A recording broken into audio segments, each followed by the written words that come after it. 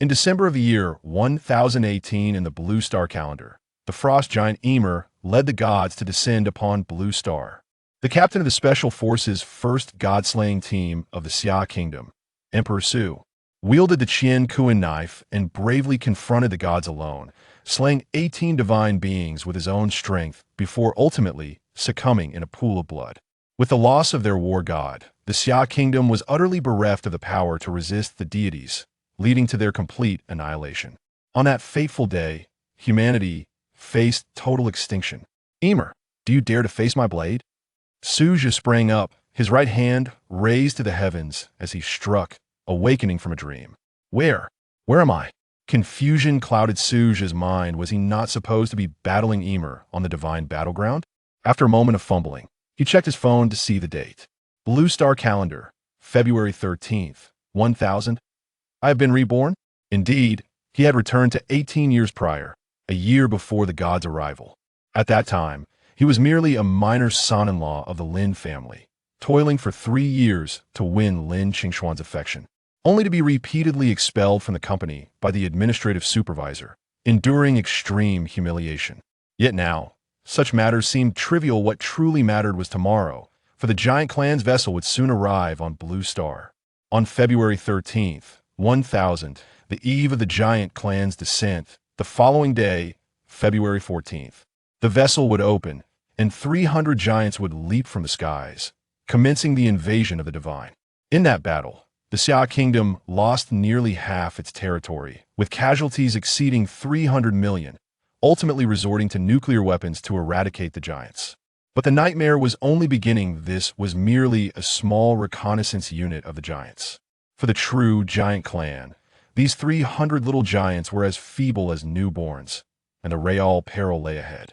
Following the giants, the nations of fire, mist, the elves, dwarves, and the realm of the dead would soon descend, culminating in the arrival of Ymir, leading the Warner and Aesir pantheons. Humanity trudged through year after year, vanquishing one foe after another, only to ultimately fall at the feet of the two divine clans. Though the reason for his rebirth remained a mystery, he vowed that in this life, he would never allow tragedy to repeat itself. Suja, who permitted you to enter the conference room? Did I not instruct you to wait at the front desk? A bespectacled, rotund man spoke with a sharp tone. This man was his administrative supervisor for 3 years, casting a fleeting glance at Suja before returning to his thoughts. Do you dare to ignore me, pretty boy? The supervisor was about to lay hands on him when Suja deftly sidestepped, assessing his own strength aside from battle instincts. He retained almost nothing, his frail body unable to summon any spiritual energy or divine powers. At this moment, it was paramount to inform the nation of the impending events. There was no time to waste here. Just then, the conference room door swung open, revealing an extraordinarily beautiful woman. Suja, who permitted you to enter? The woman appeared incredulous, hastening towards him. What is happening? She turned to the rotund man. Did I not tell you to keep him at the front desk? This woman, with skin as smooth as jade and beauty that was breathtaking, was none other than Lin Qingshuan, his contractual wife, the heiress of the Lin family, and the acting president of the Lin Group at the tender age of 24. It was evident that Lin Qingshuan harbored a measure of disdain for him, alongside a myriad of other complex emotions. He was merely a regular student, brought into marriage by Lin Qingshuan due to his handsome appearance, serving as an excuse to placate the Lin family. A tragic tool. Had it not been for the divine invasion, he might have languished through life, never even seeing his parents one last time. Lin Qingshuan approached, her brow furrowed. Leave now, and do not enter the conference room without permission in the future. As she stepped closer, preparing to take the food from his hands. The man she had chosen merely to placate her family did not even glance at her, instead pulling out his phone and dialing a number with practiced ease. Soon, a woman's voice came through, clear yet soft, causing Lin Qingshuan's expression to shift. Do you dare to silence? She started to fume, but Suja's commanding voice halted her. Warner, there is something I need you to report to your father, Yigong, immediately.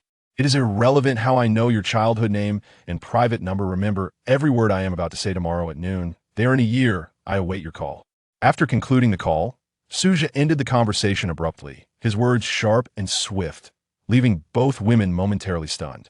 At that moment, The door to the conference room opened again, and a group entered, led by a middle-aged man whose expression darkened upon seeing Suja.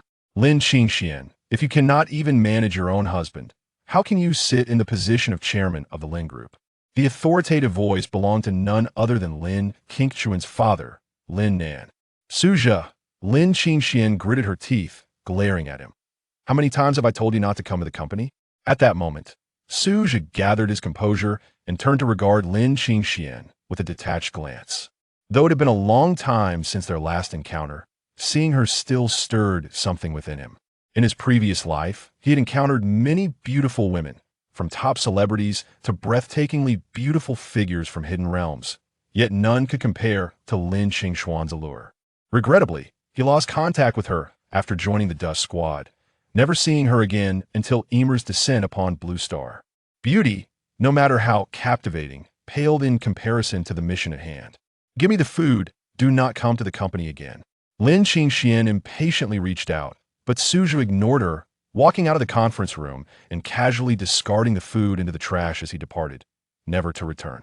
Lin Qingxian, you truly found a splendid man. A man who relies on you dares to act so brazenly. I fear it won't be long before he disregards the Lin Group altogether. The speaker was Lin's eldest brother. Leave, resolve your family matters before returning to the company. As the conversation split in two directions, Suja stepped outside the conference room and gazed at the sky. Tomorrow at noon, the giant clan's vessel would arrive, descending upon the territories of the 5 great nations, with the Xia Kingdom being one of them. He vividly remembered the scene of 300 giants raining down from the heavens, slaughtering the populace. It was a one-sided massacre.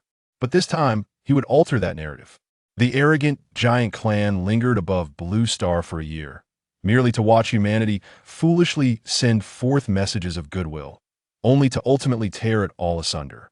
This time, I shall erect 300 tombstones, using your arrogance as the foundation. Upon returning home, he immediately sat cross-legged on his bed, commencing his cultivation. The ancient devouring heaven technique he practiced in his previous life could absorb all attacks, but ultimately, his physical form could not withstand the absorbed power, leading to his demise after slaying 18 divine beings. This time, however, it would not come to pass. For beneath the boundless mountains lay a hidden dragon vein, containing a profound path's essence. If he could comprehend and absorb it, his body would transcend to semi-divine status, becoming a true deity. Not merely a god, but a true divine being. In his past life, he had discovered this too late. Had he had a few more years, he could have comprehended it, preventing those barbaric deities from behaving so wantonly. Sitting cross-legged, he closed his eyes, swiftly entering a meditative state. Meanwhile, at the Jinling General Office, a strikingly elegant woman furrowed her brows as she gazed at her mobile phone. She seldom utilized this device apart from her family. Almost no one was privy to her private number. Yet, the person who had just contacted her not only knew her number, but was also aware of her childhood nickname. She was Yi Huaisu, the deputy chief of the Jinling General Office, and aside from select few family members, no one else knew her nickname, Wanner. How could this individual have discovered it? After a moment of contemplation, she finally dialed a number. Father, what I am about to say may be difficult to believe. A person named Suja has traveled back in time from the year 2036. Chapter 2. Soft rice hard to eat. Feeling the gradually emerging spiritual energy within him, Suja's restless heart finally found a semblance of stability. The impending unprecedented upheaval loomed, and only formidable strength could afford him a measure of reassurance. While he practiced, unbeknownst to him, an inexplicable meeting convened at the Jinling General Headquarters. Presided over by the esteemed Yigong, the heads of the 3 major security divisions, military, air, and engineering, alongside the chief of the think tank, gathered in the conference room. The atmosphere tinged with unease. They found it implausible that Yigong would summon them at such an ungodly hour for trivial matters, suggesting that something significant was afoot. Yet, the recent international climate appeared stable, with favorable economic trends and no pressing incidents. What, then, could warrant this assembly? Soon, a man and a woman entered the room, Yigong and Yi Huaisu. The attendees rose to salute them before taking their seats. Yigong, what urgent matter necessitates this late meeting? Inquired Feng Weidong, the head of logistics. Yigong pursed his lips and glanced at Yi Huaisu. You may share with everyone, he prompted. Very well. Just 30 minutes ago, I received a phone call on my personal line. Yi Huai-su recounted the details, including the description of the UFO and the manner of its arrival. The room fell silent as all listened intently, despite the absurdity of her claims. No one interrupted her narrative. When she concluded, Fong Wei-dong furrowed his brow and was the first to respond. It seems improbable for your personal number to leak. Yet the claims are preposterous. If a UFO, this so-called giant tribe, were to arrive at noon tomorrow, our satellites would undoubtedly detect it. I concur with Fong's assessment. Given our current satellite technology, we could detect any object approaching Earth years in advance. This is merely a prank, replied the chief of the think tank, fully aware of the true capabilities of their nation's technology. Yusha's assertions were sheer nonsense. This is utterly ridiculous. What does Ymir and Odin have to do with anything? Are we to take such myths seriously? To convene us at this hour for such folly? Bellowed the irascible Qin Lin, head of the air security. Instantly, others chimed in, voicing their disbelief. The youth lacks composure. Yi Huai-su should learn from Yi Gong. Such a momentous event as a UFO would surely leave some forewarning. We have dealt with numerous UFO incidents in recent years. This is simply absurd. Though no one explicitly stated it, discontent towards Yi Huai-su simmered beneath their words. As a mere 28-year-old deputy with a father as the head of the Jinling War Zone, her capabilities were subject to scrutiny. I acknowledge that this meeting seems far-fetched, but does anyone here know my childhood nickname? Yi Huai-su interjected, drawing curious glances. What does that have to do with anything? How could we possibly know your nickname? My nickname is known only to my father and me, with no third party privy to it. Yet, the person on the phone was aware, she continued. This could be coincidence or a breach of security, indicating a need for enhanced national security measures. The meeting has lost its purpose, declared Song Jian, the head of military security, his tone cold. Truth be told, Yi Huai-su lacked absolute certainty. Yet the caller and Oppo's tone felt anything but jocular. More importantly, her intuition suggested that this matter differed from any previous incidents. Regardless of its veracity, I shall bear the associated responsibilities. Lastly, I must convey a message from the caller. The assembly turned their attention to Yi Huai-su as she took a deep breath and spoke slowly. Beneath the guise of divine benevolence lies a profound malevolence. When the time arrives, the gods shall discard their final veil, heralding the arrival of 300 giants, signifying the commencement of humanity and Oppo's bloody battle with myth. Boring. Qin Lin scoffed, rising to leave. The others, disheartened, shook their heads in resignation and followed suit, leaving the vast conference room with only Yi Huai-su and Yi Gong remaining. There is no need for undue concern, as long as the phone remains unreachable. We shall await results by noon tomorrow, Yi Gong reassured her gently after the meeting's conclusion. With a mind full of questions, Yi Huai-su slipped into slumber that night. Meanwhile, Suja continued his training. After merely an hour, the spiritual energy within him surged, yet his physical form remained insufficiently robust to accommodate more. Lin Qingxian, filled with rage, kicked open the door of the villa. Suja, you scoundrel, come out. She stormed to Suja and Oppo's small room. Furious that he had caused her such embarrassment at the corporate meeting, she vowed not to let it go easily. At that moment, Suja sat on the bed with his eyes closed. I need to explain immediately. Lin Qingxian approached, but as she neared him, an immense force surged forth, knocking her to the ground as if propelled by an air cannon. Do not approach me while I am training. I am currently holding back. Next time, I may not be so restrained, Suja remarked coolly, gazing at Lin Qingxian. He held no particular animosity towards her in his previous life. She had shielded him before leaving the Lin family. What are you doing? What was that force just now? Why was I knocked over when I got close to you? She demanded, bewildered. I am training. That was spiritual energy, he replied succinctly. Lin Qingxuan's expression shifted to one of astonishment. Initially drawn to Su Zhou and Oppo's handsome visage and clever intellect, she now found herself questioning how he had transformed into a fool upon marriage. Yet, considering his plight, no one respected him, and his life was quite stifled. She felt a pang of sympathy, making it difficult to continue her tirade. With a resigned sigh, she reflected, who asked for this? I chose to marry him, and I must swallow my grievances. Do not come to the company to deliver my meals anymore. Our relationship is merely contractual. Do not get any delusions. If it happens again, I shall terminate the contract immediately. There are plenty who would willingly marry into the Lin family, she asserted. Very well, I too wish for you to refrain from meddling in my affairs. Suja replied nonchalantly. You, she huffed, stamping her foot in frustration before turning to leave. Stop! Suzhou and Amp, Appo's voice called out, prompting Lin Qingxian to turn back with a smile. You still can't end Amp, Appo's bear to see me upset. Are you preparing to apologize? Though she served as the acting president of the Lin Group at just 24, remnants of her youthful nature still shone through. What? Have you recognized your error? Lin Qingxian challenged, arms crossed defiantly. Suzhou regarded her before extending his right hand and stating, I require 10,000 yuan. Chapter 3. The Divine Intervention. Are you asking me for money? Just moments ago, you nearly caused me to lose my position as the vice president. And now you dare to request financial assistance? Lin Qingxian felt as though the world was shifting beneath her feet. What had prompted such audacity from Suzhou today? Typically, he would scarcely muster the courage to speak to her. Indeed, hand me 10,000 yuan, and I shall refrain from visiting the company for an entire year. Suzhou replied nonchalantly, indifferent to the situation. Tomorrow, he would embark on a journey to the Waishan Mountains to unearth the dragon vein and locate the Qiankuan blade along with several vital allies. After that, he would proceed to the general headquarters, ensuring that he would never cross paths with Lin Qingxian again. Yet, he found himself without sufficient funds for the journey to the Qinling Mountains and needed to solicit Lin Qingxian for that. Take it. You had better vanish from my sight forever. Lin Qingxian, infuriated, flung several stacks of cash onto Suzhou and Appo's bed before storming out without a backward glance. That night, Lin Qingxian struggled to find rest, finally drifting into a restless slumber just before dawn.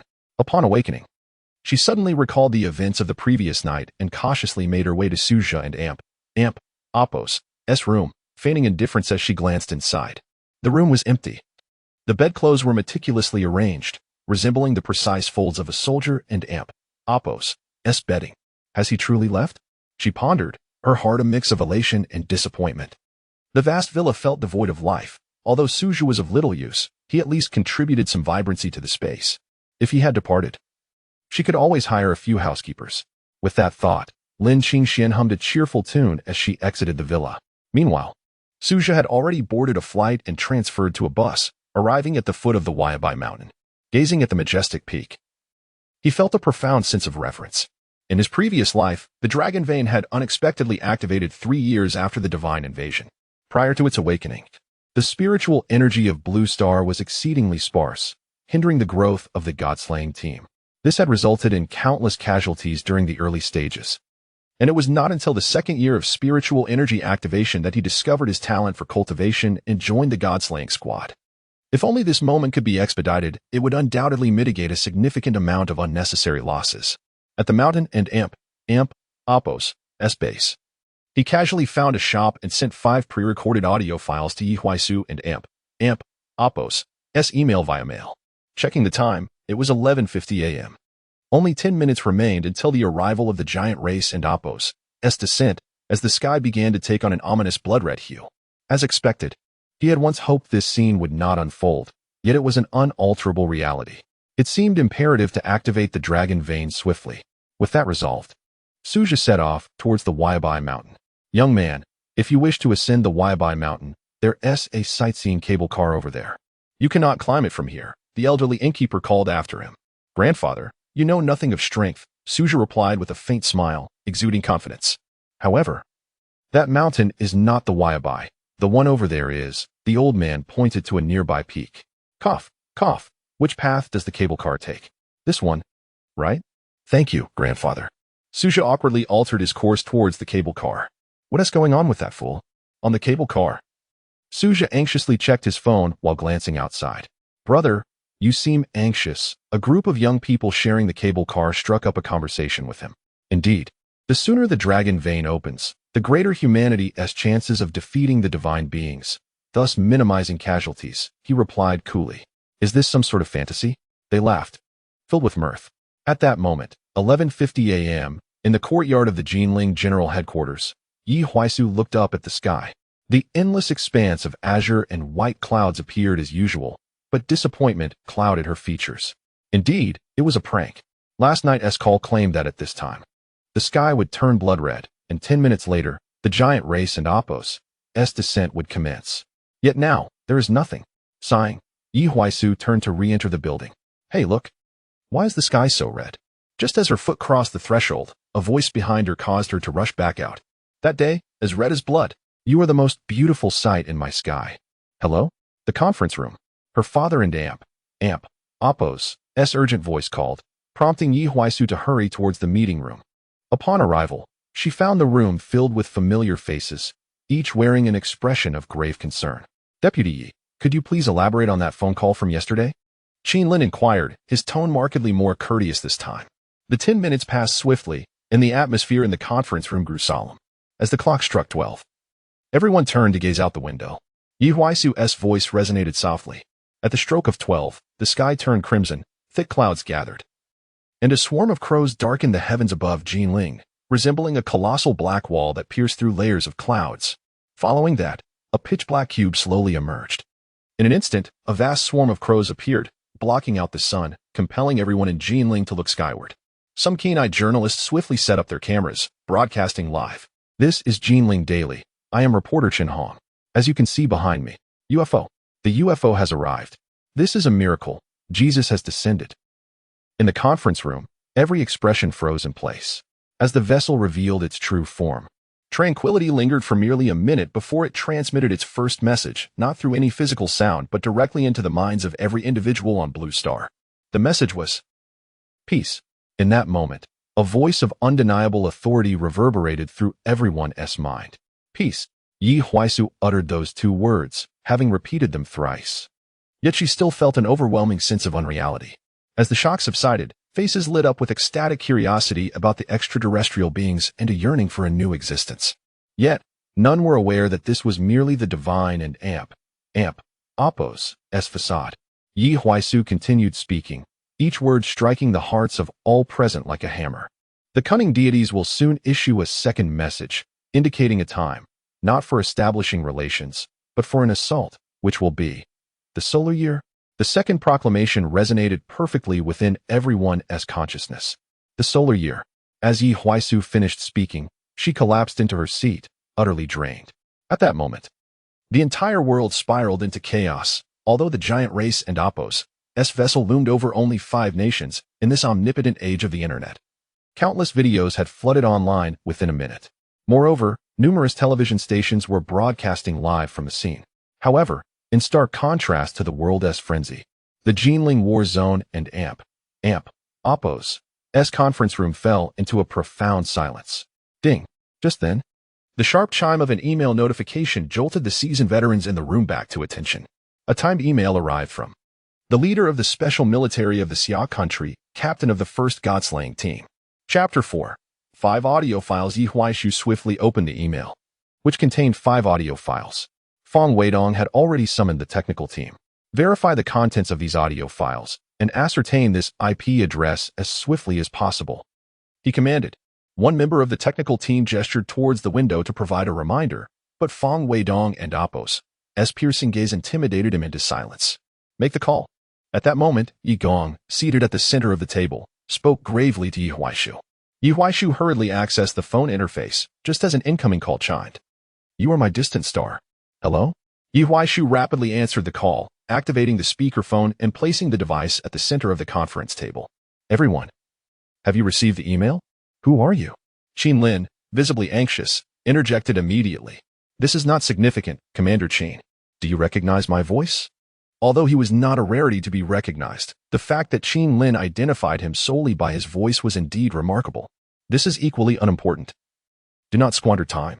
What I am about to say is of utmost importance. The first audio file must be disclosed to the world without delay. The second audio file contains a method for cultivating inner strength, which must also be released globally at the earliest opportunity.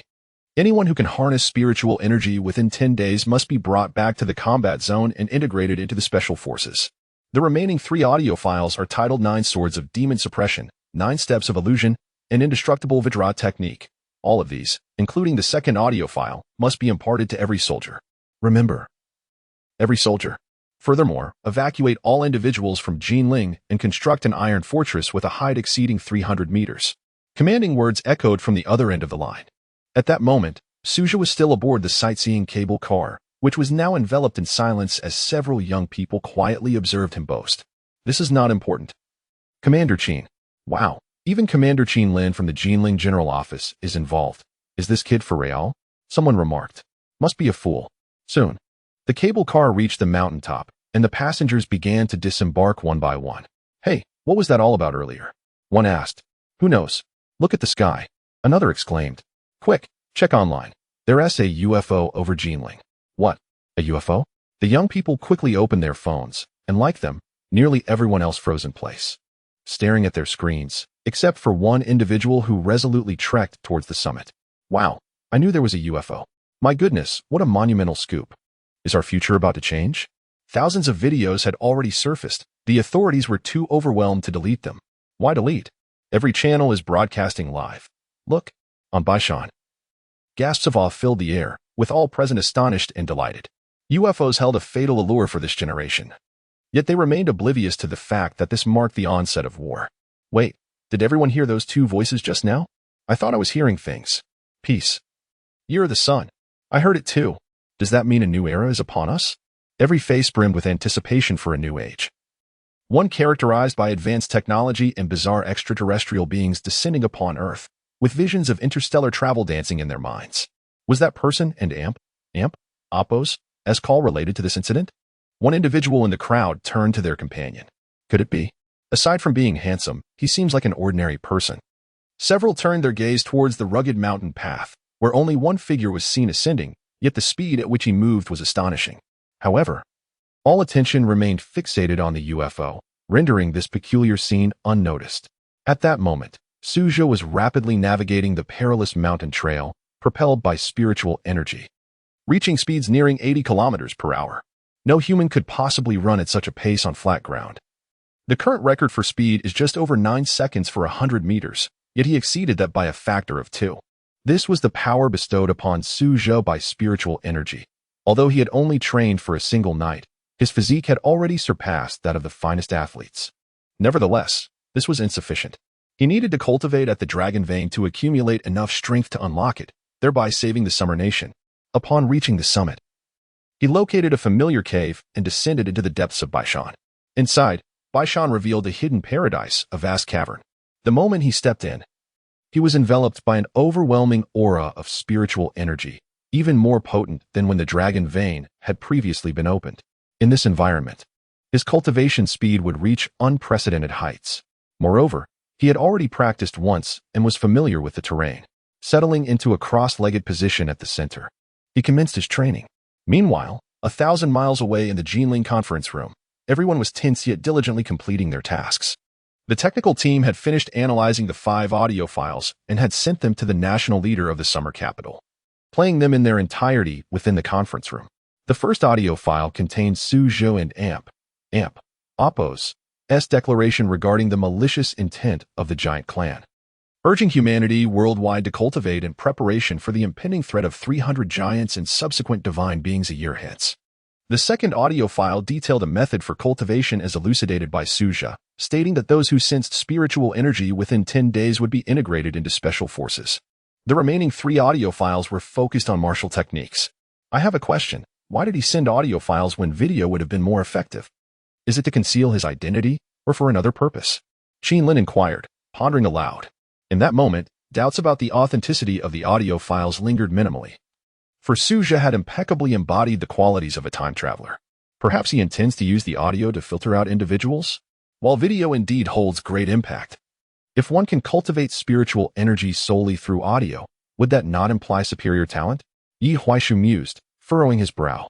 Now, we must deliberate on whether to disseminate the first 2 audio files, as Suzhou suggested. If we release them, everyone should be aware of the panic it may incite. Feng Weidong shook his head, emphasizing the crux of the matter. All eyes turned to the national leader. The national leader, brow furrowed, lightly tapped his fingers on the table. My recommendation is to first release the cultivation method. As for the first audio file, that requires a decision from the National Assembly. Additionally, we must locate Suzhou immediately. How is the technical team and Oppos' analysis progressing? We have already pinpointed the IP address. It is near Baishan.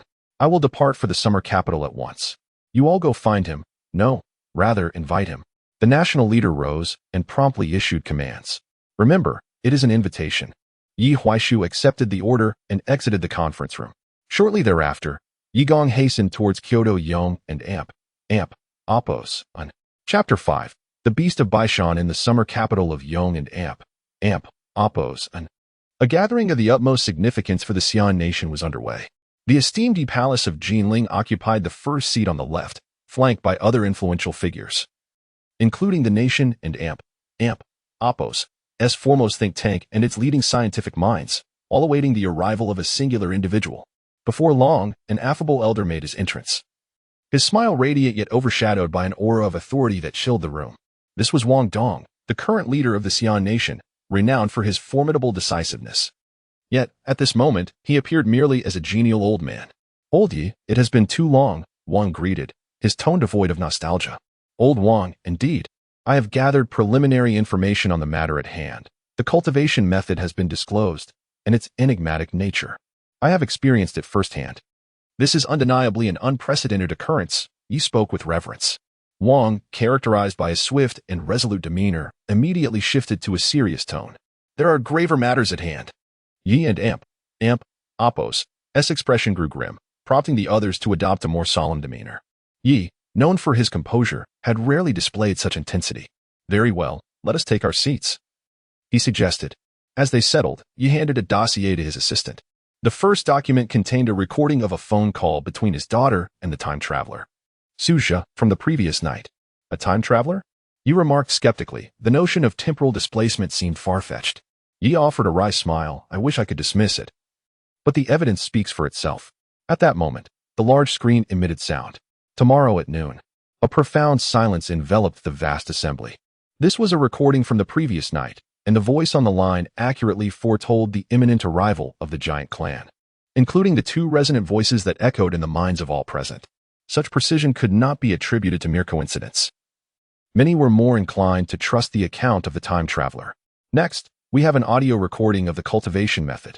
He continued, noticing the expressions of the attendees shift to one of unease. This audio had been sent via email an hour prior, leading to an urgent meeting. Upon its completion, a surge of formidable energy erupted from Wang Dong, overturning the entire conference room. All those present felt the mythical aura emanating from him. This was the reason for convening in a hall rather than a conference room. The latter had been rendered uninhabitable. No one questioned the authenticity of the video. As the head of the Jinling General Office, you would never jest about such matters. The mysterious phenomenon in the sky was an undeniable reality. At this moment, the assembly had come to accept the existence of the time traveler, though a few remained skeptical. Where is this time traveler now? Wang inquired, tapping the table for emphasis. According to our investigations, the last signal was detected near Chabai Mountain. I have dispatched personnel to summon him. But it seems that Suja is reluctant to make an appearance, came the reply. Let us invite him first. We must deliberate on whether to disclose the initial audio nationwide. You all understand the implications of making this prophecy public. Panic among the populace. Yi and Oppos' voice was hoarse. Recognizing that releasing Suja and Oppos' first audio would undoubtedly incite widespread fear. Meanwhile, in the heart of Chabai Mountain, Suja was engaged in his cultivation, progressing at an unprecedented pace. In his previous life, the awakening of the dragon vein enveloped the entirety of the Xian nation, allowing multitudes to absorb its essence. Yet the share each individual received was minimal. Now, proximity to the dragon vein allowed him to immerse himself fully in its rich spiritual energy, revitalizing his very being. Not only was his realm rapidly ascending, but the spiritual energy coalesced within his dantian, forming a miniature dragon vein. The energies he could not initially absorb were now reconstructing a second dragon vein within him. In the next moment, Suja opened his eyes, having regained some strength. By the standards of his past life, he had reached the rank of a lower-level general. In his previous existence, the hierarchy of the Xian nation spanned from awakening spirit to general, marquis, emperor, super spirit, demigod, celestial body, and stellar official. These corresponded to the genetic modifications in other nations, classified as A, S, SS, SSS, and various levels of genetic locks. However, the stellar official and the fifth-level genetic lock were mere myths, with no one having achieved such heights. He had barely attained the stellar official level through life-sacrificing means, striking down Odin, yet ultimately failing to vanquish the primordial giant, Ymir. In his prior life, it took a full year to ascend from awakening to general. Now, he accomplished this feat overnight, highlighting the terrifying speed of cultivation near the dragon vein. With his current capabilities, unlocking the Dragon Vein posed no challenge. However, the awakening of the Dragon Vein would inevitably hasten the resurgence of the dormant monsters of Blue Star, such as the Guardian of the Dragon Vein, the Nine Infants. The Nine Infants, an ancient beast, wrought havoc upon humanity until slain by Hoi and Apos, Eros. Yet, even in death, its spirit persisted, lurking beneath Chabai Mountain. Nourished by the Dragon Vein. In his previous life, the first to resurrect upon the Dragon Vein and Apos, awakening was the Nine Infants, albeit at only 1/5 of its peak power, which a general could vanquish. Thus, the confrontation with the Nine Infants would serve to awaken those in the Xia nation lost in idyllic fantasies to the stark realities of their perilous world. With resolve, Suja summoned the spiritual energy within, the 9 dragon chains resonating with a fierce sound. Approaching the first chain, he unleashed a powerful punch. Boom! A resounding crash echoed as the robust iron chain met with overwhelming force, but ultimately succumbed, shattering with a sharp crack. As the chain broke, the Dragon Vein seemed to acknowledge him, raising its head slightly. He proceeded to the second, third, and fourth chains. Finally, upon breaking the last chain, Chabai Mountain erupted with violent tremors. The Dragon Vein liberated at last, a torrent of spiritual energy surging forth from the mountain and Apos' mouth. Outside Chabai Mountain, onlookers beheld an extraordinary sight. For the first time, they witnessed the essence of Qi with their naked eyes. Golden-hued spiritual energy soared into the heavens. What is that? My heavens, could Chabai be erupting? Fool, Chabai is not a volcano. Just then, distant sounds of horns and rumbling emerged as armed soldiers appeared, accompanied by planes and tanks racing onto the scene. What on earth is happening? Is a monster about to emerge? Yi Huaisu and his team had just arrived at Changbai Mountain when they encountered this astonishing scene. The mountain trembled violently, and in an instant, a shadow appeared atop its peak. It was him. Yi Huaisu instantly recognized that this young man was the same individual he had spoken with the previous night. Yet, why was he wearing a mask? Chapter 6. Today, I shall protect the Great Xia. Emerging from Baishan, Suja donned a fearsome mask. The reason for this disguise was that his true identity could not yet be revealed. In his previous life, the deities had not entered the world by mere chance, but due to someone on Blue Star sending them the coordinates of this realm. There were indeed worshippers of these deities on Blue Star. He must unearth these individuals. While the guise of an ordinary person could accomplish much, a battle god under the public gaze could not. Thus, he wore the mask he had long prepared, aware that there were still some souls lingering on Baishan. Run! A monster is about to emerge. Suja summoned his inner energy, his voice resonating like a thunderclap, echoing across the sky, even reaching the distant foot of the mountain. His purpose in arriving early was to hasten the evacuation. Once the 9 infants appeared, their conflict would inevitably cause widespread chaos, and he could not guarantee their safety. What a terrifying sound wave. Is that the long-lost lion's roar technique? Surely. You haven't heard of a loudspeaker? Some young people scoffed, chuckling. Although Yi Huaishu shared their confusion, her instincts warned her of imminent danger, prompting her to order the evacuation of all present. The troops that had just arrived proved invaluable as, with their assistance, the bewildered crowd was ushered down to the foot of the mountain. Yet, the tourists remained, raising their phones to capture the unusual scene of a military presence. At this moment, Suja had already dashed up to the mountainside, standing before Yi Huaishu. Goodness, that person runs too swiftly. How can a human possess such speed? Could he be an unknown creature? Look at his face. He resembles a ghost. Is he a specter? Please, take a closer look. It's merely a mask. The crowd at the foot of the mountain buzzed with speculation, more and more individuals pulling out their phones to record this astonishing spectacle. Ah. So the army is here to deal with the masked man. Wait, how did that masked man reach the female officer? Suja? At that moment, standing before the masked figure, Yi Huaishu and Apos' heart raced uncontrollably. It is I, Ymir. Tell your people to descend the mountain quickly. The monster that will soon appear cannot be dealt with by conventional firearms. Is it truly you? Have you crossed over from 18 years into the future? Yes. It is the year 1010 of the Blue Star calendar. We fought side by side. You were a member of my god-slaying team. The one who severed the head of the elven nature goddess. What is happening here? Why do I sense that something is about to emerge from Baishan? Yi Huaishu paused, taking a moment to digest this information before continuing her inquiry. Indeed, the Dragon Vein has awakened. The first native monster of Blue Star is about to appear. It is the ancient beast, the 9 infants. The 9 infants. The nine-headed serpent slain by Hou? Yi Huaishu's eyes widened in disbelief. Vice Commander Yi, we must depart for Yong'an immediately. They are waiting for us. At this, her aide interjected, then turned to Suzha. Suzha, please accompany us to Kyoto Yong'an at once. If any monsters appear, our equipment and escorts will suffice. Perhaps you have forgotten how powerful the Xian nation is. The aide and Apos' commanding tone shifted the atmosphere into one of tension. Suzha had no time for idle chatter. The 9 infants were about to emerge, and these individuals needed to leave immediately.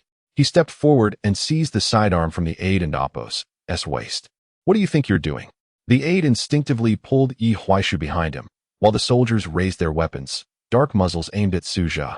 With a glance at the gathering crowd, Suzha raised the pistol to his own head. Bang! Without hesitation, the gun fired, the muzzle flaring like a blossoming flower as a golden bullet sped towards Suzha's forehead. This sudden turn of events left everyone aghast. The mysterious figure had seemingly committed suicide in front of them. The army is firing at the masked man. Wait. It seems he shot himself. Was he intimidated by our forces? No. Look. A shriek pierced the air, drawing everyone's gaze to the mountainside. Yet, the masked man was not sprawled in a pool of blood. At that moment, Yi Huaishu and her aide stood frozen in shock. Even a bullet from a standard firearm, at such close range, held enough power to slay any creature. However, the golden bullet exploded against Suzhi's forehead, his hand flicking it away, leaving only a shallow dent without any other injury. Such a violation of physical law unfolded before their eyes. Such trivialities are ineffective against me. Do you think they would work on the 9 infants? Suzhi's voice thundered, cutting through the air. Boom. Just then, Baishan trembled violently. Rocks cascading down the slopes. A gigantic snake head burst forth from the mountain and Apos' peak, followed by 8 additional heads, as the colossal form coiled around the summit. A gigantic 9-headed serpent appeared. Snakes! A giant serpent! What manner of beast is this? My heavens, a serpent larger than the mountains. The crowd at the foot of the mountain erupted in screams, hastily pointing their phones towards the summit, while many streamers began broadcasting live. Dear viewers, guess what I've spotted at Baishan? The camera focused on the mountain peak, the enormous serpent writhing, an overwhelming sense of unreality enveloping the scene. What on earth is this? Has a worm become a spirit? This must be a special effect. Yet, the quality of this effect is exceptional. It's worth a rocket. So let us show some support. No, it's not special effects. I live nearby Baishan. Earlier today, many helicopters and tanks headed to the mountain. And I witnessed the monster myself. It was visible from my window. What? Is it real? I just checked the classic of mountains and seas. It appears to be the ancient beast, the 9 infants. Don't be ridiculous. The classic of mountains and seas is merely a myth. How can it possibly be real? It must be a mutated snake spirit. The live stream's viewership surged from hundreds to nearly 10,000, with an unending influx of newcomers. Those must be the troops on the mountain. They've assembled so swiftly, clearly having conducted thorough investigations. Why has it been so tumultuous lately? Just earlier, 5 UFOs appeared. And now a creature from the classic of mountains and seas has emerged. Perhaps I should learn that technique the state recently published. Do you really believe in such deceptive nonsense? That you could cultivate spiritual energy? Even children wouldn't fall for such tales. How naive. Surely no one believes in such intangible practices, right? At this moment, at the mountainside, with the 9 infants' emergence, various weapons were aimed at the peak. I shall reiterate, flee immediately. You are meant to guard the Great Xia, but without training, you are no match for these monsters. Survive and cultivate diligently. The future of the Great Xia will require your strength. With that, Suzha turned, his aura surging forth, creating a shockwave that propelled all within a 30-meter radius, including 3 heavy tanks, several meters away. Today, I shall defend the Great Xia. With a thunderous roar, I propelled myself from the ground with my right foot, soaring through the air like a cannonball, aimed directly at the summit where the 9 infants awaited. Chapter 7. The Futility of Tank Assault. Look, it's that masked man. A barrage of comments flew by, urging people to observe the figure soaring toward the mountaintop. Could that individual possibly be military personnel? No. How could he move with such incredible speed? Is this truly the velocity of a human? Just moments ago, he didn't even appear to exert himself, and yet he almost sent the tank flying. Could it be that martial arts technique is genuinely effective? The army is actually retreating? What is happening? Aren't they supposed to eliminate that monster?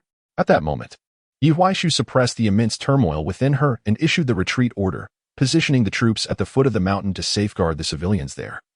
with all weapons trained on the summit, remaining ever vigilant. With the protection of the Daxia army, the people felt a profound sense of security. Boom.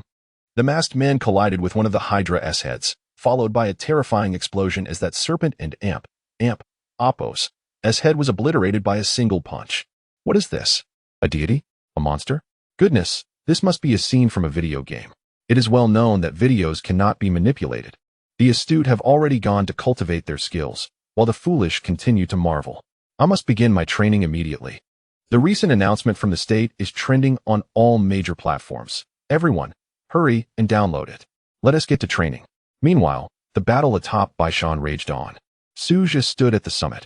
Although his current strength as a lower-tier general paled in comparison to his former self, he believed he could manage to deal with the 9 infants. After shattering one serpent head, he dared not linger. If he failed to destroy all 9 heads within a limited time, they would regenerate, leaving him little time to act. Leaping onto the neck of another serpent, Suja was soon detected by the 9 infants. Losing a single head was insignificant for the creature, but now it had only 1/5 of its former strength, which was considerably more critical. In an instant, 8 serpent heads opened their gaping maws, lunging toward him. He dodged the first few heads, but could not evade the last, which clamped down on him. Caught in midair, he realized that fighting in such a manner severely limited his options. Should he attain the rank of prince, he would gain the ability to hover momentarily, at which point the 9 infants would be mere trifles to him. Devoured. It's over. This monster is incredibly powerful. Yet we still have our formidable army. But do modern weapons even work against such creatures? Aren't they said to be invulnerable to blades and bullets? Prepare. Yi Huaishu's heart raced, her right hand raised high, fingers stiff and trembling. The soldiers wore solemn expressions, awaiting the moment the command would be given. They had not anticipated Suja would be so effortlessly consumed by the 9 infants. Bang! Suddenly, one of the serpent heads atop the mountain exploded from within, and the masked man reemerged. Bang! Bang! Bang! Seizing the opportunity while the 9 infants was distracted, Suja swiftly shattered 3 more heads, leaving the creature with only 4 remaining. However, the 9 infants was now in a state of frenzy. Losing 5 heads in such a short span had dealt a tremendous blow to its power, and it was determined to eliminate this accursed human. After thousands of years of slumber, it had believed itself to be a sovereign once more, relying on the dragon vein, yearning for the taste of humanity. Yet, upon awakening, it encountered this individual. Though he could not compare to Hoi, he was still able to suppress its current form. Has humanity grown this formidable over the millennia? It could sense that the once powerful deities had long since succumbed to slumber. The 9 infants became increasingly frenzied, its tail thrashing against the mountainside, causing violent tremors in the earth, sending countless stones tumbling down. The people at the mountain and Apos' base watched in terror. Perhaps this great serpent was the mountain god guarding Baishan. My grandmother told me in my youth that deities protect every place. Mountains have mountain gods, rivers have river gods, and that serpent must be the mountain god. Angered, a popular streamer, with a face of opulence, spoke in a voice filled with pity. Do not assault the mountain god. Such actions would ruin the destiny of our Xian nation. Foolish masked man. The influencer suddenly raised her voice, calling out to the mountain. Many turned to her, scoffing at her extravagant appearance. You want to negotiate? Why should I risk my life for such a dangerous endeavor? I am a citizen of the Xian nation, and I pay taxes. These warriors, unafraid of death, are being compensated with our tax money. ISN and Apos, at their duty? The influencer placed her hands on her hips, adopting a condescending stance. Unfollow. This person's worldview is completely misguided. The top-ranked influencer has already fled with the train. Please don't leave. Everyone. The female influencer cried out as she saw the viewer count plummet.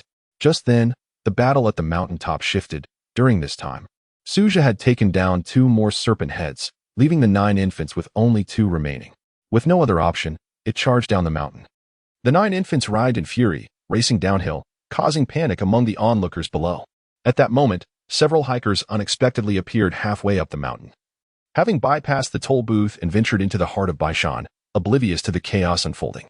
Ha ha ha, a mere 5 scenic area toll booth cannot deter me. I have traversed more challenging checkpoints than you can imagine. 3 trespassers supported one another as they continued upward, only to feel the ground tremble beneath them. Looking up, they beheld a massive, 2-headed serpent descending. Holy cow! One exclamation of disbelief was all it took for one of the serpent heads to engulf them, crunching down with a gruesome feast, blood splattering everywhere. Silence. An eerie silence. Is this what you call a mountain god? A cold voice broke the stillness.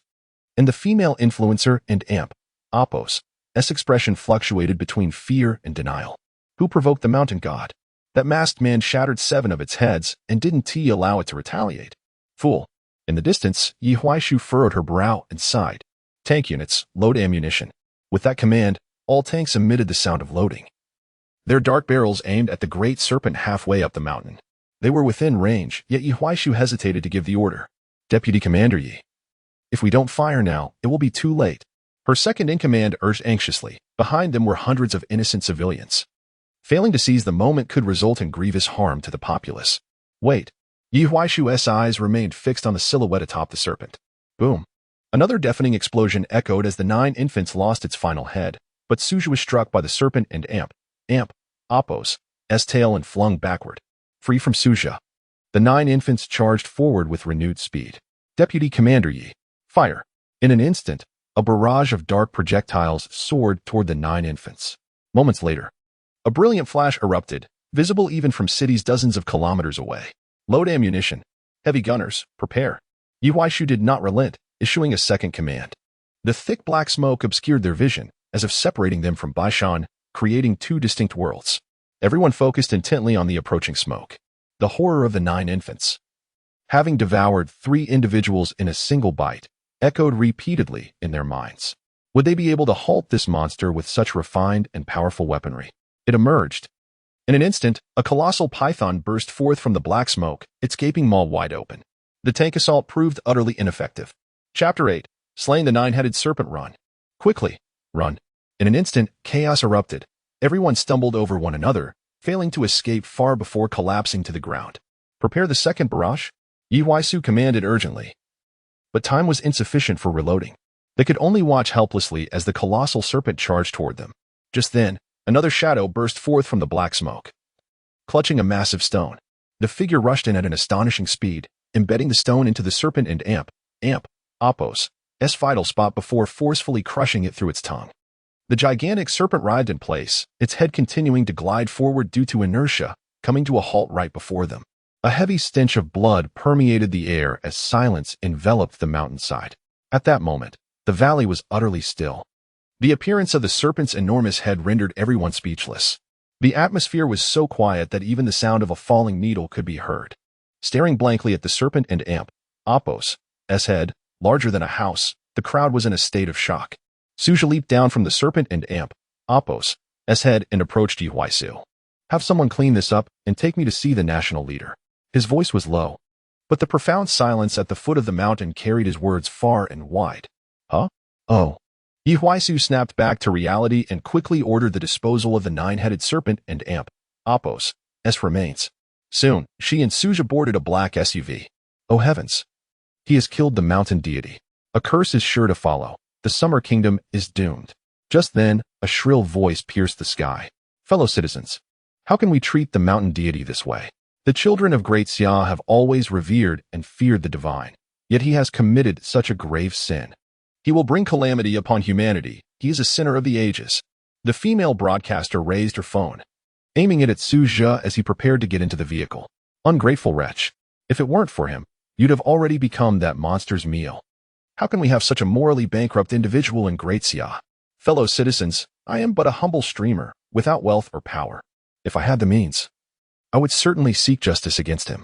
Thanks to Apos, I am the mountain deity and Apos for the Lamborghini. Thank you, boss. Everyone, please support me. I will not let him go. Suddenly, the broadcaster's screen went black. You have been permanently banned for violating platform regulations. All earnings from this live stream will be refunded. Suja narrowed his eyes at the broadcaster, quietly whispered something in Yi Huaishu's ear, and then slipped into the SUV. Before long, Yi Huaishu took the driver's seat, started the vehicle, and left the White Mountain. The events at White Mountain could not be concealed, even if all phones were confiscated. Many in the cities several kilometers away had witnessed the entire ordeal. The immense creature, the 9-headed serpent, quickly reached the top of major video-sharing platforms and spread like wildfire. Wow, it's that enormous? How many years has it lived? Why does this creature seem oddly familiar? I feel like I and Apos' seen it in a book before. Is this for real? Can someone from near White Mountain confirm if this video is genuine? Absolutely true. I am from White Mountain. That monster was literally above me doing its business. There's no doubt about it. I was there. Let me show you the video I took. Goodness. If this is real, that masked man must be a superhero. One punch per head? Are there really such formidable beings in this world? Videos continued to flood the internet. And the entire Huaxiao was in a frenzy, discussing the nine-headed serpent and the masked man. In no time, both topics soared to the top of trending searches, surpassing even UFOs. Far away in Jinling, Lin Qixian had just concluded 2 meetings and was lounging on her office sofa, scrolling through her phone when she stumbled upon the related videos. Is this a new CG video from some company? No, this isn't CG. In an instant, Lin Qixian dismissed that notion, recalling recent footage of fighter jets flying over Jinling, heading toward White Mountain. Could it be true? As she examined the video again, the figure of the masked man grew increasingly familiar. Wait, he resembles my useless husband, Suja? Speaking of Suja, that good-for-nothing had the audacity to leave home, having not called her in several hours. Lin Qixian pouted and opened her alternate social media account to post. On the first day of my good-for-nothing husband's departure, I experienced the taste of freedom happy. Click to send. This was her secret account, known to no one. But Suja, being an IT man, could easily uncover it. He had always promptly brought her whatever she mentioned wanting to eat or drink on this account. Thus, he would undoubtedly be aware of it. Let him see how little I care about him. Minutes turned into half an hour, yet there was no response. Humph. Let us see how long you can survive without me. Lin Qixian tossed her phone aside in frustration. At this moment, Yi Huaisu was departing from White Mountain with Suja, who had removed his mask. You are surprisingly young. Yi Huaisu gazed at Suja and Amp, Appo's youthful visage, somewhat incredulous. Long time no see, Juan and Amp, Appo's. He smiled. What did you mean by and Amp, Appo's, believers of the deity and Amp, Appo's, earlier? Is that broadcaster connected to them? Yi Huaisu inquired, voicing her curiosity. Earlier, Suja had whispered to her about capturing the broadcaster in a secluded spot, suspecting her involvement with the deity and Amp, Appo's, as followers. The believers transmitted the coordinates of Blue Star to the deity, and that entity hovering over Jinling is a result of their actions. So you were the mask to conceal your identity? Yi Huaisu realized. It and Amp, Appo's, easier to operate under the guise of an ordinary person. I cannot reveal myself until the followers are eradicated, which is why I had you drive. How do you know I am not a believer of the deity? After the calamity, Yi Huaisu, now relieved, jested. Suja silently regarded her, causing Yi Huaisu to feel somewhat bashful. In the previous life, you were my 7th teammate. During the time of the Misty Country, when elves and dwarves descended simultaneously, it was you who severed the head of the elven nature goddess. Without the elves and Amp, Appo's, magic, we had the chance to slay the Misty Country and Appo's leader and disperse the fog. Yi Huaisu stared blankly for a moment, suddenly feeling a twinge of melancholy. So I was that capable, yet many perceive my current position as merely a result of my father and Appo's influence. In the future, no one will doubt your abilities. For you are a member of the God-slaying squad and Appo's first team, one of the 7 demon slayers. 7 demon slayers? There are only 7 in the first team? Am I not the last one left? Yi Huaisu discreetly pouted, feeling inexplicably disheartened. But in this life, you are my first teammate. Suja smiled. Yi Huaisu gazed at Suja with wide eyes, an unexpected joy blossoming within her. Chapter 9. Let evidence speak. In the conference hall of Yong and Appo's, and nearly 300 individuals gathered, all prominent figures of the nation. At the center sat the national leader, Wang Dong, while beside him, Yi Gong was grasping a phone. Is it done? I will be there shortly. With that, Yi Gong exited the hall. Who is this traveler, really? I have never seen Yishozwa treat anyone with such courtesy, even personally going out to greet them. I have always harbored doubts about the identity of this traveler. Is there truly such a thing as a traveler? The evidence before us is compelling. This individual accurately recounted the arrival of the giant race, a feat that even our most advanced satellites failed to capture. Such occurrences could also be mere coincidences. A significant portion of those present still questioned the traveler and Amp, Appo's identity. Before long, Yi Gong returned with 2 individuals. Suja was not wearing a mask. Given the strength of Xia country, it was inconceivable that a follower of the divine could infiltrate such high levels, thus there was no need for a disguise. National leader, this is Suja. So young? Yishozwa, taken aback, questioned. The first to speak was not Wang Dong, but a member of the think tank, one of the staunchest opponents of the concept of time travelers. Indeed, Yeshozwa, we require tangible evidence. Merely the audio from last night lacks sufficient weight. He is far too young at this age. Doubts continued to echo throughout the hall, and even Wang Dong refrained from intervening. I believe in him. Yi Gong stepped forward, her voice resonating firmly.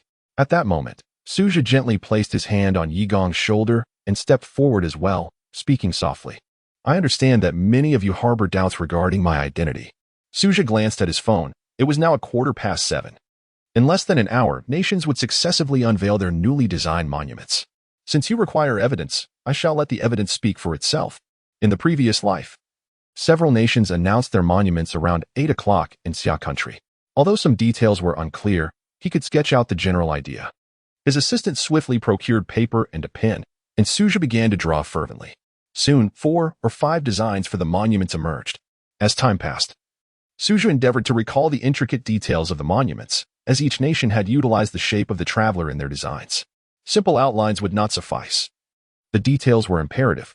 Thus, the high-ranking officials waited for over half an hour. Finally, at 7:49, Suja completed his drawing. Checking the time, the first to announce was the beautiful country, scheduled for 7:50, just in time. He unveiled the first illustration on the large screen, visible to everyone present.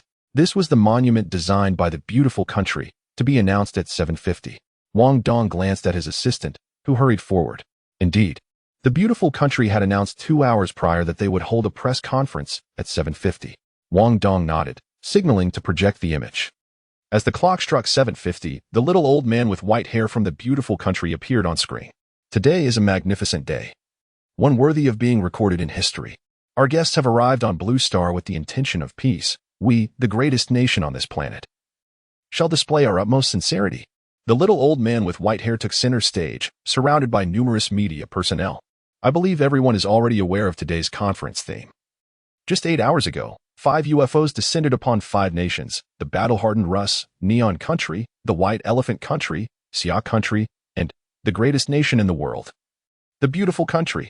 The white-haired man's voice suddenly rose. It appears that these extraterrestrial visitors have discerning eyes, first choosing to establish relations with our beautiful country. Esteemed leader, how can you be certain that the aliens come in peace?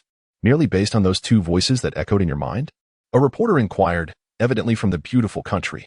The white-haired man smiled slightly. Trust me, our understanding of UFOs is unparalleled, and similarly, our military might is unrivaled.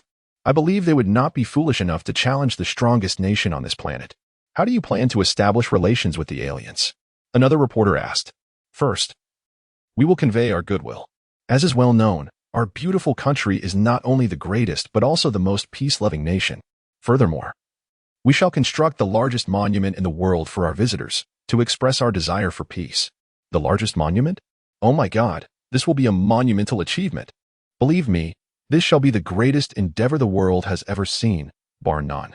Just hours ago, Xia country released a so-called cultivation method, seemingly at odds with peaceful relations.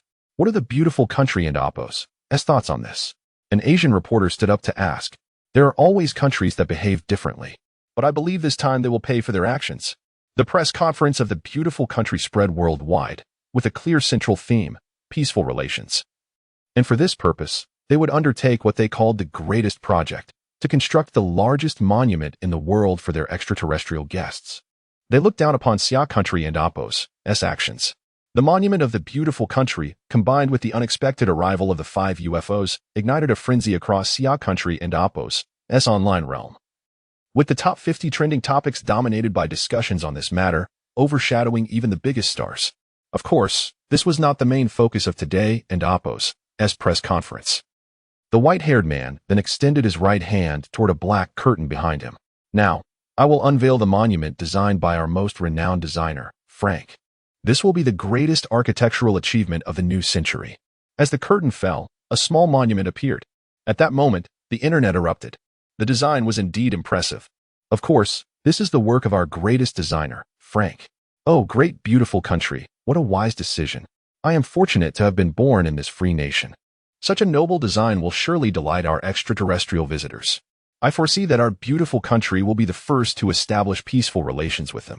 I can already envision the splendid future of the beautiful country, while I remain free, unburdened by any cultivation methods. I can no longer endure this. You beautiful country folks have only a mere 200 years of history, yet you dare to question us in Xia country? What we have experienced is beyond your wildest dreams. Peaceful relations? Huh. Have you never heard of the Black Forest Law? Your short history reflects your narrow vision. But, are those extraterrestrials not arriving with intentions of peace? Damn it. Who says cultivation is foolish? My grandfather has practiced since childhood, at 87. He can ascend 7 flights of stairs without breaking a sweat. You call that foolish? At that moment, the entire world's internet was ablaze with heated arguments. Yet, in the conference room of Yong and Apos, and in Kyoto, there was an eerie silence. The monument in Suzhou and Apos' hand was identical to the one just unveiled by the beautiful country. Chapter 10. I must know your true strength at 8:30. At the monument of Neon Nation, Suzhou raised another design blueprint. Simultaneously, this was the monument of the White Elephant Nation, and at 9:00 and amp, Apos, clock, the monument of the Stick Nation. He lifted each monument and amp, Apos, design in succession. By now, nearly everyone was convinced that the monument of Beautiful Nation had been conceived within these few short hours and prior to the press conference. They were entirely unaware of its existence. Yet, Suzhou managed to predict this flawlessly. Even if it seemed fantastical, the evidence was compelling. The voice of the nation. In the hushed conference room, Wang Dong's voice resonated. This statement signified the nation's stance. He believed in Suzhou. Allow me to reintroduce myself. I am Suzhou, hailing from 18 years hence, the first team of the Special Military Division, Slayer of Gods. A year from now, the giant clan will breach, and 300 giants will descend upon Jinling, their prowess akin to that of deities. Can our current military strength contend with these giants? Wang Dong inquired. Conventional firearms pose no threat to them, a fact that Deputy Chair Yi Huaisu can attest to. The creature I just dealt with, the 9 infants, possess merely 1/5 of its peak strength, its physical resilience comparable to that of the giants. Huaisu, please elaborate. Yi Huaisu nodded, stating that a volley from the heavy tank battalion inflicted no damage on the 9 infants. I have sent its remains to the Yong and amp, Apos, and laboratory. Results should be forthcoming. No sooner had he spoken than a researcher hurried into the hall, presenting a report to Wang Dong. Chairman, the research report on the remains of the 9 infants reveals that its skin and bones are extraordinarily hard. Our current weaponry is nearly ineffective against it. The findings reverberated in everyone and Apos' ears, leaving them in a state of shock. Suzhou, what are your thoughts? Wang Dong turned to him, clutching the report. My recommendations are as follows. First, release the audio to the public and evacuate the entire populace of Jinling at the earliest opportunity. Construct formidable steel walls to completely encircle the area within 10 kilometers of the breach. Second, expedite the dissemination of cultivation practices, integrating individuals who can harness spiritual energy within 10 days into the special military. Third, each military branch should select 1,000 gifted warriors for my personal training. They will then be distributed among the 3 armies to rapidly propagate my training methods. Wang Dong frowned, expressing concerns over the audio release, which could incite panic. The reason deities could reach Blue Star was due to the coordinates being leaked by their adherents. Hence, during the training period, I must wear a mask afterward. I shall unearth them one by one, but until then, my identity must remain concealed. He raised his voice, emphasizing that although there were no known adherents present, it was imperative to stress the matter. This discussion ends here. Once we exit the conference, everyone must forget this and refrain from mentioning it to anyone, including family. A profound silence enveloped the room. No one had anticipated the existence of adherents on Blue Star, even though they firmly believed that none present could be such. Yet, the fact that they had remained undetected for so long indicated the depth of their concealment. There is no need to doubt the strength of Xia Nation. The adherents managed to evade our extensive defenses because they do not serve any nation, and the information they gather arouses no suspicion. Following the defeat of the giant clan, Xia Nation will swiftly eradicate all adherents domestically. Xia Nation and Apos' defenses are robust. We have performed admirably. However, Suzhou and Apos' tone shifted to prevent an outbreak of adherents. A perilous measure must be undertaken. His gaze swept across the faces in the room, for this action was fraught with danger and consequences that could reverberate throughout the world. Initially, Xia Nation only undertook this measure after the invasion of the giant clan, when numerous obstacles remained, let alone now, yet they had no choice. Speak. Wang Dong appeared resolute. In 6 months, we shall initiate a comprehensive plan to eradicate the adherents within Xia Nation. A stillness fell over the assembly. As the enormity of this task sank in, Wang Dong furrowed his brow, while other conditions posed no issue, and the audio release could be managed to avoid widespread panic. Eradicating the adherents. Ladies and gentlemen, I am acutely aware of the difficulties this entails, but there exists no alternative. For 5 millennia, Daxia has weathered countless invasions, with innumerable sons and daughters shedding their blood to forge the mighty Xia nation we know today. I understand the challenges of the eradication plan, yet failing to act will bring greater suffering. The people of Daxia have deeply felt the painful lessons of history. This time, our adversaries are not the Xiongnu or the barbaric tribes, but the gods residing in the heavens. These hypocritical beings, who feed on the faith of humanity while trampling them underfoot, keeping them captive like livestock. I have witnessed the destruction of our homeland, families torn apart, countless sons and daughters of Daxia perishing in rivers of blood, our borders breached, and refugees scattered, scenes I never wish to behold again. Therefore, even if the path is fraught with difficulty, I must attempt it. The people of Daxia revere the divine. Yet these so-called deities are not but wolves in sheep and Appos, clothing, undeserving of the title. Once, the guardian deities of Daxia awakened from their slumber, and in their frail state, they fought valiantly to protect Daxia, never retreating an inch from slumber to death. Now, we have a chance to start anew. This time, it is our turn to protect them, to safeguard Daxia, even if it is arduous, even if it leads to death. The sons and daughters of Daxia shall stand firm.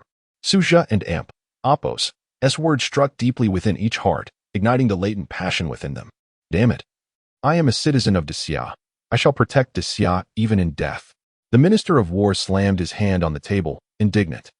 The Minister of Revenue assured the supply of provisions, stating that any increase in training would pose no issue, as resources would be ample. Upon concluding the meeting, I shall immediately convene a press conference to release the audio. The Minister of Rights pledged to stabilize the situation, ensuring Daxia remains as impregnable as fortifications. Rest assured, Daxia has endured through the years, overcoming countless tribulations. A mere audio release shall not incite panic. All eyes turned toward Wang Dong. Only one final hurdle remained. The comprehensive plan to eradicate the adherents. I can consent, but Wang Dong slowly raised his gaze to meet Suja and Appos. I must know your true strength. Chapter 11. It appears deceptively simple. Wang Dong fixed his gaze on Suja, his eyes brimming with an indomitable fighting spirit. This seasoned veteran, who had weathered countless battles, emanated a unique aura that only those who had trodden the battlefield could possess. After listening to the audio, Wang Dong had cultivated spiritual energy. He had believed in Suja even before the meeting commenced.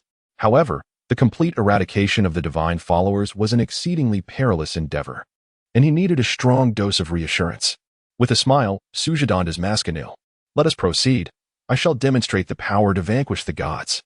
The vast training grounds lay deserted, and hundreds of high-ranking officials had gathered, watching as a masked youth stepped away from the crowd, making his way toward an abandoned building. This dormitory had endured many years of wear and tear, and it had recently been slated for demolition. Standing before the 3-story structure, Suja inhaled deeply. Behind him, 300 high-ranking officials stood silently, awaiting their shot of reassurance, a potent remedy to save the great Xia. As spiritual energy coursed through him, Suja raised his right fist, stepping forward with his left leg, and struck out. Boom! The sturdy concrete and steel structure shattered, an explosion far surpassing that of a timed detonation. Debris flew, and the 300 officials, 100 meters away, could scarcely conceal their astonishment. This was no longer mere human strength, just as Suja had proclaimed. This was the power to vanquish the gods. The officials, faces resolute, returned to their posts, hastily commencing preparations. An hour later, the nation of Xia issued a series of urgent notifications. The first was the release of Suja's 2 audio recordings, swiftly followed by the announcement of a state of heightened military readiness. The nation was thrown into shock. What was happening? Were those extraterrestrials not seeking diplomatic relations? Other countries clamored to erect monuments, yet we were entering a state of military readiness? In truth, this was the only prudent course, without absolute certainty regarding the adversary's intentions. Entering a state of readiness was a responsible act towards the citizenry. All of that is nonsense. I shall forever support the great Xia. We must intensify our training. Let us commence drills. The foolish and beautiful nation of America claimed to be the greatest, yet the aliens swayed them with mere flattery to erect monuments. Their 200 years of history seemed to be reaching an end. In that moment, the sons and daughters of Xia felt no panic. Instead, they were filled with righteous indignation, eager to support their homeland, donating money and provisions. At this instant, a fervent patriotism ignited, and the cohesion of Great Xia surpassed that of any other nation or race. Countless individuals rushed to donation points. One by one, please do not rush. I understand your patriotic fervor to protect your homeland, but our Great Xia stands strong and formidable, unwavering before its people at all times. A recorder called out from a table, yet could not quell the tide of citizens. Numerous youthful faces appeared at the donation sites, their countenances aglow with steadfast conviction. Some had claimed that the new generation was a lost one, yet when true peril emerged, each individual demonstrated remarkable bravery. I wish to donate money. I wish to donate books. A seemingly underage boy raised his hand high, proclaiming loudly, earning approving glances from those nearby. Zhang Shan, return and complete your winter break assignments. Do not use donations as an excuse to avoid your work. I know you Haven and Apos. T touched a word of it. This minor interlude did not deter the donations, and the people and Apos' enthusiasm reached its zenith. Simultaneously, the digital realm erupted with fervor, naturally centering on the techniques Suja had revealed. Was this technique truly effective? Had anyone managed to cultivate anything? I tried it. I felt nothing at all. It seems like a scam. That is because your talent is lacking. Besides, it has been stated that those who cultivate spiritual energy within 10 days will be drafted into special forces. It cannot possibly be that simple. Did you not feel it? I think I sensed a flow of energy within me. Just now a comment submerged in the vast ocean of messages caught the nation's attention. Within 5 minutes, a helicopter arrived at a village within the city, elite soldiers clad in special operations gear swiftly pinpointing their target. When the young man in Apos' door was forcefully kicked open, he stood bewildered before armed soldiers. What do you want? IV never watched anything inappropriate, believe me. Take him away, the leader commanded. And 2 soldiers approached to escort the youth. Wait, let me delete my browser history first. Unfortunately, the boy and Apos' cries grew fainter as he was taken away, helplessly watching as the soldiers seized his computer. It's over, my life is finished, the youth stalled. His head bowed as if the world had collapsed around him. Hey, what happened to that person who claimed to have cultivated something? I've been keeping an eye on him. His ID is I really don't want to say my name, which is as long as my words. Haha. I hope he doesn't get in trouble. The audio said that those who cultivate spiritual energy within 10 days will be drafted into some special forces, the God-slaying team. Does our Great Xia even have such a unit? Most felt nothing. Only a select few quickly managed to cultivate something. Now that the dragon vein had been awakened, this number was bound to increase rapidly. At 10 o'clock that night, Jinling had fallen into total darkness. Within a towering building, Lin Qingxian furrowed her brow, contemplating the series of recent actions. A state of heightened military readiness? Was something amiss since Suja left that morning? Instinctively, she reached for her phone, only to be struck dumb. There were no notifications, no messages, nor missed calls. Humph. Lin Qingxian huffed, putting down her phone in frustration. This useless man had yet to contact her, while she had been concerned for his safety. As she recalled Suji's visage, her irritation began to dissipate. That face was undeniably handsome. Forget it.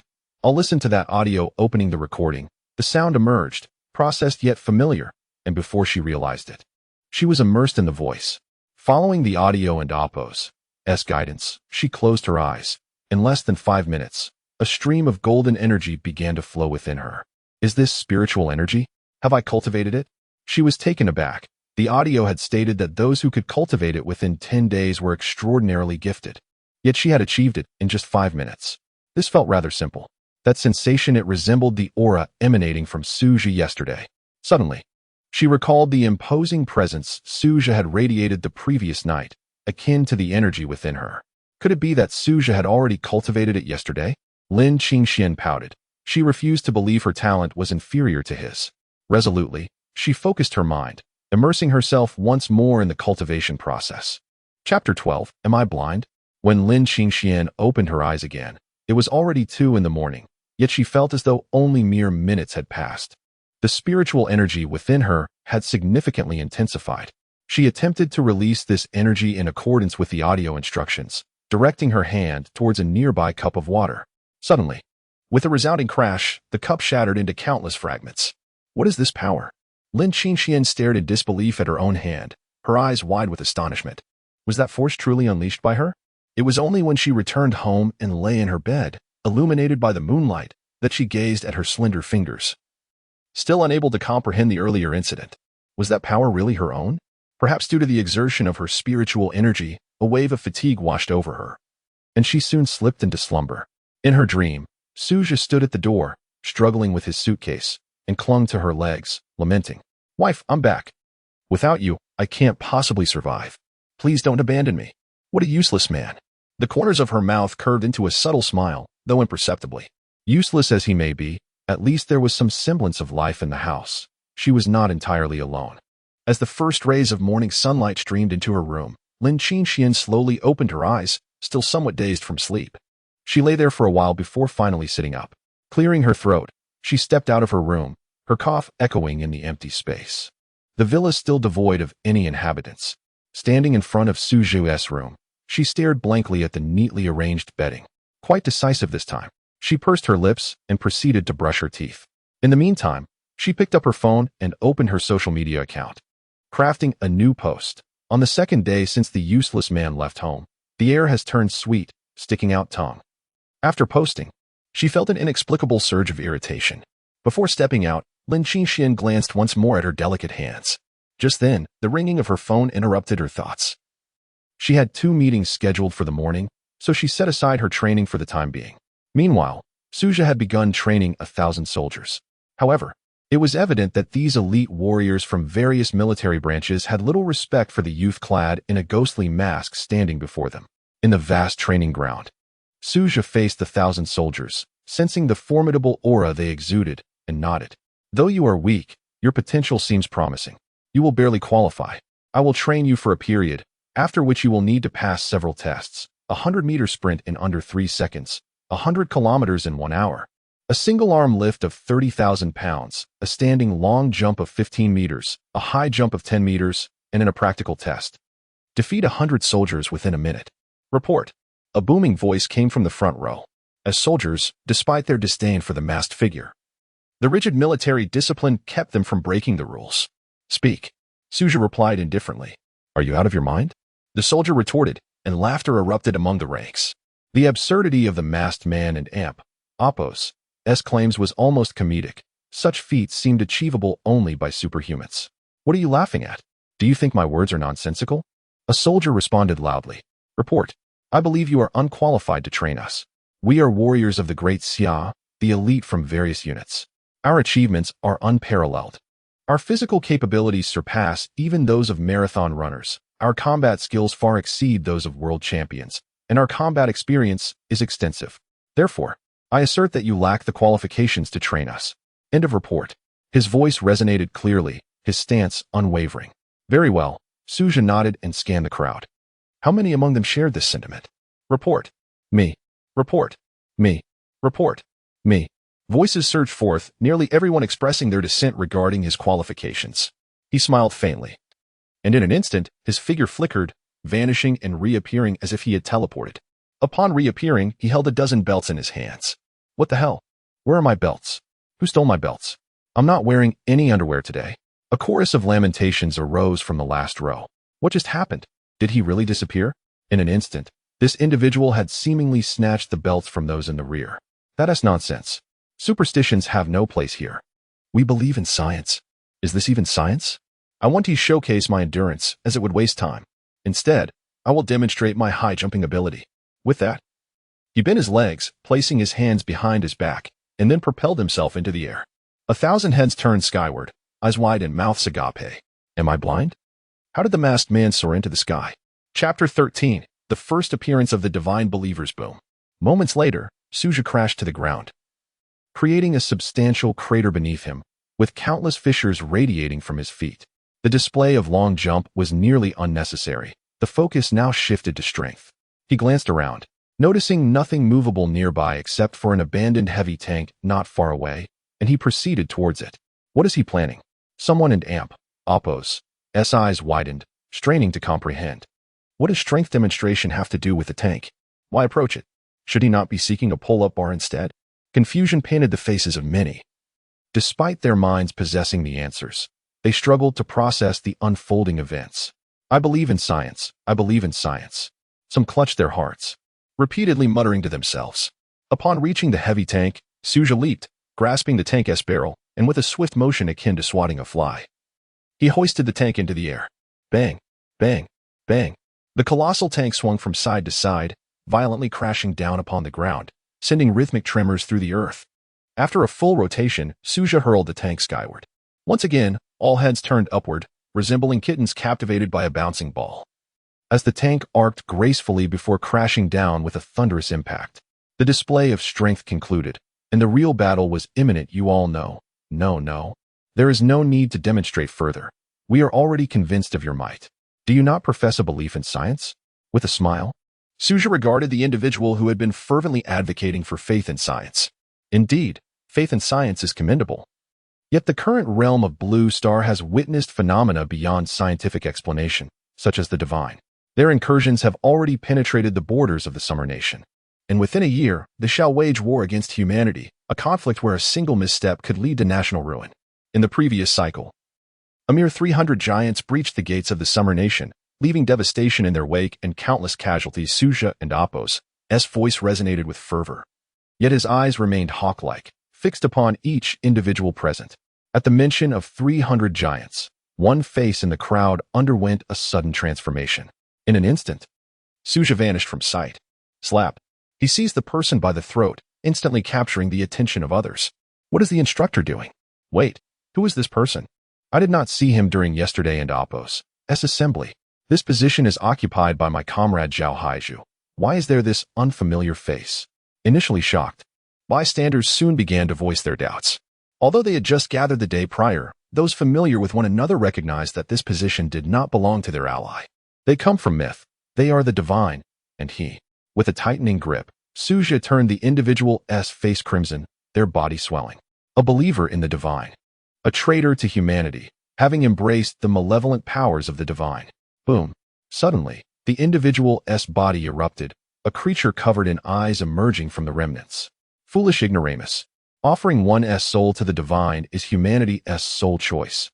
No one can halt the advance of the divine. As a pioneer, I shall purify your filthy carcass and dedicate your soul to the omnipotent divine. A deep, thunderous voice erupted from the creature, the thousand-eyed monster. The surrounding warriors were initially struck with fear, yet none retreated. All drew their batons and charged forth. Do not approach, Suja immediately commanded, asserting that they were no match for the divine believers at this moment. Untrained humans appeared as mere insects in their eyes. Instructor, what manner of monster is this? One inquired. This is the malevolent believer of the divine, the one who has exposed Blue Star to the divine's gaze. The vessels hovering above Jinling are their flying machines. What? No wonder the nation declared a state of first-level combat readiness. Traitors. Selling their souls while claiming to be human. I spit upon you. How could such shameless wretches exist in our Summer Nation? The elite soldiers were all roused with emotion. For Suja had proclaimed that these very individuals were the reason behind the downfall of the Summer Nation. Look closely. Behold the formidable adversaries you shall soon confront. With a powerful throw, Suja flung the thousand-eyed monster aside, it skidding several meters before coming to a halt. But do not fear. If you train according to my methods, it won't be long before such lowly believers, who can scarcely maintain a human form, will appear before you as helplessly as he does before me now. In the distance, the divine believer surged forward, tearing through the ground as it charged, shattering a nearby concrete barrier. My goodness! How powerful is this creature? What manner of monsters are we truly facing? The beast then uprooted a pull-up bar from the ground, preparing to hurl it. Suja stepped forward, seizing a baton from a nearby individual, and with force, he threw it. The baton, trailing sparks, pierced the largest eye of the thousand-eyed monster, sending it hurtling backward. Thud. The 2-meter creature was pinned against the wall, struggling with diminishing strength. Foolish humans, no one can impede the divine's march. I await you in hell. The creature's head tilted, life extinguished. A cloud of darkness emanating from its form as its massive body rapidly deflated, ultimately becoming a mere shriveled husk. Dead? How revolting. Who would willingly transform into such filth? The instructor is truly formidable. Suja navigated through the crowd, hearing whispers of admiration. Now, form ranks. Yes. Their voices thundered, reverberating through the air. As the training continued with meticulous precision, A video suddenly gained traction on the external networks. Uploaded at 1 o'clock on February 14th, the video initially garnered little attention, with comments speculating whether it was a game CGI from a new project by a particular company. However, just hours ago, following the Summer Nation and Apos' declaration of first-level combat readiness, the video was re-uploaded with an altered title, Suspected Ancient Beast Sighted in the Summer Nation. This is the truth behind the first-level combat readiness. The connection to the Summer Nation propelled its viewership to unprecedented heights, quickly reaching the homepage. Following intense debate online, professional analysis verified the authenticity of each frame of the video. This revelation ignited a frenzy across the internet, ultimately drawing the attention of world leaders. How ludicrous! How could such creatures exist in this world? Have certain nations neglected the study of biology? A renowned critic from the beautiful nation shared their perspective on social media, instantly receiving millions of likes. Countless citizens of the beautiful nation rallied to mock and deride.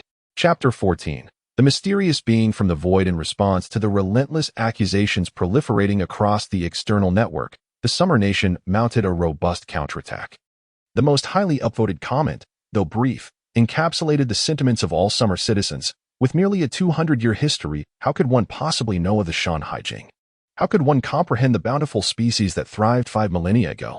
This remark garnered a plethora of likes, and the ensuing comments overflowed with references to the creatures chronicled in the Shan Haijing. In the beautiful nation, a silver-haired individual, having watched a video, smiled and glanced at his colleagues. How audacious to present such an experimental subject from the Summer Nation. Even a single one of our mice could easily devour that hydra. Ha!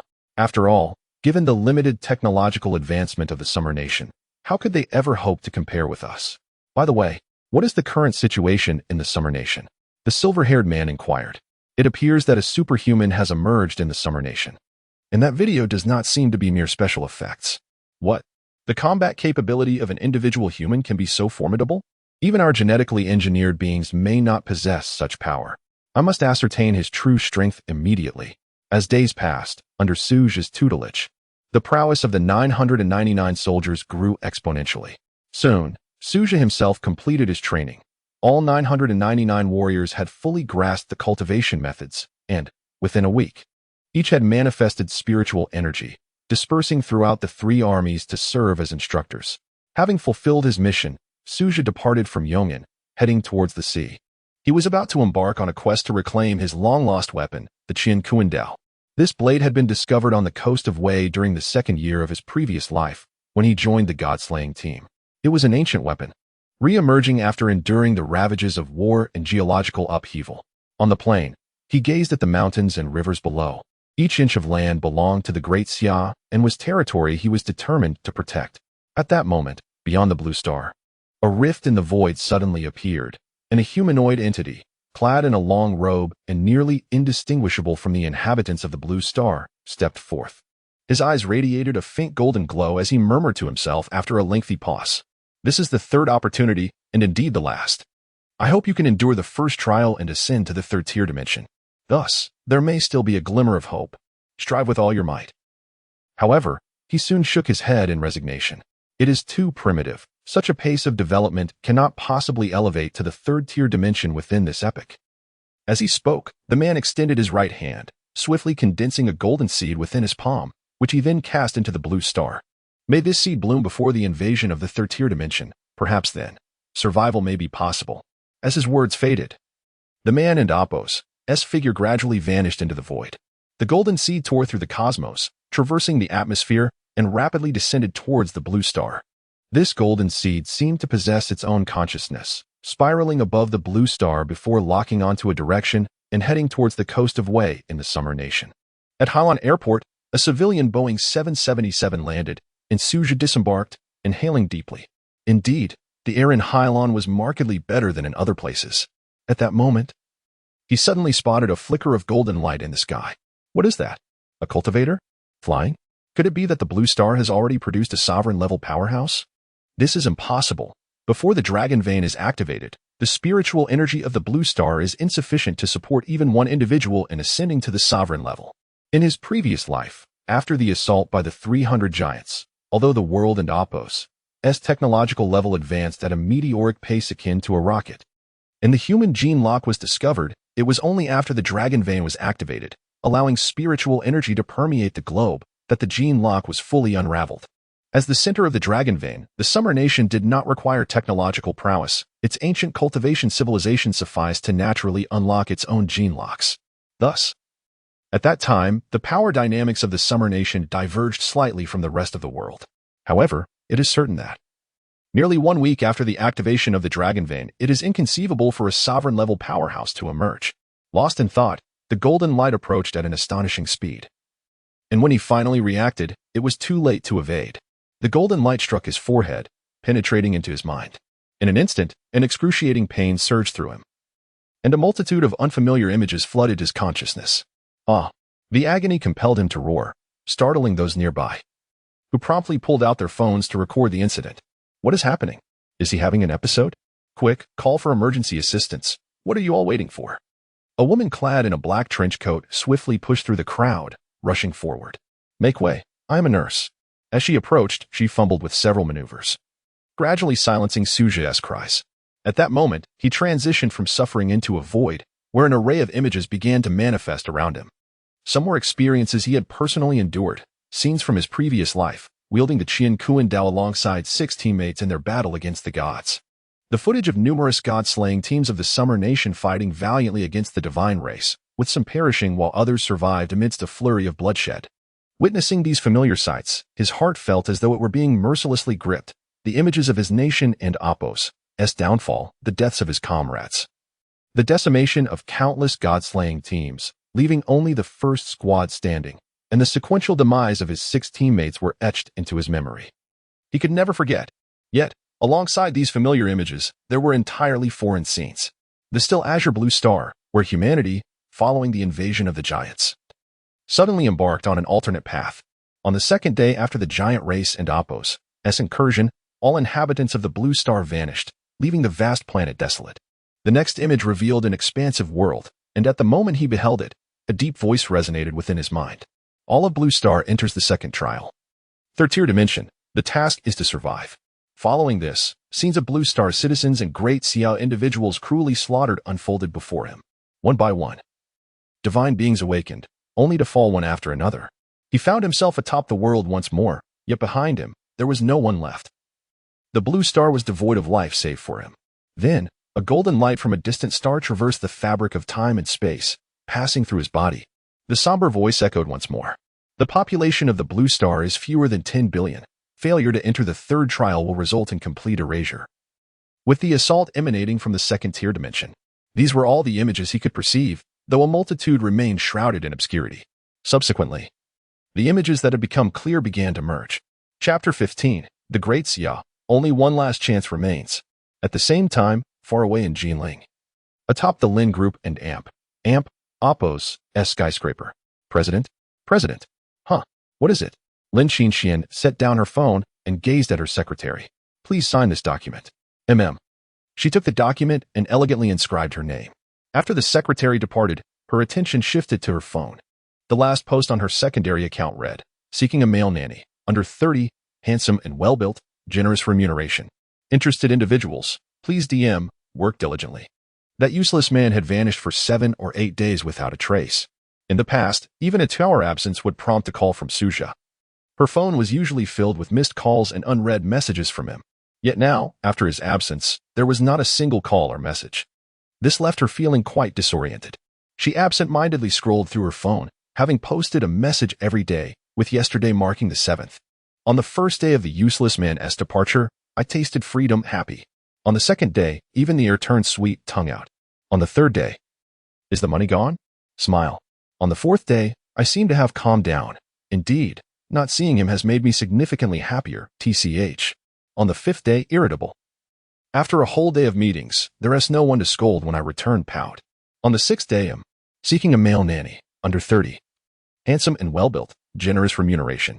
Interested individuals, please DM, work diligently.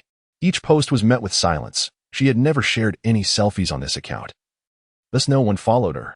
The last post had been made yesterday at noon, yet as of now, there was still no response. Suja would have undoubtedly felt jealous upon seeing this message, calling her immediately. But a day had passed without any sign of him. Suddenly, her phone rang, a strange number. Hello?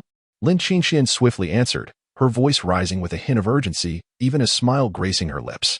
But in the next moment, her expression fell. Not interested in buying a house. It was a real estate agent trying to sell her a 90-square-meter, 3-bedroom apartment. Irate, Lin Qinxian hung up the phone forcefully. Qinxian, the office door swung open, and she looked up, surprised.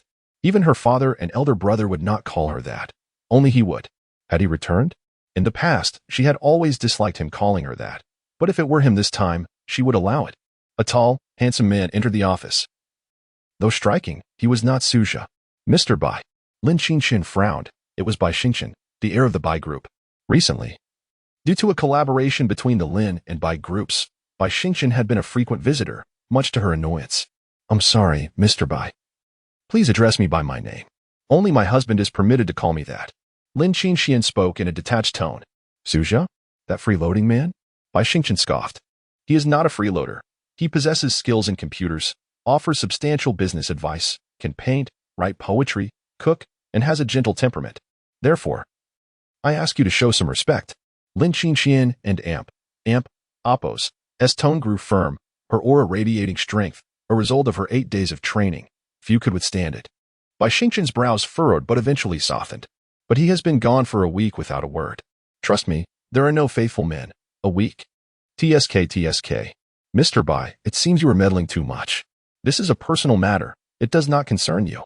Qinxian, you know my feelings for you. Lin Qinxian raised her right hand. Mr. Bai, it appears your memory is lacking. I am married. My husband is Suzha, and that will never change. Bai Xingqian and Appo's face darkened as he noticed the ring on her finger, and after a long moment, he exhaled sharply. I can wait. With that, Bai Xingqian turned and exited the office. Damn it, I will make sure to destroy that Suzha. A growl reminiscent of a beast escaped from Bai Xingqian's throat. In the office, Lin Qinxian and Appo's mind echoed with a single thought. There are no faithful men. She picked up her phone, skillfully opening Suzhou and Appo's chat, and quickly typed a few words. Come back if you have no money. Her finger hovered over the send button, yet ultimately, she pressed delete. Ding dong. At that moment, the HR manager sent a message. Ms. Lin, this is Zhao Wuyo, a new employee in the business department. The second message included a handsome man as profile picture, rivaling Suzha and Appo's charm. Suddenly inspired, Lin Qinxian saved the image, opened her secondary account, and crafted a post. The male nanny has been found. Everyone, take a look at how handsome he is. Drooling image. Setting down her phone, she gazed out the window toward the direction of the seaside. Come back. At that moment, at Hailan Airport, Suzha slowly opened his eyes. Surrounded by people, 2 women and a man were deftly attending to him. Can you hear me, sir? Can you hear what I'm saying? A nurse in a trench coat gently patted him, her voice laced with urgency. As the surrounding voices grew louder, he began to emerge from that space. This is the 3rd time. He stared blankly, realizing this was not merely a second rebirth, but a third. He retained memories from the first rebirth but none from the second. In the second life, the Blue Star had triumphed over the giant clan, yet the path thereafter diverged. All inhabitants of Blue Star seemed to have entered a realm of deities, where he had vanquished every god. But in the end, he was left all alone. And that voice, who was it? What exactly is the 3rd sequence dimension? What is the 2nd sequence dimension? Why, after defeating the gods, were there even more formidable beings, unseen by him, that ultimately obliterated him with a temporal attack? What had transpired during the second life? In Huaxia, only one last opportunity remained. Suzha and Appo's gaze grew increasingly frigid. Chapter 16. To all external threats, those who dare to infringe upon the Great Xia shall be executed, regardless of the cycle of rebirth. Humanity and the Great Xia must confront the divine. This remains an immutable truth, no matter how the future unfolds. The paramount task at present is to enhance one's strength. Rising to his feet, he inspected his body and was suddenly elated to discover that he had ascended to the rank of upper general. Just this morning, he had only recently achieved the status of mid-level general, and now, within a mere 2 hours, he had advanced further? Could it be related to that golden speck of light? Closing his eyes, he cleared the tumultuous thoughts from his mind. The most crucial matter now was to adhere to his plan. When he reopened his eyes, a bright clarity returned. Regardless of whether they are divine beings or entities from a 3rd-dimensional realm, as long as Suzha draws breath, I shall not permit you to set foot in the Great Xia. Young man, you are awake? Here is a photo of my daughter. Take a look. Auntie, I am married. Oh, I see. What a pity, marrying at such a young age. Observing the fierce demeanor of the surrounding aunties, he hastily fled the airport, taking a taxi straight to the coast. At that moment, several fishing boats departed from the coastal waters, setting out to catch fish. As they ventured beyond the shore, a colossal ship emerged on the distant horizon, adorned with a skull emblem. Pirates! Turn around, quick! Call for help! The captain's expression turned grave as he swiftly commanded the sailors to change course while dialing for assistance. The nearest naval vessels were still 15 nautical miles away, and it would take at least half an hour for them to arrive. Upon receiving the distress signal, the Great Xia's naval fleet immediately surged forward at maximum speed, issuing a warning regarding the pirates' actions. The Xia nation disregarded the warnings from the beautiful nation, forcefully entering a state of heightened military readiness. The white-haired commander was particularly enraged, as this operation was orchestrated entirely by him. Clearly, he did not intend for the pirates to merely create chaos. They had activated a biological laboratory, guiding a colossal and swift creature into the territorial waters of the Xia nation. Mere verbal warnings? They truly are a bunch of cowards. Captain George, look ahead. There are several Xia fishing boats just 3 nautical miles away. Let us go intimidate them. Excellent idea, Jack. Increase speed. With the command issued, the pirate ship sped towards the fishing vessels. Ultimately, the fishing boats were no match for the formidable pirate ships, rapidly closing the distance between them. Captain, we can't escape, a sailor exclaimed, his face pale. Those bastards are bullying our Xia nation. Do they think the men of Xia lack courage? The captain slammed the door frame, his voice resolute. The sailor hesitated, but the captain swiftly interjected, seizing control of the helm himself, turning the fishing boat to face the pirate ship head-on. You coward, get out of my way. Damn it, I refuse to bring shame to the Xia nation, even if it costs me my life. Full speed ahead. He pushed the engine to its limits, steering the fishing boat towards the pirate vessel. What do they intend to do? Do they think their rickety fishing boat can ram our ship? Foolish Xia people, driven solely by recklessness. Captain, that fishing boat is quite sizable. If it collides with us, it could cause significant damage. These Xia people are nothing but rats. They lack the guts for that. The captain feigned bravado, though inwardly he was in turmoil. Captain, we're less than a mile away. What are we afraid of? We are on a mission. Besides, as pirates, how can we fear a few fishermen? Captain, we're within half a mile. Damn it. These foolish Xia people, fire warning shots. We must not let them get any closer.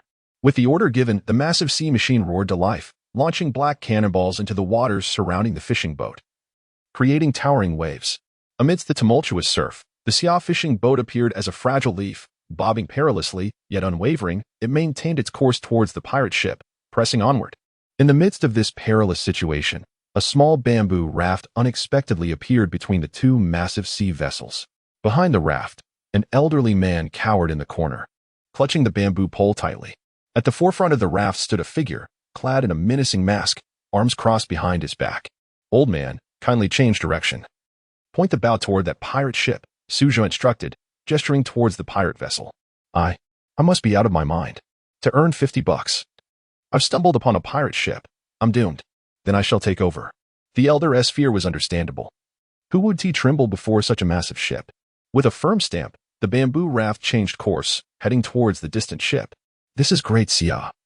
To all external threats, those who dare to infringe upon the Great Xia shall be executed. With a furious roar, spiritual energy surged forth, and in an instant, calmness enveloped the waters as the immense ship was halted by this force, unable to advance even a single inch. The Xia fishing boat also came to a standstill, the captain gazing at the small bamboo raft, a sense of familiarity washing over him. Why has the sea suddenly calmed? And who is that person? I recognize him. He is the masked man who defeated Jiao Ying. He is incredibly powerful. I believe he has a nickname. Yen Luo? Yes, it's Yen Luo. The sailor immediately recognized Suzhou, as the tale of his victory over Jiao Ying had spread among the Xia people, earning him the moniker of Yen Luo. Ghost-faced Yen Luo, it truly suits him. We are saved. Ghost-faced Yen Luo possesses strength rivaling that of a superhuman. Is that true? But he is merely a human. Can he truly stand against the pirates? The captain expressed his skepticism. Trust me, Captain, he will astonish you. The atmosphere aboard the fishing boat lightened instantly, while conversely, the pirate ship experienced upheaval. Damn it, our propulsion system is malfunctioning. Who is that? How dare they shout before my pirate ship? Fire! The captain commanded, and a cannonball was launched. Yet, the projectile flew straight towards Suja. Damn it! Who told you to aim at him? If you injure a Xiao person, how will we escape? Do you not know that the Xiao people are madmen? George shouted in fury, but he could not halt the already launched cannonball, helplessly watching as it sped towards the tiny raft. You really dare to strike? You must be tired of living. With his right hand shaped like a blade, Suja slashed upwards, unleashing a surge of spiritual energy. The energy sliced through the cannonball in midair, cleaving it in two, and continued on at the same velocity, passing directly over the pirate ship. In the command room, George heard a tearing sound, and the entire ship lurched violently. What just happened? Did we hit a reef? What about that cannonball? How did it vanish? However, in the next moment, the massive ship began to tilt. The pirate vessel had been cleaved in two, as if it were a watermelon. This. On the fishing boat, the captain and Apos' eyes widened in disbelief, staring at the scene before him as the enormous ship was severed in half. Boom, boom, boom. The ship mercilessly sank into the depths of the sea, as hundreds of pirates frantically leaped overboard, helplessly witnessing their vessel vanish amidst the crashing waves. The monster, that man from the Summer Kingdom, is a fiend. It is impossible. This cannot be happening. Chapter 17. Farewell until the next life. The people of the beautiful country had never witnessed such an uncanny event. Although this was their discarded vessel, which had inadvertently fallen into the hands of pirates, it seemed implausible for even a decommissioned ship to be cleaved in two. Surely, the craftsmanship of the beautiful country, though inferior to that of the summer country, was not so lacking as to permit such an oversight. No one would dare to skimp on quality when it came to shipbuilding. Furthermore, the cut was so precise, resembling a watermelon sliced with a fruit knife. Suddenly, a helicopter appeared in the distance, also hailing from the beautiful country. Esteemed viewers, we are currently situated in the territorial waters of the summer country. According to our intelligence, the pirate ship is located here. Under the principles of maritime freedom, the summer country has no authority to expel pirate vessels. However, they appear to be devoid of any semblance of free will. In the helicopter, a reporter gestured for the cameraman to direct the lens toward the ocean below. Yet, the expanse was utterly barren. Not a trace of pirate ships was to be found in the vast waters. Only a solitary fishing boat from the summer country and a bamboo raft. Meanwhile, in the command office, the elderly commander with white hair activated the projection. The pirate vessel had indeed entered the waters of the summer country, and it was well known that the summer country would only issue verbal warnings, never daring to take action. On the projection screen, the camera revealed that there was not a single ship in sight within the summer country and Apos' waters. Where's my ship? The elder and Apos' wrinkled face was etched with confusion. It must be that these foolish media have failed to locate it. Commander, that seems to be our maritime defense. At that moment, a nearby politician weakly pointed at the screen, revealing hundreds of pirates floating on the surface, appearing remarkably organized, unlike typical pirates. What? Commander. This is footage transmitted before the ship sank. The projection then displayed a scene of a summer country individual wearing a demonic mask, raising his hand momentarily before the image began to shake violently, ultimately fading to black. As the video concluded, a profound silence enveloped the office. Can anyone explain what just transpired? Has the summer country developed some new weaponry? And who is this individual wearing the devil mask? The elder and Apos' frustration was palpable, his beard bristling with indignation. Commander, there is another video. Another clip appeared, showcasing Suja slaying the nine-headed serpent atop Baishan Mountain. Is it this individual again? This wretched Hydra is merely a failed product of the summer country. Do not tell me that this cinematic battle is real. Commander, it appears there is a strong possibility of that. Damn it.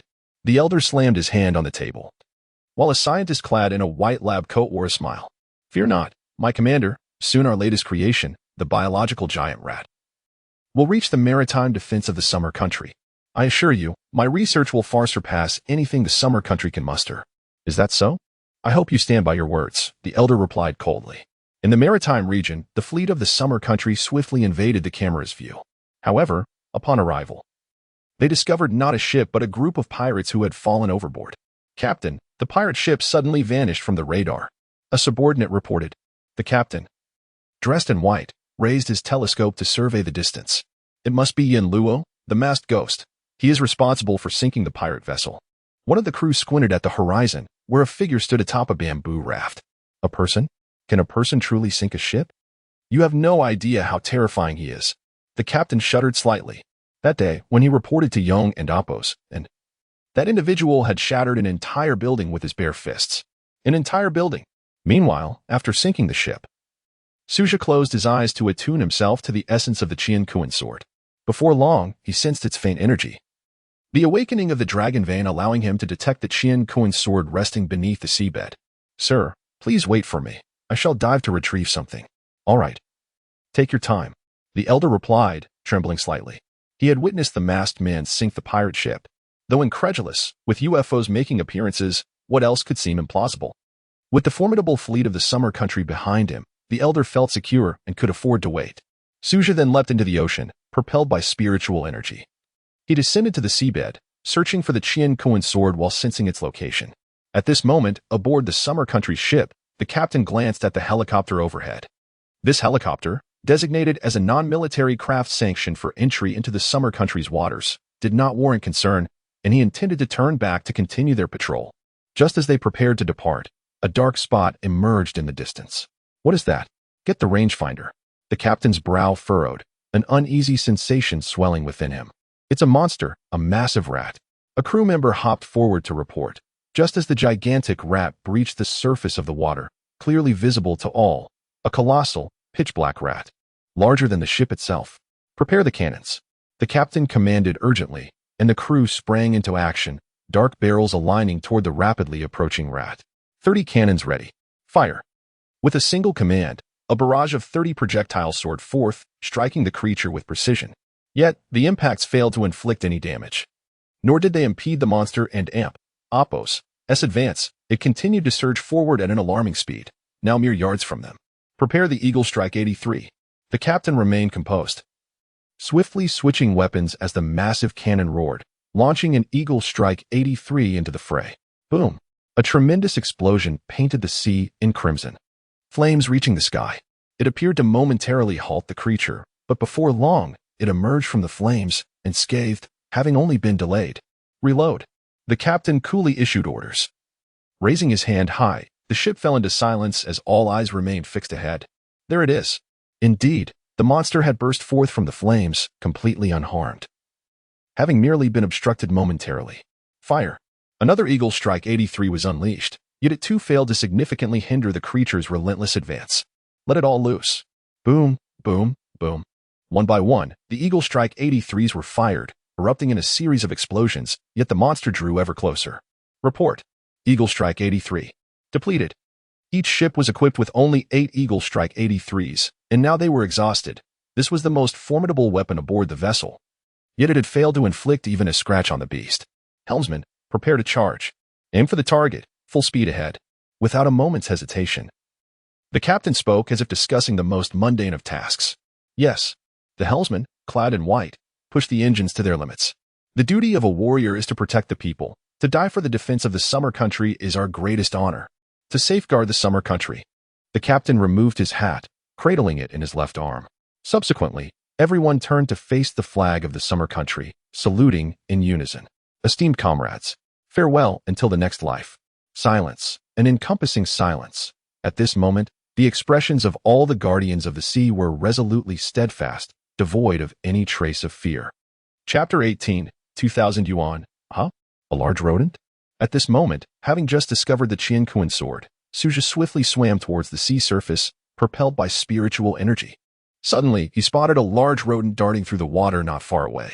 Was this a bioengineered creature from the United States? The sight of this familiar monstrosity triggered memories of his past life, where the U.S. unleashed such bio-creatures in the face of giant assaults. Though this rodent appeared feeble, the memory was indelibly etched in his mind due to its repulsiveness. To his astonishment, in this life, the U.S.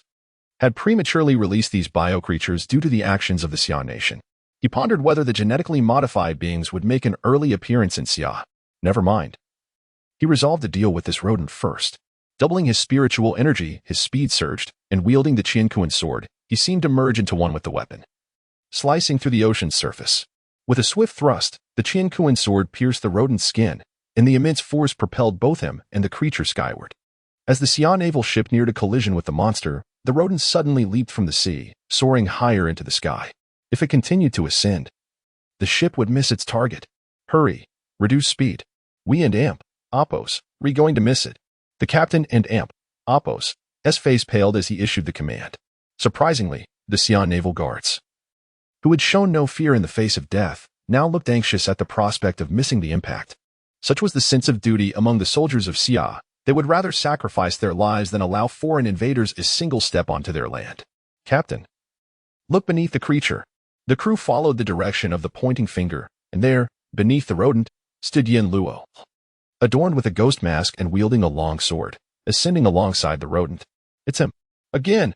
The captain gripped his hat with excitement. In the sky, the rodent writhed in agony, feeling the pain radiating from its abdomen. With a swift strike, Suja cleaved the rodent in two, its remains hurtling towards the heavens.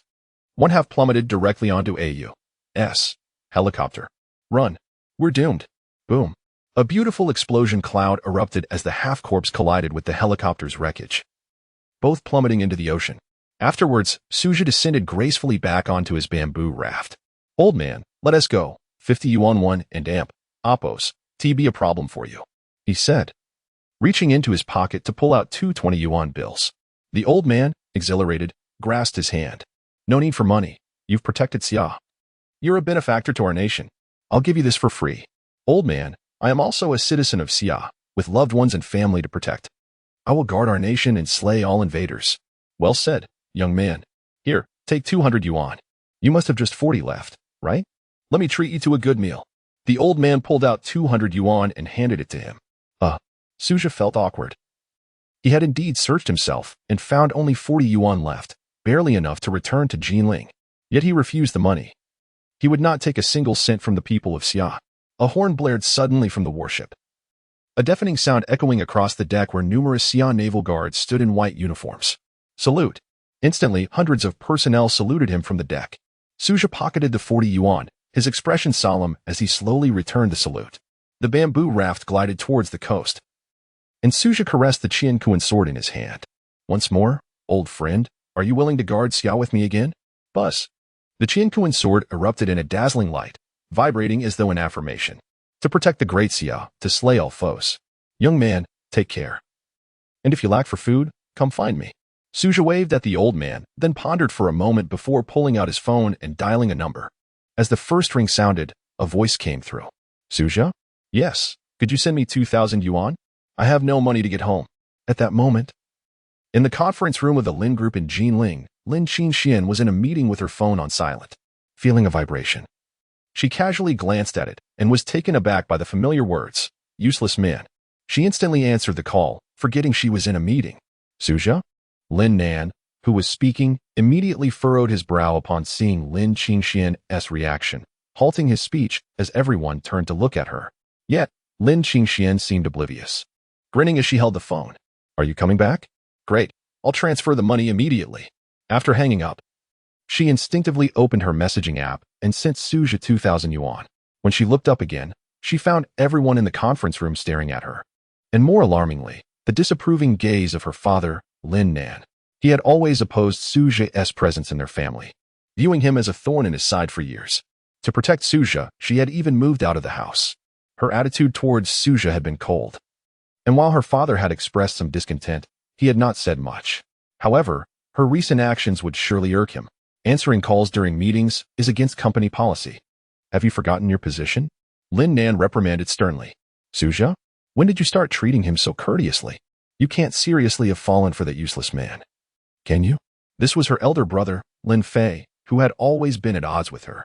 As the eldest son of the family, he resented her for overshadowing him in capabilities, relegating him to a subordinate role within the company. Seizing the chance, he aimed his barbs at her. But she merely shot him a cold glance. Apologies, I will be more mindful in the future. Suppressing her smile, Lin Qingxian nodded silently. Though a flicker of joy danced in her heart, she recognized her emotions and suddenly frowned. Why was she pleased by Suja's return? Despite 3 years of marriage, she believed she held no feelings for him. True, he had delivered meals to her for 3 years and had an uncanny knack for pleasing her. Yet he remained a man of no use. I'm not happy, I merely need a man to ward off bad luck. Yes, it must be so. Having sorted through her emotions, Lin Qingxian quickly immersed herself back into work. That afternoon, Suja boarded a plane back to Jinling. He had accomplished much of what he could do and now needed to seek out his former allies. Yi Huaishu had begun his training and was progressing well. Thus, the quest for a second teammate must commence. Recalling that in his past life, 2 allies hailed from Jinling, he decided to start his search there. Upon returning to the villa, the sky had darkened, and Lin Qingxian had yet to return. However, as soon as he entered the villa, he sensed something different. Was that spiritual energy? Indeed, the villa brimmed with spiritual energy, indicating that someone had been cultivating within its walls. Such a dense concentration of energy suggested extraordinary talent. The dragon vein had only been opened for 8 days, and the audio had been released for 9 days. To amass such formidable spiritual energy in such a brief time confirmed that the person training within the villa possessed talent that could rival his former teammates.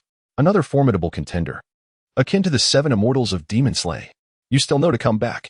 A cold voice resonated from behind him. Chapter 19. National Central Live Broadcast. Although Lin Qingxian felt a flicker of joy at the sight of Suja, she maintained her aloof demeanor, as if she were battling her own delight. She chastised herself for feeling joy. After all, her connection to Suja was merely contractual, not that of a true couple. For 3 years of marriage, they had never shared a bed. Yet, inexplicably, after saying those words, she found herself regretting them. Why did her words convey something entirely different from her genuine concern? Suddenly, Suja grasped her hand, causing Lin Qingxian to widen her eyes in disbelief. This ineffectual man had never been so audacious before. Had he acted this boldly earlier, perhaps she wouldn't Oppos have labeled him as useless. Strangely, his newfound assertiveness seemed to exude a hint of allure, just a smidgen. What are you doing? Lin Qingxian demanded, her tone a mixture of bravado and trepidation. Come inside and talk, Suja replied, casting her a fleeting glance before forcibly pulling her into the villa. Oddly enough, Lin Qingxian found herself devoid of the strength to resist, obediently following him inside. Once in the villa, Suja released her hand, yet for some reason, Lin Qingxian felt a pang of disappointment. Show me your spiritual energy, he urged. How do you know I have cultivated spiritual energy? She inquired, her curiosity piqued. Because I am Yin Luo, Suja stated matter-of-factly, revealing the truth he had chosen not to conceal from Lin Qingxian, who was not a believer in deities. Moreover, there was that inexplicable flutter in his heart. Although Lin Qingxian had been engrossed in company matters, the phenomenon of Yin Luo was too significant for her to ignore. The government had released several audio clips and videos of Yin Luo slaying the 9 infants, which had taken the internet by storm. Countless discussions revolved around Yin Luo, whose name had eclipsed even the most popular celebrities, many of whom had publicly declared him their idol. He was a figure of immense stature, almost godlike. Lin Qingxian stared at Suja, her expression slowly shifting. I truly did not expect you to have developed a knack for boasting. You needn't Oppos do that. I do not dislike you. Suja was at a loss for words. He was merely stating a fact, one he had shared only with the upper echelons of Xian Nation. Forget it. Given our marital bond, I shall overlook this matter. Lin Qingxian waved her hand, her demeanor suddenly taking on a mischievous glint. By the way, is the energy you mentioned earlier spiritual energy? Indeed, he affirmed with a nod. Hee, let me show you mine. I believe I may be even more formidable. With that, Lin Qingxian spread her arms wide, and a torrent of pure, magnificent spiritual energy erupted, instantly filling the room. As he felt the immense flow of energy, Suja was thoroughly convinced of Lin Qingxian and Oppos' extraordinary talent. However, the government has stated that those who awaken spiritual energy will be drafted into the special military forces. You must not disclose this. The Lin family has many affairs to attend to, and I lack the time. Lin Qingxian retracted her energy, her expression serious as she admonished him. You needn't Oppos concern yourself with that. There is no better teacher than I in this world. I will instruct you. Suja nodded. Lin Qingxian and Oppos' innate ability did not necessitate the teachings of the special military. It was far better for her to be instructed directly by him. Cut the boasting, was the only response he received, accompanied by a roll of her eyes. Unfazed by her reaction, he led her toward his room. He had already arranged a spiritual array in his space, ensuring that no energy would leak out during their training. Most importantly, any leakage could attract unnecessary trouble, particularly from followers of deities who were especially sensitive to spiritual energy. Throughout their 3 years of marriage, Lin Qingxian had rarely entered Suja and Oppos' room, usually burdened by negative emotions. However, today felt different. She settled into a meditative position, closed her eyes, and focused intently on the flow of energy within her body. Tonight, I want you to grasp the trajectory of the minor circulatory system. For the first time being commanded by Suja, she felt no resentment. Since awakening her spiritual energy, her complexion had improved remarkably, and she found herself invigorated by the cultivation process.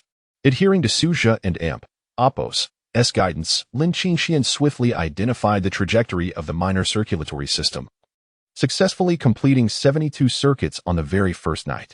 As dawn broke, Lin Qingxian concluded her practice, feeling refreshed and invigorated, without a trace of fatigue.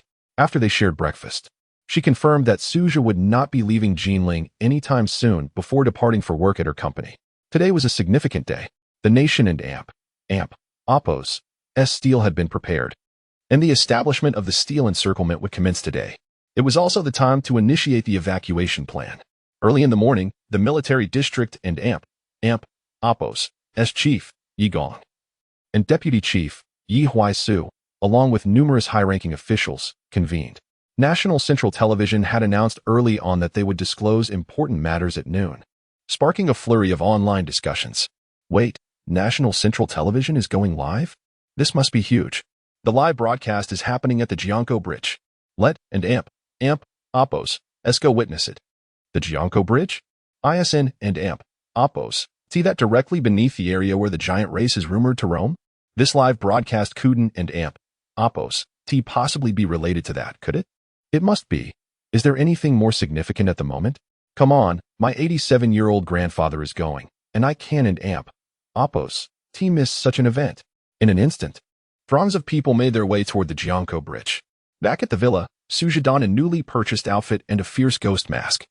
Letting out a long sigh, the task of evacuating an entire city was an exceedingly arduous one, tantamount to abandoning Jinling, which would have monumental implications for Xia Nation.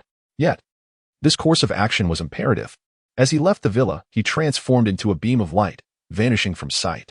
Meanwhile, massive transport ships were neatly lined up beneath the Jianko Bridge, which had been cordoned off since morning, with traffic jams of cars lining the roads, all awaiting their turn to cross the bridge and reach their workplaces. Among them was Lin Qingxian, peeking out from behind her sunglasses. Comrade, when will the Jianko Bridge reopen? I and Apos am late for work.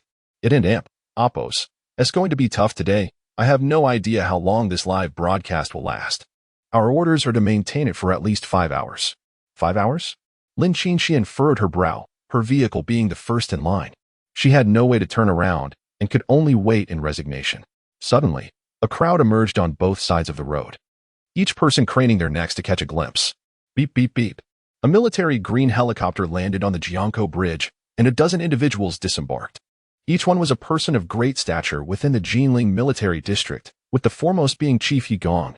Upon his arrival, the previously dark screen of National Central Television suddenly lit up. There he is. It and Apos' Chief Yi. Who would have thought Chief Yi would engage in live broadcasting? This must be significant. Those unable to attend the live event flocked to the stream, and within mere minutes, the viewer count soared to 100 million, with the numbers continuing to climb rapidly. After Chief Yi's arrival, he did not immediately commence the broadcast. Instead, he and his companions stood rigidly, gazing in a particular direction as if awaiting someone's arrival. What level of authority could make Chief Yi wait like this? Perhaps it's the national leader. Would he be coming to Jinling too? I am about to visit the Cross River Bridge. Come quickly, the scene is utterly breathtaking. Thousands of transport vessels laden with steel. I cannot fathom the enormity of this undertaking. Could it be that our nation, Summer Country, is preparing to erect a monument for the giants? Wasn't it said that those giants were to invade Blue Star? Why then, the construction of a monument?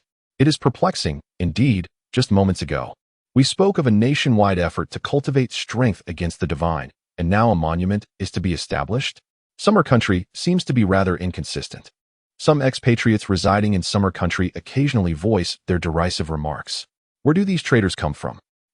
Mere foreign scum. What? Unable to thrive in their own country, they now flaunt themselves in Summer Country? A bunch of foreign dregs should keep their arrogance in check. Who knows, they might find themselves expelled one day. I must say, I am enjoying life immensely, with university students attending to my needs. Summer Country's losers should refrain from their envy. Chapter 20. Jinling must not be abandoned. Alas, the sight of these foreign parasites is truly infuriating. When will our great Xia nation be able to drive them away? It is disheartening. Must we always extend our hand in friendship? Suddenly, a barrage of comments redirected everyone's attention. On the national live stream, a golden figure appeared in the distance, racing towards them. It was the ghostly face of Yinluo. Yinluo has truly arrived? He is indeed one of our own. But what exactly is Yinluo's identity? From the silhouette, he does not appear to be very old. Could he be a younger individual? I wonder if Yinluo is handsome. If he were a young man, that would be quite extraordinary. I have watched the video of him slaying the 9 infants no less than 100 times. He is simply stunning. I never imagined that the one Yi Shozhua was waiting for would be Yinluo. It seems Yinluo holds a significant position on the Jiang Bridge. All eyes were fixed on the swiftly approaching golden figure. Lin Qingxian was no exception. The figure appeared quite youthful. Suddenly, she recalled Suzhou, who had claimed just last night to be Yinluo. If only it were true. If Suzhou is indeed Yinluo, then her father could not possibly look down upon him. How wonderful it would be if it were true. Navigating through the crowd, Suzhou reached the Jiang Bridge, halting directly opposite Yi Gong and the others. You have arrived. Yi Gong and Appo's expression was somewhat agitated as he stepped forward to grasp Suzhou and Appo's hand tightly. Yes. Suzhou nodded, and the live stream officially commenced. In an instant, countless cameras focused on the leader, with Yi Gong standing at the forefront. The other generals and deputy leader Yi Huaisu could only occupy the second row, while Yinluo stood side by side with Yi Gong. Greetings, everyone. I am Yi Gong, the leader of the Jinling battle zone. A thunderous applause erupted from both sides of the Jiang Bridge, a testament to Yi Gong's esteemed reputation, a seasoned veteran who had once battled valiantly on the front lines. In the past, our compatriots defended our homeland with their blood, standing against cannons and thwarting the wolves of foreign ambition. For 5,000 years, countless barbarians have sought to invade our nation, yet we have stood firm, repelling them. Our ancestors safeguarded our territory with their bodies, blood, and lives, preserving the heritage of the Xia nation. The Xia nation has endured numerous trials. Countless sons and daughters have sacrificed their lives, allowing for the stability and peace we enjoy today. Yet now, there are those who wish to disrupt this precious peace, or rather, it is the gods. Yi Gong pointed to the sky, where the historical grandeur of 5,000 years would not permit anyone to shatter this hard-won tranquility, not even the gods. Indeed, in that moment, a spontaneous cry resonated from the depths of the people and Appo's hearts. No one shall disrupt the peace of the Xia nation. Any foe attempting to invade will pay with their blood, and anyone seeking to subjugate us will be repelled by our unyielding will. If the gods wish to destroy our culture, our spirit, our poetry, and our illustrious history, what shall we do? We shall fight back. The fervor of countless citizens was ignited, patriotic sentiments overflowing as they echoed their inner cries. Yes, we must retaliate, even against the gods. The Zhou dynasty declared, under heaven, all lands are the king and Appo's. All shores are ruled by the king and Appo's subjects. The Qin dynasty proclaimed, brave Qin will face the national peril. Blood will not dry until we cease fighting. The Han dynasty asserted, those who dare to offend our mighty Han, regardless of distance, will be punished. The Sui dynasty stated, barbarians from all directions who dare to invade shall perish. The Tang dynasty declared, those who dare to raise arms, both inside and out, shall be slain. The Ming dynasty announced, no marriage alliances, no annual tributes, no land concessions, no reparations, the Son of Heaven guards the nation and Appo's gate. And the king shall die for the state. The Republic proclaimed, an inch of land, an inch of blood, 100,000 youth, 100,000 soldiers. Once, we stated, whether 1 or 17 come at once, since 1949, I have never lost. Each declaration from Yi Gong resonated with the power of past dynasties. Each wave of fervor rising higher, a torrent of passionate resolve. Now, the Xia nation declares, to all gods, those who invade our great Xia shall be executed. The people and Appo's voices rang like thunder, echoing throughout Jinling. Even Lin Qingxian was moved, waving her hands and shouting. Yet, Yi Gong shifted his tone, stating that the current invaders of our great Xia are the gods, an unprecedented formidable foe. They hover above Jinling, and should war break out, the city may be plunged into chaos. The Xia nation wishes to avert such a fate. Thus, starting today, all inhabitants of Jinling must evacuate and a 10-mile steel wall must be erected. We intend to trap those 300 giants within the Yangtze River and annihilate them. The decision to evacuate Jinling, as Yi Gong stated, comes amid an unprecedented crisis for the Xia nation. Perhaps retreat is indeed the wisest choice. However, abandoning one and Appos as homeland is an exceedingly difficult proposition to accept. Leader Yi. From afar, a middle-aged man donned in a white construction helmet, holding a loudspeaker, stood atop a railing, tears streaming down his face. Leader Yi, Jinling is our home. His words encapsulated everything. Indeed, Jinling is home, a place forged through countless struggles, enduring hardships, and swallowing bitterness and despair. Home is the sanctuary of the heart, an irreplaceable existence. If the gods wish to come, let them come. I am willing to stand guard at my doorstep and fight against the gods. The man in the white helmet and Appos' eyes were red, tears streaming down his cheeks. A dignified man, he did not weep before the burden of millions in debt, nor did he cry under the weight of immense pressure. Nor did he shed tears over the exploitation of foolish superiors. Yet now, he wept. Leader Yi. Another brave soul ascended the railing, a well-dressed white-collar worker holding a loudspeaker. I have labored in Jinling for over a decade, establishing my home here. I have a wife, a daughter, parents, a job, and people and things I care for.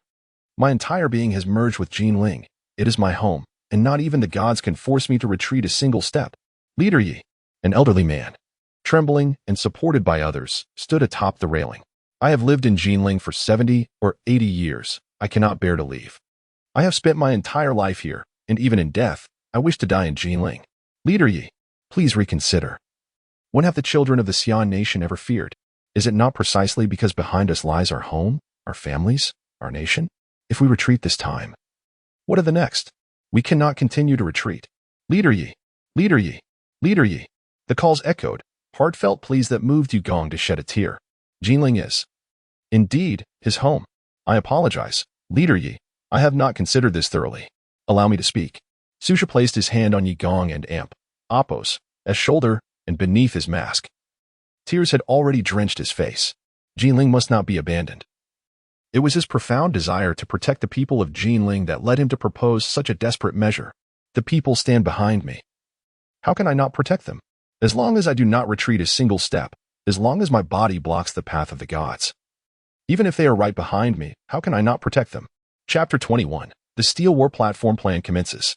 He stepped forward, ready to take responsibility for his past mistakes. Ladies and gentlemen, I am Yin Luo. A profound silence enveloped the scene.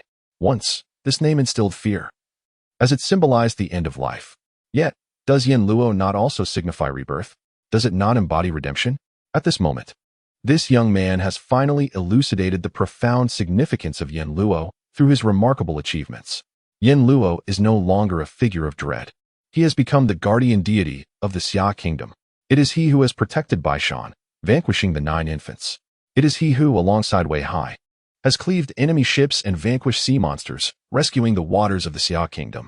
It is he who has disseminated cultivation techniques, awakening an increasing number of individuals to spiritual energy, empowering them to challenge the divine.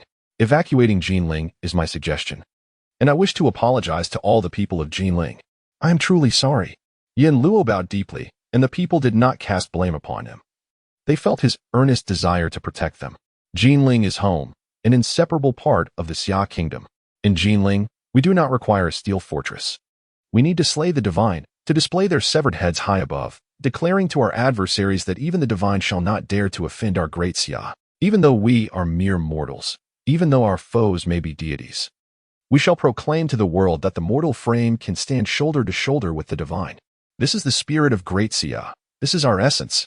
Thus, he raised his voice, his gaze sweeping across the crowd. I shall transform the steel fortress into a steel war platform.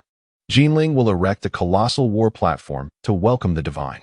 A year from now, I shall lead a divine-slaying squad to vanquish all deities upon this platform, staining it red with their blood, and their heads shall forever hang above it. Ladies and gentlemen, a year from now, the Xia kingdom will slay the divine. Slay the divine! Slay the divine! Seizing upon this fervor, Yi Gong continued to speak.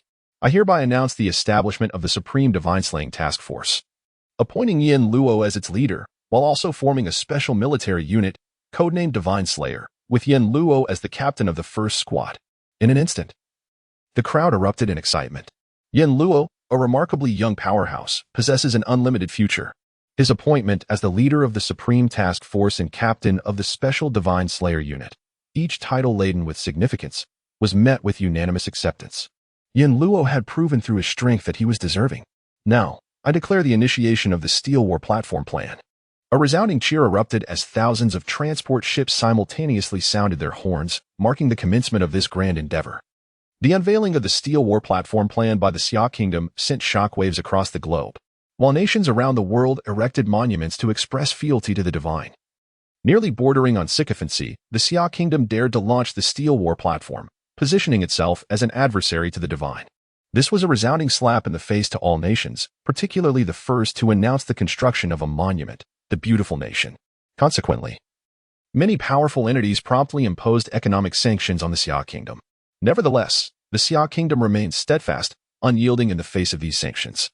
Issuing a simple yet resolute statement, the Xia Kingdom fears no one, no nation.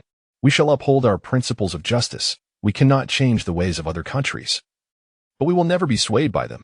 The Xia Kingdom and Apos' firm retort ignited the spirits of its people. As the spokesperson declared, "When has the Xia Kingdom ever been afraid?" Thus, the Grand Steel War Platform Plan commenced. Rising rapidly beside the Jiang Bridge, a colossal structure destined to bear the hopes of the Xia people and strike fiercely against the divine. Under the aegis of the Xia Kingdom, the lives of the people remained largely unchanged, a testament to the strength of a great nation. The Steel War Platform Plan continued to unfold. With time passing day by day, Suzhou embarked on a journey to seek out allies, two of whom resided in Jinling. He recalled one was a Taoist from Tiangong Mountain, named Luo Tianji, a youthful priest who awakened his spiritual veins just as the dragon vein emerged in the previous life. This Luo Tianji was exceptionally formidable. His Taoist techniques, bolstered by spiritual energy, could overpower even the divine. In encounters with the elf and dwarf races, Luo Tianji's Taoist arts consistently outperformed their natural magic.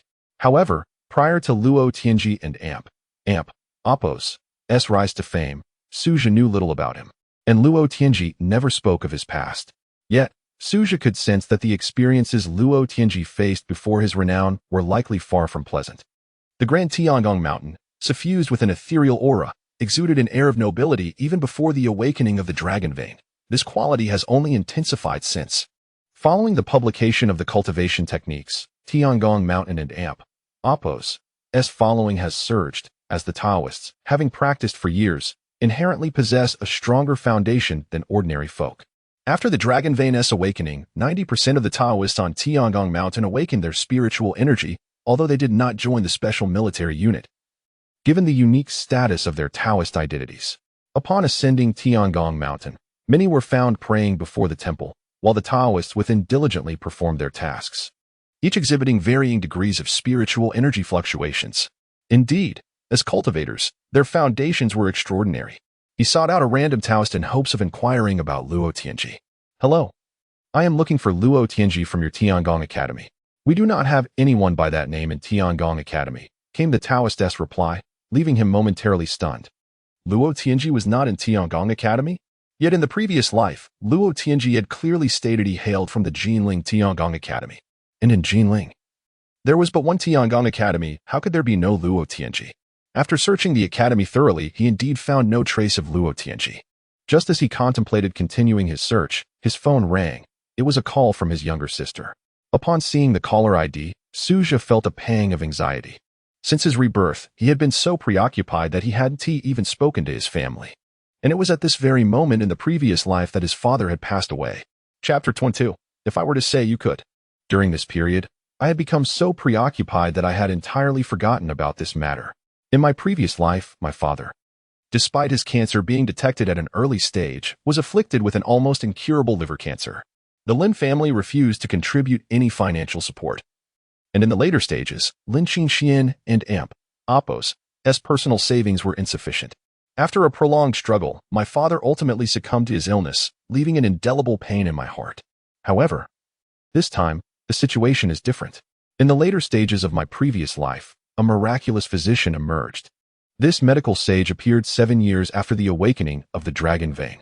He discovered the 13 needles of the ghost gate, and, with the enhancement of spiritual energy, attained remarkable insights, earning him the esteemed title of medical sage in the Summer Kingdom. Although this sage was not a member of the God-slaying team, I maintained an excellent rapport with him, for he had treated many members of that team. I too had been under his care. He was a rare medical prodigy, often referred to as the living Hua Tua. His name is Sinan, and according to him, the 13 needles of the Ghost Gate were discovered in the Tian Shan Mountains. Initially, due to a lack of emphasis on spiritual energy, he struggled to comprehend them. It was only later, after encountering unexpected circumstances and mastering spiritual energy, that he fully grasped the techniques. The 13 needles of the Ghost Gate could undoubtedly cure my father's cancer. Therefore, I must first teach Sinan to harness spiritual energy, and then we shall set out for the Tian Shan Mountains to seek the 13 needles. Suddenly, the shrill sound of my mobile phone shattered my thoughts. I answered the call, and my younger sister and Appo's irritated voice came through. Susha, Dad is hospitalized, and you Haven and Appo's T said a word? Have you married into the Lin family and abandoned your parents? Her voice trembled with anger. Do not take him to the county hospital. Go to the affiliated hospital instead. Dad has liver cancer, and I will find a way to manage the finances. I will return soon. I replied, recalling that in my previous life, my father had been misdiagnosed at the county hospital, undergoing ineffective treatment for over 10 days before being transferred to the affiliated hospital, where he was finally diagnosed with liver cancer. Fortunately, it was still in the early stages and could be controlled. What did you say? Dad only has a stomachache. How could it possibly be liver cancer? Are you cursing him? My sister and Appo's voice was filled with indignation. Su Ling, was the doctor and Appo's conclusion not stomach cramps? He needs to receive. I accurately recited the doctor's findings, even detailing the medication prescribed, along with my father's room number and the identity of his roommate. At that moment, my sister, sitting in the county hospital room, looked around in disbelief. Everything matched exactly what I had said. But Dad had only just arrived at the hospital, and I was in Jinling, making it impossible for me to know these details. How do you know all this? Everything is correct. This matter is complex, but you must take Dad to the affiliated hospital immediately. It cannot be delayed. Trust me. My voice grew urgent, unable to maintain composure when it involved my parents. Okay. My sister nodded repeatedly, and after hanging up, she prepared to take our father to the affiliated hospital. Meanwhile, I purchased a ticket back to Xiaoxi County. Approximately 5 hours later, I arrived back in Xiaoxi County and made my way to the affiliated hospital with familiarity. The joy of seeing my parents again in this reborn life was overwhelming. In my previous life, after my father passed away from cancer, my mother fell ill and soon departed as well. Although my sister was well cared for by the state, I had been too occupied to see her often. Furthermore, in the later stages, especially after the arrival of the Fog Nation, I rarely returned to the Summer Kingdom. It was not until the two divine clans descended that I met my demise, never to see my sister again. Now, having been granted a second chance at life, I vowed never to allow the tragedies of my previous existence to repeat. Ja and Appo's, you've returned. My mother, Zhou Qin, appeared significantly aged, sitting in the hospital corridor with a doctor and Appo's diagnosis clutched in her hands, which bore only 4 ominous characters. Early-stage liver cancer. Indeed, this time, we had not escaped our predetermined fate. My father had been diagnosed with liver cancer once more. Where and Appo's dad? I inquired. He and Appo's inside. We Haven and Appo's dared to tell him yet. Zhou Qin whispered, lowering her voice. I nodded, resolutely stating, there is no need to inform him. Within 3 months, I will ensure his recovery. Zhou Qin let out a bitter laugh. Mother knows you have a wonderful wife, but this is not merely a matter of finances. Liver cancer is very difficult to treat. Rest assured, Mother, I truly possess a solution. Though it felt like self-deception, Zhou Qin seemed to place some faith in my words, gazing at me with hopeful eyes. Yes, Mother believes you, and Dad will be fine. After collecting my emotions, I entered the hospital room. Dad, I'm back, I exclaimed with a bright smile. You little rascal, you finally returned. It's been over 6 months since I last saw you. My father, Su Yun, still unaware of his liver cancer diagnosis, thought it was merely a minor ailment and appeared relatively cheerful. As my sister entered the room, instead of greeting me, she lowered her head and exited the ward. Hey, how has this girl been doing? Did your father-in-law give you a hard time during this visit? Just as I set down the fruits in my hands, my father anxiously inquired. Your son is quite exceptional. My father-in-law is very pleased. I replied with pride. That's good. The most important thing for a family is harmony. Qin is a good child, but she can be a bit temperamental. As the man, you must be more accommodating. Of course, I have a wonderful temperament. I lifted my chin, exuding confidence. Before my parents, Even the ruthless king of hell would indulge in a bit of charm. I spent the afternoon with my father, during which I reiterated to my sister and mother that they must not inform him of his liver cancer diagnosis. My father is honest and straightforward. He would struggle to bear such a blow. In my previous life, it was precisely because he was hospitalized for too long that we ultimately had to reveal the truth.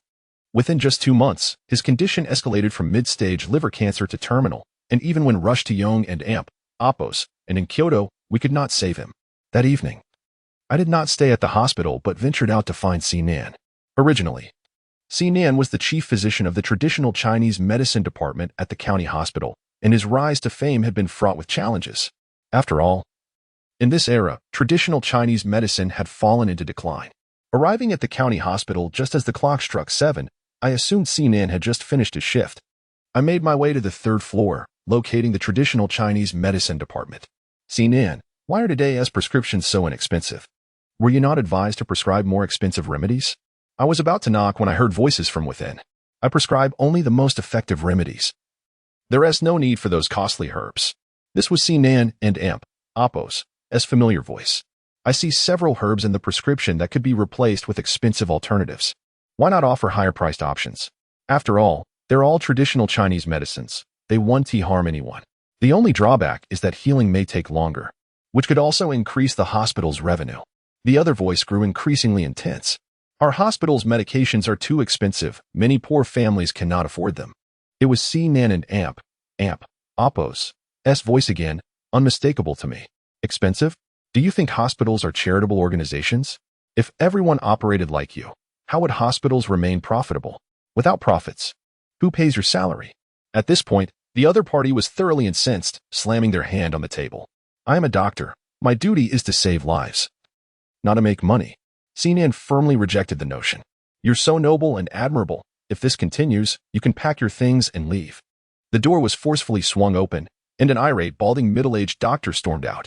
Sigh. From within the office, I heard Sinan's exasperated sigh. Is it not exhausting to confront the filth of this world? Suja entered the office and plopped down beside the desk, placing his hands on the cushion. Sinan was momentarily taken aback by this remark. Although the workday had concluded, he began to take the pulse. Isn't life just like this? Those who cannot accept the dirtiness yet refuse to be assimilated can only survive in the crevices. Sinan sighed and began to focus intently on the pulse. What if I offered you an opportunity to change this world? Suja said with a smile. Sinan glanced at him, noting the imbalance in his spleen and stomach, advising him to reduce his intake of sweet foods. No one can change this world. Sinan shook his head. What if a sage of medicine were to emerge from the Xia kingdom, possessing the miraculous ability to revive the dead? Suja continued. Your nerves seem somewhat weakened. Your sleep isn't quite restful, is it? A sage of medicine? Huh. Sinan chuckled softly, believing that the world could never produce such a figure. As traditional Chinese medicine is on the brink of extinction, and no one can attain the wisdom of the ancients. Is that so? What if I told you it is indeed possible? Chapter 23. Journey to Tianshan with insufficient vitality. Sinan released Suju and Amp, Opos' hand, and began to compose a prescription. I shall prepare a remedy for you. Take it for 15 days. Do not rush. Allow me to examine you further. Suja, placing his other hand upon the cushion, asserted, my diagnoses are rarely erroneous, and your pulse is quite evident. Sinan shook his head, swiftly inscribing the prescription, and handed it over. Acquire the medicine outside the hospital. Their prices are exorbitant. Taking the prescription, Suja grasped Sinan and Amp, Opos' hand firmly, placing it atop his own pulse. Let us examine it once more. What are you doing? Sinan attempted to withdraw his hand, yet in that fleeting moment, the strength of Suju and Opos' pulse stilled his motion. Sinan seized his hand again, resuming the pulse diagnosis. The more he examined, the more his brow furrowed. Your pulse is entirely different from before. It was extremely weak earlier, yet now it is robust, akin to that of a bull, exhibiting no issues whatsoever. Sinan lifted his gaze, his eyes brimming with questions. Could it be that my own abilities have waned? Doubts began to plague him. It is not your capabilities that have diminished. Your diagnoses have always been remarkably precise. Examine it once more. As he spoke, Suja and Amp, Opos' aura abruptly shifted, gradually emanating a subtle energy. Feeling the pulsation at his fingertips, Sinan and Opos' eyes widened in astonishment. Impossible. How could one's vitality surge to such an extent? Are you cultivating? No, this pulse is not characteristic of someone in their 20s, even among practitioners. Traditional Chinese medicine, Taoism, and cultivation are intertwined. I am Yin Luo. Suja chuckled, his words sufficient to convey depth. Yin Luo, you say? How did your parents bestow such a name upon you? A poor name may disrupt the flow of the five elements. Perhaps you should consider a change. It seemed seen and truly resembled his former self. Wholly devoted to the art of healing, oblivious to all else. You must be aware of the amp, oppos, 13 needles of the ghost gate, and amp, oppos, correct? Left with no choice. He opted for a different approach. Upon hearing the phrase, Sinan and oppos, his eyes sparkled with enthusiasm. Of course, who in the medical field is unaware of the oppos, 13 needles of the ghost gate and oppos? Yet, his expression quickly dimmed. Alas, the oppos, 13 needles of the ghost gate and oppos, has long been extinct. I possess it. Nonsense. Here is the deal. I will teach you a method of cultivation. If you can cultivate spiritual energy within a month, I shall grant you the authentic manuscript of the oppos, 13 needles of the ghost gate, and oppos. Even if I deceive you, you shall not lose anything. But what if I truly possess it? This proclamation held immense allure for Sinan. His life as pursuit was the pinnacle of medical mastery. And the amp, oppos, 13 needles of the ghost gate and amp, oppos, was the secret that could usher him into the realm of traditional Chinese medicine. His breath quickened with anticipation. Are you serious? A gentleman and amp, oppos, word is his bond. Very well. From that night onward, Suja began instructing Sinan in the art of cultivation. However, Sinan and amp, oppos, aptitude paled in comparison to Lin Qingxian and amp, oppos, who was able to cultivate spiritual energy merely by listening to audio recordings. Under Suja's careful guidance, it took Sinan 10 days to successfully cultivate spiritual energy and practice independently.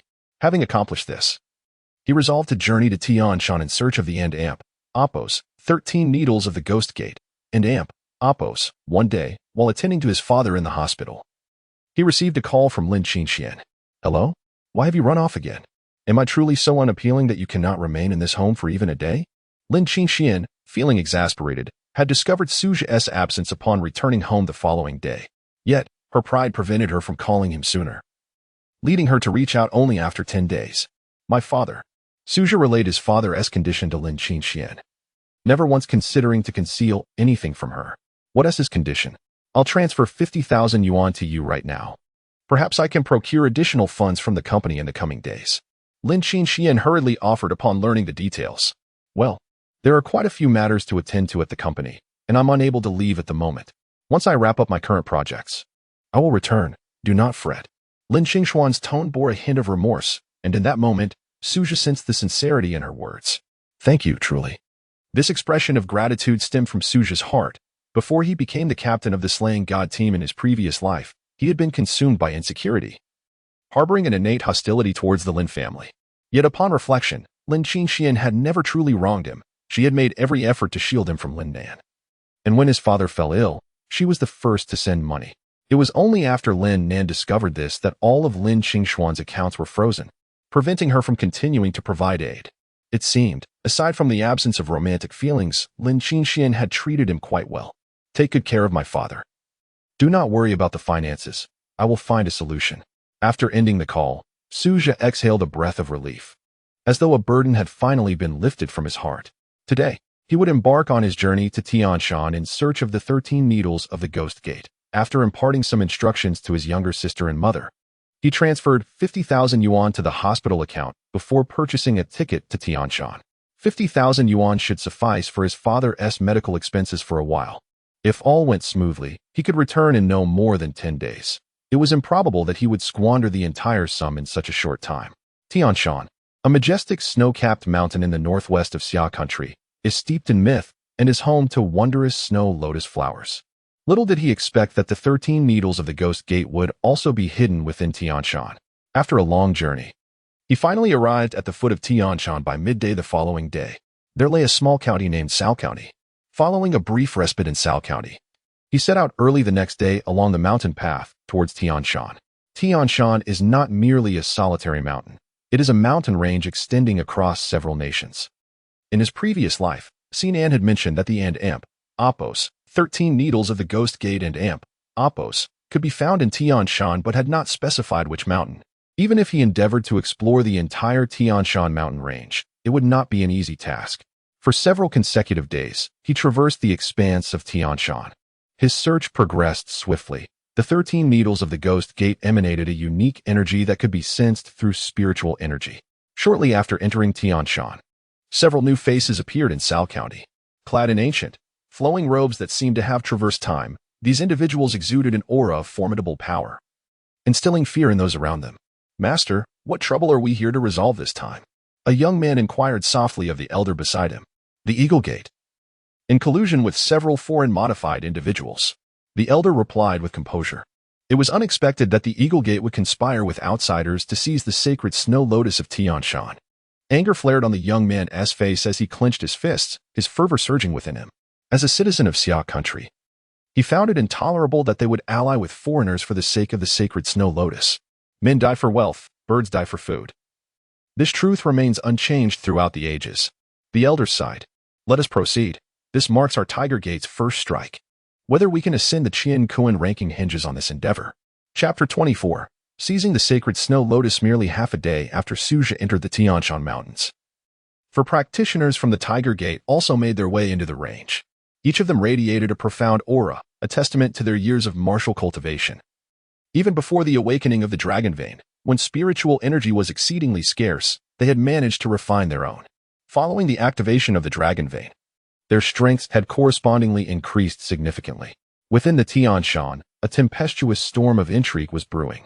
On the 7th day of his sojourn, Suja detected the presence of a group of individuals gathered atop a certain peak, seemingly awaiting something. He was well aware that the Xia kingdom concealed a multitude of sects, which had surged forth like mushrooms after the rain following the previous era of spiritual energy explosion. Boasting formidable prowess, many powerful figures from these sects had joined the Xia military to thwart divine beings, yet some remained indifferent, lacking the resolve to safeguard the Xia kingdom. Regardless of their choices, Suja refrained from casting judgment. Each individual harbored their own convictions, and he could not impose his will upon others. As long as they did not obstruct his path or harm the Xia kingdom, he would choose to remain uninvolved. Moreover, his paramount objective was to locate the 13 needles of the Ghost Gate, thus he temporarily set aside concerns regarding these individuals. Delving deeper, it was not until the 11th day that he finally discerned the traces of the Ghost Gate's 13 needles. A majestic mountain loomed ahead, beneath which lay a cavern evidently hewn by human hands. The architect of this cavern possessed considerable strength, capable of excavating such a vast space beneath the mountain, an endeavor he himself could not achieve in his current state. The proprietor of this cavern was likely a formidable figure adept in both medicine and martial arts, given the intrinsic connection between the two disciplines. He discovered a concealed entrance at the mountain's base, obscured by a colossal tree whose roots completely blocked the opening. Without a hint of spiritual energy, one would never suspect that a hidden realm lay beneath. Cleaving through the tree, the cavern revealed itself. A stone staircase spiraled downward. Following the staircase for less than 15 minutes, he arrived within the cave. The interior was remarkably simple, retaining vestiges of spiritual energy from its former inhabitant. He remained unaware of when the owner had passed, yet the lingering energy attested to their formidable prowess. With his current abilities, even if he dispersed all his energy throughout such an expansive cavern, it would dissipate entirely within a year at most. At the center of the cavern was a spacious area, furnished with meditation cushions, a gently flowing stream, and various vegetation that thrived without sunlight. Venturing further inside, he discovered several rooms, each sealed by a stone door. Pushing open the first door unveiled a modest dwelling, featuring merely a stone bed. The second room contained an arsenal of weapons. The third room was notably larger, filled with a plethora of herbal medicines, some freshly harvested and yet to be stored. It appeared the owner had departed abruptly, never to return. The fourth room was a repository of various tomes. It was likely that the 13 needles of the Ghost Gate resided within. He plunged into his search. Meanwhile, approximately 50 kilometers away, for men of varying heights and builds, clad in long robes, ascended the mountain and Apos' summit. The peak was already populated by dozens of individuals, including fellow nationals of the Xia kingdom and a foreigner with yellow hair and green eyes. Not far off, a dozen sacred snow lotuses, on the verge of blooming, emitted a faint aura. "Li Tai, to think that your Eagle Gate has colluded with foreign enemies. The youngest among the Tiger Gate, infuriated, pointed accusingly at a middle-aged man from the opposing faction. Wang Yu, the Tiger Gate truly lacks decorum. Daring even the third generation to bellow in the presence of their elders? Li Tai from the Eagle Gate chuckled coldly, confronting the elder. Those who collude with foreign enemies and intrude upon the borders of our Xia kingdom deserve the scorn of all Xia citizens. Wang Yu stood resolutely, responding with an air of authority. Li Tai's expression shifted. In terms of strength, he indeed fell short of the elder from the Tiger Gate. This elder was the strongest of the Tiger Gate, well known in the Northwestern Territories despite not being listed in the Qian Kuan rankings. The rampant tiger Wang Yu wielded the tiger fist with unparalleled skill, and recently, his spiritual energy had inexplicably surged, augmenting his power significantly. Previously, the Tiger Gate and Eagle Gate were evenly matched, but since Wang Yu and Apos' recent increase in strength, he had gained the upper hand, eliminating the need to rely on foreign assistance. Is this the so-called elder of the Tiger Gate? At that moment, the golden-haired, blue-eyed youth beside Li Tai pointed at Wang Yu and inquired, "Indeed, Mr. George, if you could restrain him for me, I shall ensure you receive your promised 5 million without a single cent less." "That is agreeable, but I have an additional condition." George extended a finger, a smile gracing his lips. These untrustworthy foreigners are eternally insatiable. Li Tai thought to himself, yet a sycophantic smile adorned his face. What does Mr. George require? As long as it is within the Eagle Gate and Apos' capabilities, we shall exert every effort. I desire those flowers over there. George pointed towards the sacred snow lotuses, asserting that he had sensed their extraordinary nature, although as a modified being he could not perceive spiritual energy. The Xia citizens' fervent competition for them suggested they were indeed remarkable treasures. Robbery and plunder had always been his creed. He did not wish to return with a mere 5 million. Upon hearing this, Li Tai and Apos' expression darkened. He had engaged George to seize the sacred snow lotuses. Yet the foreigner now sought them for himself. What then was the purpose of his hiring? However, he could not afford to turn against George, as he still required him to restrain Wang Yu. "Esteemed Mr. George, these are merely symbolic plants, beneficial to us Xia citizens, yet utterly useless to you. How about this, Mr. George? If you assist us this time, I can add another 5 million. Resolutely, Li Tai decided to increase the offer. Not enough. George shook his head, demanding several legitimate identification documents from the Xia kingdom. That is certainly feasible, esteemed Mr. George. You wretched fool. Wang Yu and Apos' fury erupted instantaneously as he shouted. To engage in such treasonous acts for a few sacred snow lotuses is a disgrace to the Xia citizens. Wang Yu trembled with rage. Aiding foreign modifications and forging false documents posed a grave threat to the people of the Xia kingdom. These individuals were no ordinary beings. Taking a life was as effortless as drinking water. Allowing them entry into the Xia kingdom would endanger its populace. Yet Li Tai had evidently lost all reason. He was solely fixated on acquiring the sacred snow lotuses, indifferent to the fate of the Xia citizens. Enough of this prattle. After receiving Li Tai and Apos' assurances, George launched his assault, charging forward. Wang Yu and his 3 companions responded swiftly, and the battle was imminent. Wang Yu faced the modified being George, while the remaining 3 confronted the numerous members of the Eagle Gate. Chapter 25. A single kick to obliterate Wang Yu was indeed formidable. Both his speed and strength surpassed those of the other 3 by a considerable margin. However, the genetically modified individual, George, was no weakling either. In fact, his prowess was even greater than Wang Yu's. With each expansion of his physique, George experienced a significant surge in power. The 3 formidable members of the Tiger Gate, although not as strong as Wang Yu, found it relatively easy to handle the dozens from the Eagle Gate. Except for Li Tai, the others were quickly subdued, leaving only him to hold his ground. Yet, Li Tai's strength was formidable, ranking just below Wang Yu, and he held his own against the trio from Tiger Gate without showing signs of defeat. On this front, the clash between Wang Yu and George intensified. Initially, Wang Yu managed to suppress George, but as George and Apos' body continued to swell, he gradually found himself at a disadvantage. With each expansion, George and Apos' strength grew exponentially, transforming from a struggle to a clear dominance over Wang Yu. Nonetheless, drawing from years of battle experience, Wang Yu was still able to hold his ground against George. As time passed, however, Wang Yu's stamina began to wane, while George appeared tireless, maintaining both speed and power. With a thud, George's fist struck Wang Yu's chest, catching him off guard. Wang Yu retaliated with a fierce kick to George and Apos' abdomen, and both were propelled backward. Wang Yu stumbled back several meters, spitting out a mouthful of blood. Although George and Amp, Appo's punch lacked any spiritual energy, it was powerful enough to disrupt Wang Yu and Amp, Appo's heart and chi. Ultimately, the surge of energy had come too late for Wang Yu to fully harness, impeding his movements.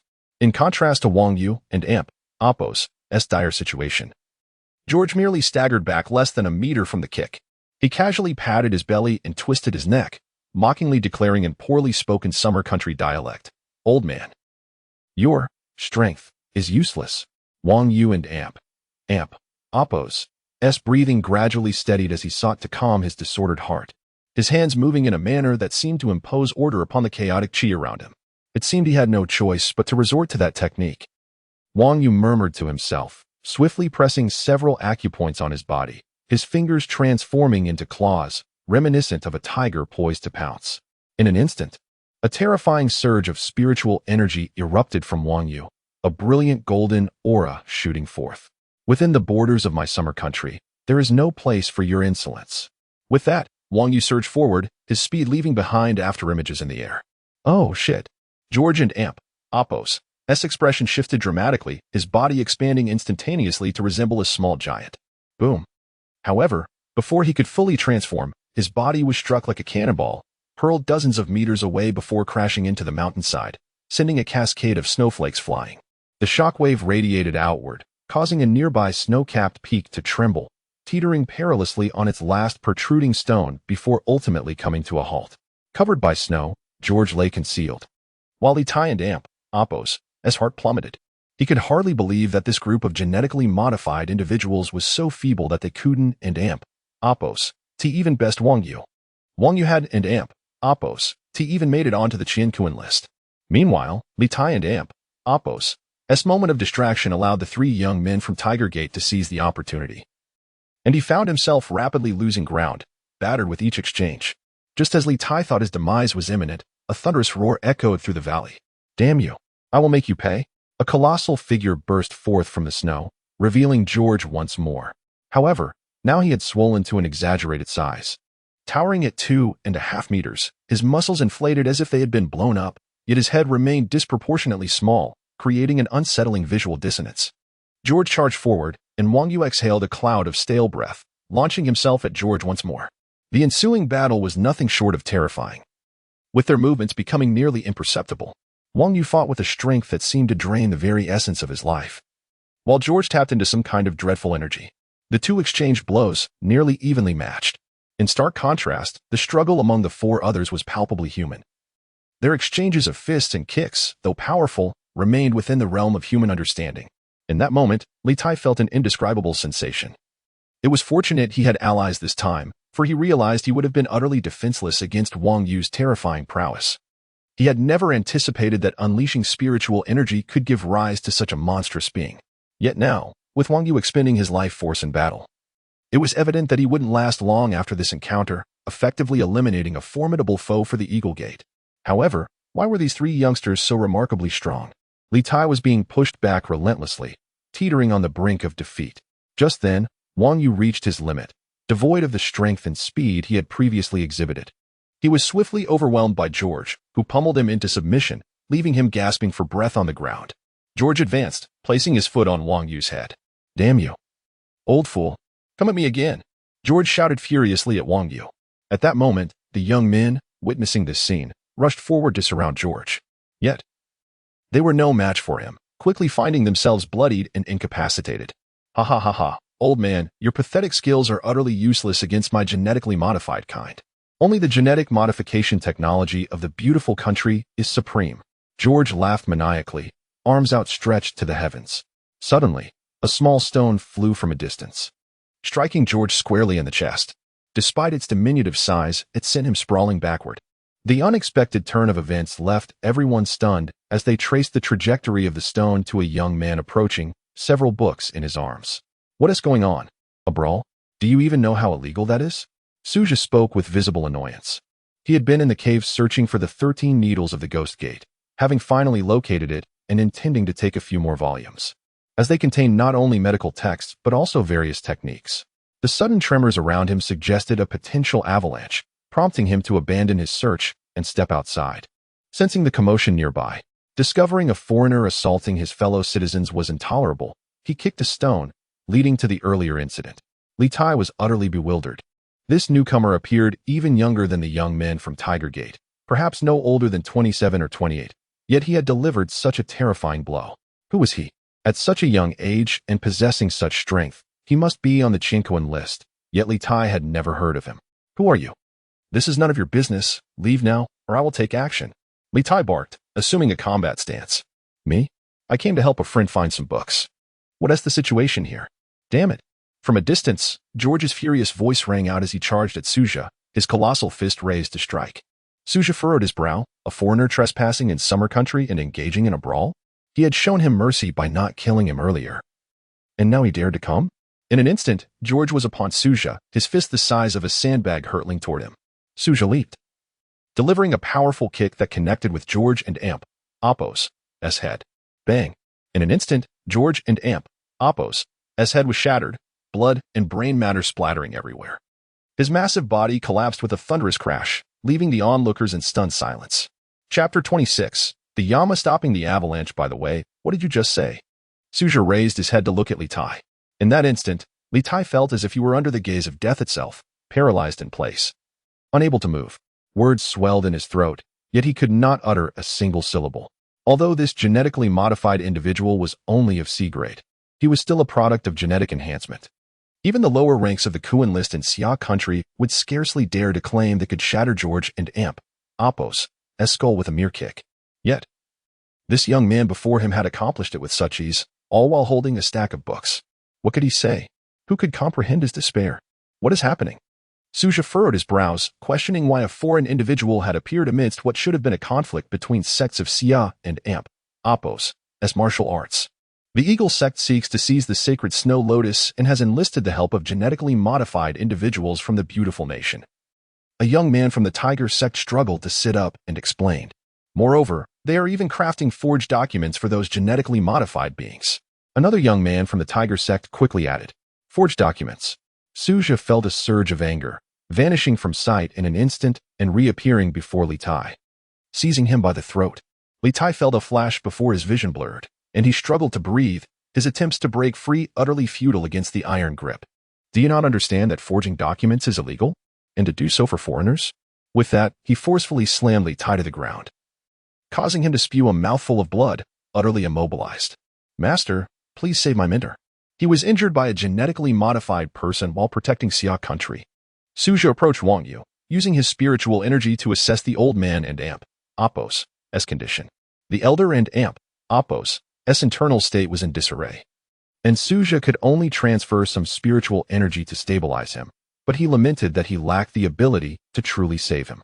I have temporarily sealed his acupoints, but I cannot heal him, he said helplessly, acknowledging his limitations. Quick, take him to find Dr. Li. Wait. Suja halted the group. Here are several medical texts. Take them to Dr. Li and see if he can assist. If that fails, seek someone named Si Nan in Xia province and Amp, Oppo's Xiaoxi County. He should have a solution. Thank you. Thank you for your guidance. The young men swiftly gathered the sacred snow lotus and descended the mountain with their mentor. As for Li Tai and the others, Suja chose to disregard them for the moment as they slinked down the mountain in defeat. However, he resolved to take action.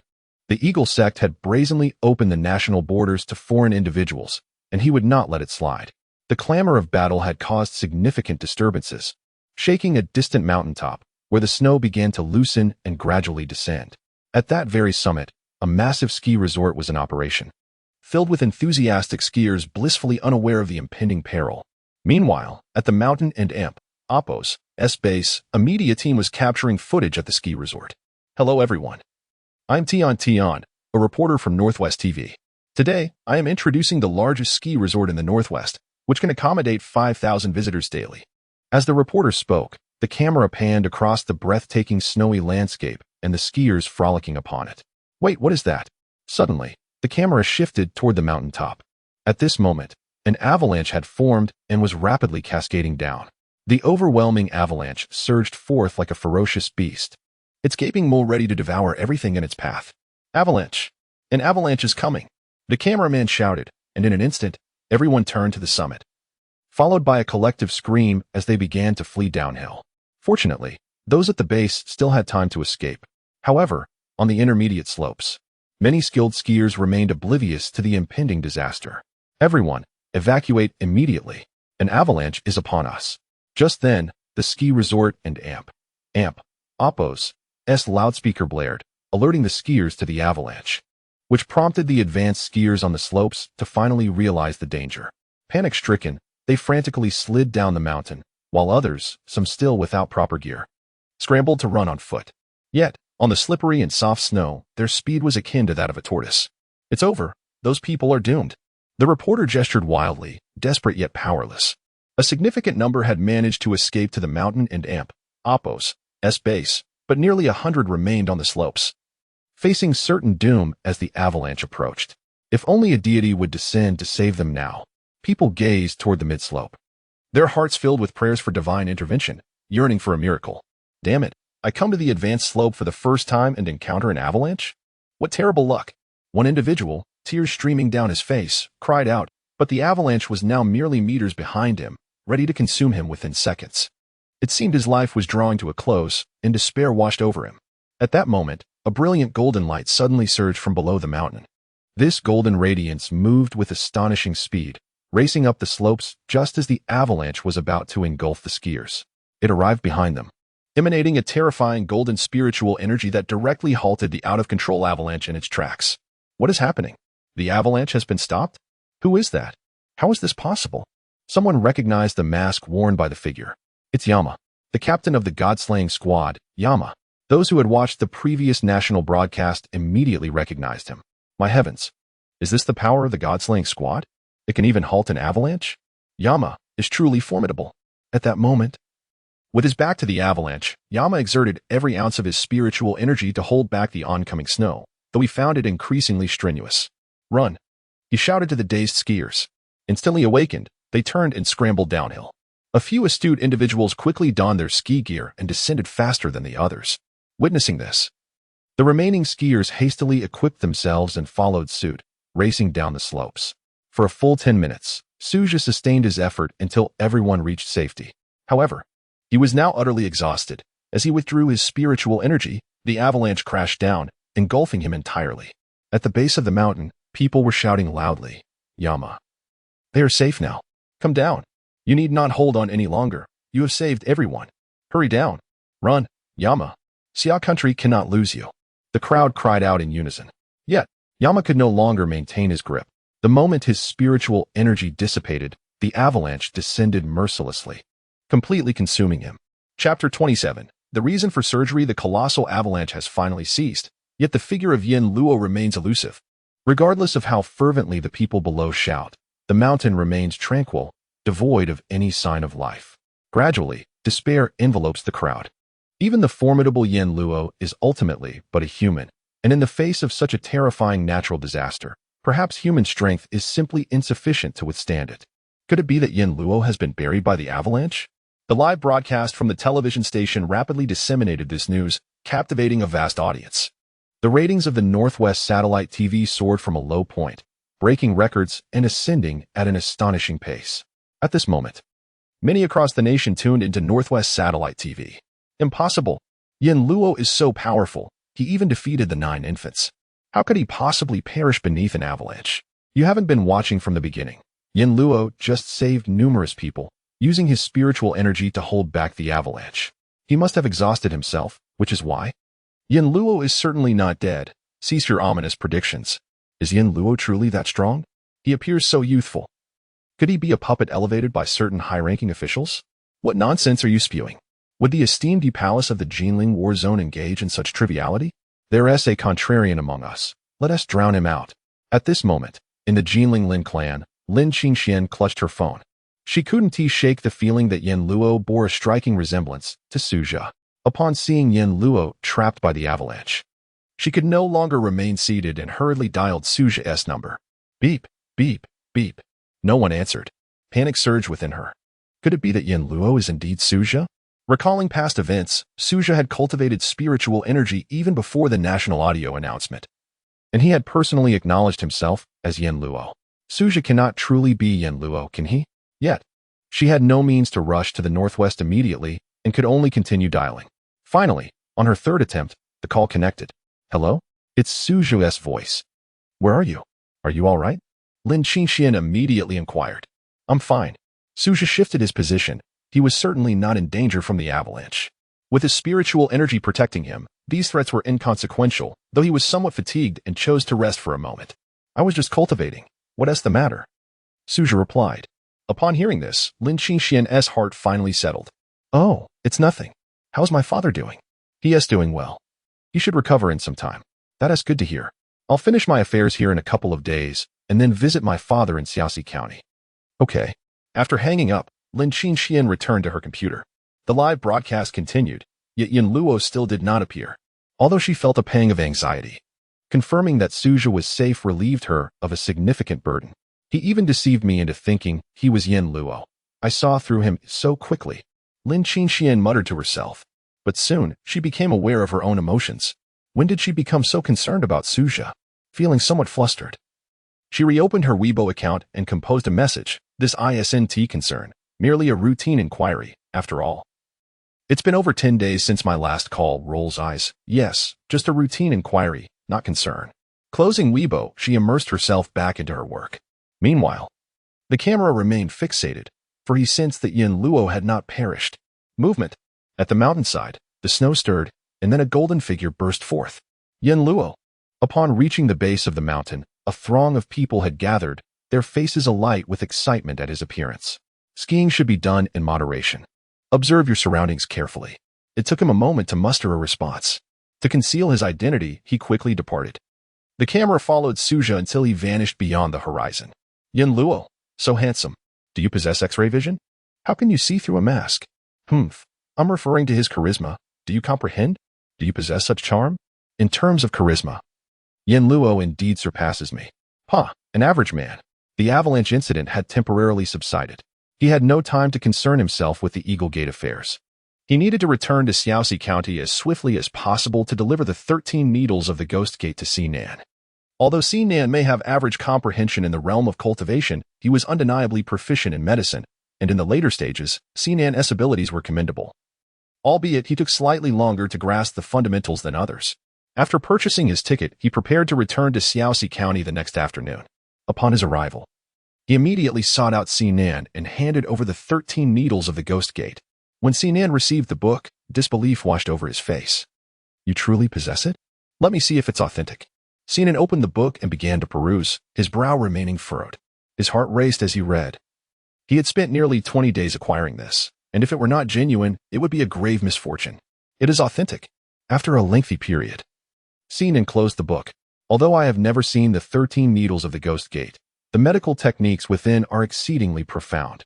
Even if it were not, this book is undoubtedly a treasure. I cannot fathom it bearing another name. Sinan's conviction dispelled his doubts. By the way, is Sulin your sister? At that moment, Sinan unexpectedly mentioned his younger sister. This isn't surprising.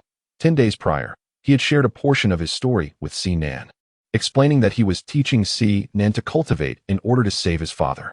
Yes, what about it? You should hurry home. Your sister is about to get married, and it's to the wealthiest man in our county. Married? Upon hearing this word, he could scarcely believe it. His sister was only 20 years old and still in university. How could she possibly be getting married? A sense of foreboding washed over him, prompting him to rush to the hospital. Arriving at the hospital and returning to the familiar ward, he found neither his sister nor mother present. And even his father was absent. What is going on? He immediately sought out a nurse to inquire. Bed 7 is your father's? He just underwent surgery, and someone has arranged a VIP room for him. Surgery? My father was only in the early stages of liver cancer. Why would he need surgery? In that moment, Suju resembled a raging beast, grasping the nurse and Oppos, as shoulders and roaring. He had never trusted Western medicine. He had already consulted Sinan. Why was his father still undergoing surgery? He suddenly experienced a worsening of his condition. The nurse stammered, frightened into silence. Where's the VIP room? Just go straight down this hall to the very end. It's the last room. In the next instant, the nurse blinked, and Suju had vanished. At the end of the corridor stood a room that appeared more luxurious than the others. He flung the door open. Inside, his father lay on a breathing machine, and his mother and sister were nowhere to be found. However, Three ruffians clad in colorful shirts occupied the room. Chapter 28. The bully Li Hua who allowed you, you little wretch, to come in here? Get out. One of the men in a floral shirt, exhaling smoke, pointed at him and cursed. To hell with you. Suja erupted with fury, his father suffering from liver cancer while these scoundrels dared to smoke in the hospital room. He advanced and kicked the man in the floral shirt, sending him crashing into the wall, where he fell to the ground, motionless. This kick was delivered without any spiritual energy, otherwise, the lad would have been shattered. Despite the soaring crime rates since the divine presence emerged in the world, he would not stoop to criminality. Yet, he would not let these miscreants off lightly. Damn it, where did this brat come from? The other two, seeing their companion incapacitated, charged at him with wild intent, but each was dispatched with a single punch. One fell unconscious, while the other remained standing. Speak, Suja demanded, delivering a powerful blow. The man in the floral shirt was left dumbfounded. Brother, why Don and Appos? You ask? Why is my dad here? Where are my mom and sister?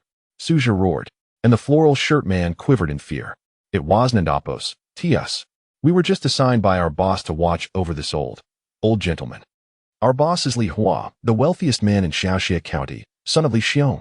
The floral shirt man hastily invoked Li Hua and Appos' name, knowing that in this locality, such a name carried weight. He believed that mentioning their boss would make this brat cower in fear and offer cigarettes in submission. However, the next moment, a resounding blow connected with his face. As he slipped into unconsciousness, a thought troubled him. Why was this little wretch unafraid of Li Hua? Having dealt with the three men, Suja approached his father, attempting to gauge his condition through spiritual energy. His father and Appos' situation was dire. In just over 20 days, his early-stage liver cancer had advanced to a late stage, his body in disarray, and his pulse significantly weakened. Dad, he softly called, his previous aggression replaced by tenderness. Suyin seemed to hear the call and slowly opened his eyes. Zha and Appos, Suyin trembled as he reached out to grasp his son's hand. Find your father-in-law, your mother and Ling and Appos, who have been taken by Li Hua. Understanding that his son was merely an ordinary person, Suyin feared for his safety, knowing that confronting Li Hua could jeopardize his life. He thought of the Lin family. If they intervened, the Li family would have no chance of retaliation. I will, Dad. Don and Appos, worry. I and Appos, VE already called Xian. The Lin family will be here soon. Suja lied to reassure his father. That and Appos, good. That and Appos, good. Only then did Suyin relax. Dad, what exactly happened? Why are you undergoing chemotherapy? Suja inquired. Li Hua said I have liver cancer and Don and Appos. Have much time left. Why didn't you tell me? Suyin and Appos' voice was frail. Yet he clung to his son and Appos' hand, terrified that he would confront Li Hua. Li Hua. Suja spat the name through clenched teeth. Don and Appos, Don and Appos, go. Stay with Dad for a while. Yes, I want and Appos, leave. Suja gently transferred energy to stabilize Suyin and Appos' condition until he gradually fell asleep. Soon, Suyin was deep in slumber, allowing Suja to withdraw his hand. At this moment, his rage reached a boiling point. He roused one of the men in the floral shirt, inquiring about the Li family and Appos' location, before unceremoniously tossing the three of them out the window. The Li family, the wealthiest in Shaoxia County, had built their fortune in real estate. Li Xiong was a prominent figure in Shaoxia County, recently gaining notoriety for a project in collaboration with the Lin family from Jinling. However, he had a troublesome son. Li Hua and Appos' reputation was notorious. He bullied men and women alike, gathering thugs to wreak havoc. But with a powerful father, he was a man few dared to challenge. Just over a week ago, while wandering the streets with his subordinates, he spotted a beautiful woman, Su Ling. However, by the time they pursued her, she had vanished. Thus, Li Hua leveraged his connections to track her down, ultimately uncovering her identity a few days prior. Su Ling, daughter of Su Yun, who was currently hospitalized for liver cancer. Li Hua then stormed into the hospital. Old man, how's your health? Liver cancer needs to be treated promptly. I'll arrange a VIP room for you. His words left Su Yun in shock. His family had told him it was merely a stomach cramp that would improve with time. Yet this man claimed it was liver cancer? But the reactions of his wife and daughter confirmed the dreadful truth. They desperately tried to expel Li Hua and his men from the ward, but being women, they were easily overpowered. Old man, I have my eyes on your daughter. Get her ready to move into my house. I'll arrange a VIP room for you. Li Hua lounged on the adjacent hospital bed. smoking nonchalantly as he spoke to Su Yun. Get out, get out. Su Yun clutched his stomach, preparing to strike Li Hua. I am Li Hua. Go ask around. Who dares to mess with me in Xiaoxia County? Li Hua boldly revealed his identity, his demeanor turning menacing. Upon realizing it was Li Hua, Su Yun's raised hand faltered. Having lived in Xiaoxia County for half his life, he had heard of Li Hua's infamy, a notorious local tyrant. Now that you know my background, obediently hand over your daughter to me. In return, I'll provide the funds for you to live a few more days. As he spoke, Li Hua tossed his cigarette but to the ground and left, taking Su Ling with him.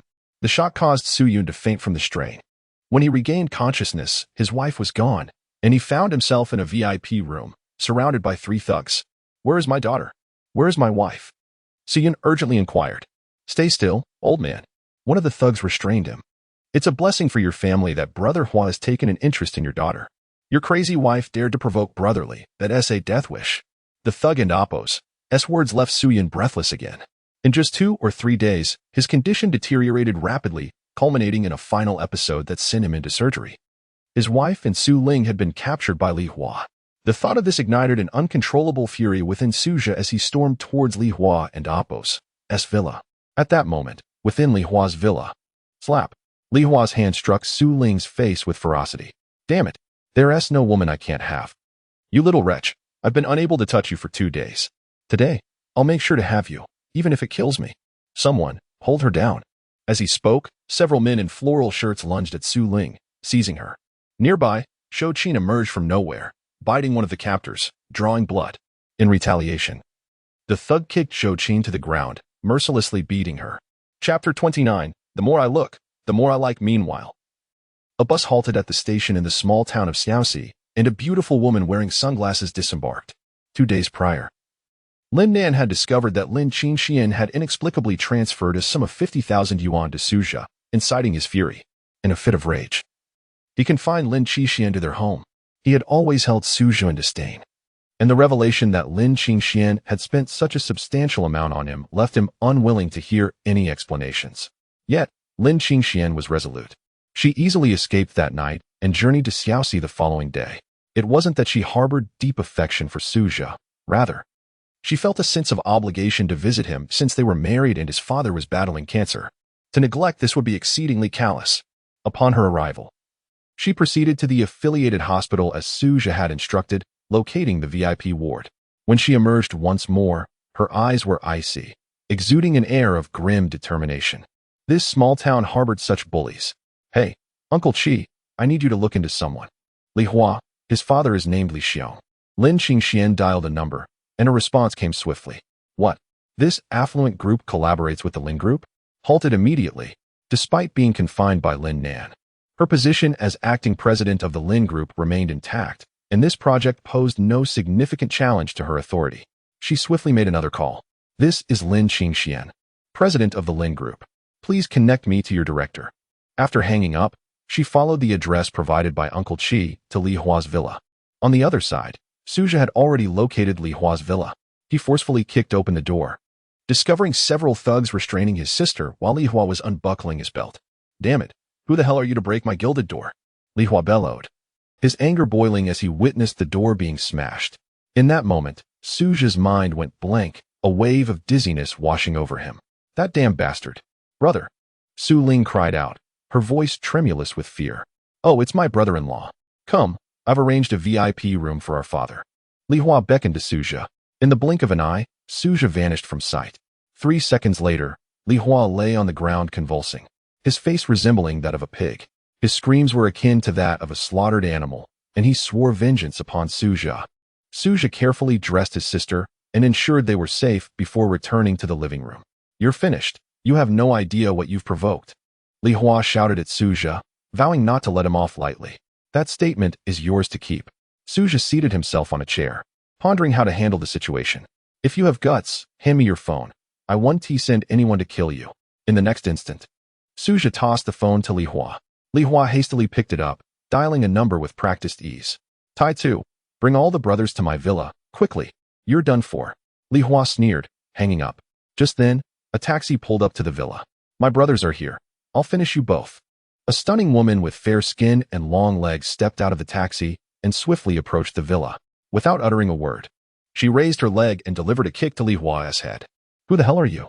Li Hua yelled, clutching his bleeding head. "When did I ever play with you?" He had been with many women but couldn't recall this one. Though he was certain he had never been with someone of her caliber. "Scum, dare to harm my husband's family," Lin Qixin declared, launching into a fierce assault. Moments later, Li Hua lay on the ground, groaning like a defeated swine. "You've arrived? Please, take a seat." Lin Qixin walked over and plopped down beside Suja. "I'm sorry, my father learned about the money I sent you and locked me up. I should have come sooner." Lin Qixin cast a guilty glance at Suja. He was taken aback, finally understanding why Lin Qixin hadn't appeared when his father passed away. It was not out of callousness, but rather due to circumstances beyond her control. He smiled, the grievances of the past dissipating like mist in the wind. "I'm simply delighted that you're here." Li Hua, sprawled on the floor, could not fathom why such an exquisite woman would so obediently heed this man's words. Moreover, this woman was astonishingly formidable. Despite having trained for several years, he found himself utterly powerless before her. If the husband cannot prevail, must the wife then crush me? What kind of world is this? "Boss." At that moment, a gang of armed men burst in. "Kill them both," Li Hua commanded in a feeble voice. "Wait, leave the woman." His gaze turned increasingly sinister. Compared to Lin Qixin, Su Ling appeared utterly ordinary. "Go on. I wish to see how you've trained," Suja said calmly. Lin Qixin advanced towards the gang. Tai Tu and the brothers, alerted to their boss's predicament, rushed in only to find him down on the floor, resembling a pig's head. Who in this small town dared to treat their boss in such a manner? They readied themselves to retaliate. Yet, when the woman turned her gaze towards them, they quickly comprehended why their boss had been so thoroughly beaten and why she had been spared. She was simply too stunning. They struggled to resist her allure. "Your life has been spared by the boss. Now get out of here." However, Tai Tu remained aware of his position. He knew that Li Hua could eliminate him with ease, and he dared not covet the woman Li Hua desired. Unfortunately, he only had this one opportunity to speak. In the next moment, Lin Qixin leaped forward, her movements leaving afterimages as she executed her technique, swiftly incapacitating dozens of men, leaving them groaning on the ground, unable to rise. Once she had concluded her task, she returned to the villa and resumed her seat beside Suja. At this point, Li Hua was utterly dumbfounded. The terror emanating from Lin Qixin instilled fear within him. "Xian, I have a favor to ask of you," Suja spoke. "I have halted the real estate project between the Lin and Li families. I will ensure Li Hua's family goes bankrupt within 10 days. Lin Qixin replied nonchalantly. Suja was taken aback. He intended to discuss this very matter, but was astonished that Lin Qixin had already taken action. "I have also notified the authorities. They will arrive shortly. Everything Li Hua has done and the dealings of his affluent group will be thoroughly investigated. The Li family is finished," Lin Qixin continued. Suja was rendered speechless. She had handled everything. This wife of his, the more he observed her, the more he found himself enamored. Chapter 30. Healing. In his previous life, he was infatuated with Lin Xingxuan's beauty but never truly engaged with her, always maintaining a certain distance. Especially after the death of his father, his disdain for Lin Qixin grew. Yet now, he has come to understand that it was not Lin Xingxuan's cruelty but rather Lin Nan's confinement that caused the rift. Her recent behavior has filled him with joy. These arrangements must have been initiated by Lin Qixin after learning from her father, yet each step exceeded his expectations. This was all he could hope for. Suddenly, the shrill ring of Li Hua's phone pierced the air. It was a call from Li Xiong. After overhearing their boastful banter, Li Hua had dismissed it, doubting that he could randomly encounter someone from the Lin group. However, Li Xiong and Appo's call instilled a sense of unease within him. Upon answering, he was met with Li Xiong's furious voice. "You bastard! Who on earth have you offended? The Lin group has ceased all collaborative projects with us." The gravity of those words left Li Hua in a daze. They were not merely bragging. Before he could recover, another voice came through the line. "Hello. We are from the County Bureau. We suspect your company has significant economic discrepancies. Please cooperate with our investigation." As the call ended, a blaring siren echoed outside the villa. It was over. Li Hua collapsed to the ground, utterly despondent. All he wanted was a fleeting dalliance, yet he found himself ensnared in such a predicament. Before long, Li Hua and the thugs were taken away. Suja and Lin Qixin supported Su Ling and Zhou Qin, departing the villa. Thank you, my daughter-in-law." Zhou Qin grasped Lin Xingxuan's hand tightly, tears streaming down her cheeks. After recovering from the shock, Su Ling also expressed her gratitude. "Sister-in-law, thank you," she said weakly, having previously harbored resentment towards her sister-in-law. thinking she always bullied her brother. Little did she know, this sister-in-law was their staunch ally. Don't mention it. We are family, Lin Qingxian replied with a bashful smile. It was true that she felt somewhat estranged from Suzhou and Amp, Appos, as family. And this was a perfect opportunity to bridge that gap. Why is it only thanks for me? I was the first to arrive, you know, Suzhou interjected, rolling his eyes. What use are you? Can you deal with Li Hua? Of course. I am Yin Luo, the leader of the highest action team and the commander of the special military team, and dealing with him is merely a matter of a word. He was well acquainted with his family and knew they could not possibly be followers of the divine. These matters were not something he intended to conceal. Enough boasting. When I called you earlier, Yin Luo was buried under an avalanche. Lin Qingxian shot him a glare. That was indeed me, answering your call from beneath the snow. Yes, you are Yin Luo, she replied dismissively, too weary to argue with Suzhou. Although she knew Suzhou was not truly Yin Luo, she found little to criticize about her husband. Perhaps it was worth exploring. After returning home, Lin Qingxian accompanied her mother while Su Ling prepared a meal. He stepped onto the balcony and dialed a number. Elder Yi, it and Appos, as Xiaoxia. Haha, I know, I have your number. What is up, Su Xiaodi? How is the plan progressing? The Steel War platform is advancing smoothly and should be completed in a week. As for the comprehensive elimination plan, we have decided to commence in 6 months. That is good. By the way, during my trip to Tianshan, I discovered that foreign genetically modified individuals have infiltrated. Please investigate thoroughly. He emphasized that this matter could not be taken lightly, for the genetically modified individuals were formidable and should not be underestimated. In his past life, many of them were indeed followers of the divine, all products of beautiful country and Amp, Appos, as experiments on humans, and it seemed they had achieved some success. He planned to coordinate with the Western Theater on this issue. Additionally, he had a request. My father. Upon hearing his description, Elder Yi erupted in fury. These damn parasites dare treat the meritorious of Xia country this way? Su Xiaodi, rest assured, I will investigate this matter thoroughly and deliver severe judgment. Thank you, Elder Yi. After hanging up, he called Sinan, with his father's condition suddenly deteriorating. He wondered if he could hold on until Sinan mastered the 13 needles of the Ghost Gate. That is fantastic. This book is extraordinary. Sinan's excited voice greeted him as the call connected. Having harnessed spiritual energy, Sinan's comprehension of the 13 needles of the Ghost Gate had skyrocketed. Even though only a day had passed, he had already begun to grasp it. Sinan assured him that within 10 days, even if he could not fully master the technique, he would certainly be able to manage his father's condition. Relieved by this news, he felt a glimmer of hope. 10 days with his own spiritual energy should be sufficient for his father. As they conversed, a voice interrupted from Sinan's end. Sinan, did I not tell you? If you continue to prescribe cheap medicine, I'll have you kicked out. It was the bald-headed director. While Sinan was exuberantly discussing with Suzhou, the director barged into the office, slamming several prescriptions down on his desk. Already feeling stifled at the county hospital, he had been eager to resign and delve into his studies of the 13 needles, but the director's intrusion was infuriating. Furious, Sinan slammed his hand on the table. To hell with you. I quit. He swiftly removed his coat and flung it at the director and Amp, Appos, face as he stormed out. You leave now. And don't ever think of coming back. What a relief. Sinan exclaimed into the phone. Resigning was a good choice. Once he mastered the 13 needles, countless patients would be waiting for him, and he could finally follow his true calling. Suzhou was equally pleased for Sinan, knowing he would undoubtedly become a medical sage. In the following days, he dedicated himself to caring for his father, while Lin Qingxian had to leave early due to company matters. After spending 2 days in the hospital with his father, she returned to Jinling. By the way, there is a piece of land. Buy it. Before she left, Suzhou suddenly recalled that in his previous life, a certain piece of barren land near Jinling had been discovered to contain spiritual mines. Originally deemed worthless, no one knew of the iron or beneath, which, infused with rich spiritual energy, transformed into excellent material for weaponry. The company that acquired that land had profited immensely. Feeling powerless to assist Lin Qingxian further and anticipating a scolding from Lin Nan upon his return, he resolved to help in whatever small way he could.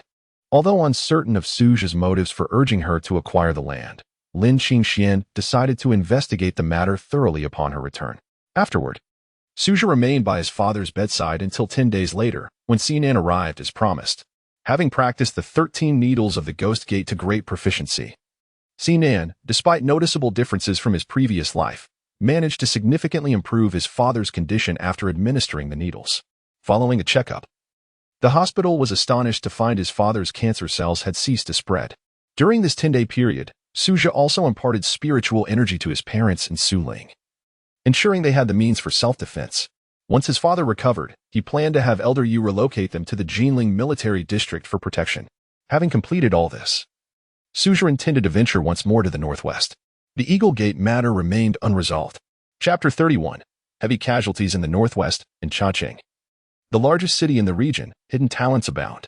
Among the esteemed sects concealed within the populace, the Eagle Gate is one of the foremost. The northwest is home to several renowned cultivation sects, with the Tiger Gate and Eagle Gate being the most famous, often referred to as the twin heroes of the northwest. Regrettably, neither sect boasts masters on the Qianquan ranking, since their defeat in the pursuit of the sacred snow lotus in Tianshan a month ago. The Eagle Gate has adopted an unusually low profile. This shift in demeanor is largely attributed to the disheartening news brought back by Li Tai. A young man had brutally dispatched their hard-won, genetically modified beauty from the beautiful nation. Such prowess was sufficient to secure a place on the Qianquan ranking, yet they could not identify him among its ranks. Before departing, the young man had ominously stated his intention to visit the Eagle Gate, plunging its members into a state of panic. In a desperate bid for self-preservation, the leader of the Eagle Gate sought out powerful figures from the mainland. The realm of the Qianquan ranking felt like an entirely different world to them. Yet as a cultivation sect, they possessed some understanding of these matters. After a prolonged search of several days, they managed to locate a formidable expert from the Kuan ranking, Lin Tai, a master from the Xuanwu sect of the West Sea, who held the 75th position on the Qianquan ranking. The moment Lin Tai arrived at the Eagle Gate, the members felt a wave of relief wash over them. He demonstrated strength that was nothing short of astounding. Even individuals like George, who were genetically modified, would struggle to withstand a single strike from him. The ferocity of his techniques surpassed even that of the young man from earlier. With Lin Tai at the helm, the Eagle Gate finally breathed easier. Concurrently, the beautiful nation became aware of George's demise in the northwest of Xia country. The elderly leader of the beautiful nation promptly convened a press conference, vehemently condemning Xia country's actions and threatening to dispatch professionals to investigate if they did not hand over the perpetrator within 10 days. In response to this threat, Xia country remained indifferent, even neglecting to hold a press conference of their own. During a separate press event, a journalist broached the subject, and the spokesperson for Xia country merely stated that the beautiful nation could attempt to see how many of their personnel could return alive. This response ignited a firestorm across the internet.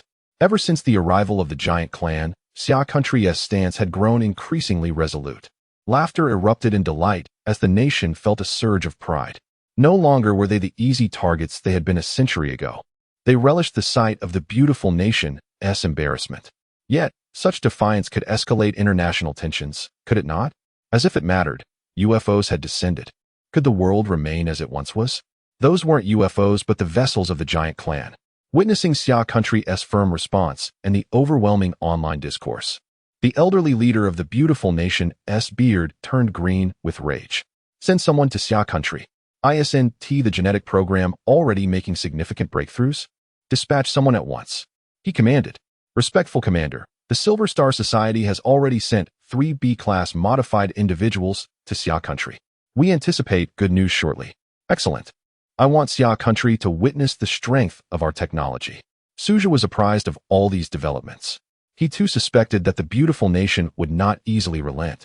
Thus, he instructed Yi Gong to keep a close watch on the borders and report any developments immediately. Officially, they had delved deeply into the study of spiritual energy. Despite only a month having passed, a considerable number of powerful individuals had emerged, with Yi Huaisu leading the charge and the first signs of Qi awakening level experts surfacing. This was promising news for Suja. While Qi awakening level individuals might not match the might of the giant clan, the rapid emergence of such talent suggested that within 11 months, there would undoubtedly be formidable figures on the horizon. However, he recalled from his previous life that among the 300 giants, there existed a particularly powerful entity, one that might require a noble figure to defeat. Thus, he could not afford to neglect his own cultivation during this year. He resolved to advance to the noble level at the very least, ensuring that the impending conflict would proceed without any mishaps. The day after departing from Xiaoxi County, Suja once again set foot on the soil of the Northwest. The Eagle Gate and Apos, collusion with foreign powers was intolerable to him. Matters concerning Xia country should remain within its borders, especially given the current circumstances. Where hidden believers of deities lurked among humanity, he could not allow these foreign genetic modifications to infiltrate. Therefore, the Eagle Gate must be dealt with decisively, to serve as a stern warning to other sects within Xia country. Previously, he had retained the phone number of the young man from the Tiger Gate, and now he dialed it. After 2 rings, a familiar voice emerged on the other end. Indeed, it was that young man from Tianshan. Hello? However, upon hearing the voice, Suja furrowed his brow slightly. Despite its brevity, he sensed a hint of despair. Could it be that the elder had passed away? I am the young man from Tianshan. I wish. Senior, please help us. The young man's voice, tinged with near tears, interrupted him. Has something happened to your master? Suja inquired. My master is currently well, but senior, where are you? Can I come to find you? I am at. The elder is unharmed? Then what could possibly be the matter? He relayed his location. In less than 10 minutes, a luxury car sped toward him and halted abruptly. Are you driving dangerously? You can't do this in the future, Suju admonished as he got into the vehicle. For he was the head of the highest action team and felt compelled to say something. Senior, the Tiger Gate is in trouble. The young man exclaimed urgently after entering. What happened? Suja was about to inquire when the young man pressed the accelerator, causing the car to lurch forward. I was just about to say. Suja gripped the handle with a disapproving expression. I can't afford to waste even a second. Please forgive me, senior. Stop calling me senior. Just call me Suja. What on earth has happened? His curiosity was piqued by the urgency of the young man, who was a cultivator. Mr. Su, my name is Wang Hu, the disciple of Wang Yu, who was my grandfather, the elder you met last time. Recently, the Eagle Gate summoned a Kuan-ranking expert, Lin Tai, who attacked the Tiger Gate 5 days ago. The Tiger Gate has suffered heavy casualties, and we dare not return, staying instead in a hotel. My grandfather was gravely injured trying to stop Lin Tai and has been unconscious since. The young man's eyes glistened with unshed tears. Heavy casualties? He killed people? Suja's voice escalated. In Xia country, killing was a grave offense, and Lin Tai seemed to have no regard for his life. Yes, my junior brother. I understand. Leave this matter to me. Chapter 32. Who will guide me? Now that the matter has escalated to murder, it is imperative that I see it through to the end. Initially, I had intended to hand the Eagle Gate over to the authorities. But Yigong had previously mentioned that the nation and Apos' primary focus is on training to confront the divine, allowing me to handle certain matters independently. There are individuals of grave wrongdoing that I can also address on my own. This is the authority bestowed upon me by the Summer Kingdom. In times of peace, such actions would be utterly inconceivable. No one is above the law. However, during this exceptional period, flexibility is required. Since murder is involved, there is no need to burden the authorities with this affair. It is best resolved by my own hand. The vehicle roared to a halt in front of a modest inn. The unfortunate Tiger Gate, having been battered by the Eagle Gate, could not even afford a proper hotel, resorting instead to such a humble establishment. I had heard of the once prestigious Tiger Gate in my previous life. It was quite renowned, with many among the various sects having made it to the Qiankuan list. Moreover, numerous passionate disciples from Tiger Gate had joined special forces, becoming part of the resistance against the divine. This was precisely why I was determined to oversee this matter to its conclusion. Upon entering the inn, a foul stench assaulted my senses, a nauseating blend of sweat and foot odor permeating the damp air, causing my stomach to churn. I proceeded to the final few rooms, glancing around before pushing open one of the doors to find a gathering of over a dozen Tiger Gate disciples, one of whom I recognized from our previous encounter in the Tianshan Mountains. Mr. Wang Yu had been assigned to another room and was not present here. I recall that there were 3 of you last time in Tianshan. Li Sun, he is that junior brother. As I spoke, a shadow of sorrow crossed Wang Hu's face. It turned out that the deceased Tiger Gate disciple was one of the 3 I had met in Tianshan, intensifying his anger. The death of even a stranger, someone seen but once, brings immense heartache. Wang Hu, is this the esteemed individual you spoke of? A middle-aged man gazed incredulously at Suja, unable to believe Wang Hu's words. Father, he is indeed formidable. He single-handedly shattered the skull of a Class C modified being from the beautiful nation. Wang Hu quickly responded, although the middle-aged man remained skeptical. He respectfully clasped his hands in gratitude. So it is the esteemed one. We are grateful for your life-saving assistance last time. Just a casual act. Suja waved his hand dismissively. Could you elaborate on the details? He inquired. The middle-aged man paused momentarily before recounting the events. Apparently, after Li Tai departed from Tianshan, he did not return to the Eagle Gate, but instead ventured inland in search of a master. As a cultivation sect, they had connections with various factions in the mainland. After several attempts, they indeed found a proficient expert, Lin Tai from the Xuanwu sect. Ranked 75th on the Kuan list, Lin Tai was incredibly powerful. According to the middle-aged man's description, his strength had likely reached the mid-level of the Qi Ling stage. This was already considered rapid advancement in cultivation. After all, among the military, the mightiest, Yi Huaisu, had only reached the pinnacle of the Qi Ling stage, with many still striving to achieve even the Qi Ling stage. The majority remaining in the early stages, with only a select few attaining the mid-level.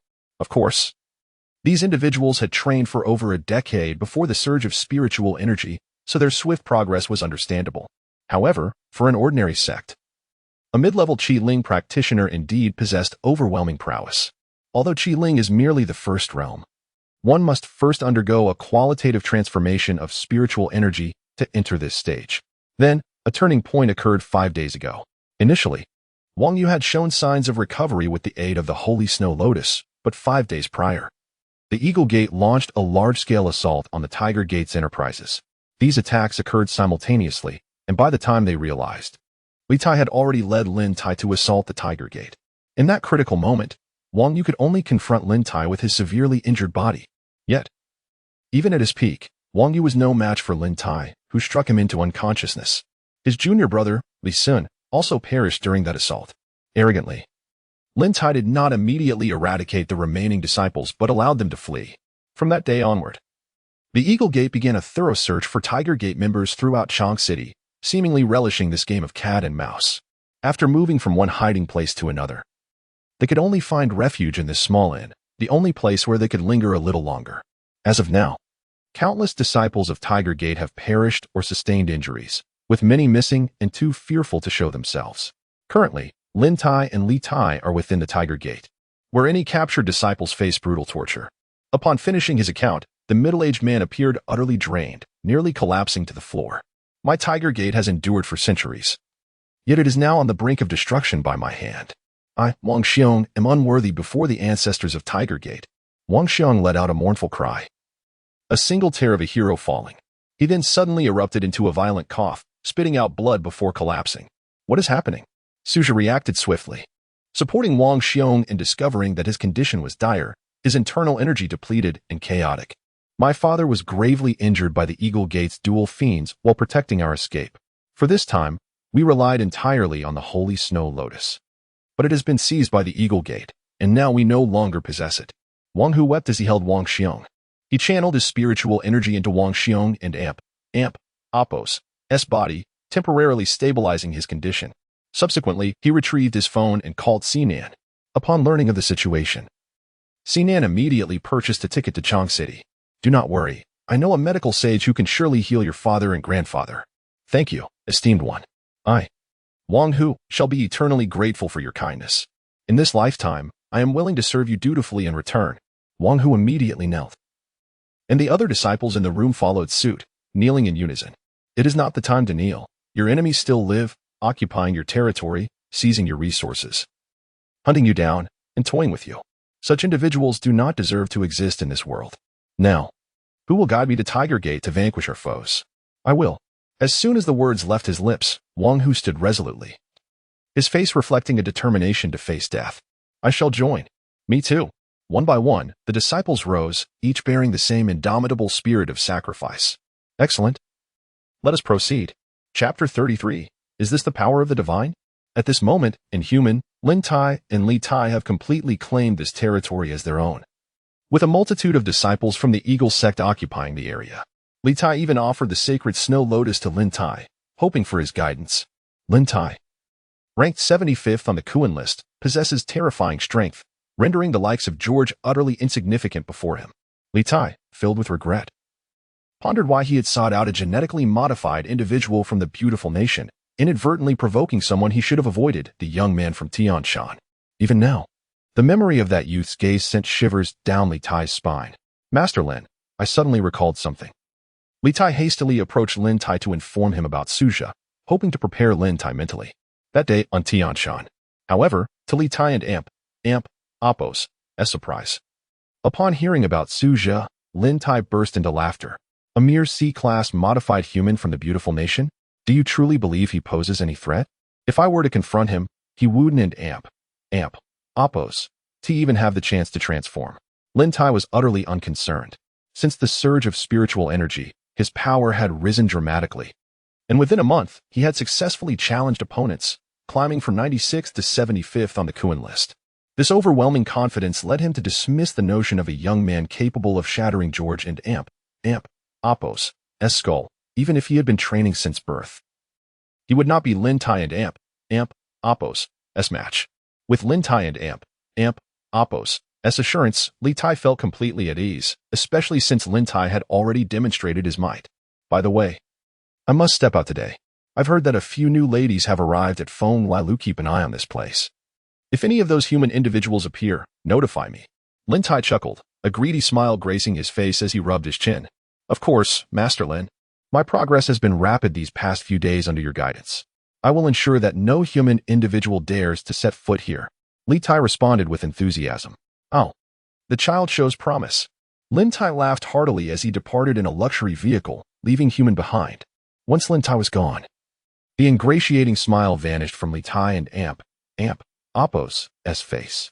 Bah, that old lecher will meet his end in bed one day, he muttered, scanning the surroundings before seeking out a secluded room.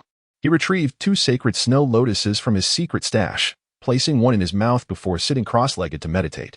The sacred snow lotus is exceptionally rare, possessing miraculous healing properties and enhancing one and Appos' strength, akin to a divine elixir in this era. This is precisely why the Eagle sect sought to acquire it by any means necessary. Lin Tai had monopolized all the sacred snow lotuses upon his arrival, and had Li Tai not been quick-witted, he wouldn't and Appos to even have secured these 2. Thus, Li Tai harbored deep resentment towards Lin Tai. Yet he was no match for him, especially with the formidable backing of the Taishi Xuanwu sect, a colossal entity in Taishi capable of crushing the entire Eagle sect with ease. For now, he could only bide his time. Once Lin Tai departed, the Northwest would surely become his domain. In that future, he would reign as the king of the Northwest, obtaining whatever he desired. Lost in dreams of a glorious future, Li Tai found it difficult to concentrate on his cultivation. Unbeknownst to him, 3 luxury vehicles from Human were racing toward his location, carrying the very Suja he dreaded. Human and Appos' stronghold lay in a villa on the mountainside, a grand estate that once signified the might of the human. However, time had transformed it, and now, as they approached, Wang Hu and the others felt a profound nostalgia. Mr. Su, do you truly have confidence? Lin Tai is ranked 75th on the Kuan list, far beyond the capacity of a C-class modified human like George. A worried disciple of Human inquired during their journey. After all, Suja appeared remarkably young, not even 30, seemingly younger than them. Wang Hu, the most talented disciple of Human, was 32 and could not even contend with Li Tai, let alone Lin Tai, who was 67 and had trained twice as long as Suja had been alive. Even with exceptional talent, it seemed implausible that Suja could rival Lin Tai. Understanding their concerns, Suja smiled and confidently proclaimed, I am quite strong. Indeed, but the disciple managed a wry smile, intending to voice more, but was silenced by Wang Hu's stern command. Mr. Su is not one of us, yet he is willing to accompany us into the lion's den. We owe him a debt of gratitude that we can never repay. If Mr. Su finds himself in peril, we will ensure his safe retreat at all costs. Understood? Wang Hu spoke earnestly to the group. This is something we would do regardless. The disciples of Human all bore expressions of resolute determination. Suja sighed in exasperation, wondering if he was deemed so unreliable. Very well, it seems it is time to unleash some judgment. At the entrance of the villa, several disciples from the Eagle sect stood guard, armed with weapons. Upon spotting the approaching luxury vehicles, they exhibited wary expressions. When Wang Hu stepped out of the car, their faces shifted to alarm.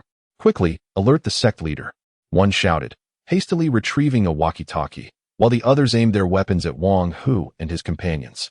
Let us proceed without hesitation, reclaim what is rightfully ours, Suja calmly instructed, stepping forward. Wang Hu and the others followed suit. Eagle sect scoundrels, surrender immediately. Though the Eagle sect guards were few in number, reinforcements would soon arrive to apprehend the remnants of Human. However, as they took a step forward. An overwhelming pressure enveloped the air, crashing down upon them. In an instant, several Eagle sect guards were forced to the ground, struggling under the immense force. The pressure continued to intensify, crushing their bones with a cacophony of cracking sounds. Pain surged through their bodies, causing them to spew blood uncontrollably. Wang Hu and his companions intended to subdue the guards, but as they prepared to act, they witnessed the guards collapsing, blood pouring from their mouths. When they moved forward, they too felt the same oppressive force, causing their faces to pale in terror. Then, with a gentle wave of Suja and Amp, Apos, S hand, the terrifying pressure dissipated, allowing them to recover. "Mr. Su, what was that?" one disciple inquired, astonished. "It was my doing, merely a minor reprimand. These individuals are but accomplices, their sins not warranting death. There is no need to concern ourselves with them," Suja replied nonchalantly. Upon hearing this, the human disciples were left speechless, their disbelief evident. Is this the power of the divine? Chapter 34. A shift that shatters a part of you from beginning to end. Suja made no move to strike. He merely released some of his aura and oppressive presence, causing the Eagle Gate guards to spew blood and collapse. What kind of power is this? In that moment, they could conceive of no explanation beyond that of a deity. Only a divine being could possess such strength, they thought. Mr. Su might truly be able to assist them in reclaiming Tiger Gate or even vanquishing Lin Tai. At that instant, the doubts in the hearts of the Tiger Gate disciples dissipated, replaced solely by reverence for Suja. Yet, some questions lingered in their minds. How could someone so young have been cultivating since birth? As they continued onward, more Eagle Gate disciples emerged, relentlessly attacking them. Yet, none could approach. They pressed closely around Suja, not even granted a chance to strike. All were firmly pinned to the ground by Suja and Amp, Apos, S overwhelming presence, violently expelling blood and unable to rise. Thus, they made their way to the entrance of the manor. Bang! At that moment, the manor doors were kicked open, revealing two middle-aged men who bore an uncanny resemblance to one another. The Eagle Gate twin fiends. Upon sighting these two, Wang Hu and Amp, Apos, S complexion drained to a ghastly pallor, though his eyes blazed crimson. The twin fiends were the very ones who had grievously injured his father. Their strength in the Eagle Gate was second only to Li Tai. Their combined might was formidable enough to potentially surpass even Li Tai, marking them as genuine powerhouses. His father, Wang Xiong, the leader of Tiger Gate, had been unable to defeat them, ultimately succumbing to their onslaught. And he, merely a third-generation disciple, could never hope to contend with the twin fiends. Have they taken lives? In his days, Wang Hu was abruptly questioned by Suja. Yes, they and Amp, Apos, V killed. Whether Tiger Gate disciples or innocent civilians, they have slain them all. Wang Hu exclaimed passionately. Over the years of conflict between Tiger Gate and Eagle Gate, numerous disciples had been crippled by the twin fiends, many of whom had subsequently perished. They were the most notorious among Eagle Gate, mercilessly preying upon even ordinary citizens, making them the greatest malignancy of the Eagle Gate. I understand. Let us proceed. Suja nodded and advanced. Leave, remnants of Tiger Gate. Step one more forward, and I shall sever your head. At this moment, one of the twin fiends pointed at Suju and shouted. Yet, undeterred, Suja resolutely ascended the staircase, seeking death. In an instant, the younger brother charged like a tempest, his hands clawing towards Suju and Amp, Apos, S heart. This maneuver was intended to end his life. Truly vicious. It seemed it was time to act. Whoosh. In the blink of an eye, Suja vanished from his position. The next moment, the elder brother and Amp, Apos, S pupils dilated in shock. For his sibling was now seized by the throat and presented before him. No. Thud. 5 fingers plunged into the neck, and blood erupted forth. The younger brother fell lifeless at once. The elder brother erupted in fury, but alas, before he could take a step forward, his voice was abruptly silenced. He clutched at his neck, collapsing into a pool of blood. At the foot of the stairs, Wang Hu and the others witnessed the scene unfold before their eyes. Yet they could not discern how Suja had executed his strike. They merely felt a gust of wind, and the twin fiends lay dead, side by side. All that remained was shock. How could a person possess such overwhelming strength? At that moment, the hearts of all at Tiger Gate raced wildly. They sensed the call of power and the resurgence of their sect. Everyone surged up the stairs, entering the villa. Meanwhile, Li Tai found himself abruptly shaken from his meditative state by a violent tremor. Damn it, Kin and Amp, Apos, I have a moment of peace? Li Tai cursed as he kicked open the main door. Upon entering the villa and Amp, Apos, S hall, he was met with the visage of a nightmare. You. Li Tai and Amp, Oppos, as heart sank. Despite his significant progress and strength, capable of contending with George for a time, he could never forget how effortlessly this youth had crushed George's skull. He was far from a match for this young man. Li Tai, is it? Suja approached him with a smile. Li Tai's body stiffened, much like his name, forcing out a grimace that was more pitiable than a cry. Ah, esteemed one, I was unaware of your arrival. My humble greetings. Please forgive my lack of proper welcome. I am not here for a visit. I am here to kill. Suja spoke coolly. Upon hearing this, Li Tai and Amp, Oppos' heart leapt into his throat.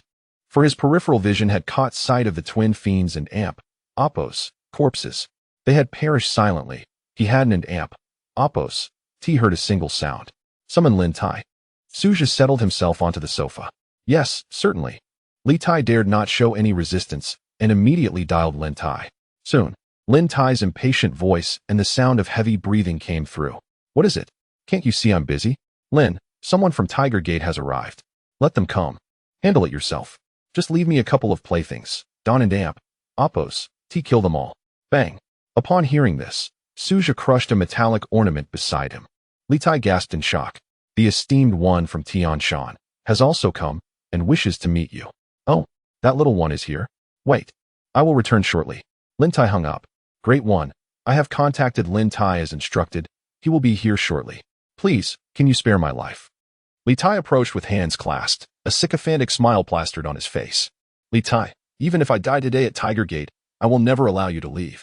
Wang Hu's furious roar echoed from behind.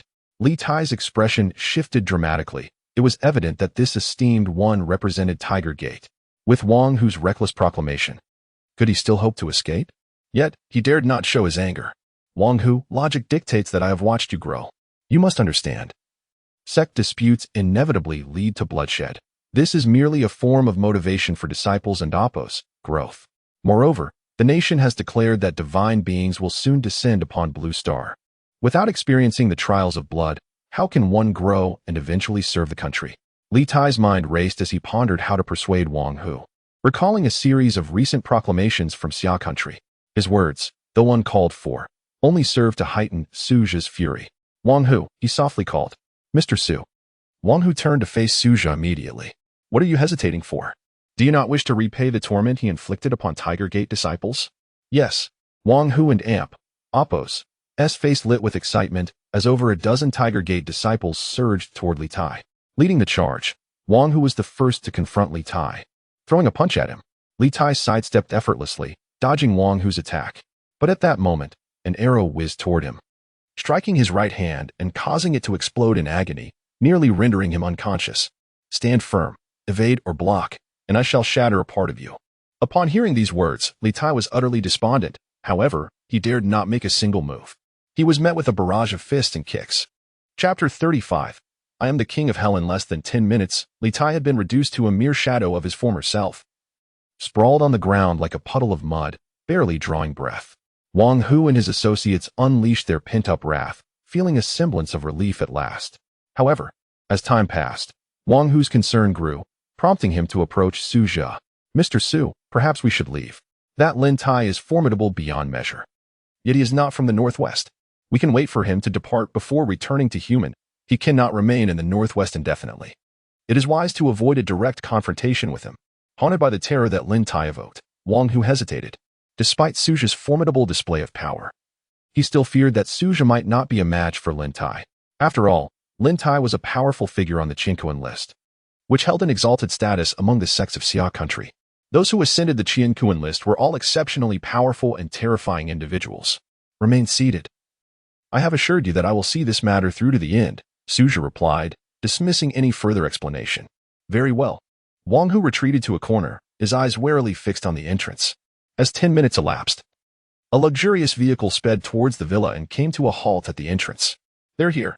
In an instant, over a dozen men from human surged towards the door, their expressions fierce and filled with anger.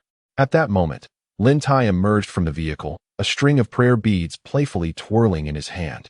Oh, the main force has arrived? Excellent. It saves me the trouble of searching for you individually, Lin Tai said, striding forward. Upon reaching the third floor, he suddenly flung the prayer beads from his hand. Dozens of beads scattered in an instant, hurtling towards Wang Hu and the others with the speed of bullets. If struck, They would surely meet a grim fate, a testament to Lin Tai's ruthlessness. Wang Hu and his companions paled, retreating desperately, believing they could not evade the impending onslaught. Yet, just then, a hail of debris flew from behind, colliding with the prayer beats. The sound of explosions echoed through the air. Suja stood before them, unperturbed. "Are you so eager to meet your end?" Suja stood on the stairs, hands clasped behind his back, coldly observing Lin Tai below. Lin Tai raised an eyebrow, a cruel smile creeping across his lips. "So you are the young man that Li Tai spoke of?" To be honest, had he not mentioned a strong figure from the northwest, I would have been disinclined to visit this barbaric land. Yet, it appears this trip has not been in vain. I can spare your life. Like the disciples of Ymir outside, you may cripple your own cultivation and surrender. Murder requires retribution. Yet I would rather not assume the role of the enforcer personally. Suju acknowledged the truth in his words. In a past life, his hands were stained with blood, both divine and human, even the blood of the wicked from Xia country. Yet, he ultimately refused to turn his weapons against his own kind. Ha ha ha, that is the most ludicrous joke I have ever heard. Lin Tai laughed heartily before suddenly lunging forward with ghostly speed. "Do you truly believe you can contend with me?" His punch brimmed with power, a torrent of spiritual energy surging forth. Yet, it was feeble beyond measure. His understanding and command of spiritual energy were lamentably poor, akin to wielding an AK-47 yet only knowing how to swing it as a club. Enough. With a swift motion, Lin Tai found his right arm severed from his body, soaring into the air. How had he moved so quickly? Why did he feel no pain? Why was he so foolish? In an instant, 3 questions flashed through Lin Tai's mind. Without hesitation, he relinquished everything and turned to flee. Lin Tai collapsed, rolling down the stairs, his right leg gone. Who was this man? Why had he never seen him on the Chinquan list? Could he be a grandmaster? A powerful figure not listed on the Chinquan list could only mean one thing: a grandmaster. Grandmasters disdain the Chinquan list. They possess strength bordering on the divine. They are the legends of this era. Could it be that this young man before him was indeed a grandmaster? It must be so, otherwise he could not have failed to see his movements. "Spare my life," Lin Tai pleaded, hands clasped in desperation as he lay on the ground. Suja sighed as he stood before Lin Tai. "Had I known this would be the outcome, I would have acted differently. Mr. Su, be cautious." Wang Hu, knowing Lin Tai and Appo's cunning nature, was certain that Lin Tai would not surrender easily. As expected, Lin Tai suddenly erupted, thrusting a sharp dagger into Suja and Appo's abdomen. "Ha ha. I am the strongest," he cackled, having used such underhanded tactics to secure the 75th position on the Kuan list. So what if it was despicable? History is written by the victors. Such obstinacy. Suja shook his head in resignation. Lin Tai looked down, discovering that the dagger had not penetrated Suja's skin but had shattered. This once invincible dagger failed to pierce Suja. No, this cannot be. With a decisive push, Suja sent Lin Tai tumbling into a pool of his own blood, his head severed from his body. Wang Hu and the others rushed forward, only to find Suja unscathed, not a single wound upon him, while the dagger lay broken. Once again, they were struck by the terror of Suja and Appo's might. At that moment, the wailing of sirens erupted as a convoy sped towards them. Uniformed officials, weapons drawn, emerged from their vehicles. "Everyone, raise your hands." When Captain Liu received the report, he rushed to the estate. Upon witnessing the gruesome scene, his pupils dilated in shock. This was an exceedingly heinous crime. Wang Hu and the others, seeing the officials arrive, turned pale, hastily raising their hands. They were merely a civilian sect and could not withstand the might of the authorities. "Take them all back," the captain ordered, his voice trembling with barely contained rage. The group was herded into police vehicles. In a room with pitch-black walls, Suja sat bound to a chair. Soon, an irate middle-aged man stormed in, slamming a notebook onto the table. "Do you understand the severity of the incident you have caused?" The captain raged, slamming his fist onto the table. "I understand. May I make a phone call?" Suja asked softly. "A phone call? Let me tell you, from this moment on, you have no rights whatsoever. Turn off the cameras, and I will reveal everything to you. Some matters should not be disclosed to too many people." Having deduced that this captain was not a follower of the divine, Suja felt some things could be shared. "I warn you, do not attempt to play tricks on me." The captain glared at him, then switched off the camera. "Speak honestly. I am the king of hell. Even if you are the supreme lord, it will not save you." The captain slammed his hand on the table. But the next moment, his words faltered. Chapter 36. The formidable newcomer, Zhao Wuyo Wat. The captain was instantly taken aback. The name Yin Luo, even if some citizens of the Summer Nation were unfamiliar with it, was undoubtedly known to him. The captain. You mean, you are the one who released the cultivation audio? Slayed the 9 cleaved battleships, vanquished giant rats, and halted avalanches? Indeed. Impossible. You were so young. The captain and Appo's voice trailed off as he realized that Yin Luo appeared quite youthful as well. Silence enveloped the room. What number do you wish to dial? I shall assist you. After a considerable pause, the captain retrieved his mobile phone and inquired. 13. Whose number is this? The captain activated the speakerphone and asked. The first seat of the Jinling battle zone, Yigong. Clang. The phone slipped from the captain and Appo's grasp, leaving him in a state of shock. Hello? Is this Xiaoxia? After a moment of silence, Suja looked at the captain and urged, Speak. Oh, hello. I am Wei Haiping, the captain of the Northwest Chachang Land Guard. And you are? In the Jinling battle zone, Yigong. My identification number is. The more he spoke, the more perspiration beaded on the captain and Appo's forehead. For the information being shared was indeed true, he recognized that number. Allow me to address this matter. On the other end of the line, Yigong began to elaborate. The captain and Appo's expression shifted from initial anger to astonishment, then to shock, and finally culminated in fury. After hanging up, the captain and Appo's eyes were tinged with red. You have endured much. The captain approached and gripped Suja and Appo's hand firmly. He was now utterly convinced that this young man before him was indeed the supreme action team leader, Yin Luo. He had never fathomed that Yin Luo could be so exceptionally youthful. I never expected these individuals to be so rampant. The captain was still incensed, reflecting on the inadequacies of their work. Simultaneously, he was engulfed by a sense of guilt. Suja shook his head and effortlessly pried open the handcuffs he wore. He then proceeded to mold them into a perfect sphere before the captain and Appo's astonished gaze.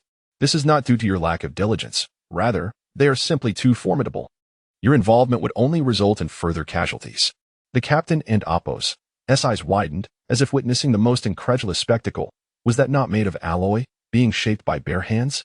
You are the guardians of the people. They require your protection. You have already performed admirably.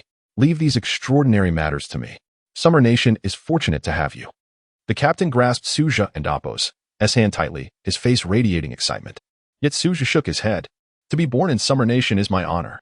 After departing from the Land Guard, he and Wang Hu returned to the Small Inn to retrieve the remaining students of the Tiger Gate, along with Wang Xiong and Wang Yu. Upon returning to their estate, all the Tiger Gate disciples felt as though they had traversed through time. They had never envisioned their return, believing they would perish in flight. All of this was due to Mr. Su. Mr. Su, are you a Grandmaster? Wang Hu inquired with curiosity. A Grandmaster? I suppose so. He had encountered Grandmasters from a previous life, but by the time he met them, it had already been several years post the great explosion of spiritual energy, and those Grandmasters had ascended to the ranks of nobility. Some exceptional individuals even brushed the threshold of the imperial level. At present, with his capabilities equivalent to that of a minister, he could indeed be considered a Grandmaster. Kuden and Appo's. Teehee? Hiss. Wang Hu gasped in astonishment. A Grandmaster of such youth was indeed terrifying. No wonder Suja showed no fear towards Lin Tai. Why should a Grandmaster fear the 75th on the Kuan ranking? Even if the might of the two rankings were combined, they might not be able to rival Mr. Su. This was the essence of a Grandmaster. Meanwhile, Suja awaited the arrival of Si Nan alongside the Tiger Gate disciples. In Jinling, events were also unfolding within the Lin family. Upon her return, Lin Qingxian immediately immersed herself in her work. Although she had escaped, Lin Jun perceived her lack of further expenditures on Suja and thus refrained from commenting, growing increasingly indifferent towards her. On the third day, Lin Qingxian suddenly recalled Suja and Appo's words before their parting. Acquire that piece of land. With this thought, she summoned her secretary. A striking woman clad in a professional pencil skirt, with a captivating figure and exquisite features, entered. President Lin, did you call for me?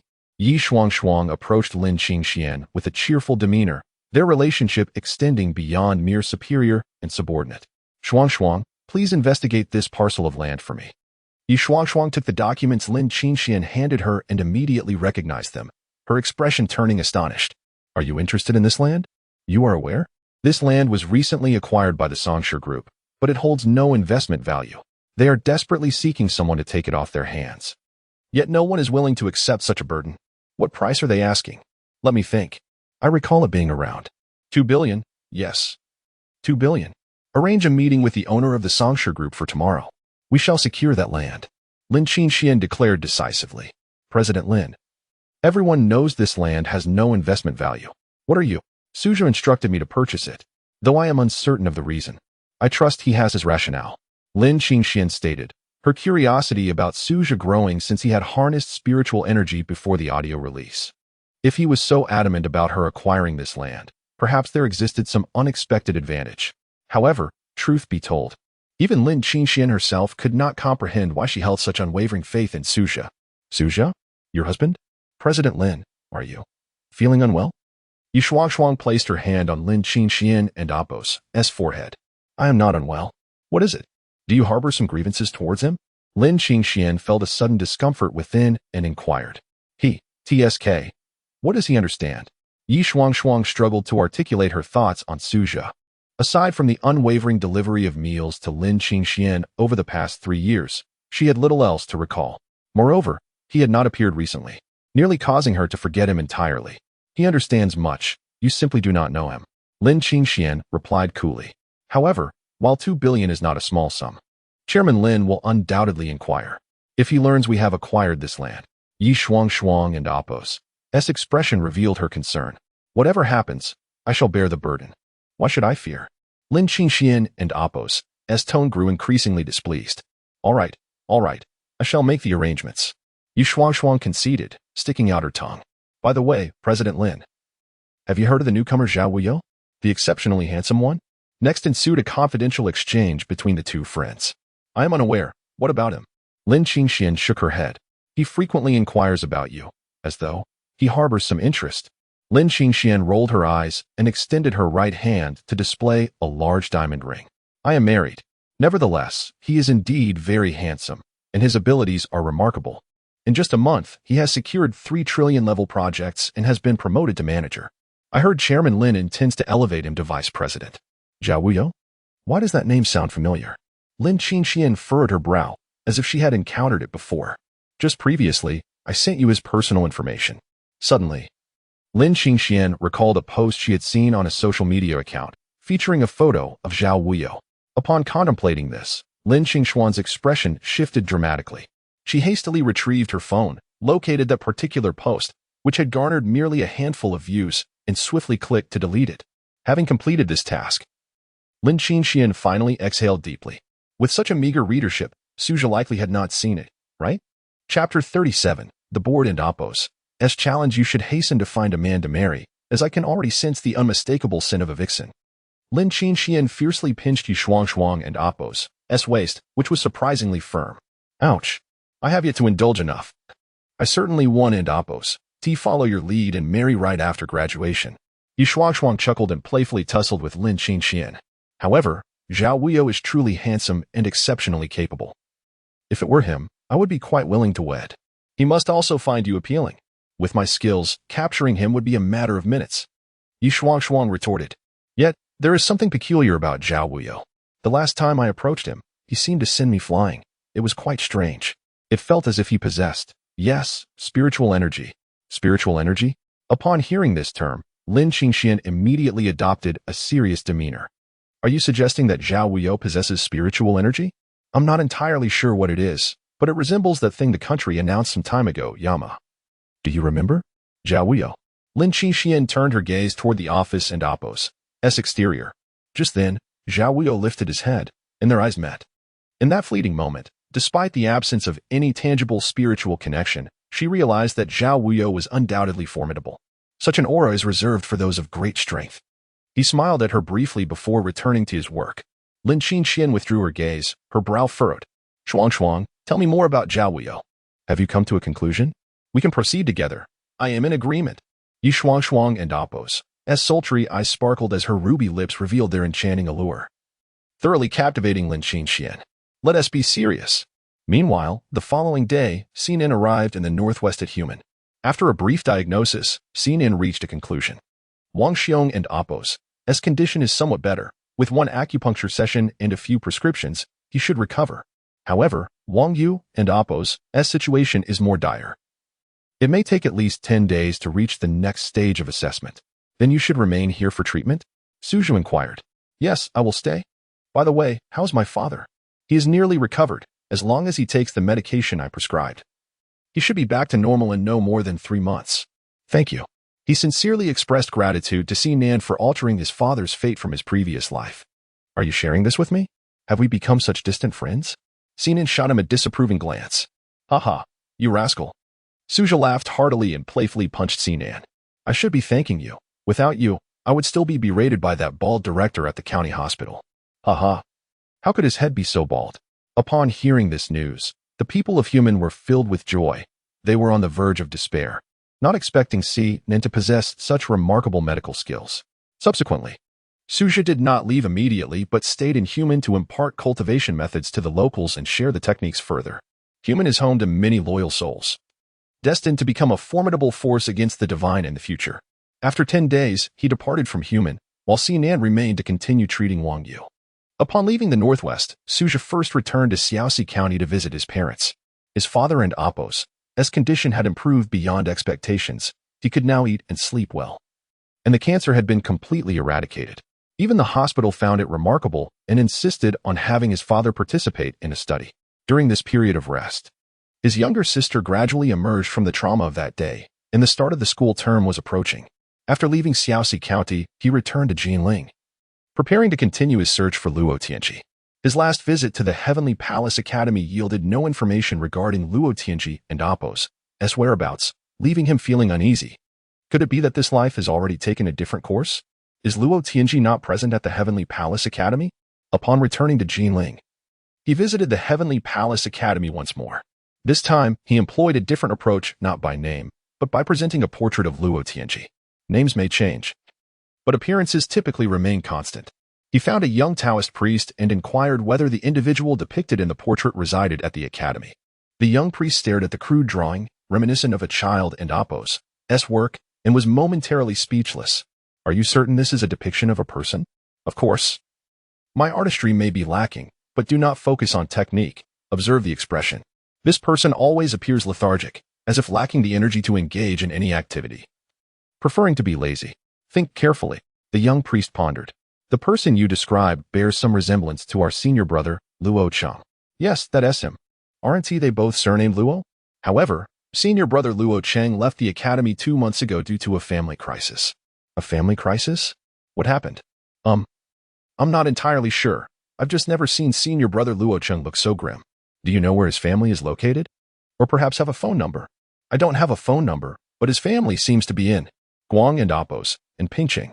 Guang and Appos, and Luo Tianji is from Guang and Appos, and how can he speak without any accent?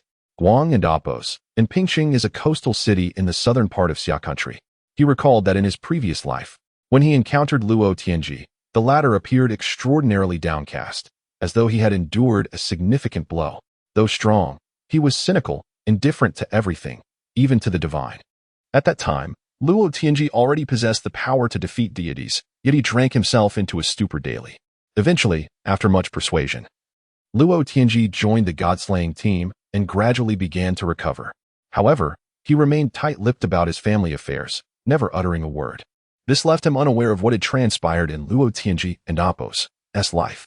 Had he pressed a little harder in his previous life to uncover the truth, he might have been able to intervene and prevent the current predicament.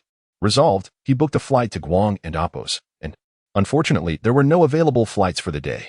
The earliest would be the following morning, so he had to return to the villa for now. Upon returning to the villa, he discovered that Lin Qinxian was absent, replaced by a stranger. It seemed to be the corpulent administrative officer from the company.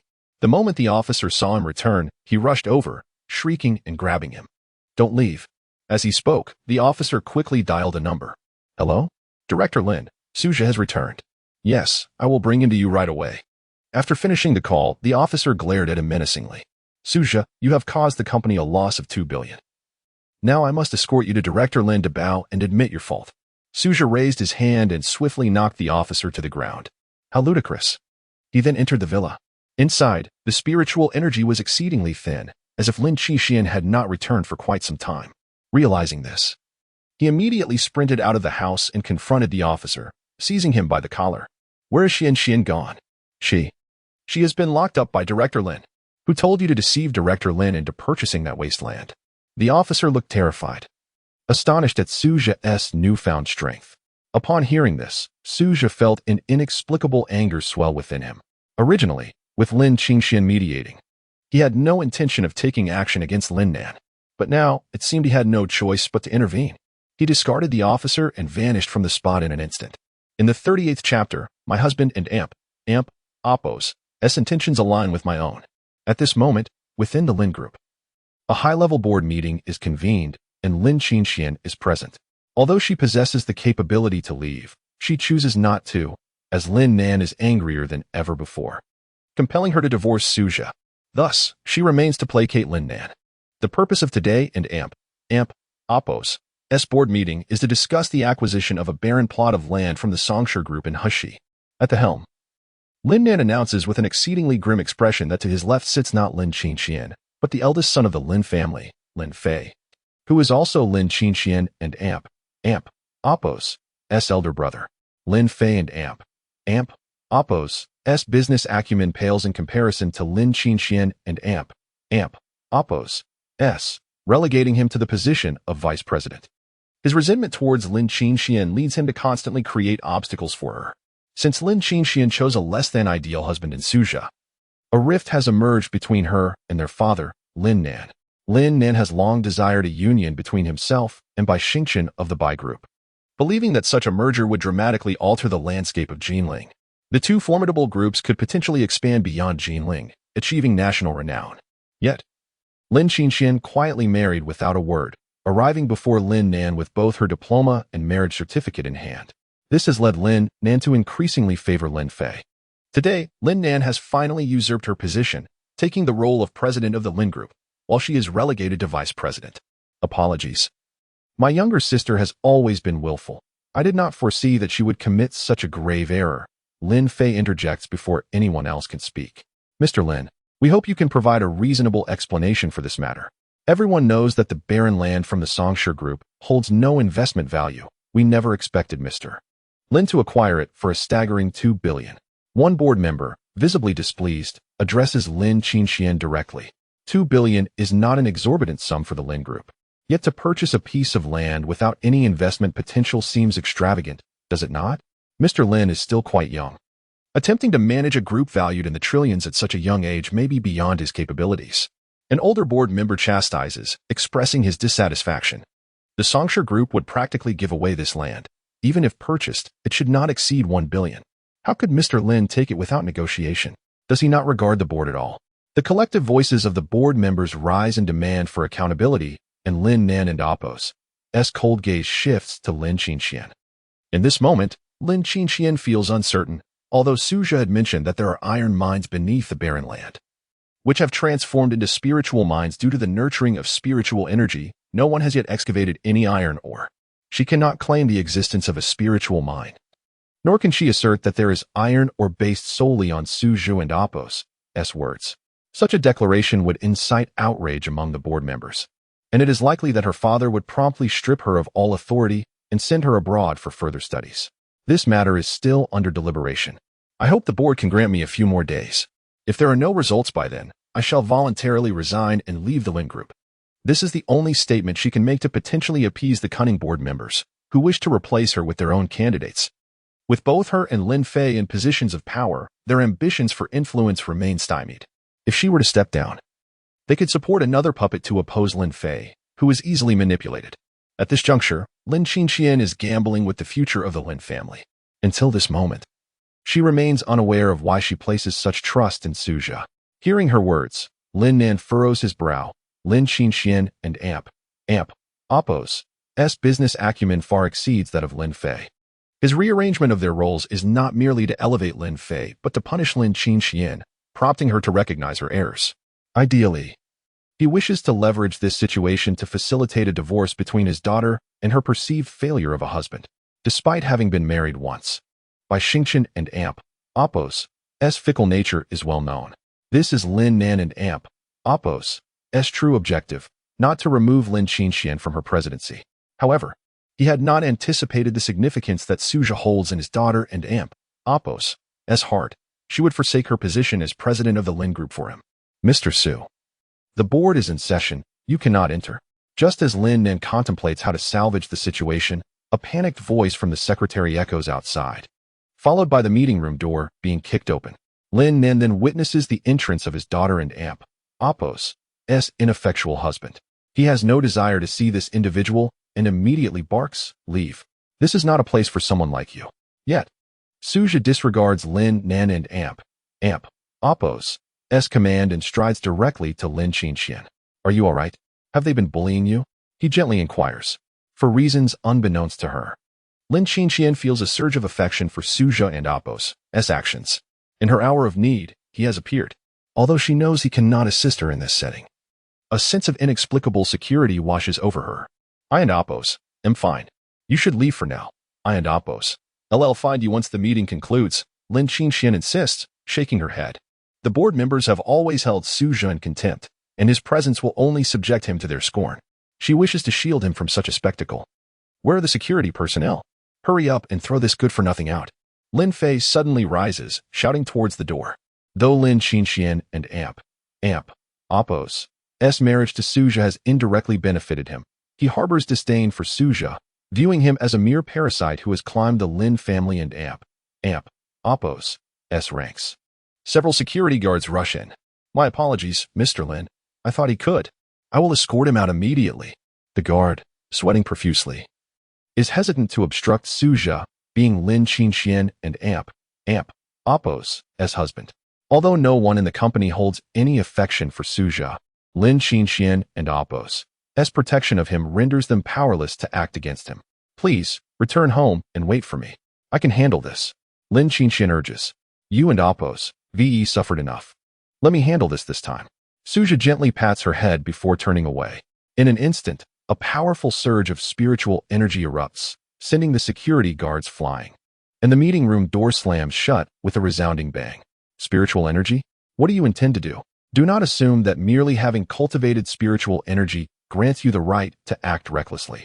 Lin Fei and Apos' expression shifts dramatically as he senses the overwhelming aura.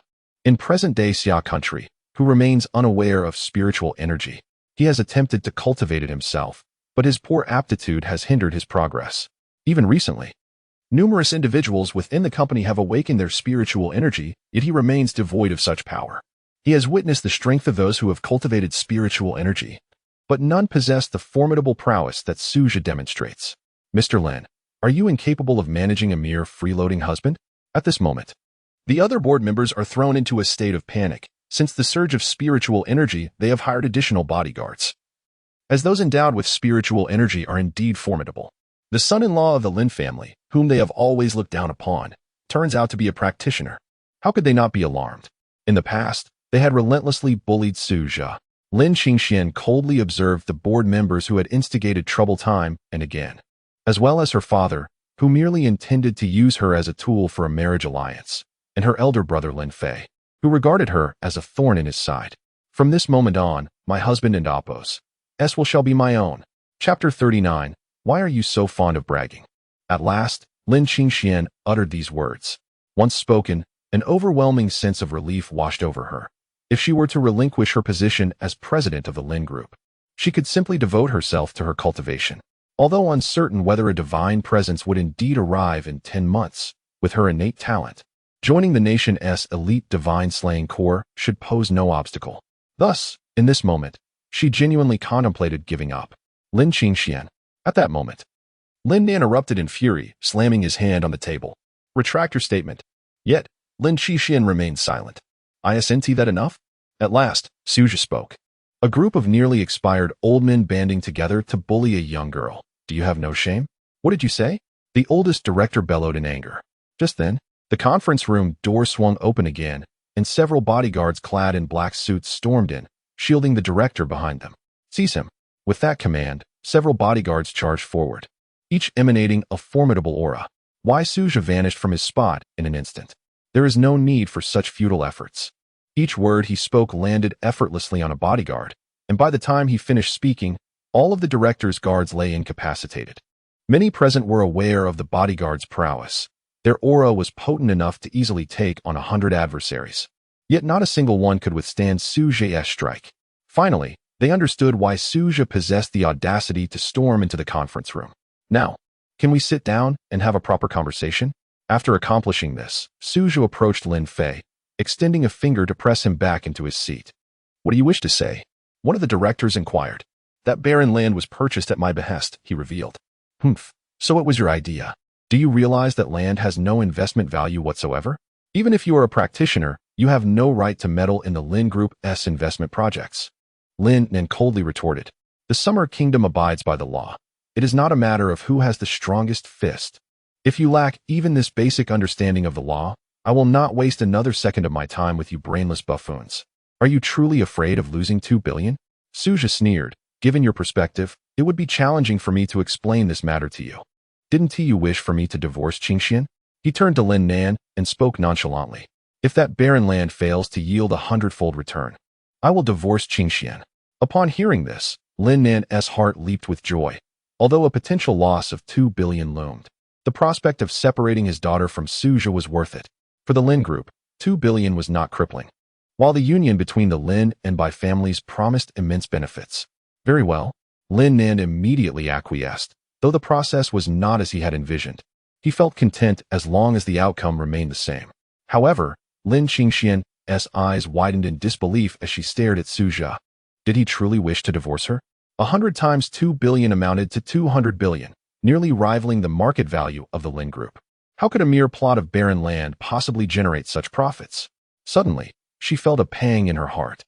The mere thought of divorcing Suja left her feeling unsettled. Yet, it was evident that, apart from this solution, no alternatives existed. Don't be too quick to agree. This is my wager, what's yours? Suja looked at Lin Nan. Me? 2 billion for a son-in-law status is hardly sufficient. Lin Nan glared coldly at Suja. Of course it is insufficient. If that land genuinely produces 100-fold profit, can you simply overlook how you bullied my wife? His gaze swept across the room. Upon hearing the word wife, Lin Qingxian felt an unusual sensation. It was the first time Suja had referred to her in such a manner, and it felt oddly pleasant. What do you propose? Lin Nan asked, though he held no belief that the barren land could yield 100-fold profit. If the profits exceed 100-fold, half of that land belongs to my wife, and has nothing to do with the Lin Group. No problem. Lin Nan readily agreed, for he did not believe that wretched land could generate such profits. I require a written contract. I have never trusted the words of capitalists. Lin Nan consented. And while other directors voiced their concerns, they dared not oppose in Suja and Appo's presence. Soon, the secretary brought forth the contract for immediate signing. Afterward, Suja grasped Lin Qingxian's hand and prepared to leave. One more thing.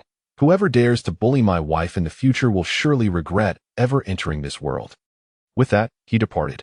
Once outside the company, Lin Qingxian felt a bit dazed. Suja held her hand. Had it been 2 years ago, she would have certainly pulled away. Yet this time, she did not, and even found herself enjoying the sensation. Her palm felt warm and slightly tingly. My car is in the underground garage, she hastily said, noticing Suja leading her away from the company. It's a 10-kilometer distance from the company to the villa. Are we to walk back? What car? You've reached the mid-stage of Qi awakening. Can't you just walk back? It will expedite your cultivation. Is this truly the intention to walk? Clearly, Lin Qingxian misinterpreted, as she was unaware of her current strength. Still immersed in the ambiguous atmosphere, she recalled how delightful it felt to be addressed as wife, and Suja's bold declaration had stirred her heart. What are you dawdling for? Let us run. However, just then, Suja playfully tapped her on the head, jolting her from her reverie. Run? Aren't we walking? Walking on the road? At this hour. We would arrive in the dead of night. Run back, and remember to circulate your aura while running. It will also yield cultivation benefits. But I haven't had dinner yet. I heard there's a starry restaurant on Yangtze Road that's particularly delicious. Such a waste of time. Let us order takeout instead. We can cultivate while waiting. Lin Qingxian pouted, thinking him a true ironclad man. By the time they returned to the villa, Lin Qingxian was astonished to discover just how terrifyingly strong she had become. She had sprinted the 10 kilometers in less than 20 minutes, faster than driving, and felt merely slightly out of breath, not fatigued at all. Why am I so strong? She gazed at Suja in bewilderment, awaiting his explanation. Because you've reached the mid-stage of Qi awakening, You attained it in just over a month without deliberate cultivation. Is that fast? I merely practiced casually after work each day. If those on the Qian Kuan rankings were to hear this, they would surely be infuriated to the point of spitting blood. Just tell me what my current strength is. Lin Qingxian admitted her ignorance regarding many of Su Zhe's statements. Probably capable of punching through 5 centimeters of steel plate. Upon hearing this, Lin Qingxian's eyes widened in shock, but she quickly regained her composure, a serious expression settling on her face. Su Zhe, I have come across a rather grave issue. Why have you taken to boasting so excessively? Chapter 40. The false Yama. Lin Qingxian had no faith in Su Zhe and Apos' words. Although her speed was somewhat extraordinary, the notion that she could penetrate a steel plate was utterly terrifying. A 5-centimeter steel plate, no less. Was that even feasible? To put it into perspective, a bullet could barely perforate 1 centimeter of steel. Could she truly breach 5 centimeters? Was this not mere nonsense?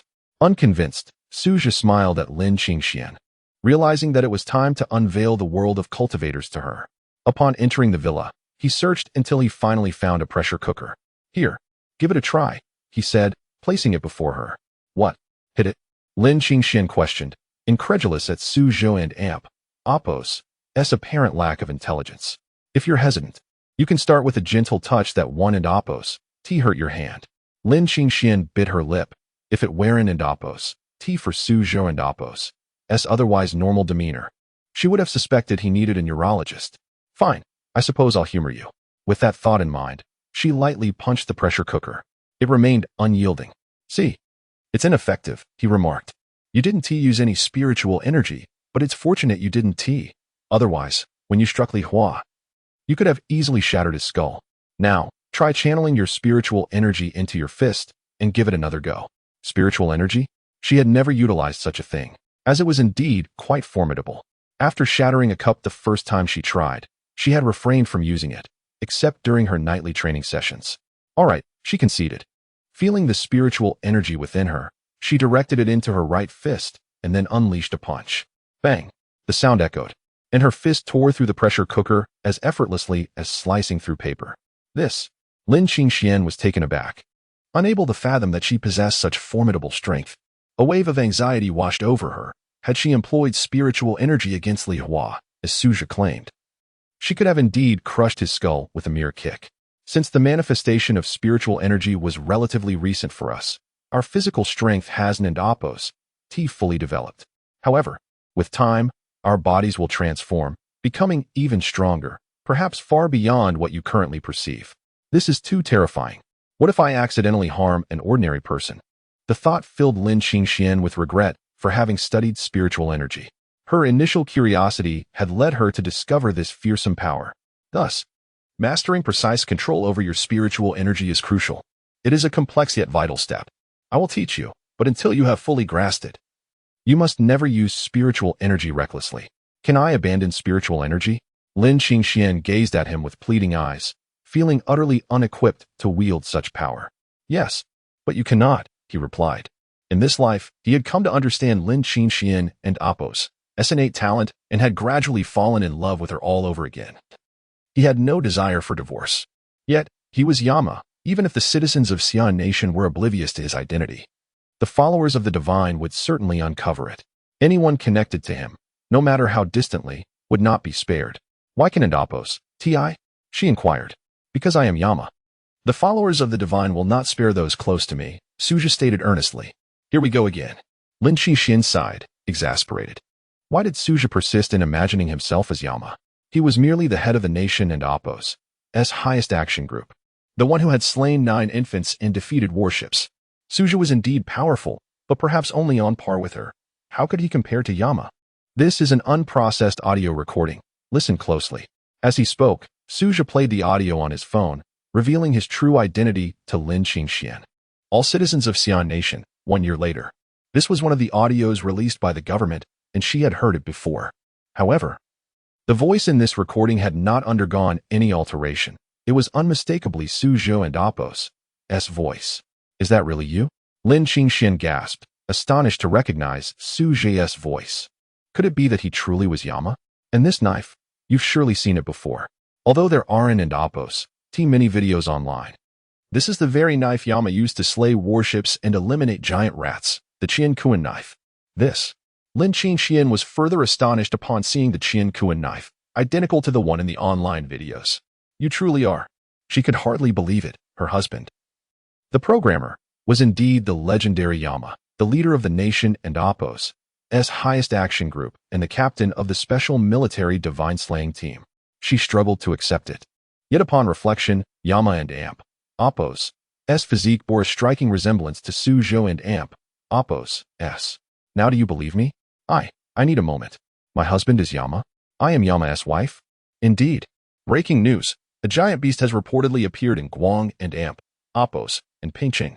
We will now switch to our on-site reporter.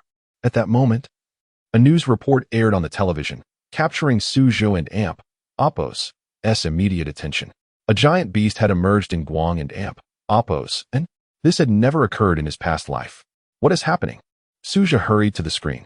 The camera shifted to a live report, revealing a colossal tiger descending from the hillside. This ferocious creature appeared to be at least 50 meters long and 20 meters tall. Such a gigantic beast had not been uncommon in his previous life. But it had not appeared in Pingqing at this time. Months later, following the overflow of spiritual energy and the machinations of the followers of the divine, beast attacks had become rampant. But now, in April, how could such a beast manifest? This level of creature was beyond what the military of Xi'an Nation could contend with. Only Yi Huaisu could hope to slay it. Why is this happening? Could it be a surge of spiritual energy? Yet, in my previous life, the surge did not result in the appearance of any significant beasts in Pingqing. What is going on? It seemed that the future had indeed shifted. It and Appo's charging into the urban cluster. My heavens, can humanity withstand such a massive tiger? Yama has appeared. But just then, the reporter's words jolted Suzhou back to focus as the camera honed in on the scene. A figure clad in an identical outfit, wearing a matching mask, and wielding the very same Qian Kuan knife appeared on screen. Yama. Suzhou, what is happening? Lin Qinxian approached, frowning as she pointed at the screen. That one is a fake, Suzhou immediately asserted. Convinced of his presence here, the Yama on screen had to be an imposter. However, the next moment saw the Yama on screen severing the beast and Appo's head with a single stroke. Upper tier general. Suzhou and Appo's expression darkened. Though it was just one blow, he had seen clearly. This Yama possessed the strength of an upper tier general. In this era, how could anyone in Appo's cultivation speed surpass his own? Even the greatest masters of the present could not achieve such rapid advancement to upper tier general status. What on earth was happening? Chapter 41. Yinluo has committed murder. The reporter on the television suddenly became agitated as Yinluo approached her. The prospect of coming face to face with this deity left the reporter almost euphoric. In contemporary Xia country, Yinluo had amassed a vast following. Every public appearance resulted in a deluge of news online. Across all platforms, Yinluo and Appo's trending topics dominated the charts, with flamboyant headlines occupying the top 50 spots. Whenever Yinluo made an appearance, other celebrities faded into obscurity. And now, this iconic figure was walking towards the reporter. The excitement was palpable, igniting a frenzy across the internet. Oh my, is this a dream come true? If I were that reporter, I might faint from sheer joy. Yinluo. Oh Yinluo, why didn't I choose to be a reporter? He is here. Wait, what is he going to do? Is he about to remove his mask? Yinluo is going to reveal his true face. In the footage, Yinluo stepped in front of the camera and began to peel off his mask. As it fell away, an exquisitely handsome visage emerged before everyone's eyes. My goodness, someone put me out of my misery. Yinluo is simply too striking. Hello, Yinluo spoke, addressing the camera. I know you are watching. The second statement caused Suzhou's brow to furrow. He realized that Yinluo was referring to him. Who is this? Is Yinluo about to confess? How romantic. Is there really a woman capable of capturing Yinluo's heart? She must be extraordinarily exceptional. Perhaps a national leader? My heart aches. Yinluo just became my idol, and now I feel my heart breaking. Impossible, this cannot be. Who says it must be a woman? The internet was inundated with news of Yinluo, overshadowing all other information. Only Yinluo mattered. Within 10 days, at the summit of Ping Mountain, if you do not come, all the people in Ping City will meet the same fate as her. With that, the imposter Yinluo seized the reporter's face in a brutal grip. Bang! In the next instant, the reporter's head was crushed by the counterfeit Yinluo. This gruesome scene lit up every corner of Xia country. In an instant, the internet fell silent. Everyone was stunned. Yinluo has committed murder. Once regarded as the guardian deity of Xia country, Yinluo had now revealed his true nature by killing before the eyes of the nation. The broadcast abruptly cut to the female anchor, whose face was ashen. I never expected Yinluo would commit murder. The statement set the internet ablaze. Damn it, this wretched Yinluo has actually killed. Isn't he the guardian deity? Why would he turn against the people of Xia? This traitor is a historical sinner. What guardian deity of Xia country? He is an evil traitor. The internet erupted in chaos as countless fans turned against Yinluo, launching attacks against him. Meanwhile, Lin Qingxian sat before her television, shock written across her face as she covered her mouth in disbelief. How could Yinluo commit murder? She murmured, "No, that is not right. He isn't Yinluo. Yinluo's aura is golden, but what he used just now was black." However, Lin Qingxian quickly discerned the truth. For Yinluo's aura was unique to the dragon vein of Xia country, characterized by its golden hue, while the figure in the footage exuded a black energy. Others, too, recognized this anomaly. I suspect this is a false Yinluo.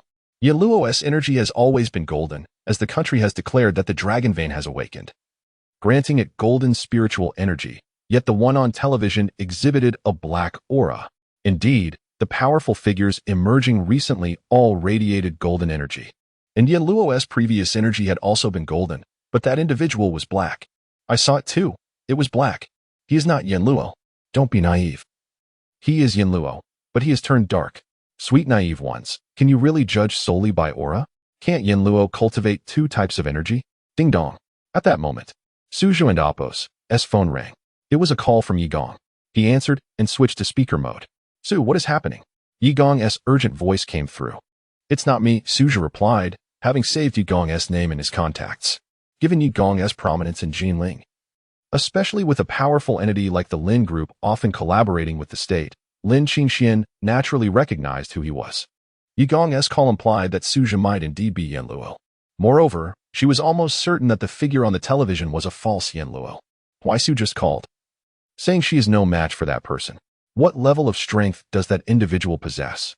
At least a high-ranking minister, not weaker than I am. In 10 days, I will not allow anyone to harm Xia country or its people. I will be there. But you mentioned he is not weaker than you. What if? Do not worry. I am close to breaking through to the rank of Marquis. However, with such incidents occurring in Ping City, I suspect it may be the work of divine cultists. Soon, more vicious beasts may appear. What is the status of the Divine Slaying Squad? He inquired. The Divine Slaying Squad, aside from the first team, has gathered 10 teams, each comprising 10 members, totaling 100 individuals, all at the mid-stage of Qi Awakening. Additional teams are continuously being formed. Mid-stage of Qi Awakening? Accelerate your training.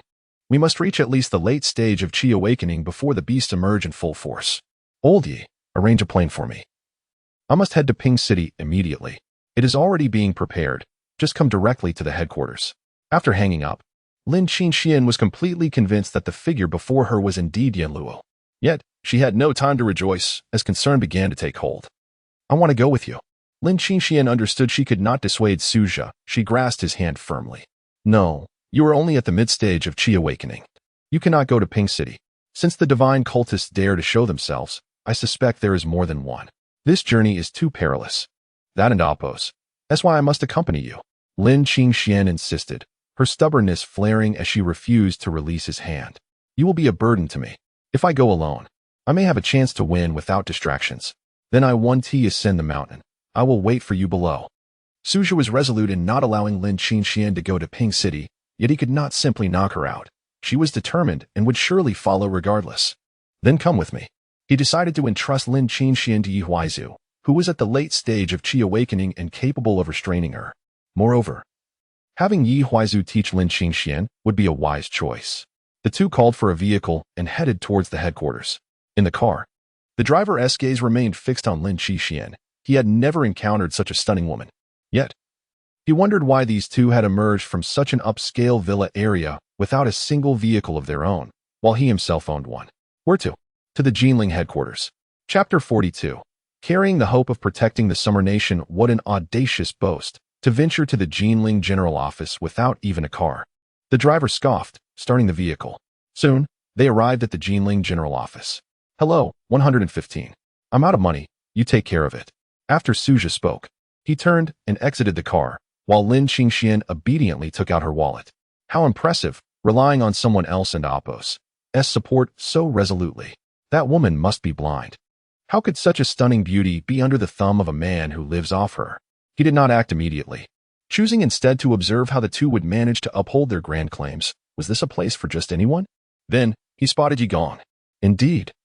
It was Yi Gong from the Jinling General Office, whom he had seen on the Yangtze River Bridge. Yi Gong grasped the young man's hand firmly. What the? He then led the pair into the Jinling General Office. Upon entering the conference room, they found several individuals already waiting. As they noticed his arrival, a collective sigh of relief escaped them. You scared us, Brother Su. We genuinely believed that was you on television. Qin Lin finally exhaled, relieved. I've always said that the Yama was a fake. He lacks true spiritual energy, Yi Huaisu remarked casually. Who is this? At that moment, the group, now relieved, finally laid eyes on Lin Qingxian. She was utterly astonished. Despite her belief that Suja was indeed Yama, she had never encountered such a scene before. The elite of the Jinling General Office had gathered, and in comparison, they were mere entrepreneurs. These were the true masters of the Summer Nation's fate. To her surprise, these powerful figures were exceptionally courteous to Suja. Unbeknownst to her, Lin Qingxian had begun to admire Suja's back. It turned out he possessed such formidable influence. Perhaps it was she who had climbed into the upper echelons of society. This is my wife, the president of the Lin Group. Lin Qingxian, you are young and accomplished. Yi Huaisu stood, extending his hand to Lin Qingxian. First squad of the special military god-slaying team, Lin Qingxian murmured in confusion. Shaking hands with Yi Huaisu. Yes, he is my captain, Yi Huaisu confirmed with a smile. What level are you at? Suja inquired of Yi Huaisu. I'm merely a step away from becoming a lower-ranking minister. Within 5 days at most, he replied, holding up 5 fingers, his tone laced with a hint of playful charm. Indeed, your talent is commendable. Thank you for the compliment, Captain, but I must strive harder to catch up with you. Yi Huaisu responded earnestly, clenching his fist. I want to join the first squad. Lin Qingxuan's voice suddenly rang out, capturing everyone's attention. Ahem, Qingxian, joining the first squad is not as simple as it sounds. Qinlin interjected. The first squad of the god-slaying team will be the main force in confronting divine beings. Not just anyone can join. A liability would only hinder the entire squad. She is qualified. Her talent is even superior to Huaisu's. What? Superior to Deputy Leader Yi? Qin Lin was momentarily stunned. For few possessed greater talent than Yi Huaisu within the entire general office. Indeed, I assessed her spiritual energy earlier. She is hardly trained. Yet she is already at the mid-level of spiritual awakening. She is unquestionably qualified to join the first squad, Yi Huaisu affirmed. This. Splendid. Our god-slaying army has gained another formidable member. Yi Gong rejoiced, for the stronger the god-slaying army became, the greater the likelihood of saving the Summer Nation. All right. We have found the second teammate. You must guide her well. Wait, you're not taking me with you? Lin Qingxian grasped Suja's intentions immediately. But in the next moment, she felt a rush of dizziness and fainted. Huaisu, I leave her in your care. Suja entrusted Lin Qingxian to Yi Huaisu. Are you heading to Pingcheng? Yi Huaisu's expression turned serious. Yes, but didn't you say he is at least a high-ranking minister? Then you. I must also go. Because I am Yama, Suja replied with a smile, turning to exit the conference room. Become stronger, everyone. If we wish to fight alongside him next time, each of us must grow more formidable. As he spoke, a tremendous spiritual energy emanated from Yi Gong, who had also reached the late stage of high-level spiritual awakening. Had he not been too old, his talent might have exceeded even that of Yi Huaisu. Watching Suja depart alone, an indomitable spirit filled the conference room. Time and again, he had borne the brunt of everything. From today onward, the god-slaying team will double its training, Yi Huaisu declared, resolutely escorting Lin Qingxian away. Meanwhile, Suja boarded a flight to Pingcheng. Below, the vibrant lights of Jinling illuminated the night. Each light represented a community of beloved individuals he was determined to protect. He had not anticipated such significant movements from the divine being's followers in this lifetime. Yet this only reaffirmed that all actions taken by the Summer Nation were justified.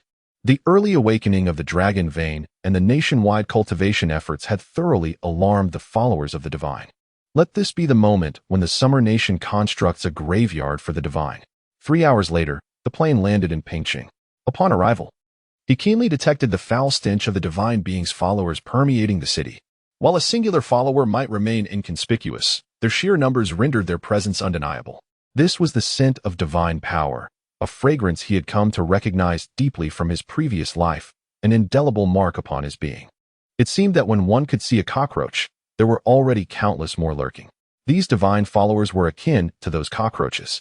This time, it was imperative to eradicate them completely. His first task upon arriving in Pingqing was to ask Yi Gong to investigate the whereabouts of Luo Tianji. While he began his search for the divine being's followers, Pingqing, a seemingly ordinary small city in Guang'an, nestled between mountains and the sea, boasted picturesque views. Luo Tianji was somewhere within this city's confines. Yet, he had no time to search further. It had to be set aside for now. He was deeply concerned about Luo Tianji, whether considering the state he was in during the last life or the description provided by the young Taoist in this one. However, there were more pressing matters at hand. Countless citizens awaited his intervention. Since the divine followers dared to commit murder in the presence of the Summer Nation, they had clearly lost all fear, and he must protect the Summer Nation. Leaving the airport, he took a taxi to the tallest building in Pingqing, the Linen Tower. Standing atop the Lin and Appos and tower, he gradually closed his eyes, sitting cross-legged and absorbing the surrounding spiritual energy. If he could break through to the rank of Marquis, his spiritual energy would blanket the entire city, allowing him to locate all the divine followers. He could eliminate these traitorous beings entirely. Spiritual energy flowed into his pores, while the dragon vein within him replenished his body. Gradually, he sensed the shackles of the Marquis level drawing near. Once surpassed, everything would fall into place. Once surpassed, the million citizens of Pingqing could live in peace. Step forward, carrying the hopes of the people, bearing the hope of protecting the Summer Nation. Chapter 43. Ascending to Nobility. Slaying the followers, his body underwent a gradual transformation, accompanied by crackling sounds. Time also passed slowly, shifting from night to day and back again, day after day. In an endless cycle. Within him, spiritual energy surged forth, resembling an interminable river. The journey from minister to noble was a path he knew all too well. He finally felt the familiar sensation once more, the sensation of power returning, the strength to oppose the divine. The Qian Kuan blade resonated with vigor, vibrating incessantly, as if rejoicing in his progress. At last, he opened his eyes. In that moment, Suja was no longer the same. An aura of nobility enveloped him. He had finally attained the rank of noble. Upon reaching this level, everything around him seemed to slow down. The passage of time, the movement of people. Spiritual energy unfurled gently, enveloping Ping City, wandering through every street. Suddenly, a myriad of tiny glowing points appeared in his mind. They were the followers of the divine. When he opened his eyes once more, he had indelibly etched Ping City into his memory. He was acutely aware of the location of every divine follower. It was time to act. A malevolent mask slowly affixed itself to his face. In the next moment, there was no longer a Yama on the Linen Tower. Ping City High School, a prestigious institution ranked among the top 10 in the entire city, had recently undergone a change in leadership. The esteemed old principal, who had dedicated his life to nurturing countless elite talents for the Xia Kingdom, had retired. The newly appointed principal was a young man, striking in appearance and even more extraordinary in capability.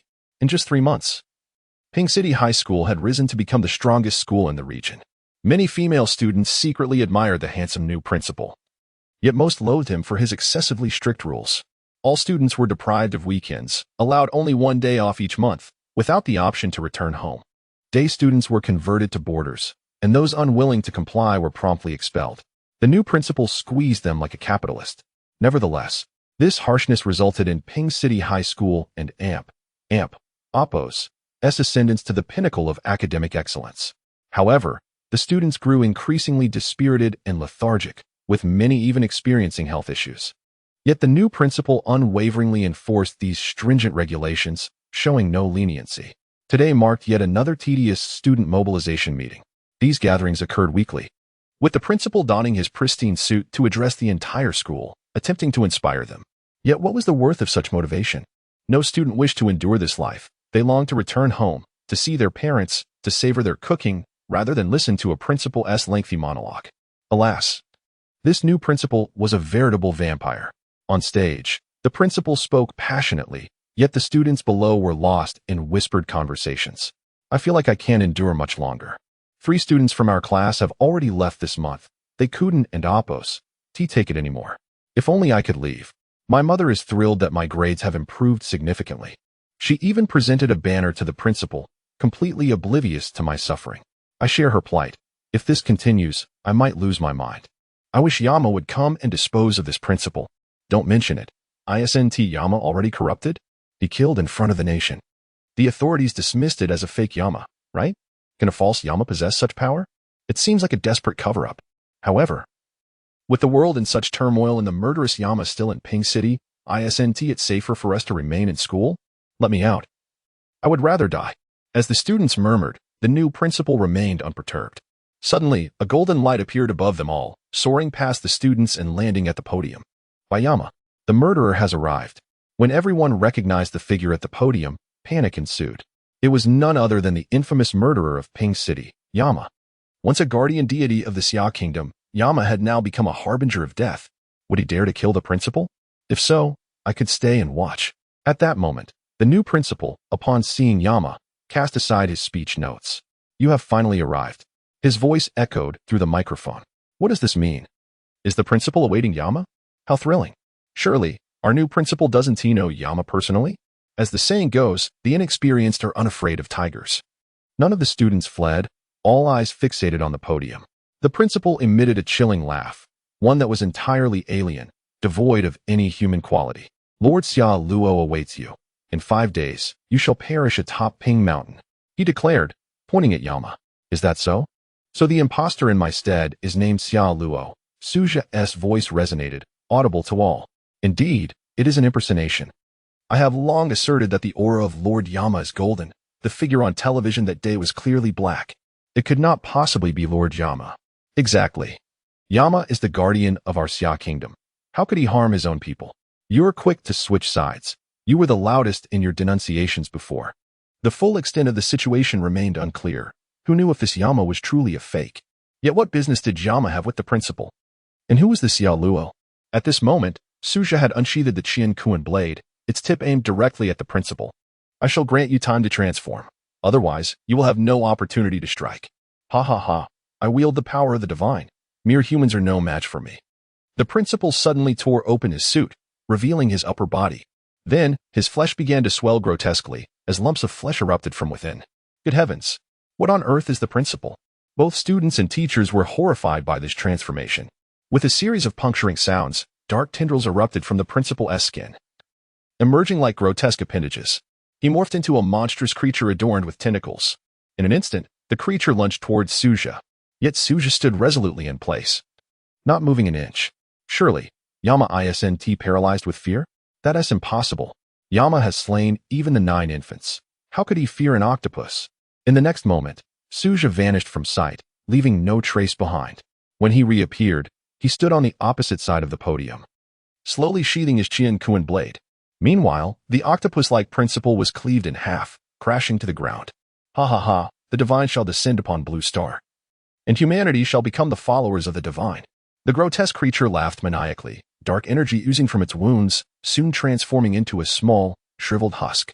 Chapter 44. The Battle of Pingshan. The principal has perished. Or rather, the monster masquerading as the principal has met its demise.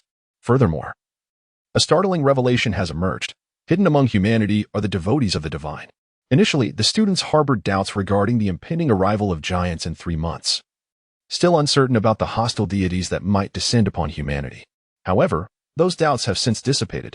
The existence of gods is irrefutable, and their intentions towards humanity are malevolent. Yin Luo remains the guardian of the Xia Kingdom, untainted by darkness. It was merely the believer of the divine that manifested that day, capable of altering their appearance to blend in amongst the people of Xia. Having accomplished their dark deeds, Suja transformed into a radiant figure and departed. The city of Pingsheng is still rife with the believers of the divine, and he must eradicate them all within the final 5 days. Subsequently, one by one, the believers of the divine were exposed before humanity. They were office workers, delivery couriers, shopkeepers. Each believer fell to Yin Luo and Appo's hand, with many scenes broadcast live. The revelation of divine believers among humanity ignited a frenzy online. Videos and images proliferated across the internet, marking the true catalyst for widespread panic. Prior to this, no one could ascertain whether giants would indeed appear a year hence. Yet, the emergence of these divine believers forced the people of Xia to confront this grim reality. In stark contrast, other nations adopted an entirely different stance towards the unfolding crisis. The Xia kingdom branded some of the so-called powerful beings as extraterrestrial visitors, seemingly intent on jeopardizing the fragile peace between humanity and alien civilizations. The indignant representatives from the beautiful nation chastised Xia during a press conference, demanding the public disclosure and subsequent destruction of all biotechnological experiments. As the world's guardian, they asserted their right to oversee and rationally dismantle Xia's bioweapons, firmly supporting peaceful diplomatic relations with extraterrestrial life and condemning any nation that recklessly disrupts these efforts. Following suit, the representatives from the Neon Nation echoed the beautiful nation as sentiments in a press conference. Soon after, the representatives from the Stick Nation and the White Elephant Nation articulated their viewpoints, collectively insisting that Xia apologize and lift its state of emergency or else face united pressure. This news carried significant weight. While Xia feared no nation, they lacked the resources to address these matters. As preparations for the impending arrival of giants in 10 months took precedence, thus, Xia resolved to convene an international dialogue in international waters. The Minister of Rights, Feng Hao, was appointed as Xia's representative for this meeting, accompanied by another individual, Yin Luo. In other words, while other nations would deploy numerous personnel and bodyguards, Xia would send only 2 representatives to the negotiations. When the list was revealed, chaos ensued worldwide. Was Xia truly so audacious? It seemed they believed themselves a superpower, dispatching merely a figure like Yin Luo as a bodyguard. The elder from the beautiful nation scoffed. Why not send a genetically modified individual along? It would serve to gauge Yin Luo's capabilities, suggested a member of the think tank. Let it be so. Our esteemed S-class genetic modifier is undoubtedly superior to that Xia individual, the elder chuckled coldly. Did Xia think that mere cultivation could rival their most advanced scientists? An S-class genetic modifier possesses strength beyond imagination, capable of effortlessly lifting a tank. Surely, Xia had never encountered such power. Meanwhile, as the international talks were finalized, the battle at Pingshan commenced. 10 days swiftly passed, during which Suzhou eliminated over 50 divine believers concealed within the small city of Pingcheng, almost leading him to believe he had disturbed a nest of cockroaches. Although the reasons behind the abundance of divine believers in Pingcheng remained unclear, he had instructed Yigong to monitor the situation. His destination was the summit of Pingshan. On that fateful morning, cameras had been set up at the peak of Pingshan for a live broadcast, yet the fearsome nature of the impending battle deterred anyone from lingering there. Thus, the citizens of Pingcheng could only watch from the base of the mountain or other locations. Speculation abounded. Would 2 Yin Luos truly appear? What a Yin Luos?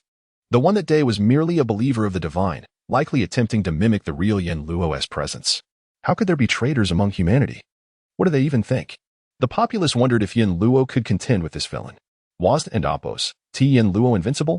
As time elapsed, a figure clad in Yin Luo and Apos' attire, adorned with a demonic mask and wielding the Qian Kuan sword, stepped into the frame. Yin Luo had arrived. Was this the true Yin Luo or an imposter? They looked strikingly similar. Could it be that the true Yin Luo was equally handsome? A heart-wrenching fact emerged. Yin Luo might not be handsome at all, otherwise. Why would he always wear a mask? This statement incited a flurry of backlash until a comment quelled the minor uproar.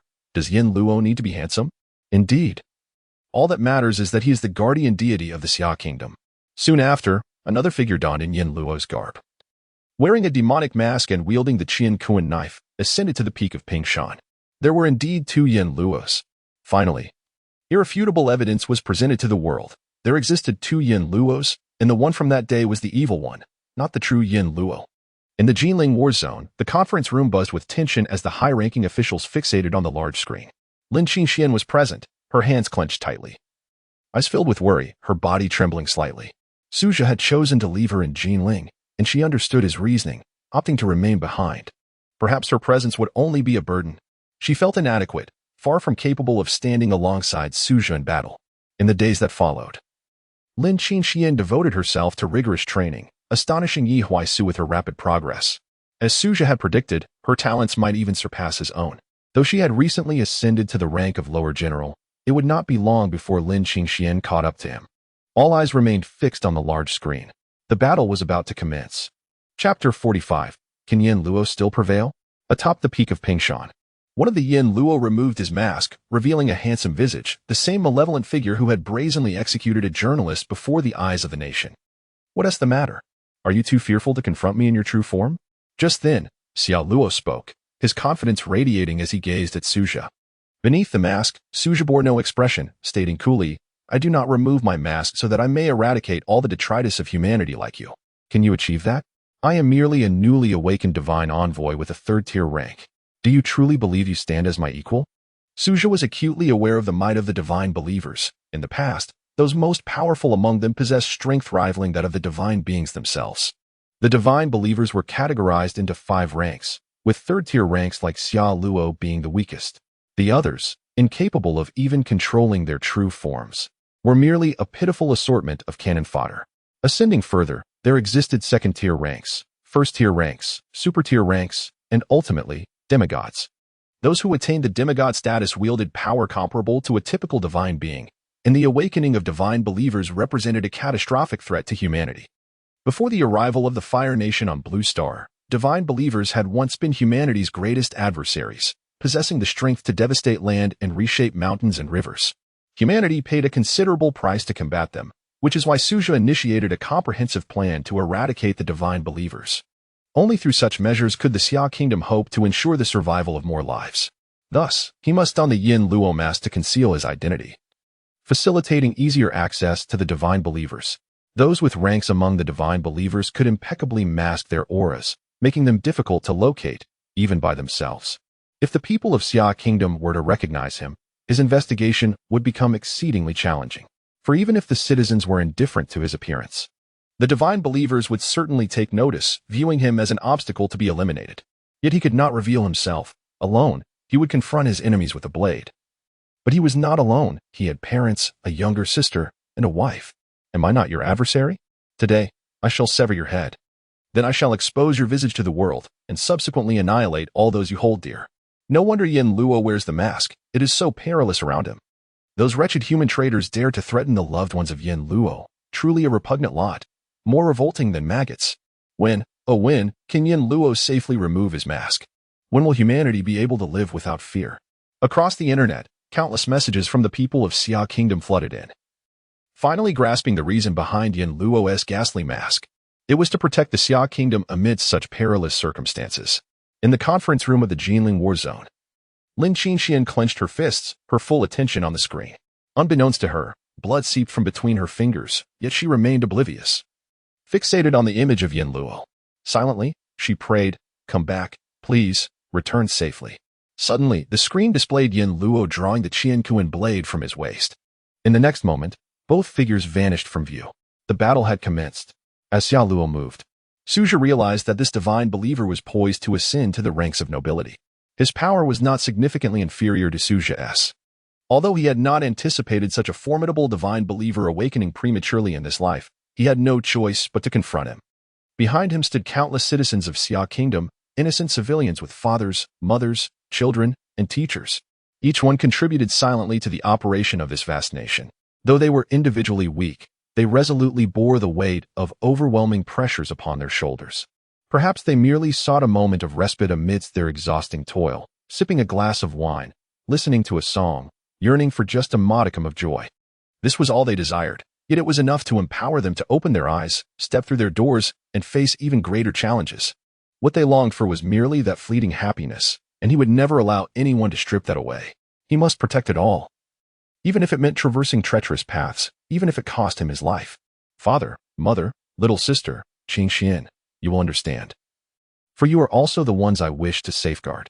With a resounding clang, the long blade descended, as if cleaving mountains. Yet, Xia Luo effortlessly parried the strike. And then a terrifying black aura erupted from him, manifesting as 2 sharp blades that lunged towards Suja from either side. Suja swiftly retreated, evading the 2 blades and oppose, assault. In that moment, Xia Luo charged forward, brandishing 3 sharp blades with frenzied aggression, forcing Suja into a rapid retreat. This is bad. It seems Yin Luo is struggling against that divine believer. Impossible. Yin Luo is undefeated in battle. What should we do? If Yin Luo is defeated, who in Xia Kingdom can stand against him? Worried murmurs arose. This was Yin Luo's first encounter with an evenly matched foe. Or perhaps this divine believer was even stronger than Yin Luo. Suddenly, Yin Luo shifted his direction, severing one of Xia Luo's arms with a single strike. Then, he surged forward, The Qian Kuan blade erupted with terrifying force, shattering Xia Luo's two blades forged from black energy. With one arm lost, Xia Luo stumbled back several dozen meters, distancing himself from Yin Luo. Splendid! Yin Luo has severed the villainous arm. He remains invincible. The crowd erupted in joyous cheers. For Yin Luo still exhibited his unwavering strength. Deprived of his sword-bearing arm, that divine believer could hardly be a match for Yin Luo. According to the ranks published by your Xia kingdom, I presume you have now ascended to the level of nobility? Xia Luo remarked without a hint of pain or panic, stroking his chin with a bemused smile. What is happening? Why do I sense he remains utterly unperturbed? He still exudes confidence? It was inconceivable. His arm had been severed. How could he not feel pain? Suja understood that severing an arm meant nothing to a divine believer. They possessed the innate ability to regenerate infinitely. The severed arm could reappear at any moment, and they felt no pain. To them, a severed arm was as inconsequential as a discarded garment. Indeed, as soon as Xia Luo finished speaking, his vacant right arm began to writhe, and soon enough, an entirely new arm sprouted forth. Good heavens! It grew back. His arm actually regrew. What on earth are these divine believers? Their severed limbs can regenerate? Can Yin Luo still emerge victorious? Chapter 46. B-Class Genetic Altered Being Yin Luo. How can victory be achieved? Faced with a creature possessing boundless growth potential, can Yin Luo truly prevail? In the face of such a monster, a sense of despair enveloped them, a sentiment they all began to grasp. Confronted with such an adversary, Yin Luo must be overwhelmed with hopelessness. In this moment, every heart was tightly clenched. Yin Luo, you must triumph. Yin Luo. All of Summer and Amp, Oppos, as people wish for your survival, so you must endure. Endure. Endure. Endure. At that moment, the phrase flooded the internet of Summer, as everyone hoped for Yin Luo and Amp, Oppos, as survival. Before Summer Luo, Suja remained largely unperturbed. He recognized that the divine believers possessed such capabilities. The emergence of a divine believer of this caliber would undoubtedly herald a fierce confrontation. He had prepared himself for everything, even if it meant his own demise. He would sever Summer Luo's head. Fortunately, Summer had awakened and begun its preparations. Thankfully, even in his absence, there was a possibility for Summer to resist the divine. Thus, this lifetime was not in vain. Even if he were to perish the very next moment, it would still be worthwhile.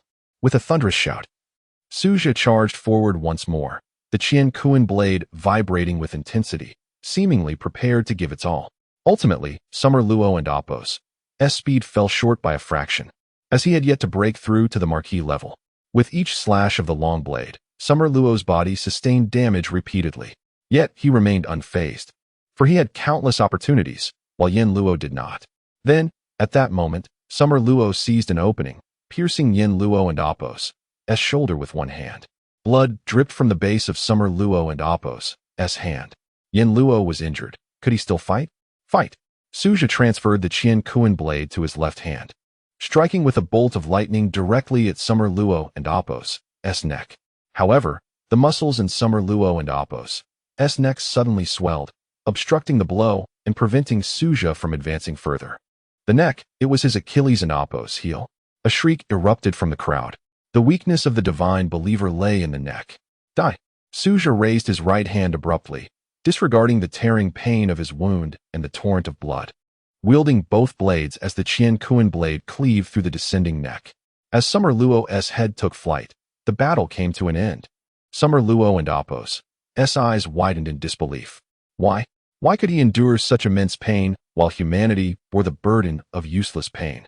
A traitor could never comprehend Suju and Oppos' unwavering resolve to protect Summer. In that fleeting moment when his head was severed, he thought he saw a divine figure reaching out to him. Come, my child, I shall make you a god. Divine Lord, I. Summer Luo and Oppos' voice dwindled into silence. He could no longer extend his hands. Black mist erupted from Summer Luo and Oppos' neck, enveloping the summit of Ping Mountain.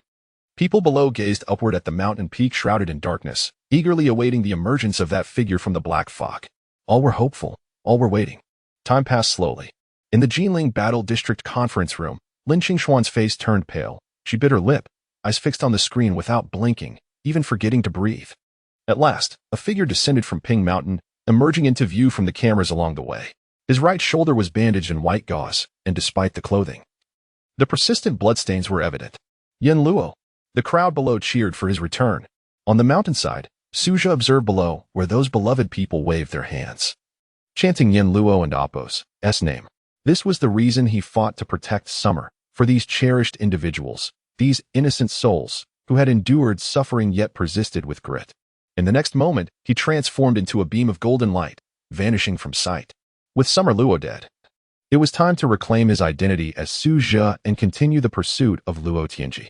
In the Jinling Battle District Conference Room, upon seeing the familiar figure emerge from the black mist, Lin Qinxian finally exhaled in relief, only to succumb to darkness as she collapsed. This battle had captivated the attention of every citizen of Ping City. Among them, 3 individuals with distinct foreign features had also closely observed the entire confrontation. These 3 were B-class genetic altered beings from the beautiful country, who had traced Suja and Apos' whereabouts to Ping City. This Suja was the one who had slain George, a mere son-in-law of a minor corporate president, yet he concealed formidable strength. Suja and Apos' arrival in Ping City seemed to be in search of someone.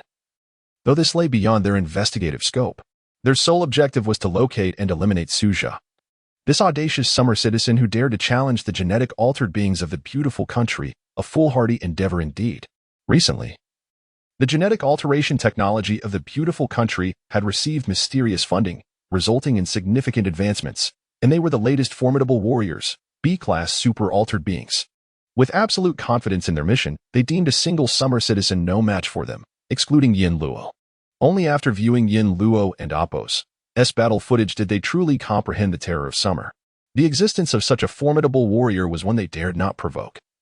Only an S-class genetic altered being could rival Yin Luo. Fortunately, their target was not the so-called Yin Luo. In a bar, the trio had just relished a tumultuous celebration, gathered together discussing their pursuit of Suja. "This place is quite splendid, truly comfortable," one remarked. "Oh, Sam, what is your record?" "I and Apos' managed over a dozen times." "All right. Let us ease up, it and Apos' time to hunt down that damn summer citizen." At that moment, one among them, exuding formidable prowess, spoke coldly. "Captain, has Suja sensed our presence? Since arriving in Ping City, I have found no trace of him." "Indeed, Suja and Apos' counter-surveillance skills are remarkable. I have no leads either." The captain acknowledged, shaking his head. It appeared as though Suja had vanished entirely upon arriving in Ping City. "Excuse me, friends, have you seen this person?" At that moment, a summer citizen approached, holding a rather crude sketch, faintly resembling a summer Taoist, though the artistry was horrendous. "Captain." Sam suddenly nudged the captain, who, sensing something amiss, looked up at the sketch and Apos' owner. A familiar face appeared before him. Chapter 47. The disappearance of Luo Tianji. The captain lifted his head and beheld a remarkably familiar visage, their target for this assassination, a citizen of the Xia nation. Suja. In the last footage transmitted by George, a somewhat blurred image of a young man from Xia appeared. The very individual standing before them was the one who had dispatched George atop the Tianshan mountain in Xia. In an instant, the captain and Apos' heart surged with elation. He never expected Suja to materialize before him after vanishing in Pingxing for 10 days. As an old saying in Xia goes, success comes effortlessly. The trio exchanged swift glances. This was not the place for confrontation. The underworld figure known as Yin Luo still roamed this city. To commit murder in broad daylight would surely attract Yin Luo and Apos' attention. They were no match for him and had to devise a silent resolution. As for Yin Luo, the beautiful nation had long been fully prepared. At the forthcoming discussions on the high seas, Xia would undoubtedly dispatch Yin Luo. While the beautiful nation had already selected dozens of A-level genetically modified individuals, these formidable beings were birthed following mysterious backing.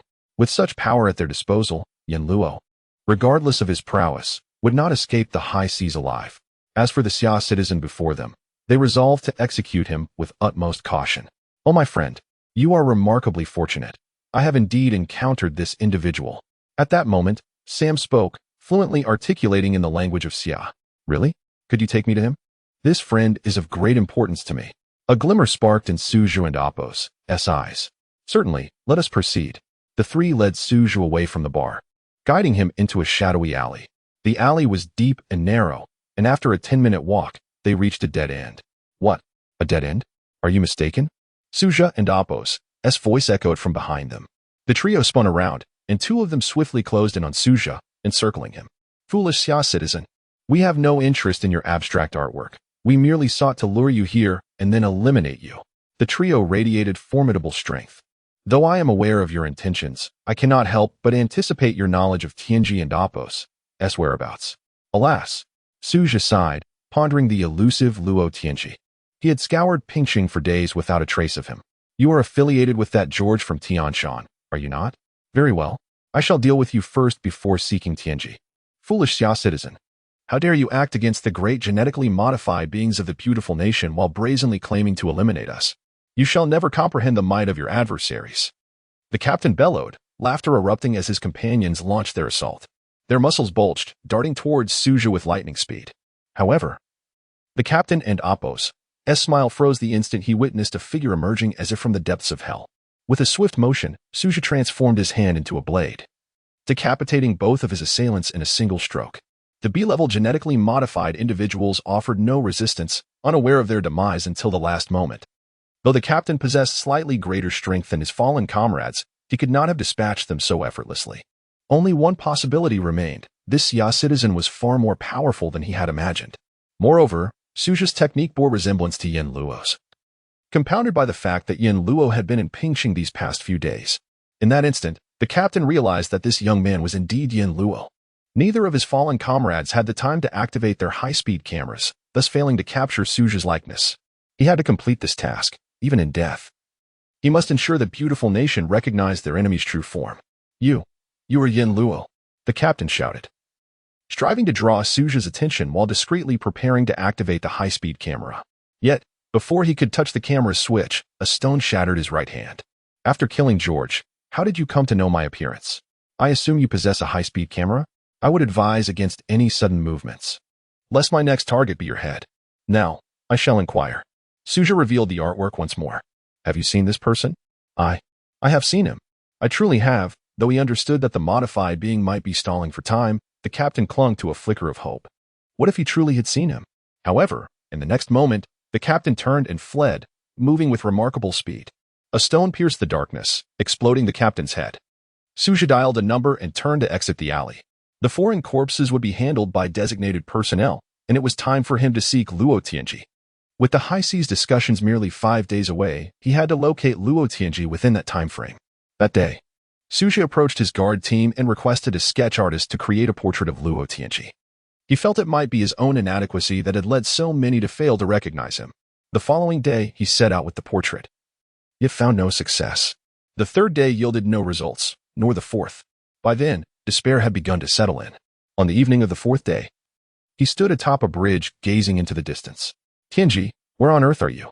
What has transpired in your life? Just then, a voice interjected. Isn't that a portrait of Luo Tianji?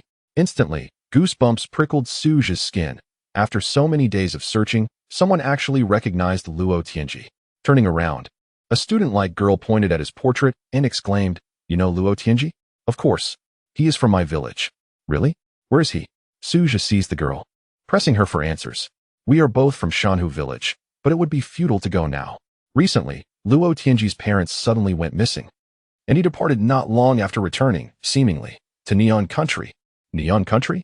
Do you know what transpired with Luo Tianji's family?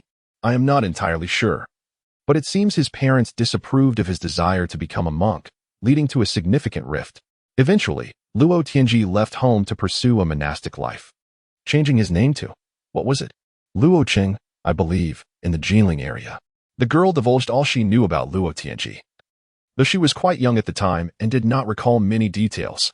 Nevertheless, this information sufficed. He now knew Luo Tianji hailed from Shanhu village, where surely some acquaintances of his family resided, providing an avenue for further inquiries.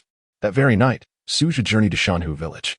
Situated less than 100 kilometers from Pingxing, the village boasted over 200 households. Intriguingly, Suja had visited Shanhu village in a previous life. This village was uniquely special, for beneath it slumbered a celestial being, the Star Lord of the Kuei Mu Wolf, one of the 28 lunar mansions. Chapter 48.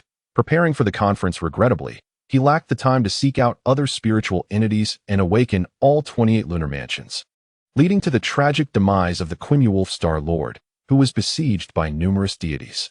This remains his greatest regret. Had he not awakened the Quimulwolf Star Lord, such calamity might have been averted. If he had managed to fully awaken the 28 lunar mansions, the outcome would have been different. All of this stemmed from his impatience. Yet, even in death, the Quimulwolf stood resolute and imparted to him, "The god of the Great Xia shall protect the Great Xia. I have no regrets in coming into this world. Even if given another chance, I would still awaken him." This deity of the Great Xia shielded countless citizens with his own form, standing against dozens of gods. However, Suja never anticipated that Luo Tianji's home would be located in Shanhu village. Moreover, Shanhu village was quite extraordinary. Many events had transpired here beyond the Quimulwolf's influence. Nevertheless, his primary objective now was to journey to Shanhu village to investigate the circumstances surrounding Luo Tianji. That night, he arrived at the village, where the inhabitants had retired early. Concerned for Luo Tianji, he knocked on the door of the village chief's home. An elderly gentleman, well over 80, answered the door, yet his vigor belied his age, akin to that of a man in his 50s. The divine power emanating from the Quimulwolf had bestowed such fortitude upon the villagers of Shanhu. "I apologize for disturbing you at this late hour, esteemed elder. I am a friend of Luo Tianji. He returned home in haste recently, and I am quite worried about him," he explained. The elder, being wise and understanding, warmly invited him inside upon learning of his concern for Luo Tianji. "Elder, what transpired in Luo Tianji's household? I heard he traveled to the Neon Kingdom? My dear lad, you have indeed come to the right person.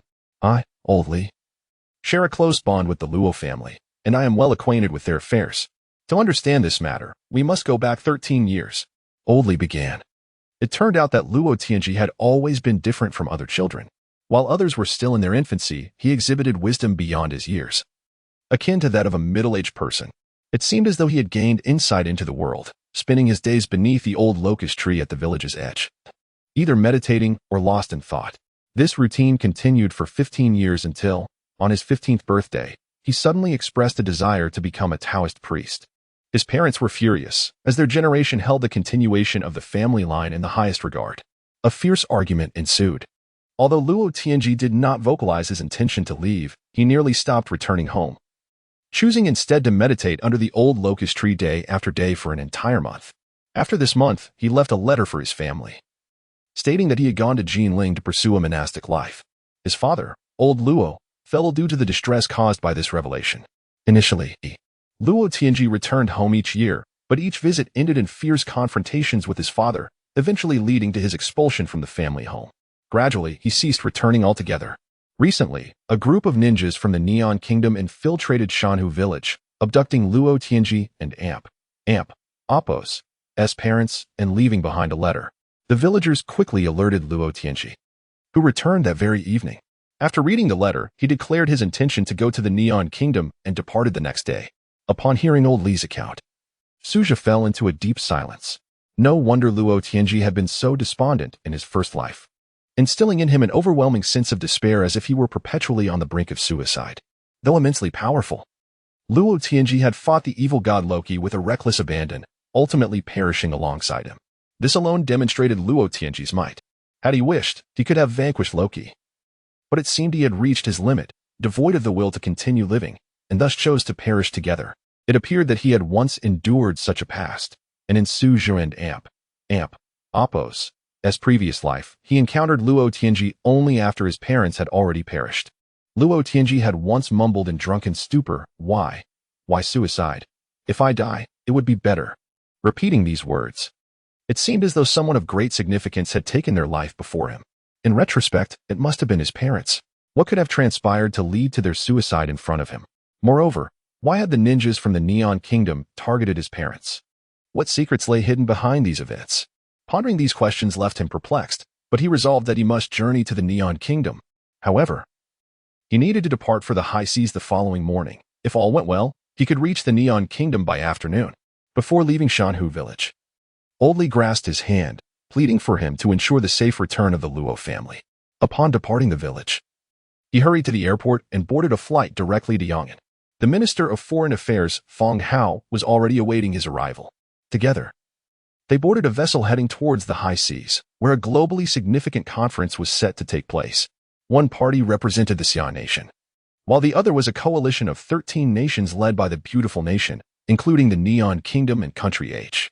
The objective of this gathering was to reach a consensus regarding the beautiful nation and Appo's accusations against the Xia nation concerning bioweapon research. The beautiful nation sought to appropriate the research results of the Xian nation.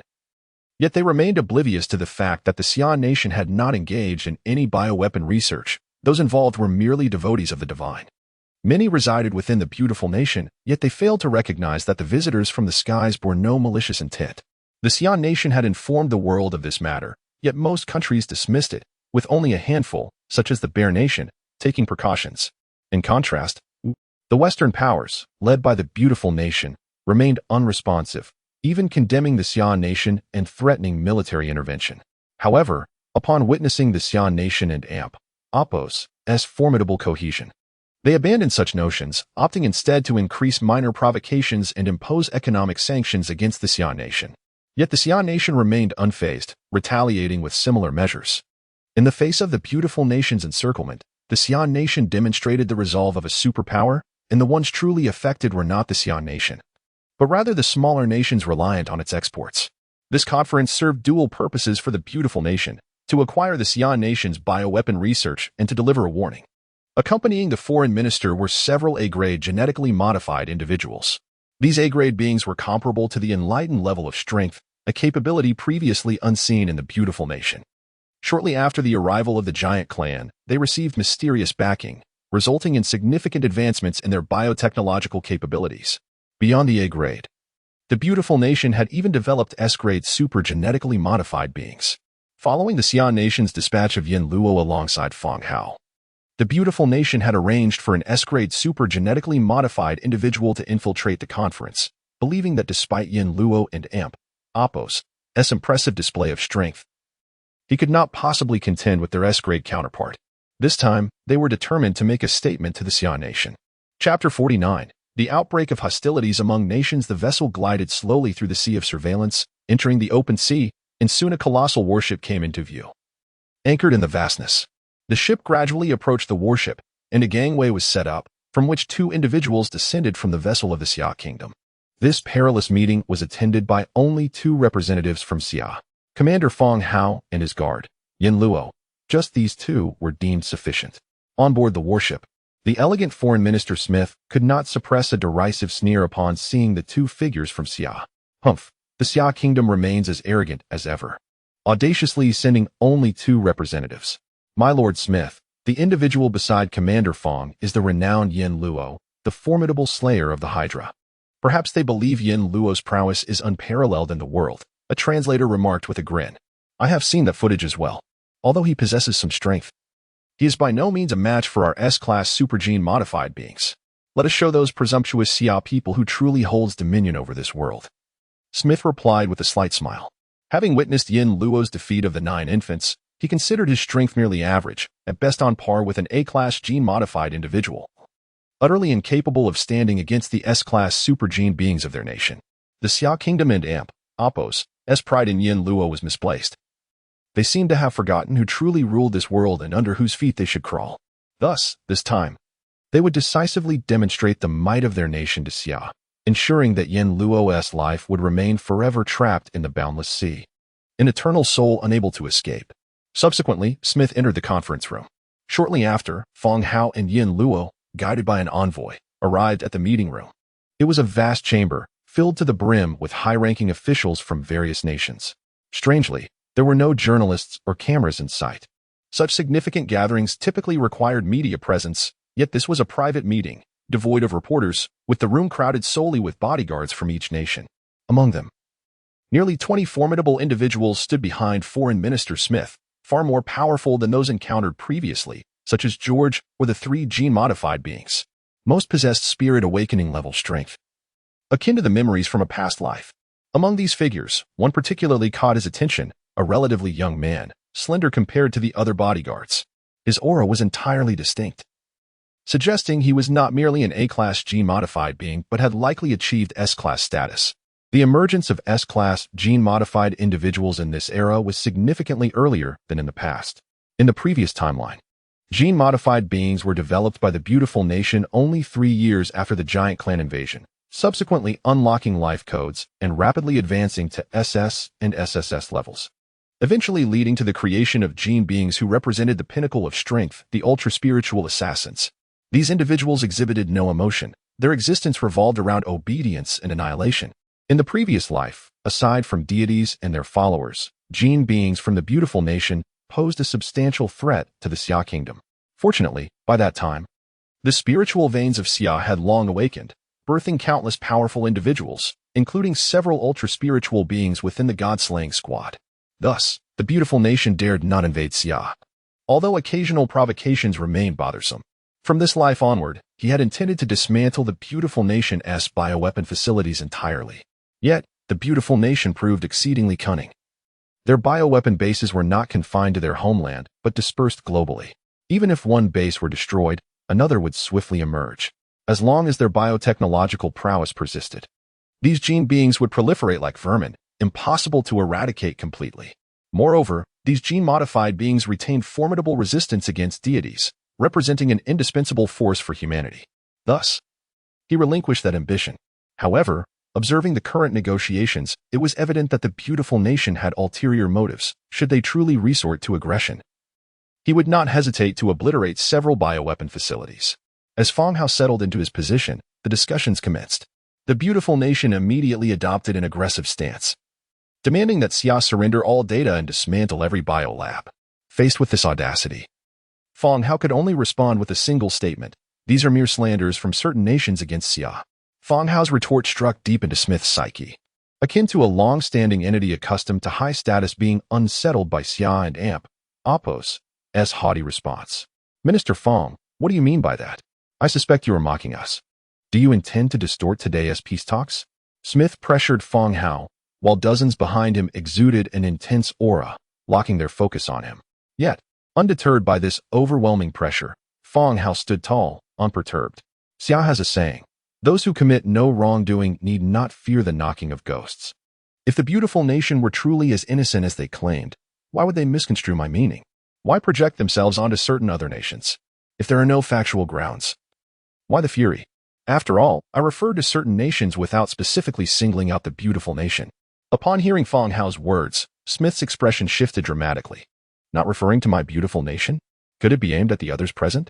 Smith's cold smile drew ire from the representatives of other countries, inciting a cacophony of discontent. What does Xia mean? Are you implying our nations are implicated? Is the foreign minister of Xia merely a purveyor of falsehoods? I demand an immediate apology to the Neon Nation, exclaimed the excitable foreign minister from the Neon Nation, rising passionately, his bodyguards tensing in response. The bodyguards of the Neon Nation, clad in traditional attire, represented a unique and enigmatic force. Although not particularly powerful, the strongest entities in the Neon Nation during the previous life were not the ninjas but rather a group of Onmyoji, who successfully awakened a multitude of Shikigami, thereby ensuring the Neon Nation's survival during the latter stages of divine intervention. In an instant, the atmosphere grew charged with indignation as representatives from nations aligned with the beautiful nation erupted in outrage, escalating tensions in the room. Confronted with the collective accusations, Feng Hao felt a surge of unbridled fury. "Enough," he bellowed, silencing the chamber instantly. Having cultivated his spiritual energy for over 2 months, despite his average talent, he had attained spirit awakening level strength, far surpassing those ordinary individuals. His voice resonated, commanding respect and authority. The bodyguards behind Smith immediately stepped forward, muscles bulging in preparation for an attack. However, Smith raised his hand, halting them, his gaze fixed intently on Feng Hao. "What? Are you enraged? Do you wish to engage in combat upon the open sea?" Smith said coldly, aiming to provoke Feng Hao, hoping to justify a defensive stance should hostilities ensue. Chapter 50. Ladies and gentlemen, do you remember? Upon hearing the words from the beautiful nation, Feng Hao instantly regained his composure. He knew he could not be the first to strike, for that would provide the beautiful nation with an excuse.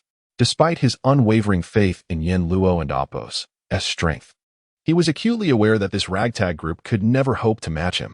Yet, Xia country has never initiated war against any nation, even in such dire circumstances. As a representative of Xia country, he could not violate its principles. Perhaps I should personally obliterate the laboratory.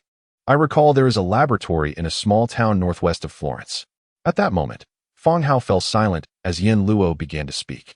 Upon hearing the translation, Smith and Apos' expression changed dramatically. Indeed, there was a laboratory in Florence, one that was exceptionally well concealed, housing critical research, including all class of genetically modified individuals. Smith was utterly astonished that Yin Luo had named their hidden laboratory, sending waves of terror through him. How could Yin Luo possibly know of their facility in Florence? This was information even the Xia country's officials were unaware of. What secrets was Yin Luo harboring? In that moment, Smith felt a chilling dread. He understood that Yin Luo could not be allowed to live. He must be eliminated. Florence is the territory of my beautiful nation. Without our permission, no one is allowed to enter, Smith declared coldly. His nerves taut as he signaled his bodyguards to prepare for an attack, involving the most crucial domestic biochemical experiments. Smith could not allow any knowledgeable individuals to leave this warship alive. What if I choose to go? Yin Luo's voice resonated, and in the blink of an eye, 3 figures launched their attacks like lightning. The 3 individuals closest to Smith were all class of genetically modified beings, possessing strength comparable to that of the enlightened. To them, everyone present was merely an inconsequential ordinary person, even the ninjas from the Neon Nation and the genetically modified individuals from Country H. None could withstand even a single blow from them. Among the hundreds in the conference room, only one posed a genuine threat, Yin Luo. They had meticulously analyzed Yin Luo and Appo's abilities, and based on the video of him slaying the 9 infants, they concluded that his strength was no less than Class A. Thus, the 3 of them attacked simultaneously, intending to subdue Yin Luo at once. In the face of their assault, Yin Luo did not even draw his Qiankuan knife. He merely stood there, seemingly oblivious to their presence.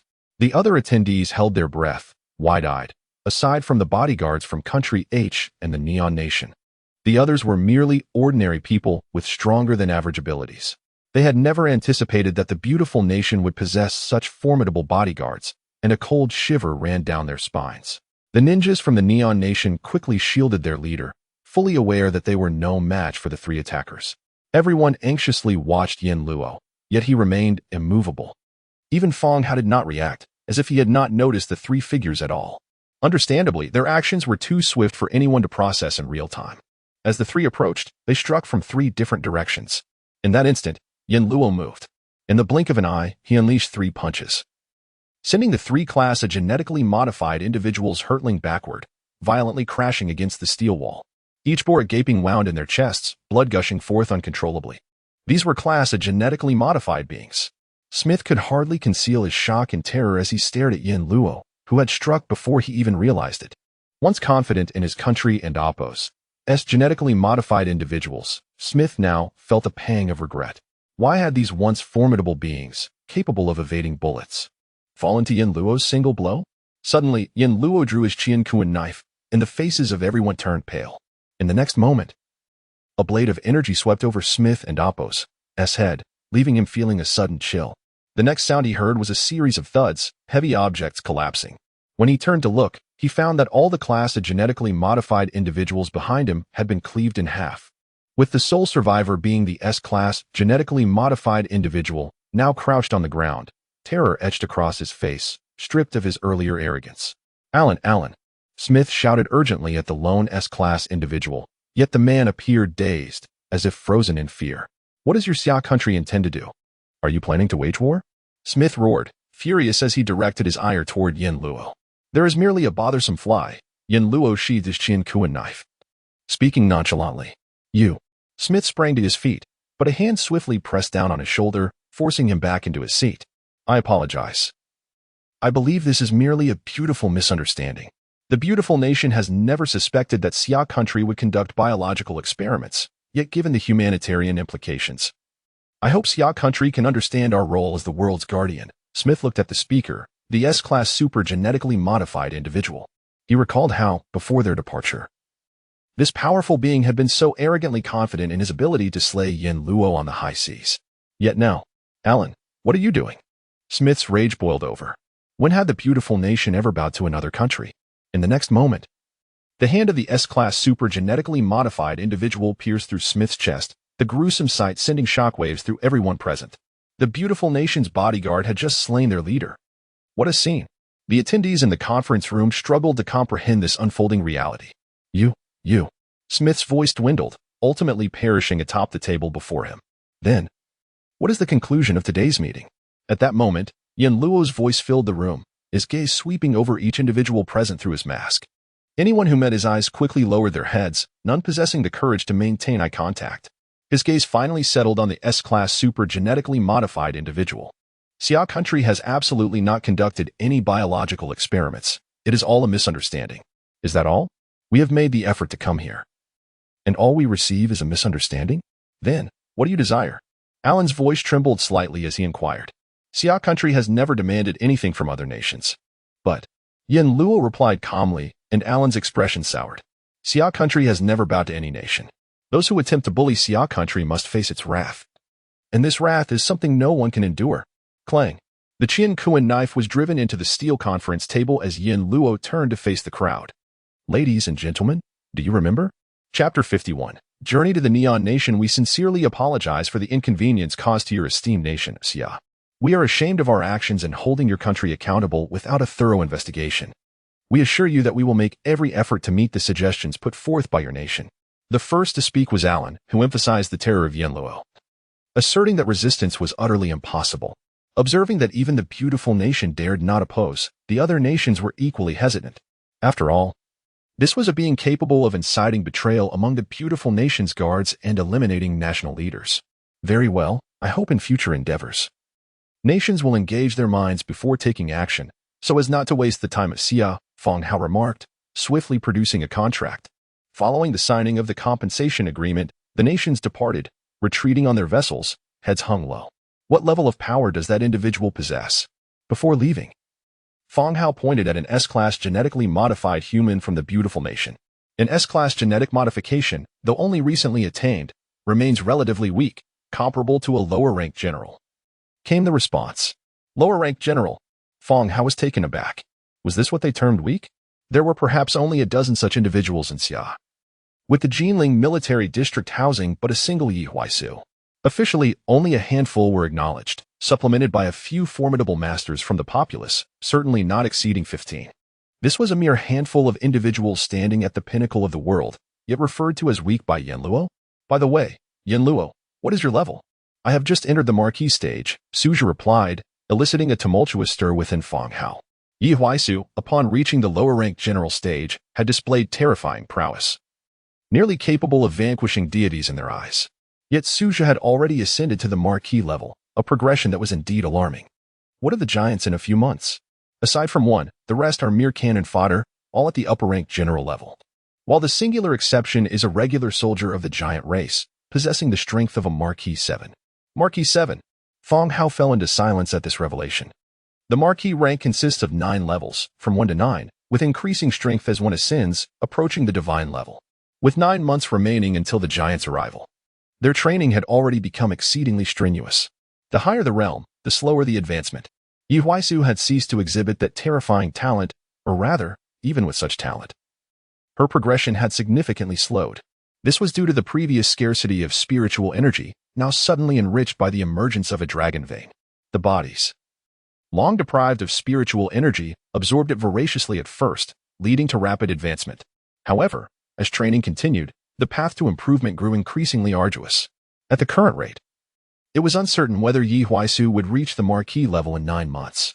Officially, few would attain that status, and those reaching the upper-ranked general level would be equally sparse. Yet they were to confront the terrifying giants, 300 upper-ranked generals, alongside a supergiant at the Marquis 7 level. Time was of the essence.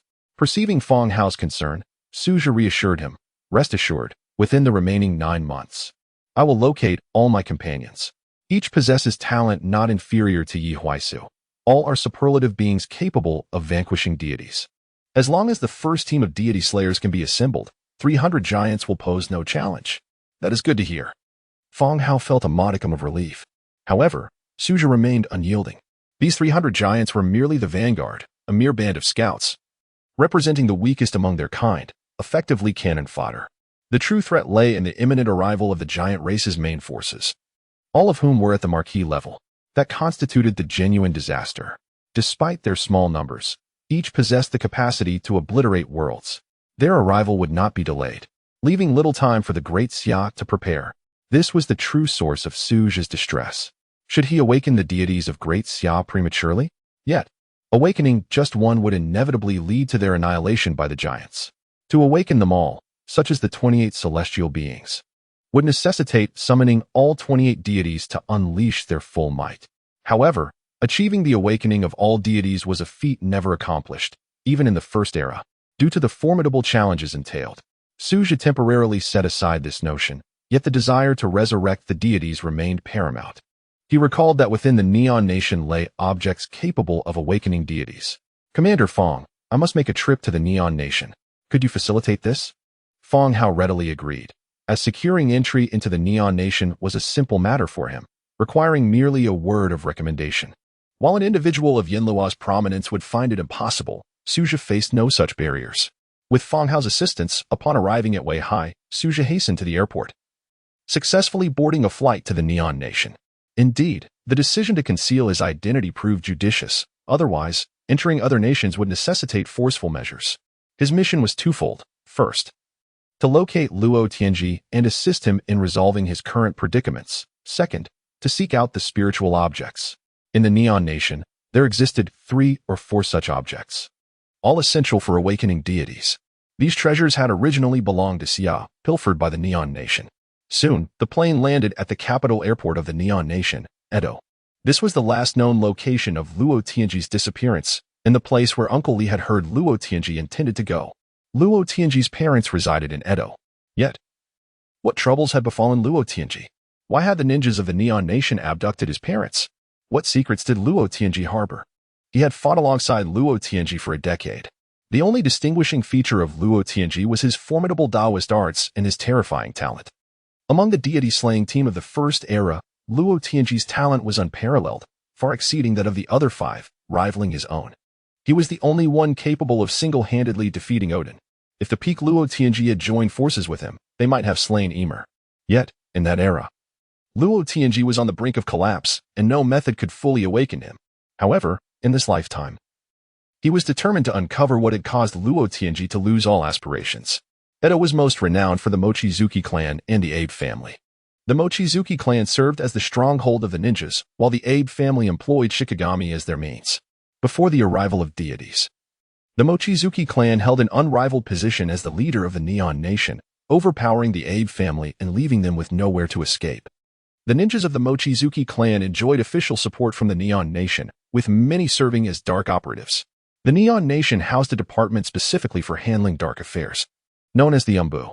Most members of the Umbu were ninjas from the Mochizuki clan, and even those few who were not had intricate ties to them. In stark contrast, the Abe family had dwindled to an all-time low before the deity's arrival. Yet, following the deity's descent, the Abe family suddenly rose to prominence, and with their Shikigami unleashed, they obliterated the Mochizuki clan. In later stages, the Shikigami of the Abe family became exceedingly powerful, once serving as one of the main forces against the deities. At present, the Abe family undoubtedly pales in comparison to the Mochizuki clan.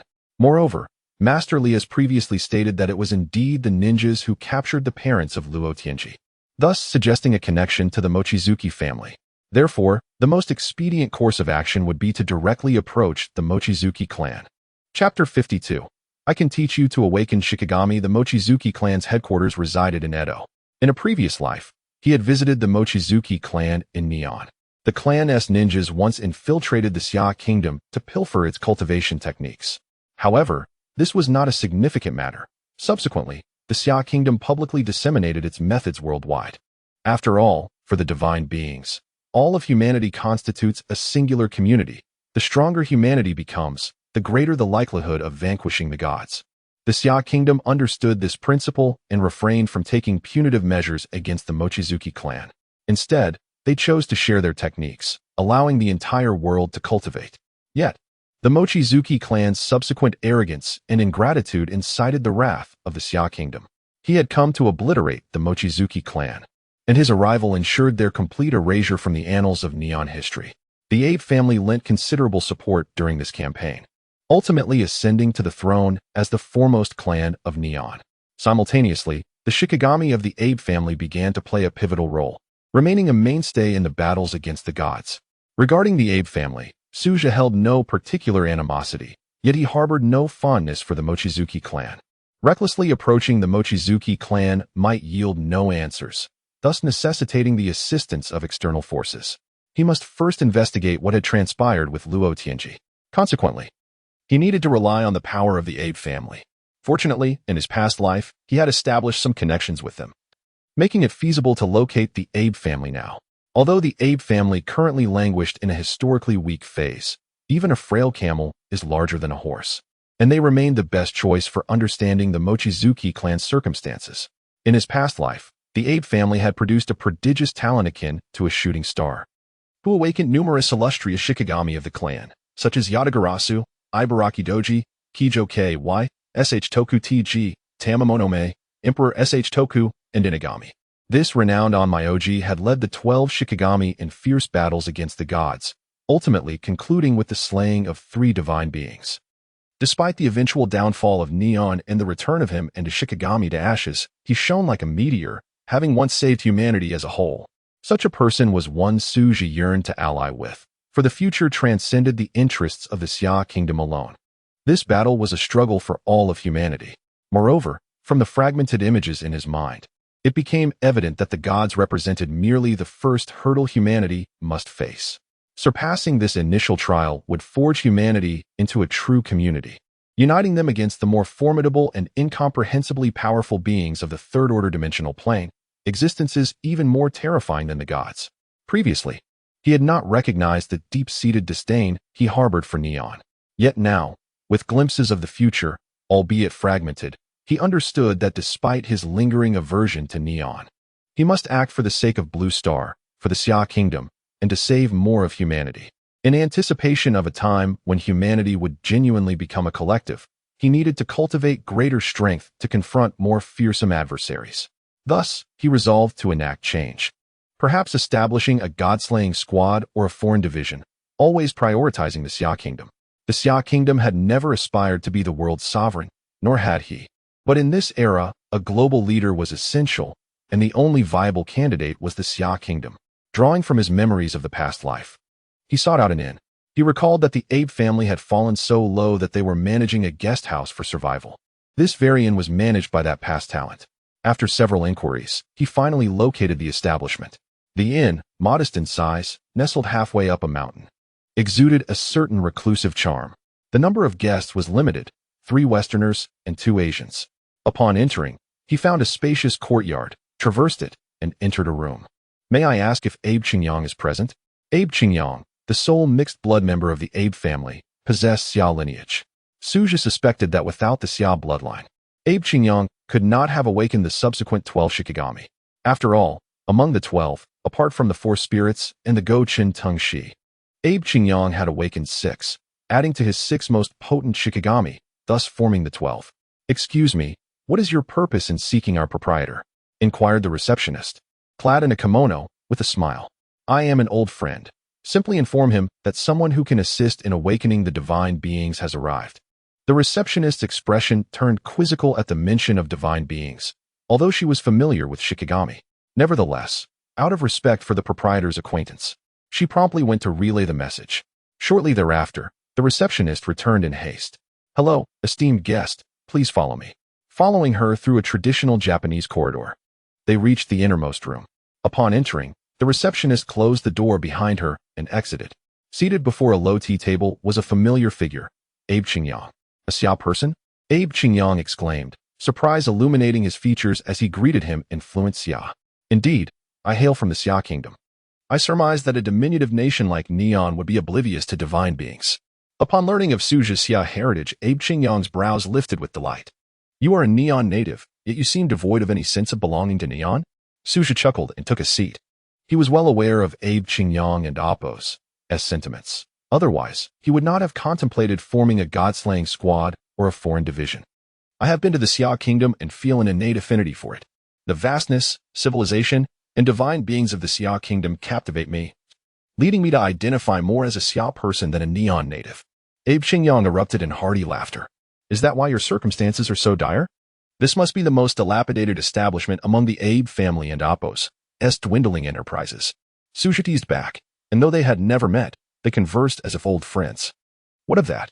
The Shikigami of Neon merely replicate the classic of mountains and seas from our Xia. I refuse to believe anyone else in the Abe family, aside from myself, can awaken Shikigami." Abe Qingyang radiated confidence. In truth, he was correct. Only Abe Qingyang had ushered in the era of Shikigami awakening within the Abe family. despite others later awakening some Shikigami to varying degrees. However, none compared to Abe Qingyong and Amp, Appos, S achievements. Excellent. Your mindset remains unchanged from our previous life, which allows me to teach you how to awaken Shikigami without reservation. Upon hearing these words, the expression on Abe Qingyong and Appos' face abruptly froze. Chapter 53. Who, after all, can awaken the spirits? The term Shikigami holds immense significance for the Abe family. For centuries, they have yearned to revive the brilliance and splendor of the era of Abe no Saimai.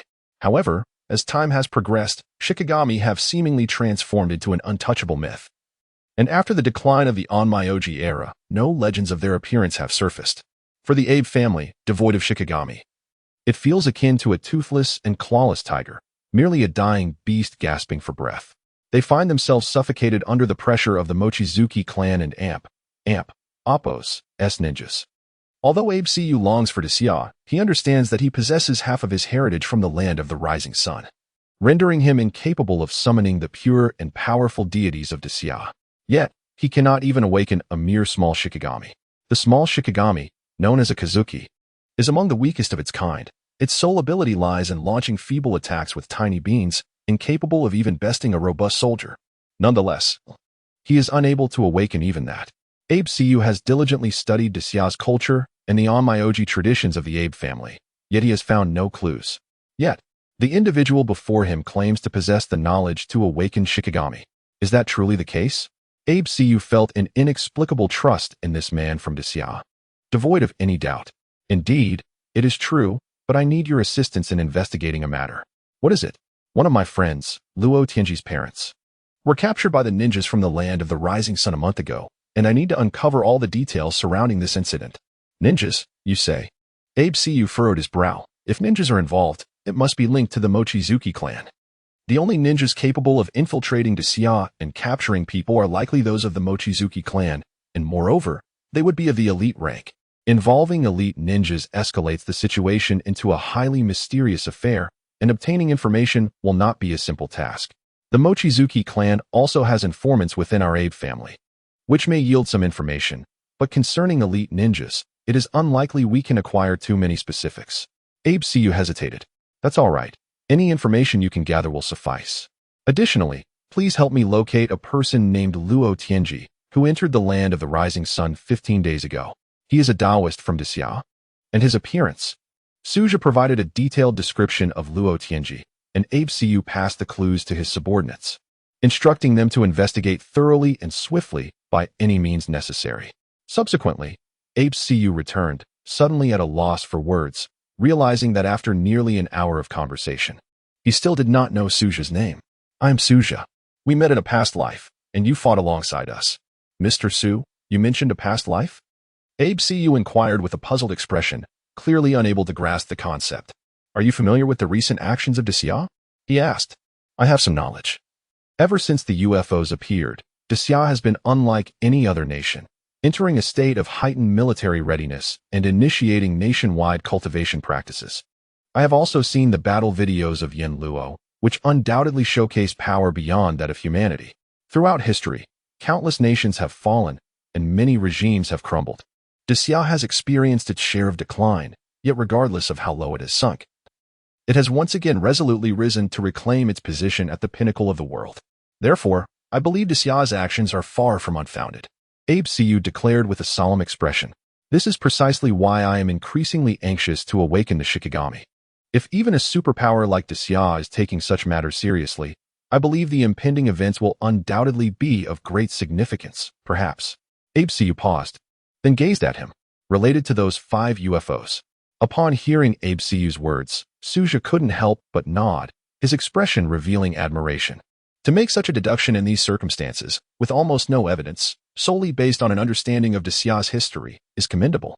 One must acknowledge that Abe Cu possesses insight surpassing that of certain national leaders. Despite the current challenges faced by Daxia on the international stage, beset by exclusion and threats from other nations, Suja must prepare for the forthcoming divine crisis. Following the arrival of the giant race, humanity will reach a preliminary consensus on a united human community for the first time. However, even at this juncture, many countries remain hostile towards Daxia, and certain subsequent actions are anticipated. It is not until the arrival of the Fire Nation that all nations of Blue Star will truly embrace the concept of a united human community, setting aside all differences solely to resist the divine. Yet, he has little time to spare. He must hasten to cultivate formidable individuals, regardless of the nation. As long as they harbor goodwill towards Daxia and pose no threat to it, he must nurture them in advance. All of this is to confront the mighty deities that will follow the arrival of the giant race. The present Abe Cu is the first strong individual he aims to cultivate, although he harbors deep-seated disdain for the land of the rising sun. For the sake of humanity and Daxia, he must proceed. Fortunately, Abe Cu possesses Daxia and Apos' bloodline within him, granting him an inherent sense of belonging to Daxia. This alleviated much of Suja's resistance. Moreover, Abe Cu has been accommodating of his requests, making it feasible to teach him the method to awaken Shikigami. Given Abe Cu's innate talent, he merely requires a guiding thought. Are you aware of the conditions required for Shikigami awakening in the land of the rising sun? He inquired. Sacrifice. Indeed, the emergence of Shikigami in the land of the rising sun is predicated on sacrifice, and awakening them still necessitates sacrifice. It is the key to summoning Shikigami. But I have tried, and regardless of how many livestock I use, I cannot awaken a Shikigami. That is because you have overlooked something even more crucial. What is it? Abe Cu inquired with keen interest. The power of Yin and Yang. Yin and Yang. Abe Cu's eyes widened in realization. Indeed, it is the power of Yin and Yang. The Abe family once produced a genius, the Onmyoji Abe no Saimai, who possessed immense Yin and Yang power. It was this formidable force that enabled Abe no Saimai to summon and subdue Shikigami. However, the power of Yin and Yang has long since vanished. The Abe family's Yin and Yang power is, in essence, the Taoist principles of Yin, Yang, and the 5 elements from Daxia, representing the forces of nature and, consequently, the spiritual energy. If you can master the methods of cultivating spiritual energy, focusing on it while employing sacrifice, you will surely be able to awaken Shikigami. However, spiritual energy. The land of the rising sun does not possess such a concept. Naturally, spiritual energy was transmitted from Daxia to the land of the rising sun, resulting in only a rudimentary understanding that has since been lost. You are certainly unaware of spiritual energy. Then, does that mean it is futile? If no one comprehends spiritual energy, even knowing about it would not lead to the awakening of Shikigami. Abe Cu sighed, displaying a look of dejection. After all, who can awaken the spirits? Chapter 54, The People of Great Xia, Death Before Surrender? I can teach you about spiritual energy. It is quite simple. With your talent, you could master it in a day. What? You understand spiritual energy? Anbei Qingyang and Apos' eyes widened in disbelief as he gazed at the seemingly younger individual before him. A citizen of the Xia kingdom. Indeed. Suja opened his right hand, revealing a swirling mass of golden gas that resembled flames, akin to the vastness of the stars. This. Seeing the spectacle left Anbei Qingyang speechless. This is spiritual energy, embodying the principles of Yin and Yang, the 5 elements. While you indeed possess the power of Yin and Yang, you lack understanding of the 5 elements. You do not comprehend that within Yin exists Yang, and within Yang exists Yin. You are unaware of the cyclical nature of the 5 elements. Thus, the Yin and Yang powers you command will inevitably deplete until they vanish. This explains why, since the time of Anbei Saimai, the identity of Onmyoji has gradually faded and ultimately faced extinction. Listening to Suja and Apos' elucidation, Anbei Qingyang and Apos' mouth fell slightly agape, as if his mind had come to a standstill. However, in that moment of stillness, he heard the sound of wind chimes outside, the rustling of leaves, the crackling of flames by the hearth, the trickling of water in the courtyard, and even the sound of creatures burrowing through the earth.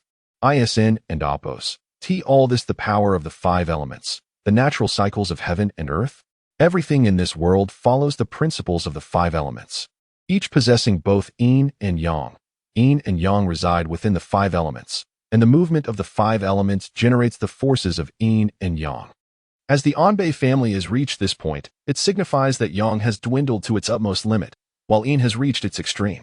Yet, during such times, the Yin will inevitably begin to vanish, and the Yang that is on the verge of disappearance will surely be reborn from within the Yin. All of this embodies the power of Yin and Yang. Anbei Qingyang suddenly closed his eyes, beginning to attune himself to the world around him. Gradually, a strand of golden spiritual energy emerged from within him. Suja nodded in satisfaction. Anbei Qingyang and Apos' talent exceeded his expectations. Just by observing him channel spiritual energy and his understanding of nature, he could grasp it. This level of talent is perhaps only slightly inferior to Luo Tianji, but stronger than Yi Huaishu. Ultimately, this was due to Anbei Qingyang and Apos' profound research into the culture of the Xia kingdom, combined with his bloodline heritage from Xia, allowing him a deeper comprehension of its culture. Thus, Anbei Qingyang sat in silence for a full 3 hours. When he opened his eyes again, an overwhelming wave of spiritual power erupted from him. Initial stage of awakening. Do you understand? Suja spoke slowly. Anbei Qingyang immediately knelt, bowing thrice with utmost respect towards Suja. Thank you, Mr. Su, for your great kindness. From today onward, you shall be my master. Haha. Humanity is about to confront godlike foes. I hope your strength will safeguard more lives. Now let us see if you can summon a Shikigami. Upon hearing this, Anbei Qingyang's eyes sparkled with intense confidence. He slowly rose, grasped a small knife, and made a cut on his arm, blood flowing forth. He then formed a hand seal and began to chant incantations. With his words, the blood from his arm gradually coalesced into a sphere the size of a ping-pong ball. Suspended in midair, an ancient force of yin and yang guided the blood sphere, and before him, a phantom slowly materialized. A dark, fur-covered creature began to take form. Its hands were adorned with sharp blades, merging into an extraordinarily resilient weapon. Ah, it seems to be. Suja recognized the familiar creature, and a thought struck his mind. Although this Shikigami was seldom used by Anbei Qingyang in later stages, it was still summoned to deal with weaker enemies. Kama Itachi. As Kama Itachi fully manifested, Anbei Qingyang was overcome with excitement. Kama Itachi, a weasel-like spirit, possesses considerable strength, classified at the awakening level. Given Anbei Qingyang and Apos' current realm, he could only summon this caliber of Shikigami. Shikigami possess an innate loyalty to their masters, allowing Anbei Qingyang to bind Kama Itachi with minimal effort. Thus, unless he summoned a significantly more powerful Shikigami, he would not risk backlash. However, at present, that was not a concern with Kama Itachi. Once summoned, Kama Itachi obediently sheathed its blades, transforming into a regular weasel that hopped onto Anbei Qingyang and Apos' shoulder, affectionately licking his face like a charming pet. So, this is a Shikigami? Anbei Qingyang gently stroked Kama Itachi and Apos' smooth fur. Congratulations, you have summoned your first Shikigami. This also marks the first Shikigami of the Anbei family, at last. There is hope for the Anbei clan. Anbei Qingyang was filled with curiosity for Kama Itachi. Despite having memorized the types of Shikigami and fully comprehending Kama Itachi and Apos' attributes and abilities, he was nonetheless enamored. All of this is thanks to you, master. I truly do not know how to express my gratitude. Before long, Anbei Qingyang returned Kama Itachi and once more knelt, his expression earnest. There is no need for thanks. Simply protect humanity, protect the Xia kingdom. The Xia kingdom is my homeland. Even if you do not say so, I shall protect it. Then take charge of the Anbei family and become the first captain of my god-slaying squad and Apos' foreign division. Master, who exactly are humanity and Apos' enemies? Why do I sense such sorrow from you? Can even your strength not protect humanity? Anbei Qingyang could naturally sense Suja's formidable power at the awakening level. He felt like a mere infant before him. If Suja were to act, Anbei Qingyang feared he would scarcely have a chance to breathe again. Unable to comprehend, Anbei Qingyang questioned, if you are already so powerful, can humanity and Apos' enemies truly be even stronger? My strength is like that of an ant before the divine, unable to approach the gods. The foes humanity faces this time are true deities. The first wave of divine advance units is those 5 UFOs, the vessels of the giant race. Humanity and Apos' first enemy is the giants. Giant, deity. Hearing such powerful words, Anbei Qingyang and Apos' body trembled slightly. Can humanity truly stand against the gods? Without battle, humanity is destined for extinction. Yet, should we fight, there remains a glimmer of hope. The great Xia shall not yield, Suja stated with a calm demeanor. In an instant, a surge of blood coursed through Anbei Qingyang and Apos' veins, dispelling his fears. I too possess the bloodline of great Xia. I, Anbei Qingyang, vow that even if my opponent is a deity, I shall fight to the death and never surrender. Anbei Qingyang declared resolutely, the tremors in his body ceasing, replaced by a fervent passion from deep within. Just then, the door swung open, and a woman in a kimono entered, holding a document folder. Lord Qingyang, regarding the matters you instructed, we have gathered some information for your review. Chapter 55. The Day of the Dark God and Apos. S. Awakening. Upon hearing these words, Suja swiftly stepped forward and seized the document. The kimono-clad maiden was startled by a shadow, and as she watched the document being taken away, she hurriedly glanced at Abe Qingyang. Lord Qingyang, it's nothing. You may leave now. The kimono maiden exited and recounted the incident to her companions. Is that person a friend of Lord Qingyang? He seems to be from the Xia nation. Isn and Apos. T. Lord Qingyang and Apos. S. mother also from Xia. It is quite normal to have a few friends from Xia. However, Lord Qingyang appeared to hold that individual in high regard, even employing the secret agents of the Wang Wei clan to investigate matters on behalf of that person. What? Is that true? He actually utilized the power of the Wang Wei clan? Isn't there a clear family rule stating that the agents must not be used unless absolutely necessary? The expressions of her companions shifted dramatically. The power of the Wang Yue clan was formidable, far beyond the capabilities of the Abe family. If the agents were employed, it could arouse suspicion from the Wang Yue clan, placing the Abe family in jeopardy. Thus, the Abe family would never resort to the Wang Yue clan and Apos' power unless in dire circumstances. Although Abe Qingyang possessed remarkable talent, he bore the bloodline of the Great Xia, making his standing among the higher echelons of the Abe family quite precarious. How could he dare to utilize the Wang Yue clan and Apos' strength, especially for the sake of a Xia individual?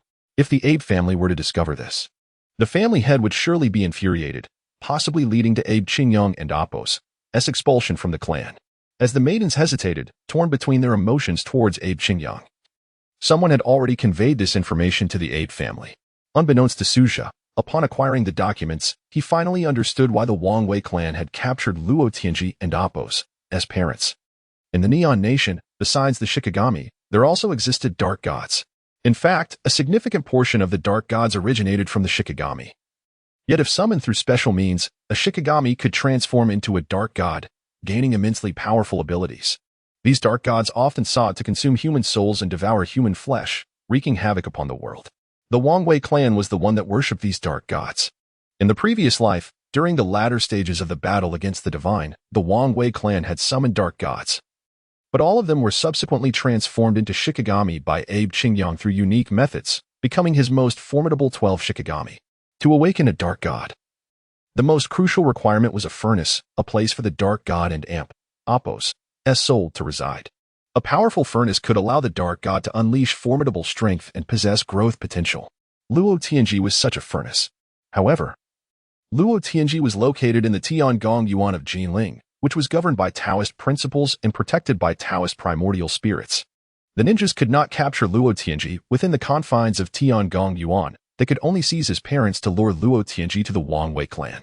15 days prior, Luo Tianji had arrived in Edo and, within just 2 days, located the Wang Wei clan and Apos' stronghold.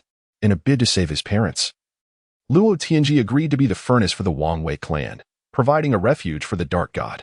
However, the price was that his consciousness would be devoured by the dark god, becoming the primary sustenance for its nourishment. In his previous life, he had been entirely unaware of this arrangement, meaning that Luo Tianji ultimately did not become the dark god and Apos' furnace. In reality, the emergence of the dark god did not occur at this moment, but several months after the arrival of the giant race, when it was truly summoned.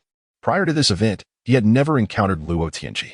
Thus, even without his intervention, Luo Tianji would have survived this ordeal. Yet, he was determined to intervene. In his previous life, Luo Tianji had completely abandoned all hope due to this incident, becoming a mere shell of a person, aimlessly wandering despite his extraordinary talent. Ultimately perishing alongside the divine, reduced to dust. He would not allow this tragedy to repeat itself. Having discerned the Wang Yue clan and Apos' intentions and stronghold, he formulated a plan. He promptly departed from the inn, heading towards the Wang Wei clan. At that moment, within the depths of the Wang Wei clan and Apos' dungeon, Luo Tianji was imprisoned in the lowest tier. Alongside his parents, he was aware that his parents were still alive, yet he remained oblivious to their exact location within the dungeon. Upon learning of his parents and Apos' capture, the inner demons he had harbored for years erupted uncontrollably. He had chosen the path of cultivation, yet had forsaken his parents, neglecting the profound bond they shared. It was only when he discovered their abduction that Luo Tianji could no longer suppress the turmoil within. At that moment, he realized that he had never truly approached the path. One who disregards their parents is unworthy of walking upon the Grand Tao. He recklessly left the Tiangong Yuan and Jinling, returning to Shanhukin to seek out his parents. Upon discovering that they had been seized by the Wangwei clan of the Neon Nation, Luo Tianji sought no assistance from anyone, for he believed that the current predicament was entirely his fault. Had he not been so adamant about pursuing the Tao, such misfortune would not have befallen them. Thus, he resolved to confront the situation head-on rather than evade it. Crossing oceans, he finally arrived in Edo, Neon Nation, where he spent 2 days before making contact with the Wangwei clan. Shortly thereafter, he was taken captive and imprisoned in the dungeon. He remained uncertain of the Wangyue clan and Appo's intentions behind capturing him, but he was willing to agree to anything if it meant saving his parents, as long as his parents remained unharmed. In the dungeon, dampness and foul odors clung to him, and he had been confined there for 13 days. Fortunately, his parents were unharmed. The Wangwei clan provided sumptuous meals daily and recorded videos of his parents. He could ascertain that they were safe, at least for the time being. Yet, he remained clueless as to why the Wangwei clan had targeted him. He was merely an ordinary Taoist. Why had he become the focus of the distant Neon Nation? Was it because of his spiritual energy? Luo Tianji gazed at his hands, where spirals of golden spiritual energy slowly entwined. The day after his spiritual energy had erupted, he began cultivating it. He had not listened to any state-issued audio. Instead, he relied on his own comprehension of the Tao to cultivate spiritual energy, becoming the first Taoist in the Tiangong Yuan to do so. Today marked nearly 3 months of his training, and he could distinctly sense his burgeoning strength. If he were to confront the 9 infants now, he would not be without a fighting chance. In terms of cultivation level, he stood at the mid-level general. Yet, he remained unaware of the true extent of his power, having yet to master any method to harness his spiritual energy. Luo Tianji looked out the window into the impenetrable darkness, oblivious to the transition between day and night, unable to feel the warmth of sunlight. But, thankfully, his parents were still alive. Suddenly, the cell door creaked open, and 2 figures clad in shinobi attire entered. "Let us go. It's the full moon. Today marks the day of the Dark Goddess awakening." Chapter 56. Do you have the qualification to negotiate with me? The evil god? Luo Tianji furrowed his brow, having acquired some knowledge of the mythological framework of the Neon Nation. After all, there exists a profound connection between the mythologies of the Neon Nation and those of the Xia Nation. It could be said that the mythology of the Neon Nation is entirely borrowed from that of the Xia, albeit featuring a cadre of lesser deities that have fled from Xia mythology. To regard such deities as supreme gods clearly indicates the fragility of the Neon Nation's mythological system. Yet, what relevance does this hold for him? As a citizen of the Xia Nation, despite being a descendant of the Neon Nation, he pondered the meaning behind the term evil god as uttered by the 2 individuals. Could it be that gods could truly descend upon the mortal realm? To Luo Tianji, the concept of a god was entirely distinct from that of others. A god is the manifestation of the celestial and earthly cycles, as well as the workings of causality. They too cannot transcend the realms of heaven and earth or the cycle of existence. They are bound to adhere to the natural order and the flow of karma. Only by comprehending the true essence of the Tao, producing no causes, and acting in harmony with nature can one be deemed a god. In contrast, the so-called evil gods are likely a group of powerful beings that defy the natural order, perpetuating malevolent causes and consequences. Therefore, were these individuals from the Neon Nation intent on summoning an evil god? Luo Tianji was forcibly led away from the dungeon by the 2 men. What about my parents? I want to see my parents. He suddenly recalled his family and shouted in desperation. Do not worry, you will soon reunite with your parents. They silence. One of the men attempted to speak further, but was swiftly interrupted by the other. Though unspoken, Luo Tianji understood that his parents were likely at the destination he was being taken to. He ceased his protests, merely being led in a daze through multiple layers of the dungeon until they emerged above ground. He took note of the 18 levels, realizing the profound influence the Xia Nation had upon the Neon Nation, as even the 18 levels of hell had been directly replicated.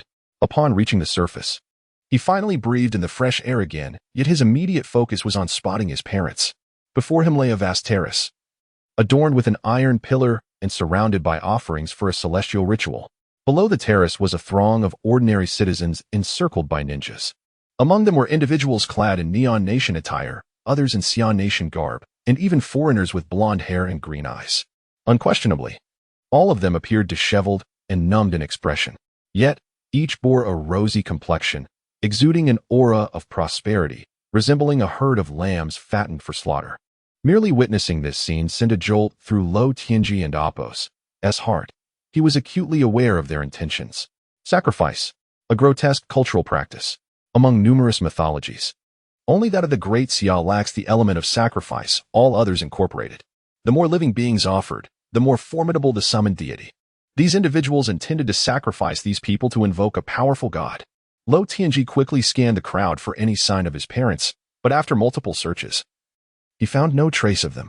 Unlike the others, he was thrust upon the terrace, bound to the iron pillar. At that moment, the sky suddenly darkened with ominous clouds.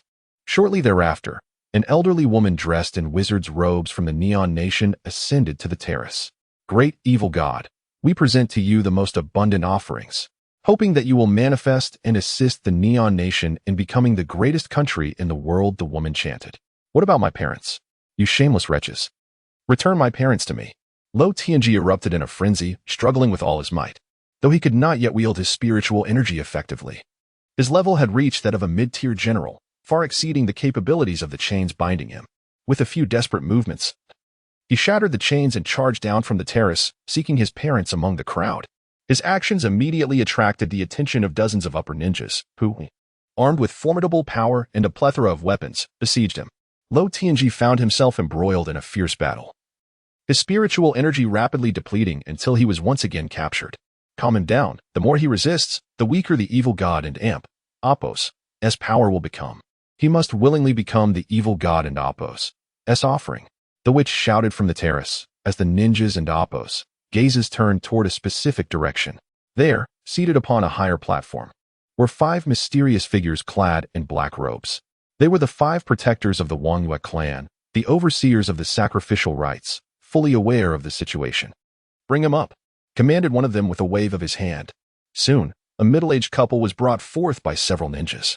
Upon seeing them, Lo Tianji suddenly erupted with an overwhelming force, toppling the surrounding upper ninjas as he rushed towards his parents. Dad, Mom. The middle-aged couple were indeed his parents.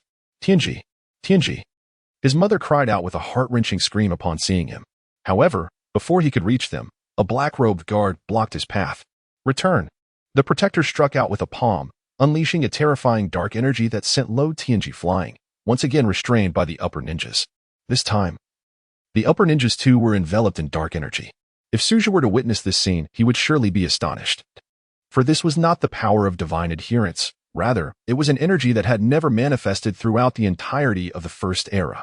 The Wangyue clan of the Neon Nation, in the latter stages of divine descent, was utterly incapable of resistance against such overwhelming power, leading to their swift annihilation. This was a force that had never been seen in any era.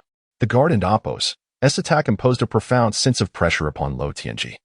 He knew he could not possibly contend with the black-robed protector. Release my parents. You may do whatever you wish to me. Lo Tianji glared at the black-robed guard, his eyes ablaze with fury. Certainly, we have many offerings. 2 frail Xia individuals are of little consequence, but on one condition. You must accept the blessings of the evil god and become his earthly representative. A hoarse voice emerged from beneath the black robe. Gradually, Lo Tianji ceased his struggles, understanding what these individuals sought. They desired his body to serve as a vessel for the evil god. They coveted his corporeal form, though he himself could not fathom why the Neon Nation would choose him. Yet now, perhaps this was the only means he had to save his parents. I agree.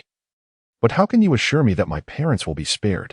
Do you truly believe you possess the qualification to negotiate with me?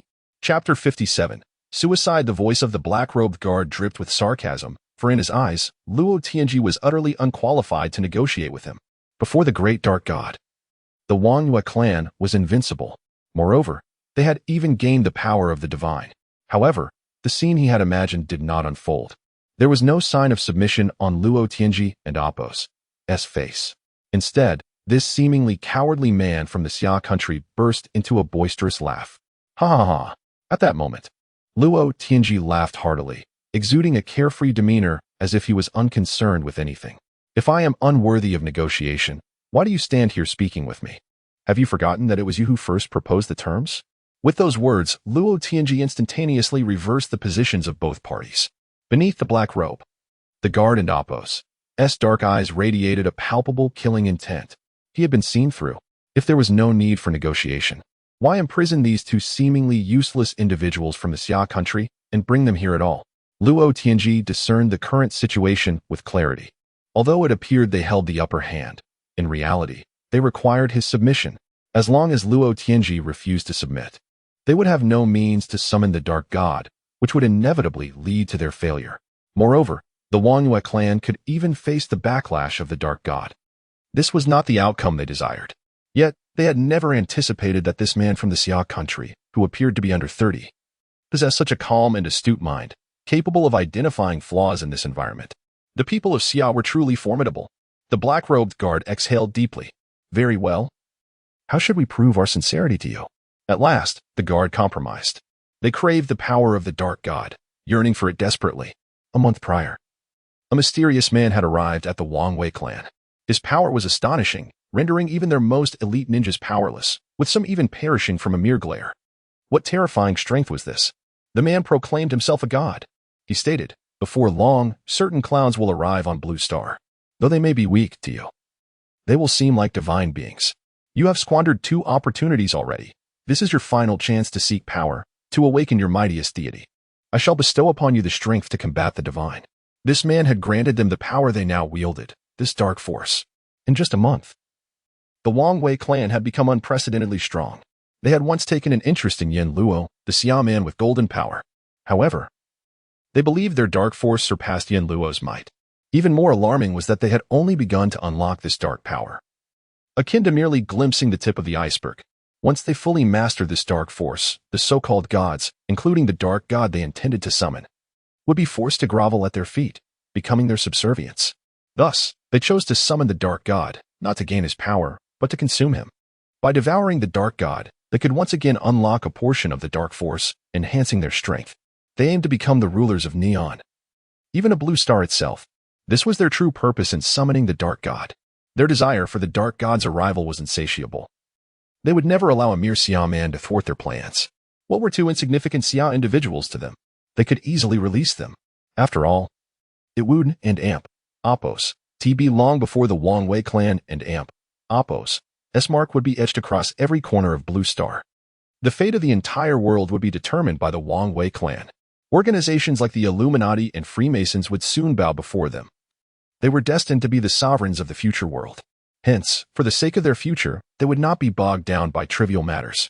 The guard resolved to release the 2 Xia individuals, sending them to the Tian Palace in Jinling. As long as they arrived safely, he would submit. Luo Tianji and Amp, Appos, S gaze fixed intently on the black-robed guard as he spoke in a low tone. There is no time. The full moon is only 5 hours away. The black-robed guard immediately rejected this, explaining that to return the 2 to Jinling would take at least a day, while they had only 5 hours. I can take them to the Xia embassy and convey your request to them. This is our bottom line.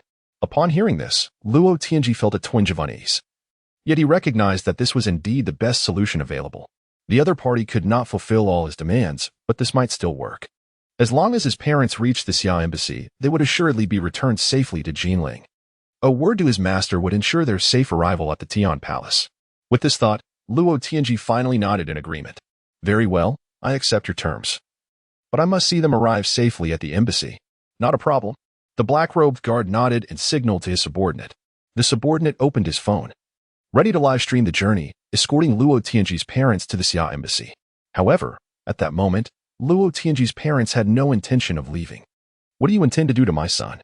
Luo Tianji's mother shouted at the black-robed guard. Tianji, are they planning to do what I think they are? Luo Tianji's father fixed a bloodshot gaze upon his son. Though he was a farmer, he was not blind to the intentions of these individuals regarding his child. Seeing the lavish offerings on the terrace and the sturdy iron pillar, this man in his 50s suddenly understood. These people intended to sacrifice his son. Yet, they did not act, for they needed the son's submission. And therein lay Luo Tianji's greatest vulnerability. As long as his parents were alive, Luo Tianji would inevitably submit, becoming the sacrificial offering for these individuals. In an instant, Luo Nong devised a plan in his heart. My dear, do you wish to save our son? Luo Nong asked his wife in a hushed tone. Of course. He is my son. I would die for him. The mother's voice trailed off as she realized. She had guessed. No, you must leave, hurry. Luo Tianji and Appos' pupils dilated in an instant. He understood that his parents had figured it out. He even anticipated what they would do next. He screamed frantically, cursing and scolding. "Get out of here, you two old fools. You forced me to do things I despised since I was young. I don't want to see you at all. My entire life has been devoted to seeking the Tao, and I loathe you for wasting over a decade of my life." However, regardless of Luo Tianji and Appo's insults and curses, his parents maintained their smiles. "My son, I promise not to hinder you in your next life. My dear, I am not lonely. Your father is with me. I am happy wherever I go. Take care of yourself. Eat well." The elderly couple uttered their final words and suddenly erupted with a surge of strength. Breaking free from the ninja's grasp, they charged toward the iron pillar in the center of the terrace. Father, Mother. Chapter 58. The mysterious third force. This elderly couple from the countryside, having toiled in the fields their entire lives and barely able to read, possessed the purest love in the world. For the sake of their child, they would willingly take their own lives. As long as their son lived, they would do anything. This is the essence of a parent and Appo's most untainted love. The couple rushed recklessly towards the iron pillar at the center of the terrace, intent on ending their lives. No matter how fervently Luo Tianji shouted, their hearts remained as unyielding as stone, unwavering in their resolve. At that moment, Luo Tianji was engulfed in torment, struggling desperately. Yet his spiritual energy had long been depleted. He could scarcely comprehend where his parents found such strength to break free from the restraints of the black-clad enforcers. Ultimately, the inevitable transpired. Unbeknownst to Luo Tianji, in his previous life, his parents had made the same choice, colliding with the iron pillar, and from that moment, he had become a mere shell of a man. The only thing that kept him alive was this life, a life his parents had sacrificed for. He could not die. No matter how agonizing it became, he had to endure. Even when he encountered Suja, even as the divine beings invaded the blue star, everything seemed unrelated to him. He lived like a walking corpse. Until the arrival of the two divine clans, Luo Tianji realized he could no longer survive.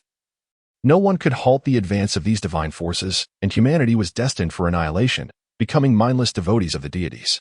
In that moment, he felt liberated. Choosing to perish alongside the divine beings, he fulfilled his parents' hope of survival. He smiled as he faced death, finally able to journey to the underworld and reunite with his parents. In this life, his parents, without hesitation, made the same choice. Luo Nong was faster, closing the distance to the iron pillar to less than 2 meters, just a couple of steps away. He leaped forward, colliding with the iron pillar, his heart resolute, his will unshakable. "Dad."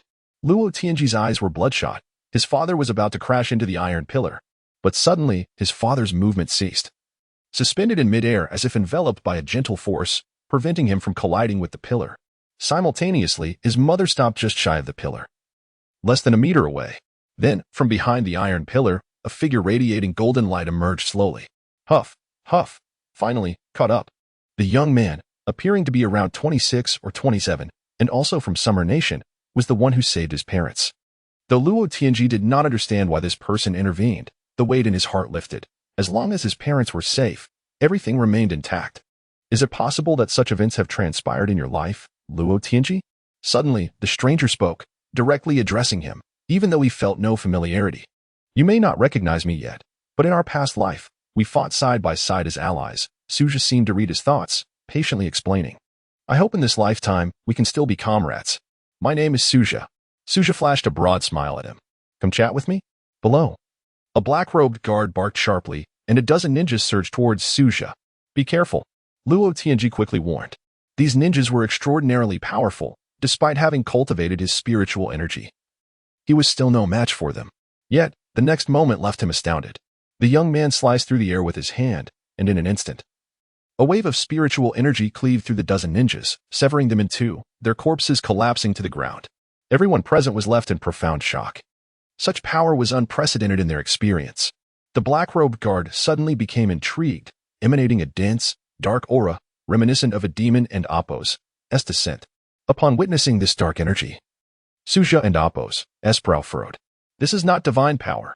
He could distinctly sense that the black-robed guard and Appo's dark energy was not of divine origin, but rather a more advanced force. Could there be an existence even more formidable than the deities? He recalled the moment he had fainted on the coast, remembering the golden seed and the fragmented images it had conjured. Yet, among the fragments, no trace of this dark aura had appeared in the life he could not recall. This was a force that had emerged only in this lifetime, akin to the mysterious assistance that had suddenly allowed a certain nation to rapidly enhance their genetic technology. creating S-grade superhumans before the deities and Apos arrival. Both phenomena indicated that beyond humanity and the deities, there existed a third, perhaps even a fourth force. This force seemed to aim at aiding humanity, helping them to overcome the initial challenges. It appeared that these entities were eager for humanity to triumph over the divine beings. But what could be the reason? Were their intentions towards humanity benevolent or malevolent? Regardless, it seemed that these forces could indeed assist humanity in vanquishing the deities. Taking a deep breath, Suja unslung the long spear from his back. To avoid being mistaken for the Underworld and Apos' ruler, he had specially crafted this weapon.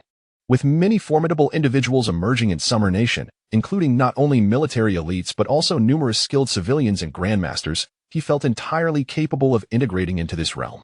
The identity of the Underworld and Apos' ruler must remain concealed.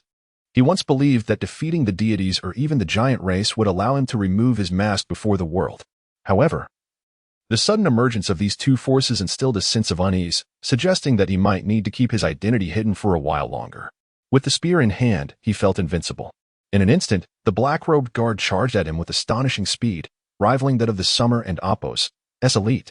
Yet, he was certain that this black-robed guard lacked the rank of a high-ranking general. The mysterious dark energy augmented his strength, allowing him to exhibit the might of a higher rank. As the black-robed guard lunged forward, a pitch-black long blade emerged from beneath his cloak, aimed directly at Suja. Taking a step forward, Suja thrust his spear, channeling his spiritual energy to form a tiger and Apos' head at the spear and Apos' tip, launching it towards the black-robed guard. This technique was inspired by the martial arts he had studied, enhancing both its intimidation factor and defensive power. The tiger and Apos' maw opened wide, devouring the dark-robed figure whole. Chapter 59. Lin Qin and Apos' abduction. In an instant, the black-robed guard was crushed by a force akin to a tiger and Apos' head, disintegrating into a pool of black water. Yet, the dark mist did not dissipate. Instead, it coalesced into a spherical form, rapidly darting toward the airborne chief and the remaining 4 black-robed guards. Empowered by the energy of their fallen comrade, the 4 guards found their dark aura intensifying. However, they refrained from launching an attack, fully aware that even with the absorption of their ally and Apos' essence, they remained no match for the young man from Sia. Retreat. Without a moment and Apos' hesitation, the 4 guards issued the command, and in an instant, the ninjas melded into the night, vanishing from the earth, leaving behind a group of unsuspecting lambs awaiting sacrifice in Luo Tianji. Upon breaking free from his restraints, Luo Tianji immediately rushed to his parents, embracing them tightly while vigilantly scanning the surroundings. Suja, on the other hand, gazed contemplatively in the direction from which the 4 had fled, pondering the origin of the third force. Simultaneously, a series of vivid images flooded his mind. These were from a past life, where the blue star had triumphed over the deities. Just when hope seemed to dawn, a command, reminiscent of divine will, resonated within the minds of all survivors. The first stage had been completed. The second stage was about to commence, unlocking the third sequential realm, with impending attacks looming. 10, 9, 8, 7, 3, 2, 1. As the countdown concluded, a radiant beam shot forth from the depths of the universe, piercing the blue star in an instant, obliterating all life beneath its brilliance, reducing them to dense clouds of black mist. He watched as this dark mist surged toward the light, powerless to withstand its force, ultimately transforming into the same black vapor. In that life, they had not even glimpsed their adversary before being annihilated. They faced an enemy far more terrifying than the deities, the very source of this black mist. What, then, is the third sequential realm? What formidable foe could thwart those who had vanquished deities? As these new images replayed in his mind, he surmised they were inadvertently triggered by the black mist's presence. Thank you. At that moment, a familiar voice interrupted his reverie. Luo Tianji stood before him, hands clasped, bowing deeply. He recognized that had it not been for this young man, his life could have been irrevocably altered. No need for formalities. I've mentioned that we were comrades in a past life. Suja laughed heartily, draping an arm around Luo Tianji's shoulder. Despite his confusion over Suja and Apos' words, Luo Tianji sensed an undeniable familiarity, feeling as though they were not meeting for the first time. I feel as if I've seen you before. Have you ever burned incense at the Celestial Palace? Never, but we have shared drinks together. Impossible. A monk would never break their vows. Luo Tianji adamantly denied. though a blush crept to his cheeks. Come now, you must have snuck a drink before your enlightenment? Cough, cough. Dad, does your hand hurt? Having saved Luo Tianji and Apos, as parents, he felt a profound relief that this incarnation of Luo Tianji was alive. Thankfully, they had arrived just in time to rescue him. After releasing those who had been captured, they returned to their inn, intending to fly back to Xia the following day. The escaped black-robed guards hurried back to the Wangyue clan, their anger still simmering. This full moon presented a rare opportunity to summon the malevolent deity, only to be thwarted by a young man from Xia, which they perceived as a tremendous humiliation. Find out everything about that person. I want him dead, commanded the furious leader, prompting the entire Wangyue clan to mobilize. The next day, Su Jia and Luo Tianji boarded a plane back to Xia. Yet they did not encounter Bei Qingyang. Su Jia felt a twinge of unease, knowing that Bei Qingyang had harnessed some form of power. He was acutely aware that the Bei family was no match for the Wangyue clan. This operation might have jeopardized their rise. This issue required resolution. For the Bei family would serve as a crucial force against the deities in the future, and he could not allow the Wangyue clan to undermine them. However, for now, they needed to return to Jinling to teach Luo Tianji how to harness spiritual energy. Additionally, a persistent anxiety gnawed at him, urging a swift return to Jinling. In truth, his instincts were correct. Just days prior, Lin Qinxian had mysteriously vanished. She had been undergoing training with the special forces when one day her company called with urgent news, and upon her return, she never resurfaced. Yi Huaishu dispatched personnel to investigate, yet they found no leads. 2 days ago, Lin Qinxian had received a call from her secretary, Yi Shuangshuang, stating that a significant issue had arisen at the company, urging her to return immediately. Despite her current path of cultivation, she remained concerned about company affairs, fearing her father might insist on her marriage to Su Jia, prompting her hasty return.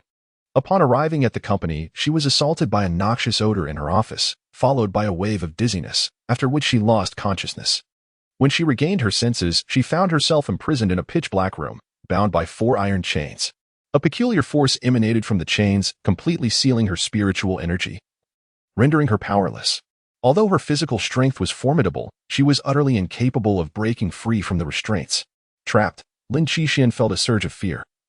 She was oblivious to her captors and Apos, identities or their knowledge of how to suppress her energy. However, it was evident they were acutely aware of her situation, including her strength, family background, and recent movements. Their choice to call rather than confront her directly suggested they knew of her presence at the Jinling headquarters, attempting to lure her away. For no one could abduct her within the headquarters. She chastised herself for her negligence, realizing she was unaware of who might be investigating her. The voice on the phone belonged to Yi Shuangshuang, yet she could not be certain it truly was her. With today's advanced technology, mimicking someone's voice was entirely plausible. Nonetheless, the number was indeed Yi Shuangshuang's, indicating her captors had proximity to her. However, this avenue seemed entirely blocked. Yi Shuangshuang mingled with all walks of life. Another possibility was that someone from the company had knowledge of her activities before entering the headquarters, and they were aware of Yi Shuangshuang's position as her secretary. Suddenly, a shadow flickered in her mind. During a brief encounter, she had sensed immense power emanating from that individual. Creak. Just then, the door swung open. Chapter 60. Divine Transformation. At that moment, the door swung open, and a figure stepped inside. Against the light, she could not discern their features, but she had an inkling. Zhao. Oh, I didn't expect our esteemed president to be so astute. Even I could deduce that. The person approached, a hint of surprise evident. It was none other than Zhao Wuyo, the rising star of the Lin Corporation. Why have you kidnapped me? Lin Qinxian inquired. Zhao Wuyo knelt down, gently brushing aside Lin Qinxuan's disheveled hair, but she turned her head to evade his touch. Why did you go to the general administration? What does it have to do with Yin Luo? Zhao Wuyo cut straight to the chase, avoiding superfluous words. At the mention of Yin Luo, Lin Qinxuan's heart skipped a beat. Su Jia had once said that he concealed his identity to protect those around him.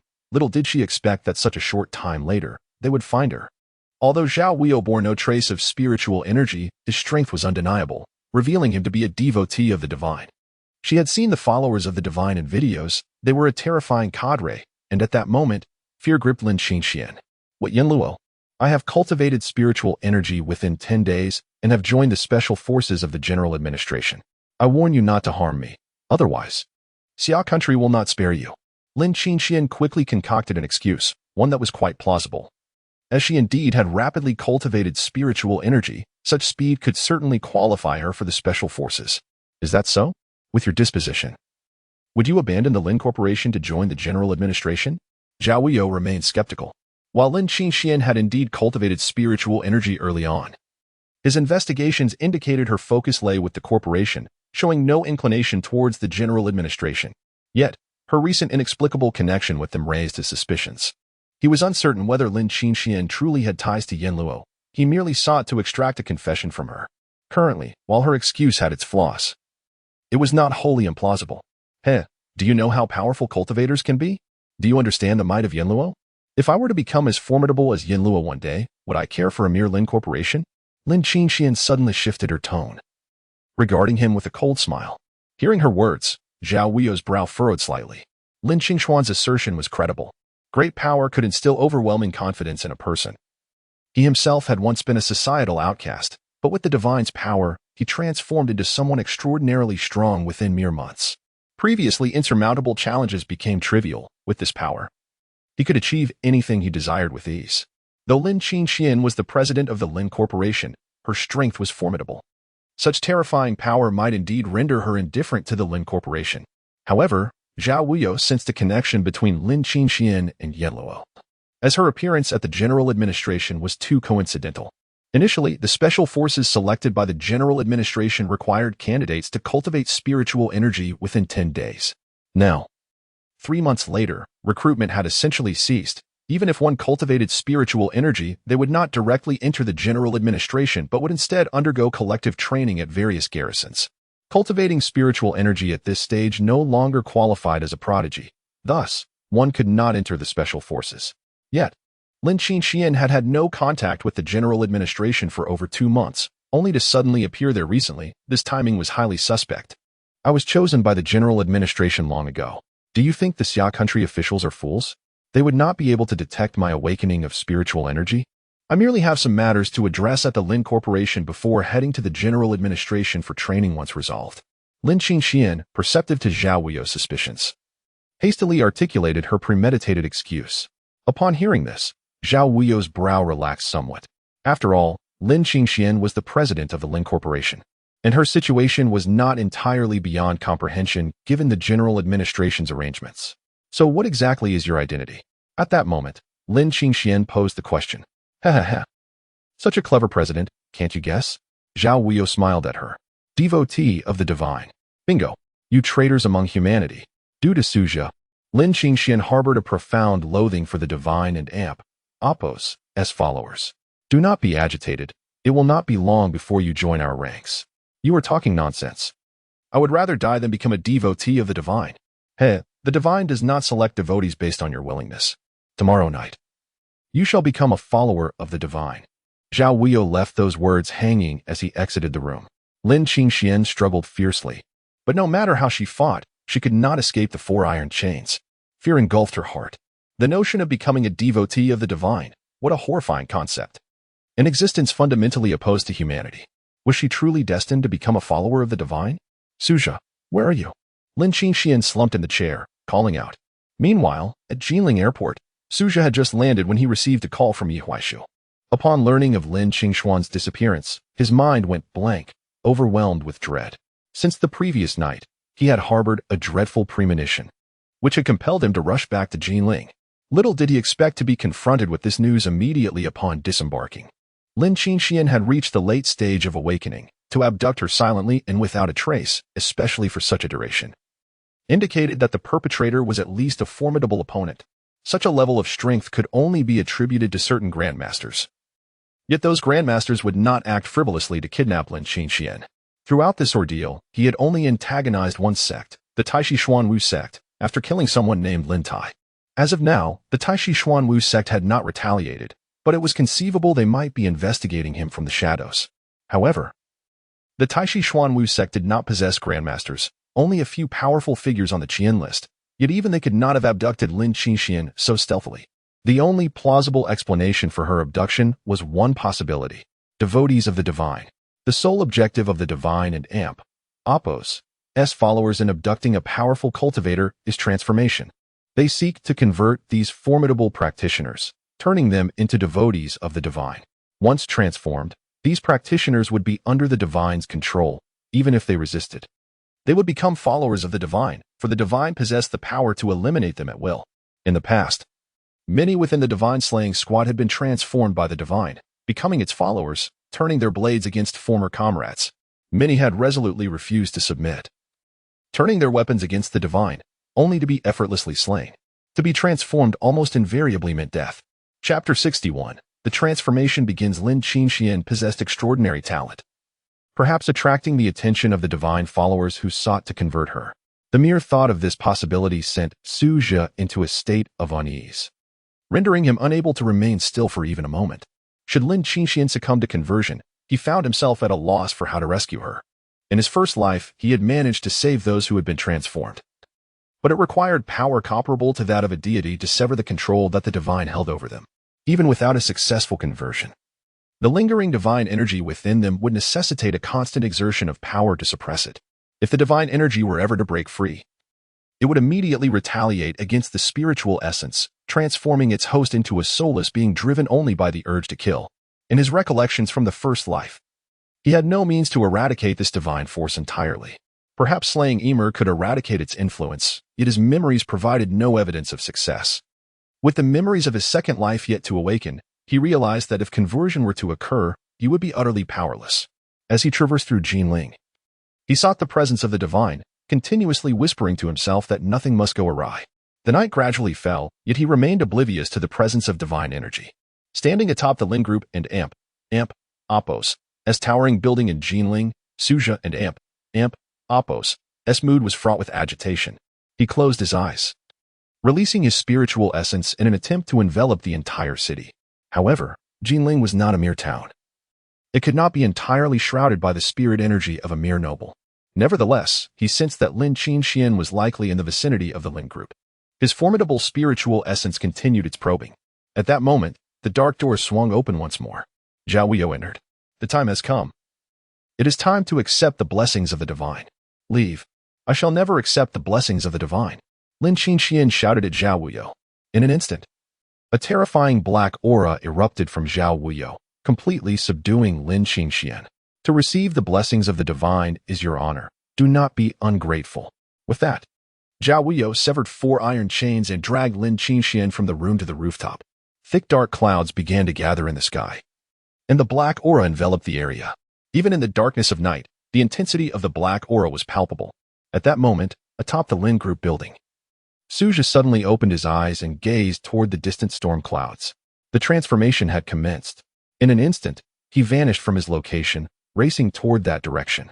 Meanwhile, Zhao Wuyo had bound Lin Qingxian on the rooftop and raised his arms, chanting fervently, "Great deity, please bestow your blessings, guiding the lost traveler, allowing them to become your messenger."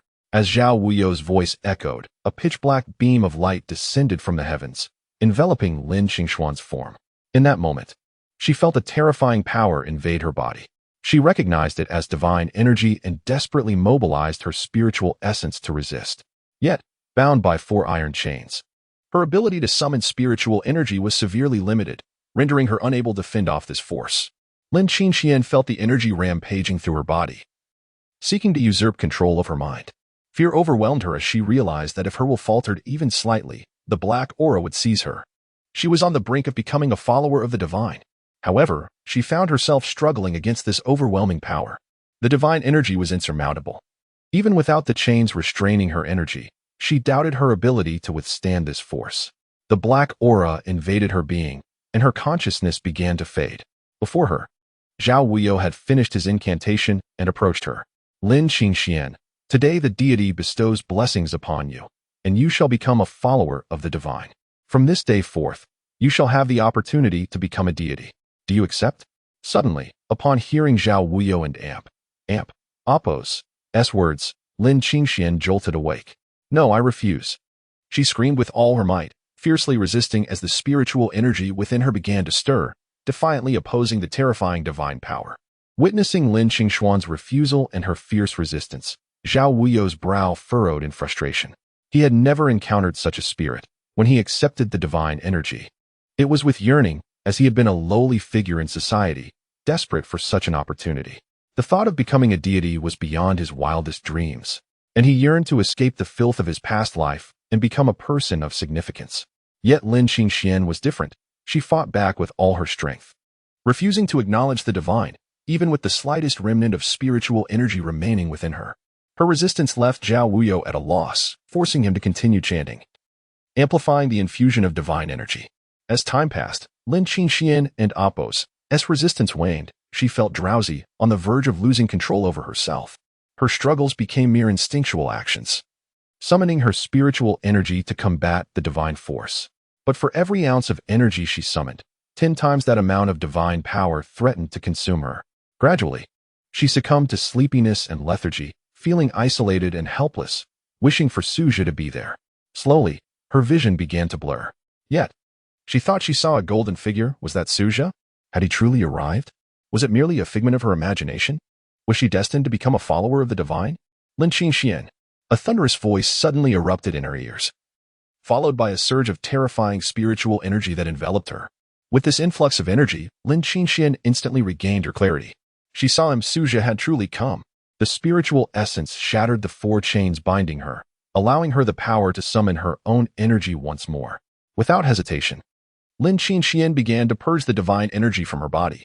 Meanwhile, Suja, ensuring that Lin Qingxian was capable of resisting the divine power, turned his attention to Zhao Wuyo. At that moment, Zhao Wuyo, witnessing the turn of events, was filled with rage. Suja, you seek death. Zhao Wuyo erupted, his mid-level general strength radiating across the rooftop. He was furious. This lowly human, this wretched son-in-law, dared to obstruct him. He was a follower of the divine. How could a mere human stand in his way? In an instant, Zhao Wuyo charged at Suja, intent on crushing this audacious insect. However, events unfolded far differently than he had anticipated. He beheld a blade of Yama. Suja and Appo's wrath blazed like an inferno, and in his fury, he forgot to conceal his identity, drawing forth the Qiankuan blade. Chapter 62. The Sealing of Lin Qingxian. How did you possess the Qiankuan blade? At the sight of the blade, Zhao Wuyo was engulfed in an abyss of terror. During his investigation of Lin Qingxian, he had encountered a photograph of Suja. The man before him, who claimed to be a mere kept man, was none other than Suja, Lin Qingxuan's husband. To his astonishment, Suja had drawn the Qiankuan blade, a weapon exclusively belonging to the King of Hell. You are the King of Hell? You cannot be, Zhao Wuyo roared. But his voice faltered abruptly. Dark energy surged from his neck, as he felt the essence of life and divine power rapidly dissipating. Before the King of Hell, he found himself bereft of any opportunity to retaliate. He could never have fathomed that Lin Qingxian and Appo's seemingly harmless husband was indeed the illustrious King of Hell. Alas, he would never have the chance to relay this revelation to anyone. Death was his only companion. In a fleeting moment, Zhao Wuyo's body withered into a mere husk. Suja swiftly approached Lin Qingxian, enveloping her in a profound and pure force. However, upon examining her, he discovered that divine power had already infiltrated her being. At this moment, Lin Qingxian was nearly transformed into a devoted follower of the divine. Had it not been for the immense spiritual energy resisting it, she would have lost all control, becoming an unmitigated devotee. Suja, what will become of me? Lin Qingxian observed him quietly, sensing her predicament. With me here, you shall come to no harm. Do not deceive me. I can feel that power within me. The moment I relent, it will consume me. I am destined to become a devotee of the divine, am I not? Do not think like that. I will surely heal you. What a pity. I only now realize how wonderful you are. If only I had recognized it sooner, I could have treated you better. I would not have let you endure so many grievances. Gradually, Lin Qingxian and Appo's voice weakened, the spiritual energy within her swiftly evaporating. She was losing her grip on herself. Do not speak. Focus on circulating your spiritual energy. On the nightstand in my room, beneath the marriage certificate lies a card. It contains my savings from these years, though it is not much. It is enough to ensure your comfortable living for the rest of your life. Let us divorce. Being a widow is ultimately unseemly. Silence. I will never divorce you in this lifetime. You shall come to no harm. Suja recalled the myriad moments across 2 lifetimes. Lin Qingxian had never wronged him. Instead, she had always defended him, skillfully maneuvering between him and Lin Nanzhong, striving to protect him. Yi Huaishu, quite the admirable figure, as the vice-chairman of Jinling. Lin Qingxuan's hand gently caressed Suja's face. This seemingly ineffectual man needed someone to care for him. Suddenly, an epiphany struck Suja's mind. Qingxian, I have a solution. In his first life, he had utilized this method to seal a deity. That deity belonged to the great Xia, and when faced with a multitude of divine beings alone, he had stood resolute, vowing to fight to the death for the protection of the great Xia. To prevent such a fate, he had sealed the deity. If a deity could be sealed, so too could Lin Qingxian. Once he discovered a means to counter the divine power, he would awaken her. Qingxian, I will seal you. When I find a way, I shall awaken you. Rest assured, as long as I, Suja, draw breath, I will find a solution. With that, Suja formed a complex series of hand seals. As he did so, a mysterious power enveloped Lin Qingxian, who was now nearly incapable of speech, gazing at him with sorrowful eyes. How ironic, having just discovered your worth. Layer upon layer of enigmatic energy enveloped Lin Qingxian, completely sealing her spiritual and divine powers. A pristine crystal emerged as Suja completed the final hand seal and pressed it against the crystal. In an instant, the crystal erupted with a terrifying force, swiftly soaring into the distance. Upon reaching the skies above the Lin Corporation, the crystal transformed into countless stars, descending into the earth. He sealed Lin Qingxian beneath the Lin Corporation, the very site of their initial encounter. Years ago, when he had come to the Lin Corporation for an interview, he had stumbled upon Lin Qingxian while attending to nature's call. At that moment, she was entangled with by Xingqian, and he had intervened, thus forging their fateful bond. As the radiance faded, Suja gazed upon the Lin Corporation. Qingxian, one day, I shall awaken you. Under the cloak of night, Suja morphed into a harbinger of vengeance, traversing Jinling with a tumultuous surge of spiritual energy, probing every corner of the city. He pursued each divine devotee, employing the most brutal methods to eliminate them.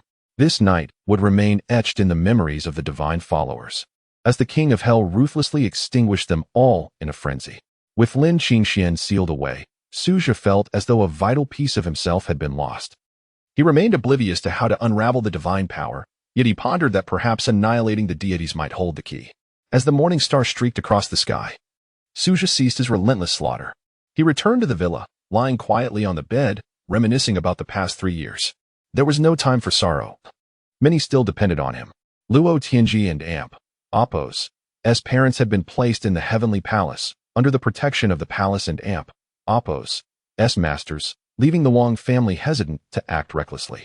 He dialed Yi Huaishu's number, ensuring the safety of his parents and younger sister. He could not bear to witness such tragedies again. Having completed these tasks, Suja departed the villa, heading to the heavenly palace to seek out Luo Tianji. He intended to teach him the art of cultivation.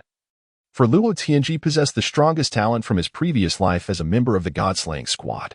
He needed to undergo formal training promptly, as only then could he hope to vanquish the looming threat of the 300 giants. In this life, Luo Tianji's parents had not perished, resulting in a markedly different state for him. Upon informing Luo Tianji of the impending divine incursion, he eagerly pledged to join the God-slaying squad and immediately commenced his cultivation of spiritual energy. With Luo Tianji and Amp, Apos, innate talent and the formal training methods, he swiftly grasped the spiritual energy of a mid-level general in merely half a day's time. It would not be long before he ascended to a higher rank, likely achieving the status of a marquis before the 300 giants emerged. The emergence of 2 marquis-level warriors would undoubtedly pose a significant threat to the 300 giants. Moreover, Yi Huaishu was also poised to attain marquis status, ensuring that 3 marquis-level forces would face off against the giants without any difficulty. After spending an entire month at the Heavenly Palace, Luo Tianji's remarkable talent proved true, stabilizing at mid-level general within that brief span. The breakthrough to a higher rank was merely a matter of time. At this juncture, he had located 2 teammates, with 4 more remaining to find. Among them, one seemed to be in the west. Chapter 63. The Dragon Breath Project. Before departing from Jinling, Suja made his way to the Lin group, intending to retrieve Lin Qingshuan's belongings for the villa. As for Lin Qingshuan's whereabouts, he felt it necessary to inform Lin Nan.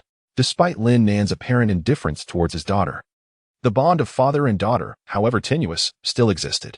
Upon receiving this news, Lin Nan, who was usually robust, seemed to age significantly in an instant. The absence of a cherished individual brings to light the profound significance of what has been lost. Suja reassured Lin Nan repeatedly that he would devise a means to revive Lin Qingxian. He vowed that she would not become a follower of the divine. Following the exposure of the divine believers, The citizens of Xia had all but confirmed the existence of the divine beings. And the giant race hovering above Jinling was undoubtedly not there with peaceful intentions. Only a few nations, such as the beautiful country, stubbornly refused to believe. Scoffing at Xia and Apos' actions and continuing their sanctions, Xia did not respond in kind to the beautiful country and Apos' actions. But the confrontation between the two superpowers was bound to cause significant upheaval, plunging the world into an economic crisis. Oil prices in Xia surged to $9, leaving many struggling to afford fuel. Fortunately, Xia had anticipated this situation. After foreign monopolization of oil, it had been researching new energy sources. With Suja and Apos' memories from his previous life, he was aware of some breakthroughs. The future of new energy would be categorized into two sectors: electrical energy and oxygen energy. Oxygen, the latest renewable energy developed by Xia to combat the divine, boasted an efficiency 100 times that of electrical energy, being abundantly available and infinitely renewable. This initiative was known in the first life as the Dragon Breath Project, which fully erupted 3 years after the arrival of the giant race, effectively resolving all of Xia's energy dilemmas. However, prior to this, Xia underwent a dark period. Before seeking a third ally, Suja planned to visit Yong'an to share the Dragon Breath Project with Wang Dong. The series of actions taken by Xia had made Lin Nin aware that the divine were indeed real, and that practitioners had become ubiquitous in Xia. Although they lacked the formidable strength of Yin Luo, they far surpassed ordinary humans. Suja, I have had my reservations about you in the past. That was my fault. However, Qingxian has always cared for you. She has never spoken ill of you in my presence. I implore you, for Qingshuan's sake, to ensure her revival. In the end, Lin Nan finally lowered his head, beseeching the very son-in-law he once despised. You need not worry. I understand how Lin Qingxian feels about me. As long as I, Suja, am alive, I will never cease to seek a remedy for Qingxian. With this assurance, Lin Nan seemed to regain a semblance of vitality. Subsequently, Suja left Jinling for Yong'an, where he met Wang Dong and the chief of the technology team, Lu Hong. Lu Hong was a premier scientist who devoted himself entirely to Xia's energy sector in the first life. Under his leadership, Xia's top scientists overcame numerous technical hurdles, ultimately transforming the seemingly impossible oxygen into a revolutionary energy source, elevating Xia to a leadership position in the energy industry, far surpassing its nearest competitor. In the latter stages of the first life, humanity, leveraging energy technology, even developed terrifying new weapons capable of inflicting effective damage on the divine. While this damage was negligible to the divine, it was nearly lethal to demigods. Thus, Xia's technological weaponry could eliminate nearly all adversaries, including the formidable followers of the divine, except for the divine themselves, against whom these weapons were utterly ineffective. Moreover, the god-slaying team had limited growth and remained unable to contend with the divine. However, this time was different. The people of Xia began cultivating their energy channels before the giants and Apos' onslaught, providing them with a crucial advantage in facing the two divine races. With the comprehensive rollout of new energy sources, Xia would not fear any nation. After all, following the giants' arrival, the remaining survivor nations regarded Xia with watchful eyes, making vigilance against the divine and fellow humanity essential. You mean oxygen? Lu Hong pondered Suja's proposal. They had considered the oxygen solution but found the technical challenges daunting, far more complex than water energy. Moreover, Blue Star and Apos' water resources were formidable, comprising 70% of its composition. I believe water energy is a more reasonable option, Lu Hong asserted, shaking his head. Suja countered, knowing Lu Hong and Apos' stance. While water energy might seem a superior choice, they were unaware that it would later become exceedingly scarce due to the invasions from the Fire Nation, the Fog Nation, and the Elven race, leading to the near disappearance of Blue Star's oceans. Soon, a continent far larger than all of Blue Star's landmass would rise, serving as the divine stronghold on Blue Star. The reason Xia transitioned from water energy to oxygen in the first life was due to the relentless flames brought forth by the Fire Nation and Apos' arrival, which caused water resources to dwindle by 80%, while the emergence of the Fog Nation gave rise to a vast new continent. Hence, pursuing water energy was not a viable option. Upon sharing this revelation with Lu Hong and Wang Dong, both exhibited astonished expressions. After a long pause, Wang Dong slowly spoke. Are you suggesting that a new continent will rise in the near future? Indeed, that will be the divine and Apos' realm, a forbidden zone for humanity. Water energy will gradually deplete, and humanity and Apos. Impending doom will commence after the Fire Nation and Apos' arrival, Suzhou affirmed. Wang Dong and Lu Hong exchanged glances, both reflecting disbelief. The emergence of a new continent was an unfathomable prospect, one that could dwarf all current land masses combined. What would become of Blue Star if such an event occurred? They dared not contemplate further, yet they trusted Suzhou's words. However, the technical barriers surrounding oxygen as a new energy source are insurmountable given our current technological capabilities. Lu Hong, ever the tech enthusiast, expressed his concerns about the continent while fixating on the technical challenges. I have some knowledge regarding the technical barriers of oxygen. Here is a compilation I prepared about all the new energy technologies from the previous life, which I hope will assist you, Suzhou offered. Presenting Lu Hong with a document he had meticulously compiled, containing widely acknowledged knowledge from the latter stages of the first life when new energy sources were fully implemented. With Lu Hong and Apos' expertise, he was confident that they would uncover methods to overcome the technological barriers. Upon reviewing the material, Lu Hong and Apos' eyes widened in astonishment. This presents a solution? Ingenious. It is remarkably clever. The mind behind this idea must be an unparalleled genius of our time. Suzhou, do you know who that is?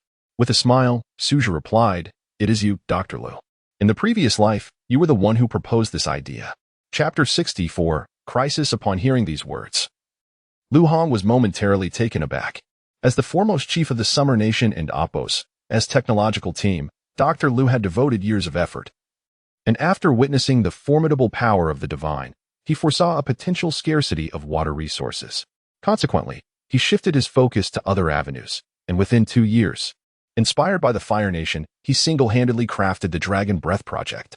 This initiative was not the result of any collective effort, but entirely conceived by Dr. Lu Hong himself. Ha ha ha. I knew you were capable. Go ahead and pursue it. The Summer Nation will always support you. Wang Dong laughed heartily. Having known Lu Hong for many years, he held an unwavering confidence in him, even surpassing Lu Hong's own belief in his capabilities. I will promptly advance the Dragon Breath Project. Lu Hong and Apos' expression turned serious as he gathered the necessary documents and assistance, departing the conference room. After Lu Hong and Apos' exit, Suzhou and Wang Dong began to discuss other matters, starting with weaponry. Despite the Summer Nation and Apos' military prowess ranking among the world and Apos' elite, they found themselves somewhat constrained when faced with giants weaker than the divine. Furthermore, even if they were to develop firearms, time was of the essence. Yet, fortune favors the bold. With the activation of the Dragon Vein, a realm of spiritual minds had surfaced in Jinling. Weapons forged from these spiritual ores were exceptionally powerful. If wielded by a formidable practitioner, their energy would far surpass that of conventional firearms. Currently, the weaponry of the god-slaying team was insufficient to meet their demands, breaking with the slightest swing. Thus, they required a suitable weapon, and now was the ideal moment to mine the spiritual ores and forge new arms. He informed Wang Dong about the Lin Group and Apos' acquisition of Wasteland and urged him to expedite the production of a batch of weapons using the spiritual ores. Wang Dong readily agreed, delegating the matter to the Minister of Finance to finalize a procurement agreement with the Lin Group. It was anticipated that this development would significantly bolster the Lin Group and Apos' strength, causing the value of the Wasteland to skyrocket. Next came the comprehensive plan to eliminate the followers of the divine. This initiative had already commenced discreetly. They had begun to restrict international travel for students and repatriate overseas Chinese citizens. Thus far, the plan was progressing smoothly, Wang Dong stated methodically. Indeed, military training must not be neglected. With the early emergence of the 9 infants, I suspect other monsters will soon follow suit. The god-slaying team must also engage in practical training, Suzhou remarked. The team had trained for over 3 months and was due for real combat exercises. The progress of the god-slaying team was quite promising, yet they harbored grievances against the first team, particularly regarding their captain, Yin Luo. Many of their strong members were as formidable as Yi Huaisu, yet they were unable to join the first team, leading to doubts about their captain and Apos' strength. Do you think it wise to address this? Wang Dong inquired, especially since the god-slaying team had recently voiced their discontent towards Yin Luo. When the weak gain immense power in a brief period, their confidence often swells, and even Yin Luo and Apos' reputation may not suffice to quell them. When their strength surpasses the limits acknowledged by society, they might even perceive themselves as omnipotent deities. This was not an unfounded concern, In the previous era, the early god-slaying team faced similar chaos. Thus, a degree of intimidation was essential. Suja closed his eyes, lost in thought. In the first era, shortly after the emergence of the 9 infants, even fiercer monsters appeared. Moreover, the creatures that followed the 9 infants were not solitary, but rather swarmed the mountains. These were the fearsome Gujiao. The Gujiao, a man-eating beast resembling a bird yet not quite one, sported horns on its head and emitted cries akin to an infant's wail. Gujiao thrived near water, and although they were significantly weaker than the 9 infants, they were far more challenging to confront. Unlike the 9 infants, which could unleash flames and toxic mists, Gujiao relied solely on physical attacks. Their bodies were as tough as iron, and they possessed astonishing speed, using their wings to reap havoc. During the first era, the appearance of Gujiao had inflicted considerable casualties upon the Summer Nation. Most crucially, the Gujiao were not solitary, they appeared in the thousands. Such overwhelming numbers posed a threat even to the current god-slaying team, with their formidable physical prowess and rapid flight capabilities. Even mid-ranking practitioners could sustain severe injuries or lose their lives with a single misstep.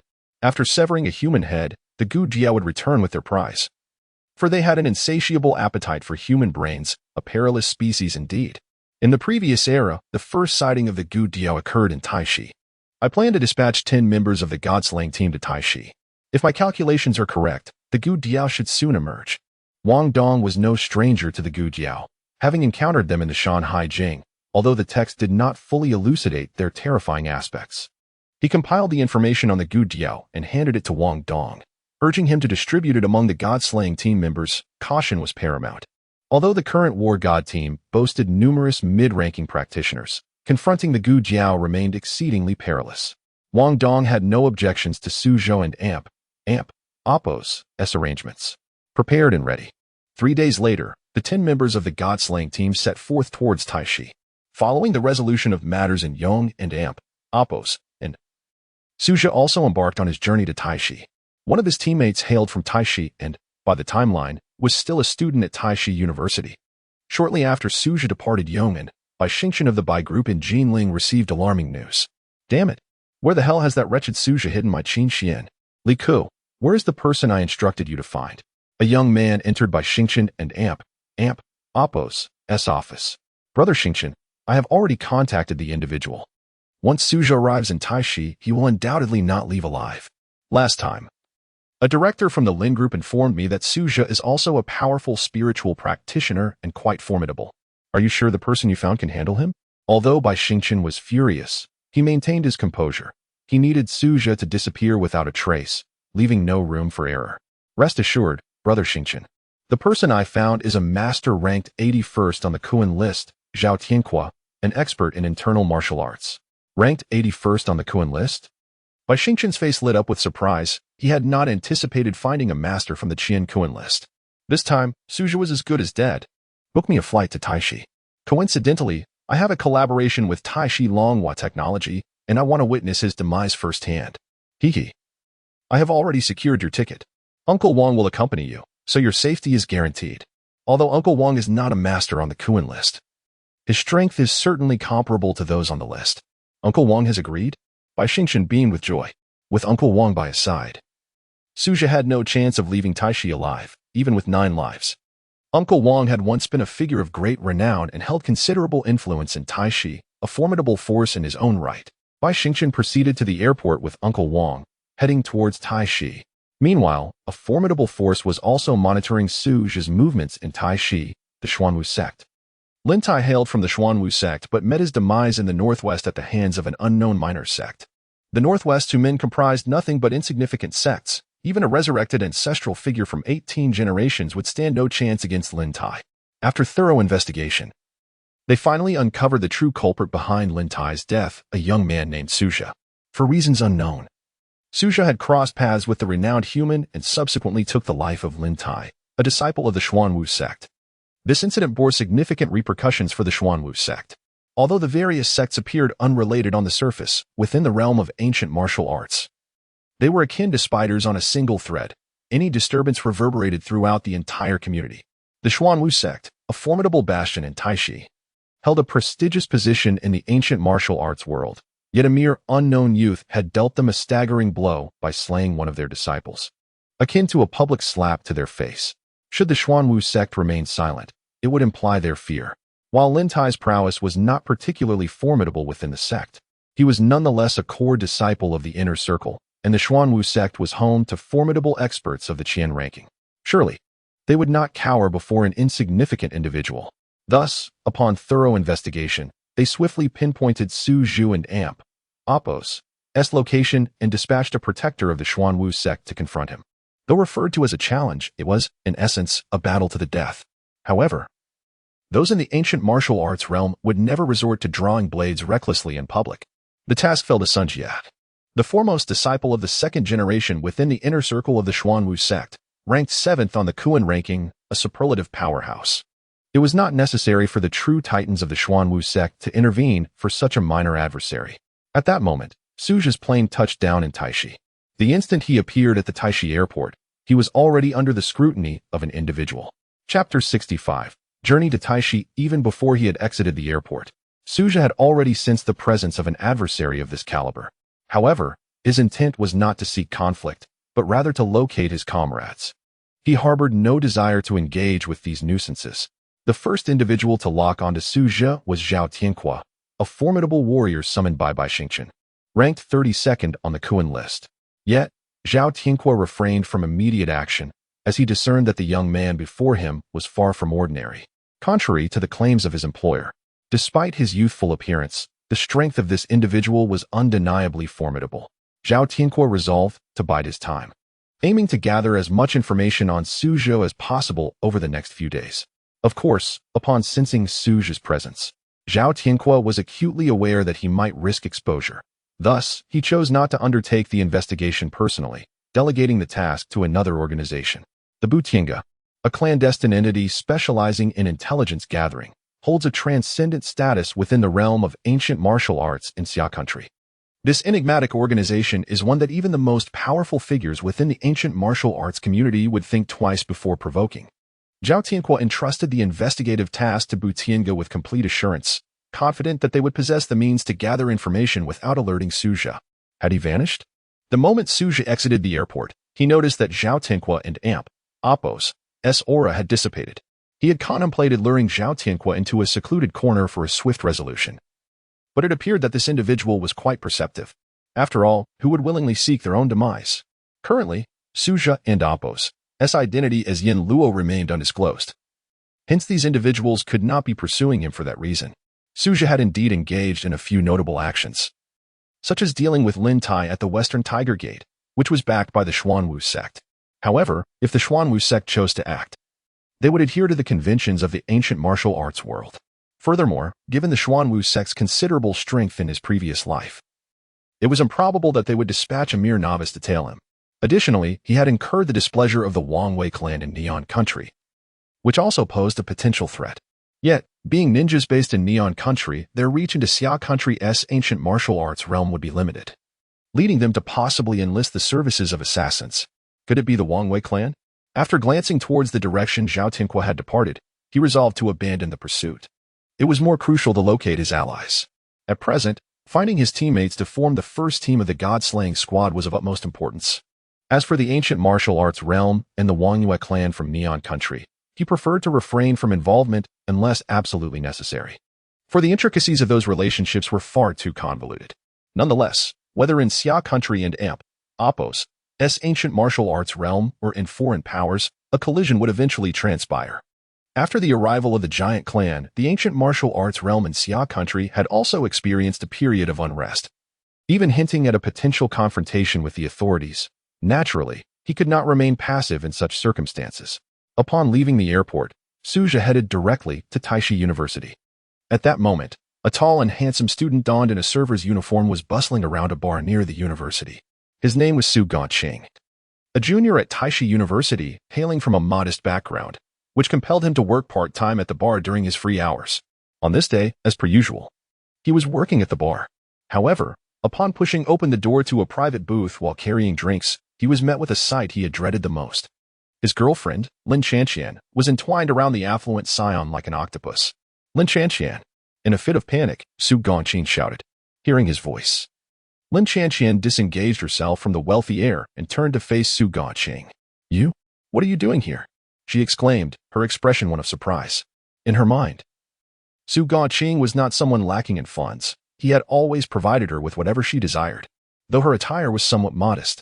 She believed it simply indicated his low-key nature. But why was Su Gongqing working in a bar, dressed as a server?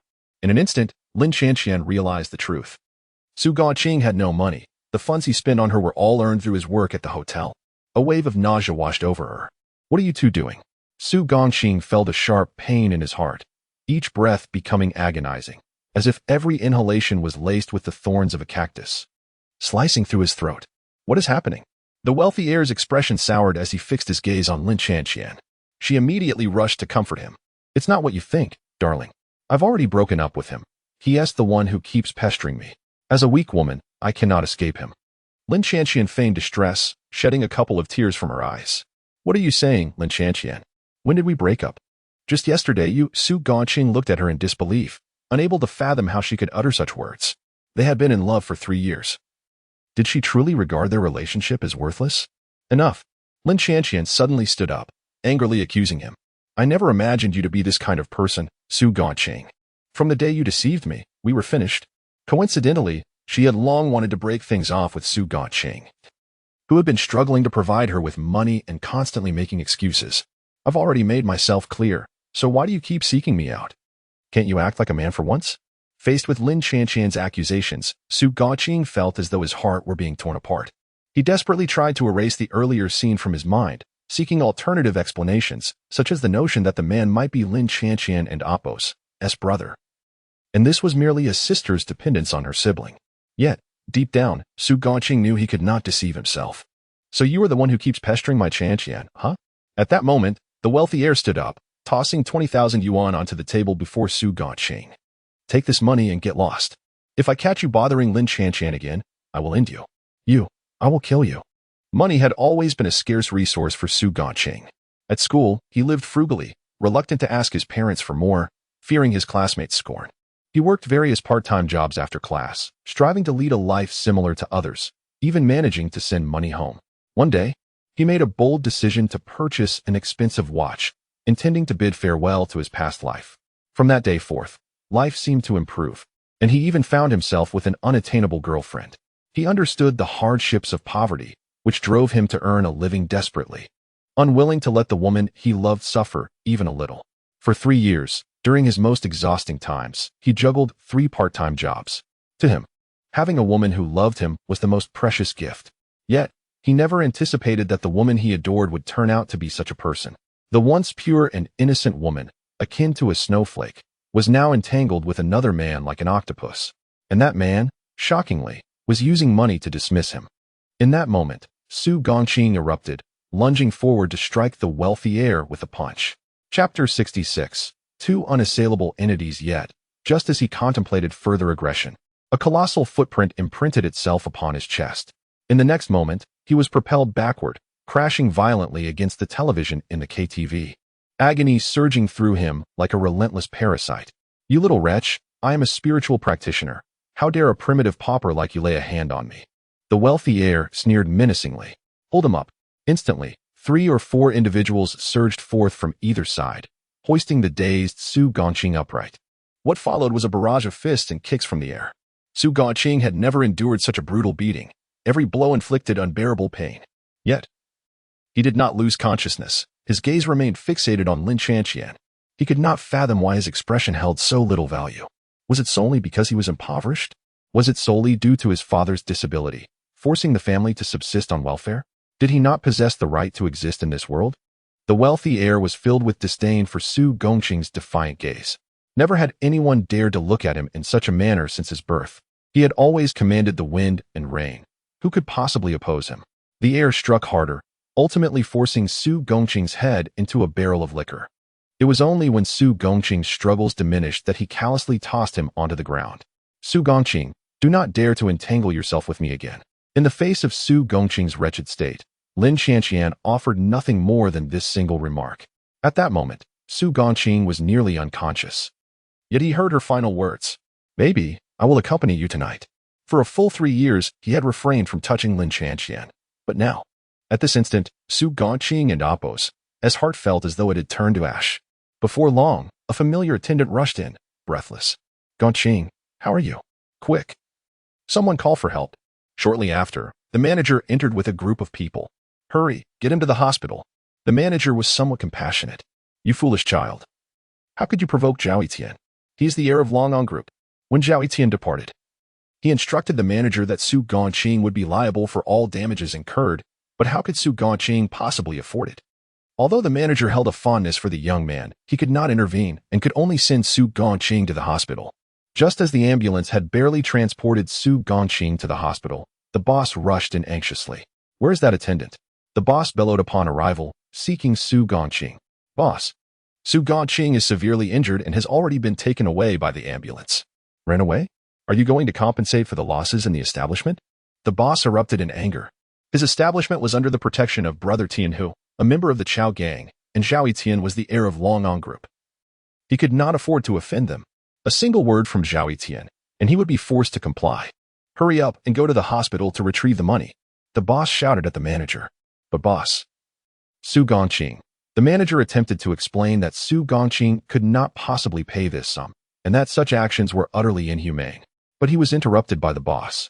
"Li Guo, if you do not wish to stay, there are plenty of others willing to take your place." Li Guo was reprimanded, yet he dared not retort. Having struggled alone in Taishi for many years, he had finally established a modest foothold and lacked the courage to resist. Just then, a youthful face entered the hall. "Excuse me, does Su Gongqing work here?" Susha, having conducted his investigation, finally discovered that Su Gongqing was indeed employed at this nightclub and had come directly. "Who are you to Su Gongqing?" The moment the boss laid eyes on Susha, a glimmer of hope sparked within him. If Su Gongqing could not be found, perhaps his friend could suffice. "I am his teammate." "Excellent. Su Gongqing has broken many of our possessions. You will compensate for him." The boss immediately approached, gripping Susha and Appo's clothing to prevent his departure. "What is going on?" Susha furrowed his brow, sensing something amiss. "Su Gongqing openly attacked a customer in my establishment and shattered many of our items. Since you are his friend, you shall pay for his damages, totaling 100,000 yuan." The boss brazenly demanded, this amount being a request from Zhao Etian, sufficient to crush Su Gongqing financially. 100,000? Did he cripple your father? Susha felt a surge of displeasure. It was evident that the boss was seeking trouble, and he forcefully pushed the boss aside. "Do you dare touch me? My establishment is under Brother Tianhu and Appo's protection, the Chao gang and Appo's Brother Tianhu." The boss was enraged by Susha and Appo's push. Yet the young man possessed an astonishing strength that deterred him from retaliating, leading him to invoke the name of Brother Tianhu from the Chao gang. "I will ask one more time, where's Su Gongqing?" In that moment, Susha unleashed his aura. He was injured and went to the hospital. At the first affiliated hospital, the manager, recognizing the power of Brother Tianhu, quickly interjected, knowing that if this young man was as impulsive as Su Gongqing, they could attract the ire of Brother Tianhu, and no one could save them from such a fate. Upon hearing this, Susha cast a deep glance at the manager before turning to leave. "Damn it, you wait. I swear I will not rest until I have dealt with you." The boss erupted, furious that anyone would dare create a disturbance within Brother Tianhu and Appo's territory. It was always he who bullied others, yet today, he was the one being bullied by a mere youth. He could not swallow this humiliation. The boss immediately pulled out his phone and dialed Brother Tianhu. Seizing this opportunity, the manager hurriedly exited the nightclub, chasing after Susha. "Little brother, wait." Susha halted, looking quizzically at the manager. The manager rushed to press 2,000 yuan into his hands. "Little brother, you must quickly go to the hospital and take Su Gongqing away. Our establishment is under Brother Tianhu and Appo's protection. The boss is undoubtedly calling him right now. It won't end Appo's TB long before he returns to the hospital. So you must take Su Gongqing away before Brother Tianhu arrives. Aren't you afraid your boss will cause trouble for you?" Susha was astonished. He had not anticipated finding such a kind-hearted individual in this place. "I have long desired to leave. That boss has committed countless heinous acts. I will resign as soon as I return." The manager resolved firmly. "What is your name?" "My name is Zhao Wentao. Please, do not waste time with me." Brother Tianhu and Appo's men act swiftly. "You must hurry to the hospital." "Very well, no need to resign just yet. In a while, I will give you this establishment." With that, he turned and walked away. The manager stood in place, taken aback for a moment. "I appreciate your kindness, but you are likely unaware of the terrifying organization you are challenging." The manager sighed, knowing full well that in Taishi, there were two entities one must never provoke, the Chao gang of Long'an group and the Xuanwu sect of Taishi. This young man was far too naive. He had no understanding of the phrase "there is always a greater power." To confront the Chao gang was an impossibility. He returned to the nightclub, intending to resign after this night. Yet, alas, he would find that departing would not be so simple. Chapter 67, Preparing for Surgery. Leaving the nightclub, Suja sprinted fervently to the first affiliated hospital. Guided swiftly by the medical staff, he located Su Gongqing. At present, Su Gongqing was in critical condition within the emergency room, receiving urgent medical attention. Outside the emergency room, Suja clenched his fists tightly. In a previous life, his teammates always radiated innocent smiles, leading him to believe that they were all ordinary individuals with mundane pasts. Though their finances were limited, they seemed free from significant worries, growing up joyfully and maturing into content adults. However, he was unprepared for the revelation that each of his teammates had endured profound hardships. It was no wonder that in his past life, Su Gongqing had to endure the amputation of both legs, relying on prosthetics for mobility. He had merely attributed this to a traffic accident, but the truth was far grimmer. It was precisely due to this incident that Su Gongqing had been severely injured, rendered a shell of his former self.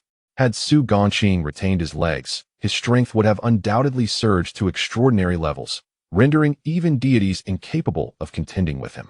Although Su Gongqing's innate talent paled in comparison to Luo Tianji's, his relentless dedication was unparalleled. It was this unwavering effort that transformed an individual of modest talent into a key member of the god-slaying team, one of the most feared demon slayers among divine beings. Once a formidable force capable of shattering a deity with mere flesh and bone, he bore a tragic moniker in his previous life, the incomplete immortal. Indeed, even after achieving immortality, he remained fundamentally flawed. This time, he was determined to alter that fate. He would safeguard Su Gongqing's legs. A weight akin to a massive stone crushed his chest. Had he arrived sooner, perhaps Gongqing would have been spared this suffering. Who was responsible for inflicting such torment upon him? Suja's fist tightened further. He would not let those culprits escape unscathed. At that moment, a group of thugs armed with knives, guns, and clubs stormed into the hospital. There were over a dozen of them, brutally assaulting the hospital's security personnel before charging inside. Everyone, behave.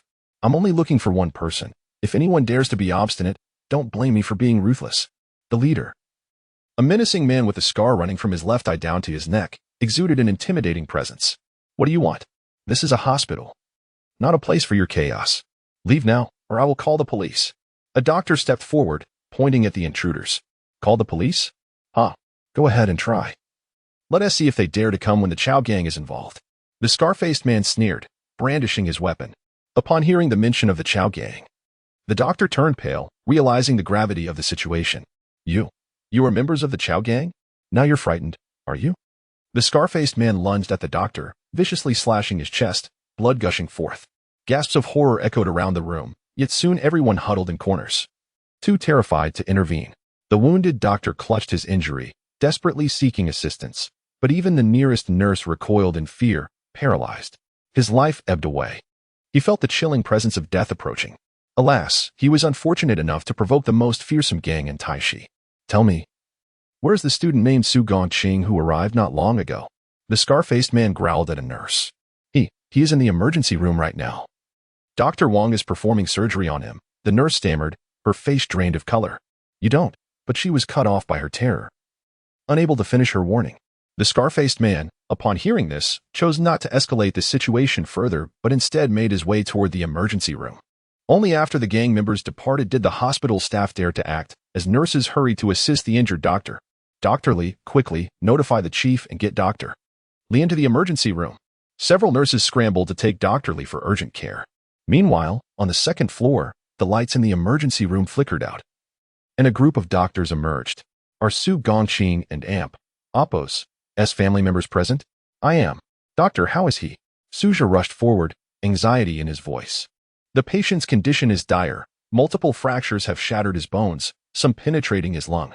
Any slight misstep could result in severe hemorrhaging. I will need to perform a major surgery, but I must inform you that I do not have great confidence in its success, the doctor explained gravely. What? A notice of critical condition? Suja was taken aback. How could this be? Su Gongqing was supposed to survive. Who are you related to the patient? Only immediate family can sign the critical condition notice. I am Goching's mother. An elderly woman hobbled over, struggling to reach them. She fell to her knees before the doctor. Please, I beseech you, he is my only child. You must save him.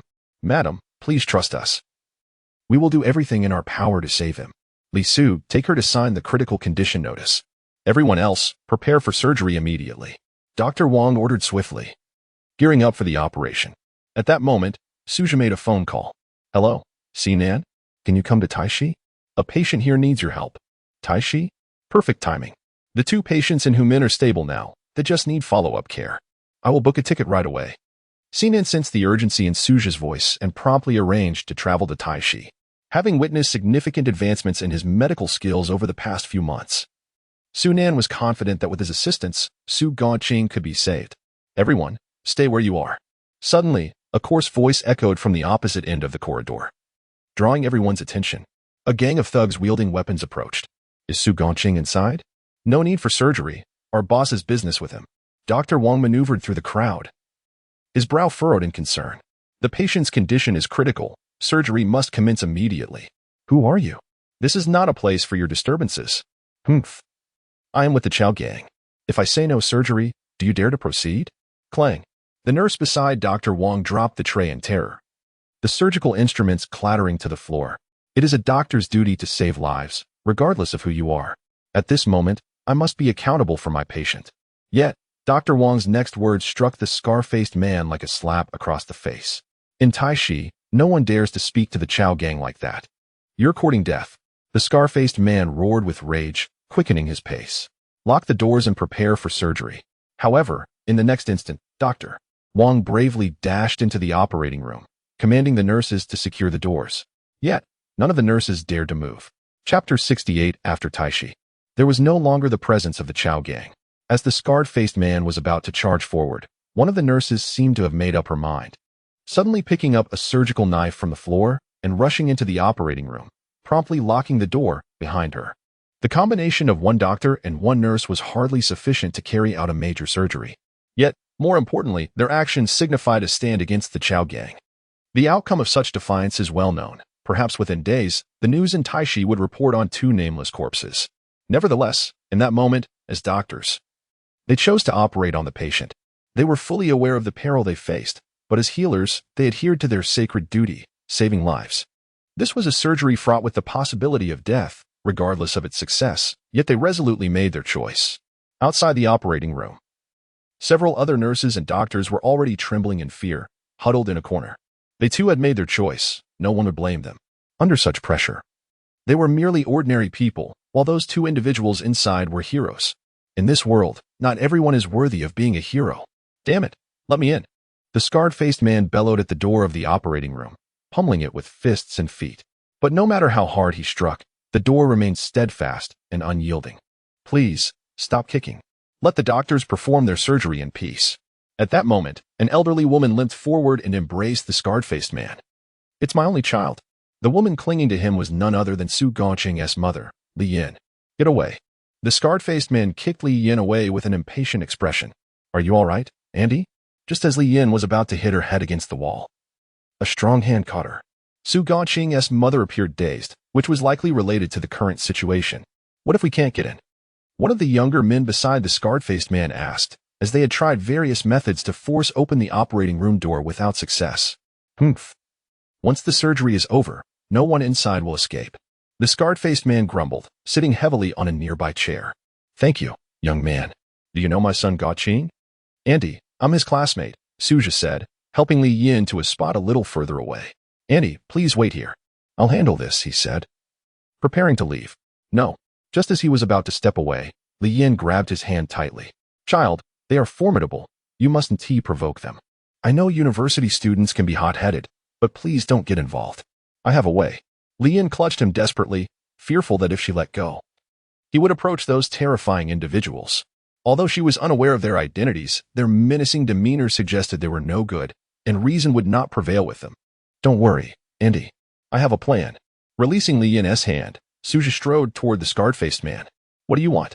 Don't you see our leader is inside? Get lost. Halfway through, he was stopped by a man wielding an iron rod. The man swung the rod, aiming for his face with an arrogant expression. Suja seized the iron rod, applying pressure. Let go.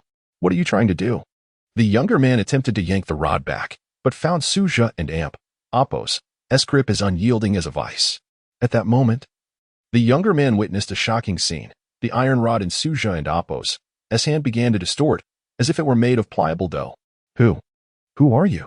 The younger man fell to the ground in terror. Suja advanced, twisting the iron rod into a spiral as he approached the scarred-faced man. I give you 3 seconds. Otherwise, you shall witness the wrath of the Chow gang. The scarred-faced man glared coldly at him and replied, Pfft. In the next instant, Suja struck, driving one end of the twisted iron rod into the scarred-faced man's shoulder. The scarred-faced man howled in agony, akin to a slaughtered pig. Immediately, his subordinates lunged at Suja. However, they were met with the highest combat prowess of Xian Nation, a formidable force capable of defying gods.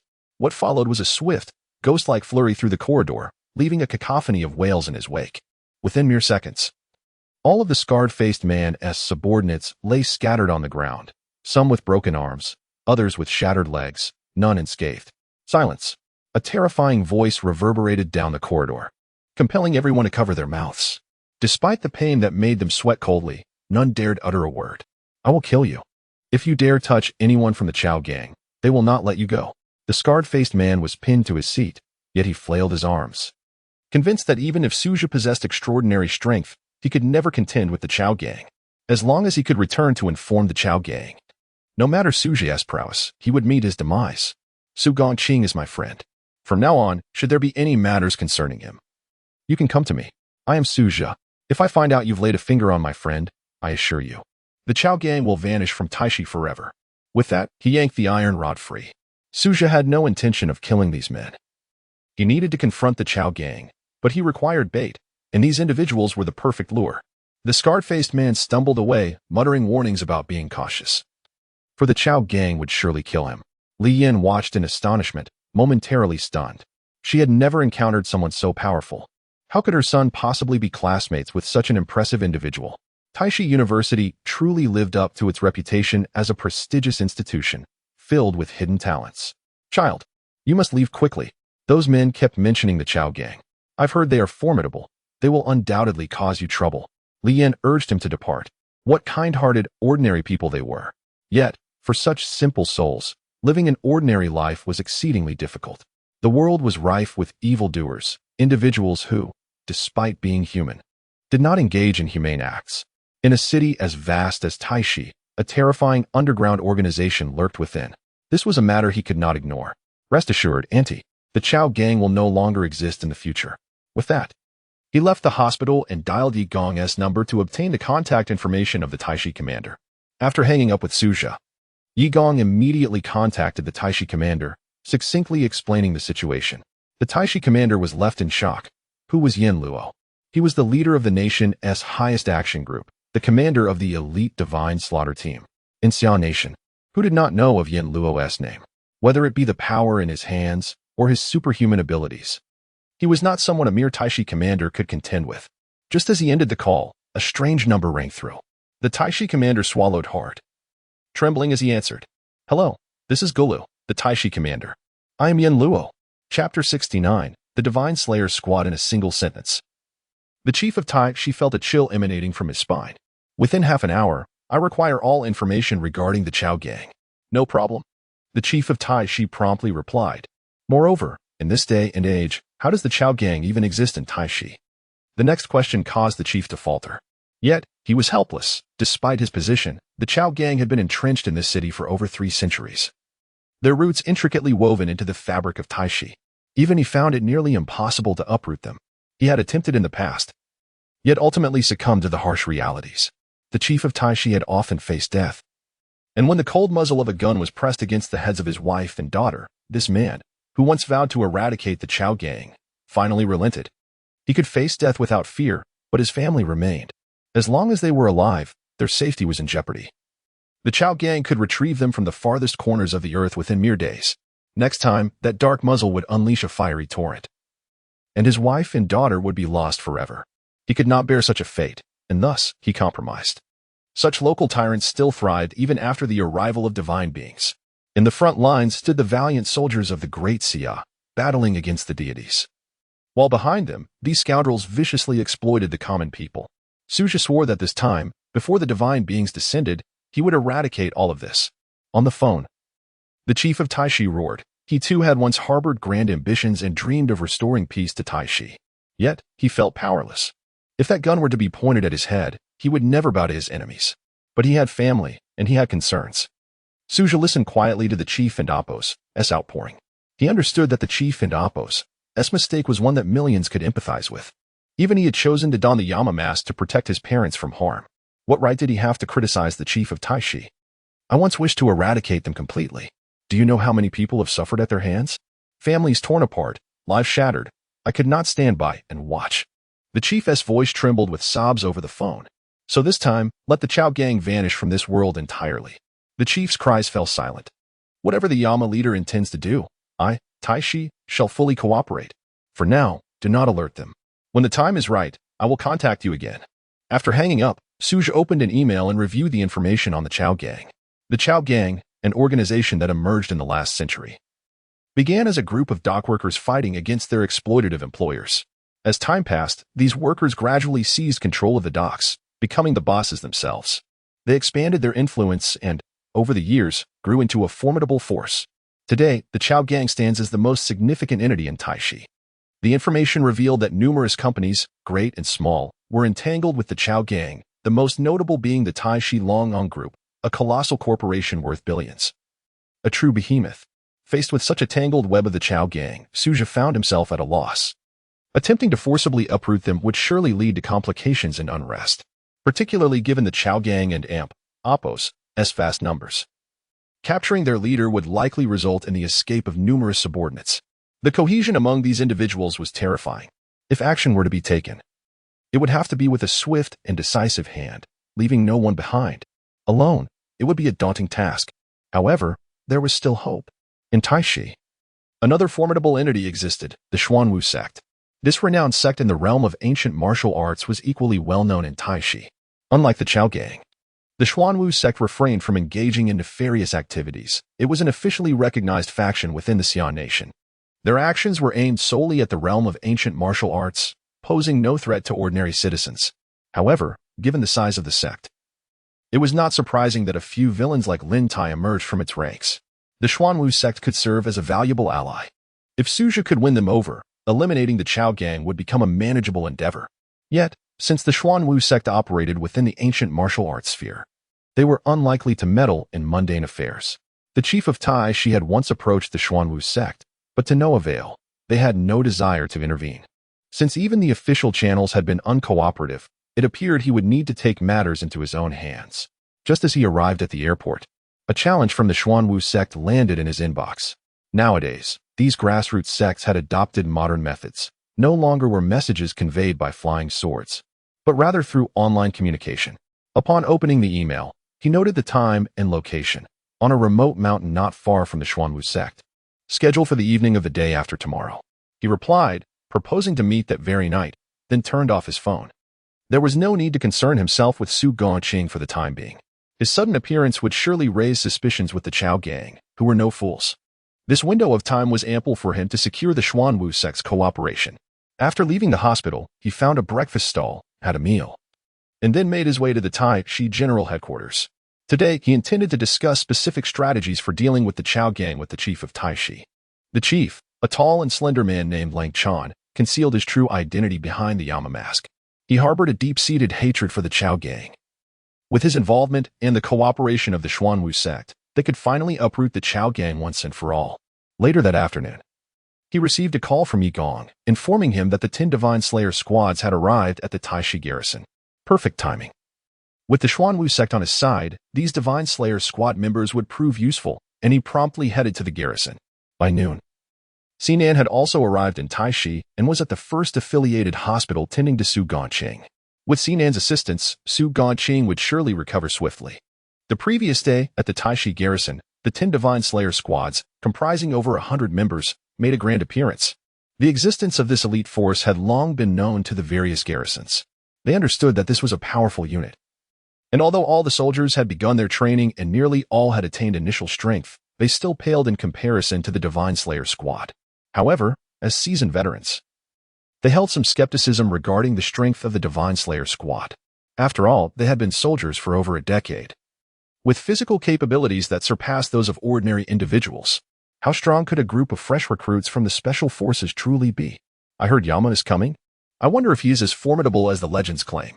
Yama must possess some genuine skills. After all, he even defeated the 9 infants. That was ages ago. Besides, we have no idea what the 9 infants and Appo's strength was. Huh? Just the 9 infants? Can they withstand my punch now? Among the crowd, one voice stood out, drawing the attention of many. Look over there, a monster from the second squad. I remember his name, Li Huenshin. It seems that he arrived on the very day the audio was released. Truly a remarkable individual. I have heard that this lad even bested the instructor in a confrontation. There are very few within our agency who can rival him. I wonder if Yin Luo is a worthy adversary. Chapter 70, The Battle Between the Godlayer Squad and the Regular Army. Have you underestimated Yin Luo too much? After all, he is a pioneer. The game developers may not necessarily be the best in the world, for there are always greater forces beyond what we perceive. Moreover, if Yin Luo were truly formidable, why would he never dare to show himself before us? Was and Appo's it said that Yin Luo emerged from the west? If he truly had the courage, he should have appeared by now. Listening to the brazen discussions of the Godlayer squad, who paid no heed to their superior, the seasoned veterans were filled with indignation. As warriors, obeying orders is paramount, yet these newcomers seemed utterly oblivious to this truth, openly discussing their superior and even slandering him. Such behavior filled them with profound shame. How could these individuals call themselves warriors? A bunch of brats. What are they even saying? At that moment, a voice filled with fury erupted, and the crowd turned to see a squad leader. This individual, a seasoned veteran with over 6 years of service, commanded hundreds of soldiers and embodied the essence of a true warrior. As a soldier, obedience to orders is a sacred duty, and the bonds forged in the crucible of life and death made it intolerable for him to hear such disrespect towards his commanding officer. In an instant, he roared, capturing the attention of the entire Godlayer squad. What are you old fools talking about? At this juncture, Li Hintian spoke up. He was the captain of the second team of the Godlayer squad, boasting the strongest power among them, far surpassing even other talented captains. Li Hintian possessed extraordinary talent. He had once been apprehended by the special guard while living in a rented room, and initially, he had felt utterly despairing. However, as his cultivation deepened, his strength gained recognition, and he discovered that even many seasoned veterans paled in comparison to him, inflating his arrogance further. Yin Luo had seldom appeared at the headquarters, and even Yi Huaisu of the Jinling headquarters had to tread carefully around him. Although Li Hintian couldn't defeat Yi Huaisu, there were very few in the entirety of Jinling headquarters who could surpass him. This made Li Hintian feel as if he possessed the power to save the world, with no one above him. Mere ordinary humans dare to shout at us. Li Hintian was unperturbed and retorted without hesitation. In an instant, dozens of troops surrounded the more than 100 members of the Godlayer squad, their killing intent palpable and their anger boiling over. Despite the fact that every member of the Godlayer squad was at least at the initial spirit level, capable of lifting tanks with their bare hands, they were still struck with fear and confusion when faced with such overwhelming hostility. What they lacked was the fierce killing intent that emanated from these soldiers. This killing intent was mysterious and elusive, something that mere mortals could scarcely possess, even if the opponent was clearly weaker. Facing them instilled a sense of fear within their hearts. Recognizing the dire situation, Li Hintian knew he had to assert dominance. He strode forward confidently to an open space. Enough of these petty antics. If you have the ability, come and face me. As soon as he finished speaking, the squad leader stepped forward to the open ground, removing his outer garment. I am aware of the Godlayer squad and recognize the unparalleled abilities you possess. Yet, you are not worthy of being called warriors. As he spoke, the squad leader unleashed a terrifying aura. Mid-stage initial spirit? How dare you challenge me with such a low realm? Li Hintian scoffed at the squad leader's words, feeling a surge of displeasure. They were the special forces, after all. What did it mean to be special? It meant they were the chosen ones, incomparable to these ordinary soldiers. The squad leader's words were like daggers to his ears, and Li Hintian would not allow such disrespect. In an instant, Li Hintian vanished from his spot, charging straight at the squad leader without any hesitation. Despite lacking any combat techniques, his speed was nothing short of terrifying.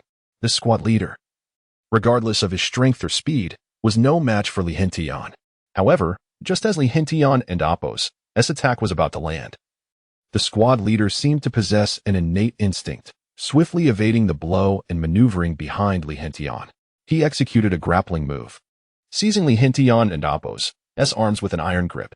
While the squad leader may not have matched Li Hintian in realm, his extensive experience in battle and mastery of grappling techniques, honed over years of training, endowed him with reflexes beyond the ordinary and an uncanny ability to adapt to the ever-changing dynamics of combat. In an instant, Li Hintian felt his arms rendered useless, his entire body unable to exert force. A sense of panic washed over him. How could a mid-stage initial spirit be a match for a strong mid-level general like him? Get off me! In a flash, Li Hintian unleashed a surge of terrifying spirit energy, violently sending the squad leader flying. The squad leader executed a somersault in mid-air, landing gracefully on the ground. However, before he could regain his footing, Li Hintian was upon him, raising his fist for a strike. The force behind this punch exceeded the limits that a mid-stage initial spirit could withstand. Caught off guard, the squad leader had no time to evade and could only raise his arms to shield his chest. The sound of a crack echoed through the air as Li Hintian and Apos' fist shattered the squad leader and Apos' right arm, pain flooding through him like a relentless torment. Even the members of the Godlayer squad winced at the sight, for a severed arm was a pain they could hardly fathom.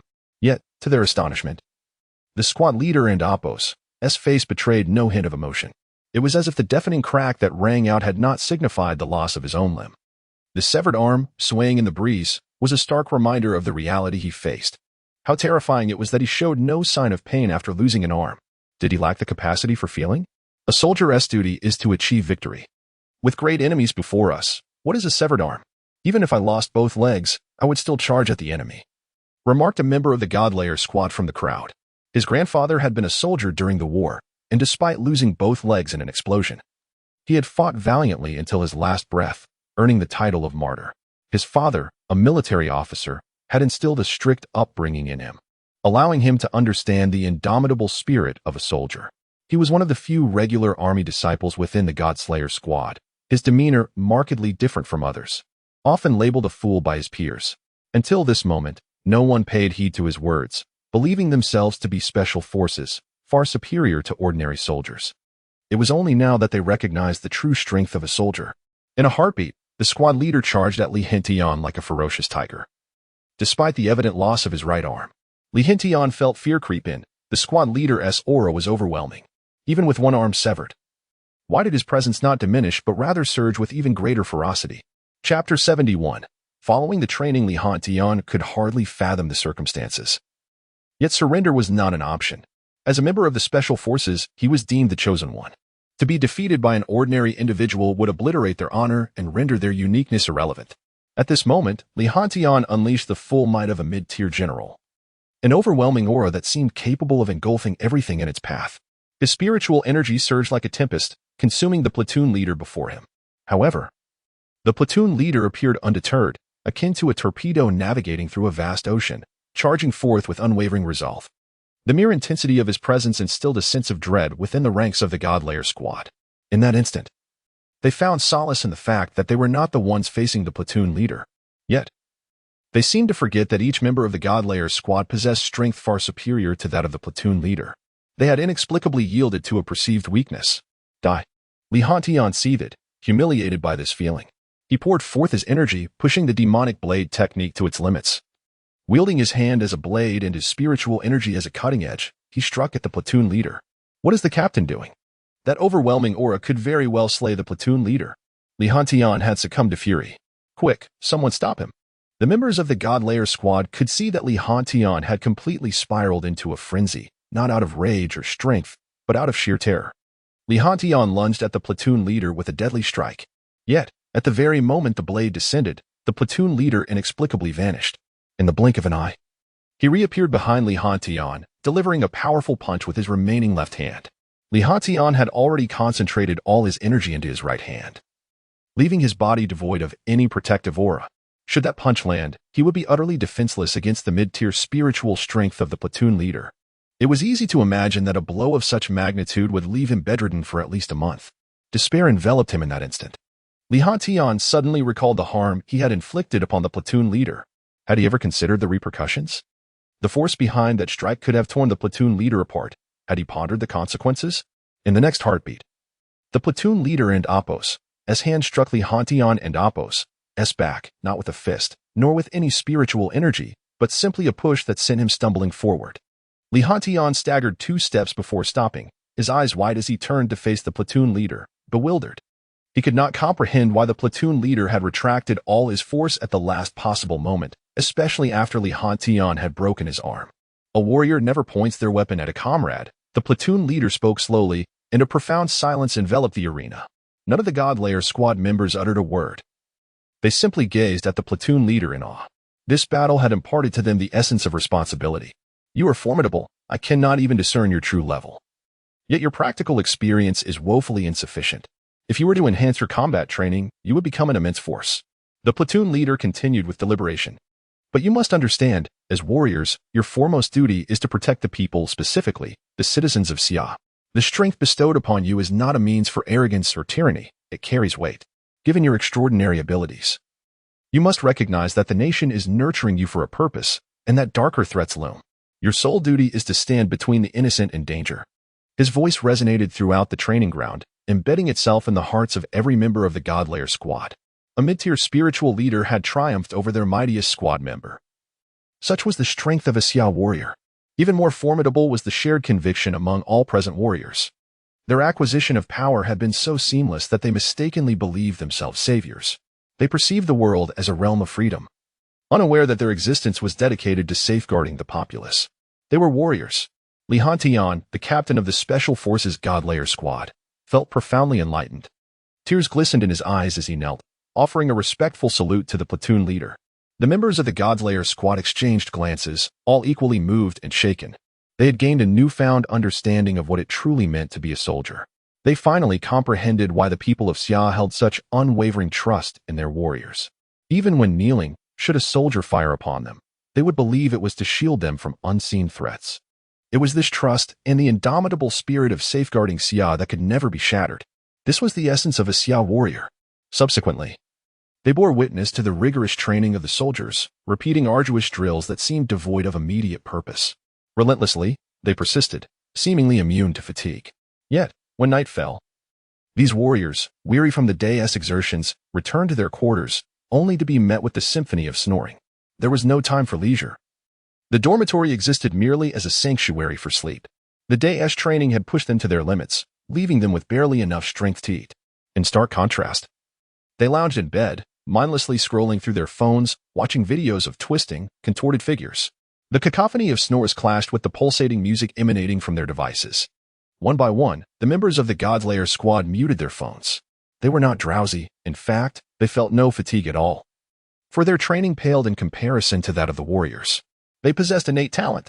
Ultimately, they set their phones aside, closed their eyes, yearning to emulate the soldiers. Yet, scarcely had they drifted into slumber when the blaring sound of a trumpet pierced the night. It was the wake-up call. Just as they buried themselves under their blankets in irritation, another lively trumpet sounded, and their fellow warriors sprang from their beds like springs. Impeccably prepared within a minute, making their beds, donning their uniforms, and completing their morning routines in under 30 seconds. Within 2 minutes of the trumpet and Apos' call, they had vacated the dormitory and raced toward the training grounds. The ensuing clamor reverberated in the ears of the God-Layer squad members. They squinted at the scene unfolding before them, astonished by the efficiency of those movements akin to machines. They too were warriors. In that moment, the members of the God-Layer squad instinctively rose, made their beds, attended to their hygiene, and proceeded to the training grounds. Yet, by that time, several minutes had elapsed, and the soldiers were already engaged in their drills. Standing on the training grounds, the God-Layer squad members exchanged bewildered glances, unsure of what to do. They had received orders to await the arrival of the commander, yet until that moment, no one had attended to them. What are we waiting for?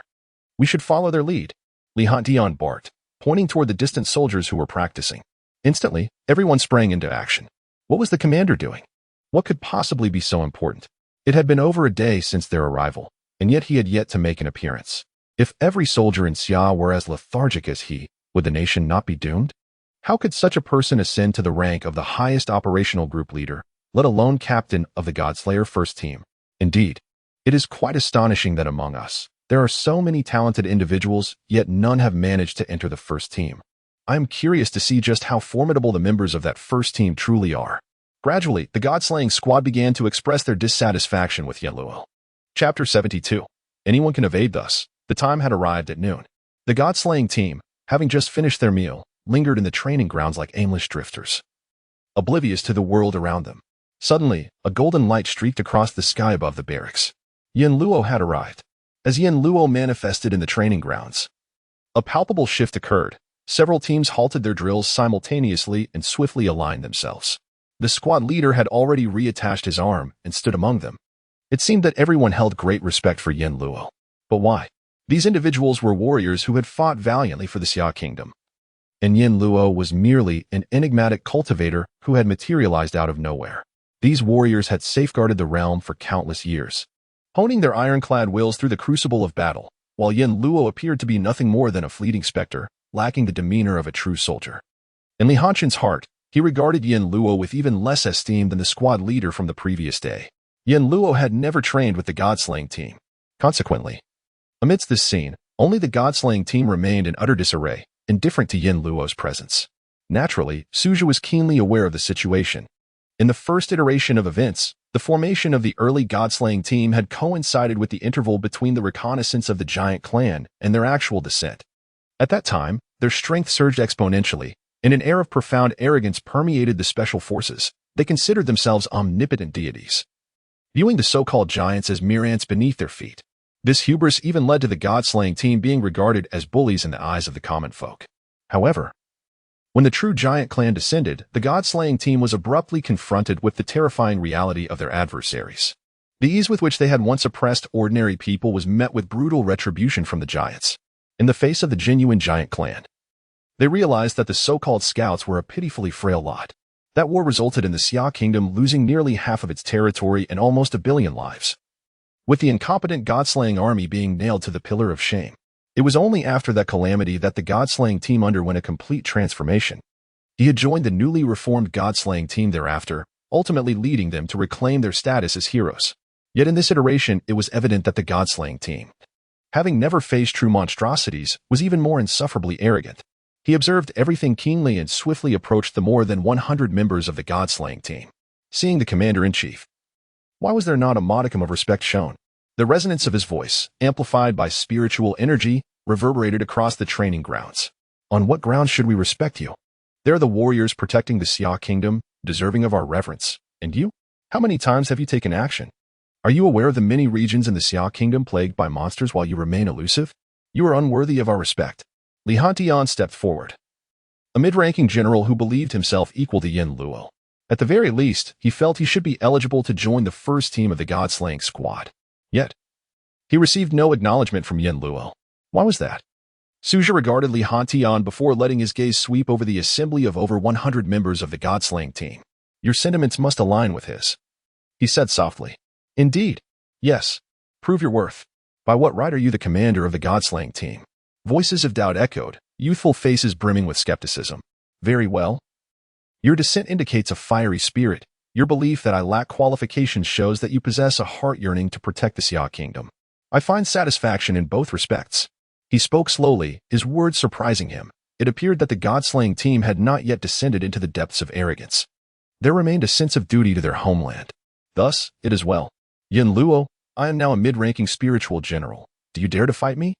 At this moment, Li Hantian made his challenge, seeking to contest Yen Luo's position. Yen Luo was not like the soldiers. They could subdue themselves through years of training and the martial arts ingrained in their muscle memory. He accepted this. Of course, I shall accept your challenge. However, as Yen Luo, having trained longer than you, you must not use spiritual energy. Li Hantian imposed a more stringent condition, insisting on a contest of raw physical strength, where even those of noble rank might not match him. Agreed. Suja smiled, recognizing that these youths likely assumed he was merely an inexperienced novice with no combat experience. Little did they know, he had led humanity in vanquishing countless divine beings in his previous life. When it came to experience, none surpassed his own. Then be cautious. Li Hantian scoffed, believing Yen Luo to be overconfident. He was determined to teach Yen Luo a lesson and use this opportunity to demonstrate to the higher-ups who was truly deserving of the title of commander of the god-slaying team. Suddenly, Li Hantian unleashed a formidable aura, the overwhelming presence of a mid-ranking spiritual general blowing everyone around him away. Even seasoned veterans staggered by this force had to retreat. A vast empty space opened up as Li Hantian gestured towards Yin Luo. Please, take your stance. Suja stepped forward, and in an instant, Li Hantian vanished from sight, his imposing aura surging towards Yin Luo. Suja shook his head in resignation. How could these youngsters fail to conceal their auras, charging in without strategy? Did they believe the giants would stand idle for their assault? As Li Hantian closed in, he found himself merely 3 meters from Yin Luo, acutely aware that there was not a scrap of spiritual energy emanating from him. At such proximity, even if Yin Luo were to summon his energy, it would be too late to defend against Li Hantian's strike. Li Hantian's massive fist aimed squarely at Yin Luo's head. Yet, in the next moment, Yin Luo merely tilted his head, effortlessly evading the punch, only for Li Hantian to feel a sharp pain in his abdomen. Looking down, he discovered that Yin Luo's fist had already struck him there. When did that happen? Li Hantian was aghast. He had failed to perceive Yin Luo's movement. When had Yin Luo unleashed that strike? Fortunately, without the aid of spiritual energy, he could still endure the pain in his abdomen and quickly raised his right leg to kick at Yin Luo. In response to such a blatant attack, Yin Luo simply stepped back without bending at the waist, deftly avoiding the kick yet again. Then, to Li Hantian's astonishment, Yin Luo transformed into an afterimage, instantly closing the distance between them. Their noses were mere centimeters apart, and Li Hantian could even feel the warmth of Yin Luo's breath. In such close quarters, Yin Luo, without utilizing even a hint of spiritual energy, exhibited no trace of fear. Seeking death, Li Hantian unleashed his spiritual energy, launching a dual-handed assault from both sides. Your attacks are too obvious. Unless your opponent is a vegetable, anyone with a semblance of awareness can easily evade your strikes. His hands clapped together. But where was Yin Luo's figure? Yet, Yin Luo's voice resonated from behind. Chapter 73. Acknowledgement of Yama. As Li Hantian turned his head once more, a sharp pain pierced his throat, and a trickle of blood escaped.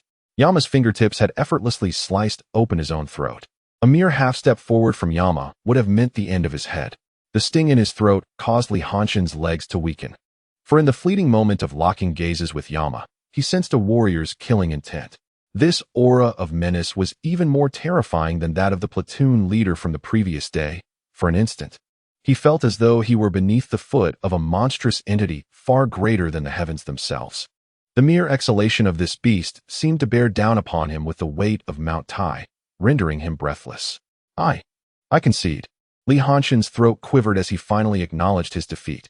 After these 2 battles, he comprehended the true terror of Yama. It was clear why the leader of the Supreme Action Group was none other than Yama. You coward, Li Hantian. Without using spiritual energy, Yama is already beyond your reach. If the second team cannot handle this, then hand over the captaincy to me. The elite members of the second team began to clamor. Their pride was severely wounded. Having arrived just 2 days prior, they had suffered 2 humiliating defeats, a stark contrast to their once invincible reputation. Recently, the minor monsters appearing in Xia country had succumbed to their fists as if they possessed divine strength. Yet, in these 2 days, an ordinary warrior and an untrained cultivator had easily bested them. The notion that their undefeated myth could be shattered was simply unacceptable. They were cultivators. Endowed with superhuman abilities, how could they face such a thorough defeat? Yama withdrew his hand and regarded the remaining members of the god-slaying team. It appears that there are still doubts regarding my strength. If that is the case. With that, Suja clasped his hands behind his back, closed his feet together, and stood resolutely. I shall not employ spiritual energy, nor will I use my hands or feet. You are free to attack me. How does that sound? At this proclamation, the arena fell into a profound silence. Without spiritual energy, without hands or feet, what else could one use? Perhaps sheer will? Not only the god-slaying team, but even the warriors were taken aback. It was as if he was inviting them to strike him while he stood defenseless. But who was Yama? The mightiest force of Xia country? Was it truly that simple? I stand here, but can you even strike me? A member of the god-slaying team voiced his skepticism. You may stand there, but can you withstand our blows, you bunch of worthless fools? The proclamation spread like wildfire, igniting the fervor of the hot-blooded youths. You dare say we cannot hit you? You must be jesting. I will charge at you. Who will join me? Despite Yama's formidable reputation, this just fell flat. If they could not even reach him, what had all their training amounted to? The atmosphere thickened with indignation as over 100 members of the god-slaying team unleashed a formidable aura, each one radiating power at least at the late stage of the awakening level. Among them, there were even two mid-tier generals like Li Hantian. This was the current strength of Xia's most powerful god-slaying team, a terrifying force indeed. Yet, did their prowess truly warrant such an elevated status? Come forth, you worthless fools. Show me how many of you can land a punch. With Yama's final taunt, the hot-blooded youths erupted in a unified surge towards him. Prepare to be left searching for your teeth. As over 100 powerful auras converged, Suja slowly closed his eyes. His mind was filled with visions of celestial guardians. The bodies of those who had protected the great Xia fell from the skies. Each had once lived vibrantly, each had loved ones, each had their own beloved. They were wives, husbands, parents, children, once respected teachers, and devoted healers, all perishing at the hands of malevolent deities. In their final moments, they could not even retain their corpses. Their remains and blood staining the earth of the great Xia. In that moment, Suja's heart ached profoundly. These were the very people he vowed to protect. His rage against the gods could only be channeled through his blade as he sought vengeance. With every strike, a deity fell, their bodies descending as a form of atonement for the people of Xia. His chest swelled with a fierce determination and overwhelming killing intent. As he reopened his eyes, an aura of terror radiated outward, enveloping all present, plunging them into a hellish arena. Before them lay a landscape of corpses and blood, a monstrous being with eyes that bore into their very souls. It was an entity they could never hope to defeat, a terrifying force on par with the heavens. In the presence of those eyes, they found themselves unable to inch forward, their spiritual energies collapsing. The foremost members of the god-slaying team collapsed to their knees. Stripped of not only their energy, but even the courage to stand tall. They curled into themselves, trembling like animals faced with a predator. This scene spread like an infection, rapidly engulfing over 100 members of the god-slaying team, who soon found themselves kneeling, shaking uncontrollably. At that moment, standing behind Yama, Li Hantian finally felt the weight of that oppressive aura. It was a killing intent far more terrifying than that of the platoon leader. This aura even clouded their minds, plunging them into visions of horrific scenes, a mountain of corpses and rivers of blood. Before this power, no one possessed the courage to rise. Li Hantian knelt, tears streaming down his face. What experiences could forge such a killing intent in a person? What had he endured? How many loved ones had perished before his eyes? How much land had been trampled upon to cultivate such a fearsome wrath? In that instant, Li Hantian envisioned the countless souls plummeting from the heavens, including the platoon leader who had instructed them just yesterday. His body was cleaved in two, eyes clouded and face contorted, falling into the abyss. Following him were his parents, his girlfriend, and even comrades with whom he had shared laughter just moments prior. These figures fell from his sight, one after another. Yet, unlike him, every soldier stood even straighter, their gazes unwavering. They were the last line of defense for the great Xia. They could not falter. Behind them stood the people of Xia, those they were sworn to protect. And so it felt as if time had stretched into years, even decades, before such visions finally faded. Yama remained, standing resolute with hands clasped behind him. However, the training ground was now enveloped in cries of despair. This group of passionate youths, once defiant and unyielding, finally grasped the depth of Yama and Appo's suffering. You are the god-slaying team. Your enemies are the gods. Look at your current state. How do you differ from worthless wretches? In that moment, Yama's voice resonated, and instantly, over 100 members of the god-slaying team rose in unison. Li Hantian stood as well, mustering every ounce of strength to shout, "Second team of the god-slaying team, we pay our respects to Lord Yama." Third team of the god-slaying team, we pay our respects to Lord Yama. The god-slaying squad. On the training grounds, a chorus of roars resonated. At this moment, the more than 100 members of the god-slaying squad wholeheartedly acknowledged Yin Luo. Chapter 74. Unworthy of the ancient martial realm, the ominous aura emanating from Yin Luo is not something an ordinary individual could possess. For no one can endure the suffering that Yin Luo has endured. Only extraordinary pain can forge extraordinary strength. They remain unaware of the depths of Yin Luo and Appo's anguish. Yet they recognize that he is undeniably qualified to stand as he does. Very well, tonight I shall engage in battle. Do you not wish to witness the extent of my prowess? Then come forth, at 7 o'clock this evening, to this place. But your identities will no longer be those of the god-slaying squad. You shall be disciples of the Qingxian sect in Jinling.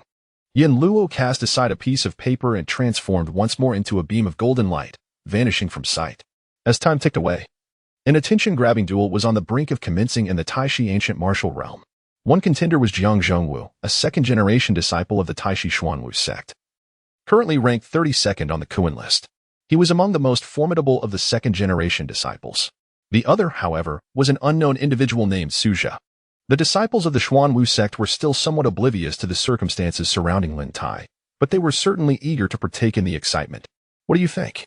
Who exactly is this Suja that would compel our senior brother Zhongwu to issue a challenge? I have heard that Lin Tai was slain by this person. Our senior brother Zhongwu seeks vengeance, and once on the life and death stage, only the outcome matters. What? Lin Tai was actually killed? He is ranked 78th on the Kuan list. The strongest among our third-generation disciples. How could he possibly be slain? Indeed, I have also heard this, and it seems the assailant is a young man. This is truly terrifying. Such prodigies exist among the top sects. Could it be that this Suja hails from one of those esteemed sects? That seems unlikely.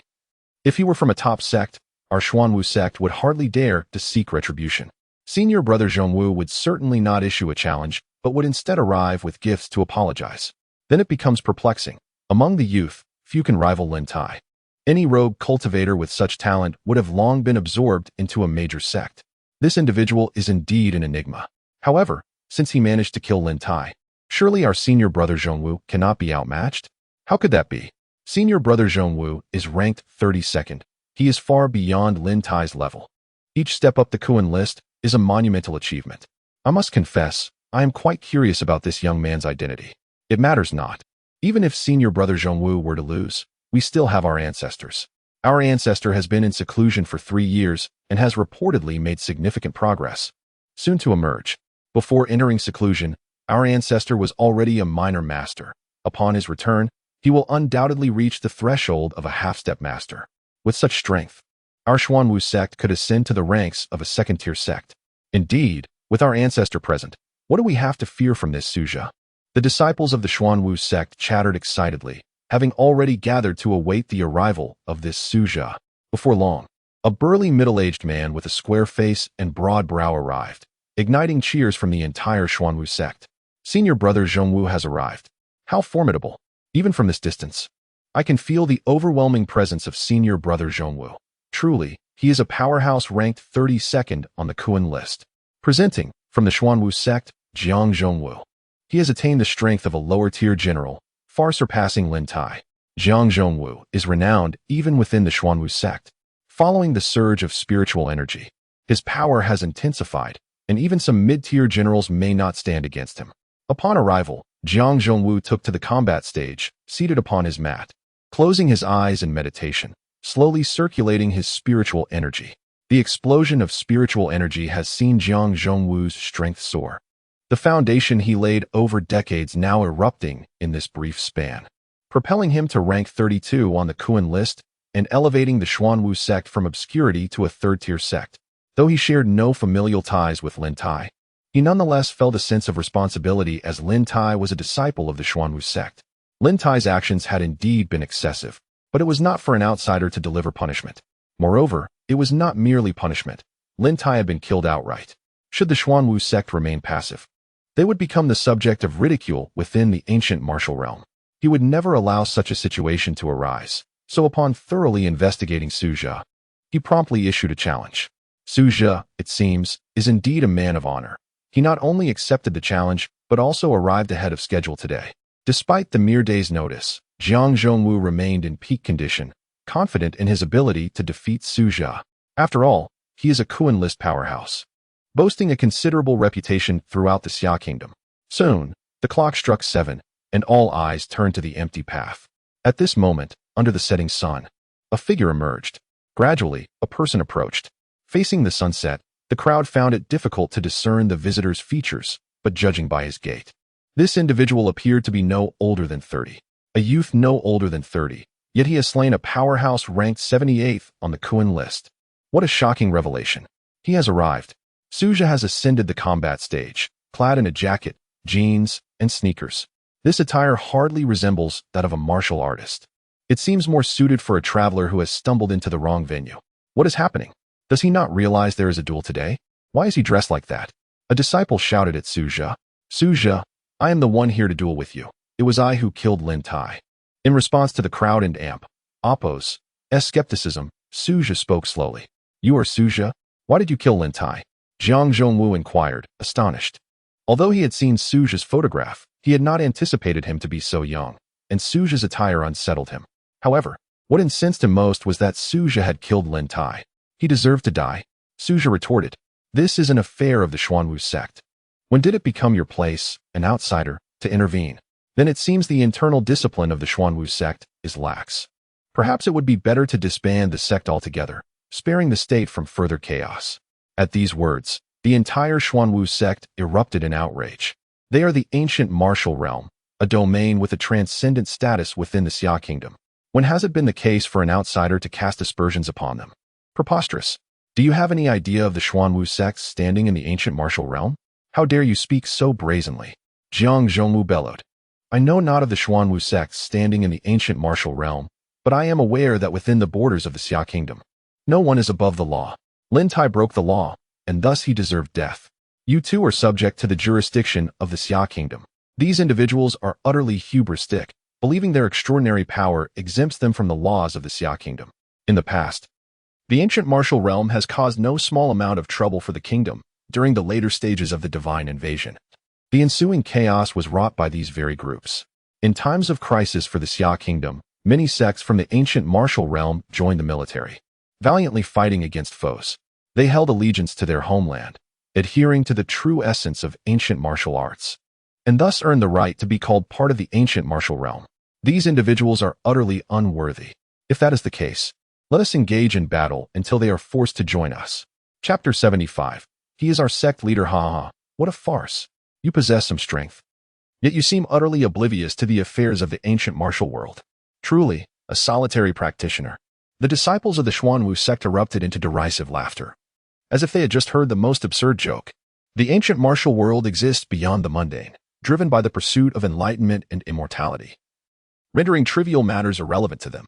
In the face of such mockery, Suja had no extraneous words to offer. He merely cast a detached glance at Jiang Zhongwu. Make your move. After this battle, I shall demonstrate to you the true meaning of there are heavens beyond the heavens. You are exceedingly arrogant, young man. The rankings on the Qianquan list are not entirely reliable. As he spoke, Jiang Zhongwu unleashed a terrifying surge of power, a force belonging to a lower-tier general. Indeed, following the explosive growth of spiritual energy, these sects had experienced a meteoric rise. Being a lower-tier general did not necessarily indicate Jiang Zhongwu's exceptional talent. Rather, it was the result of years of diligent cultivation that had led him to this pinnacle, yet he was now nearing his limits. Future advancements would be exceedingly challenging. As Jiang Zhongwu's momentum surged, the disciples of the Xuanwu sect erupted into thunderous cheers. Xuanwu sect, Jiang Zhongwu, I seek your guidance. Jiang Zhongwu extended his right hand and nodded vigorously in acknowledgement. Qixin sect, Suja, I seek your guidance. The Qingxian sect was an impromptu sect he had established, anticipating the need to navigate the ancient martial world in the future. Having a sect would serve him well. Moreover, the members of the god-slaying squad were all disciples of the Qingxian sect, as they needed to wear masks in public battles to ensure their safety. In ordinary times, they could disguise themselves as members of the Qingxian sect for maximum protection. Qingxian sect? Have you heard of the sect? Never heard of it.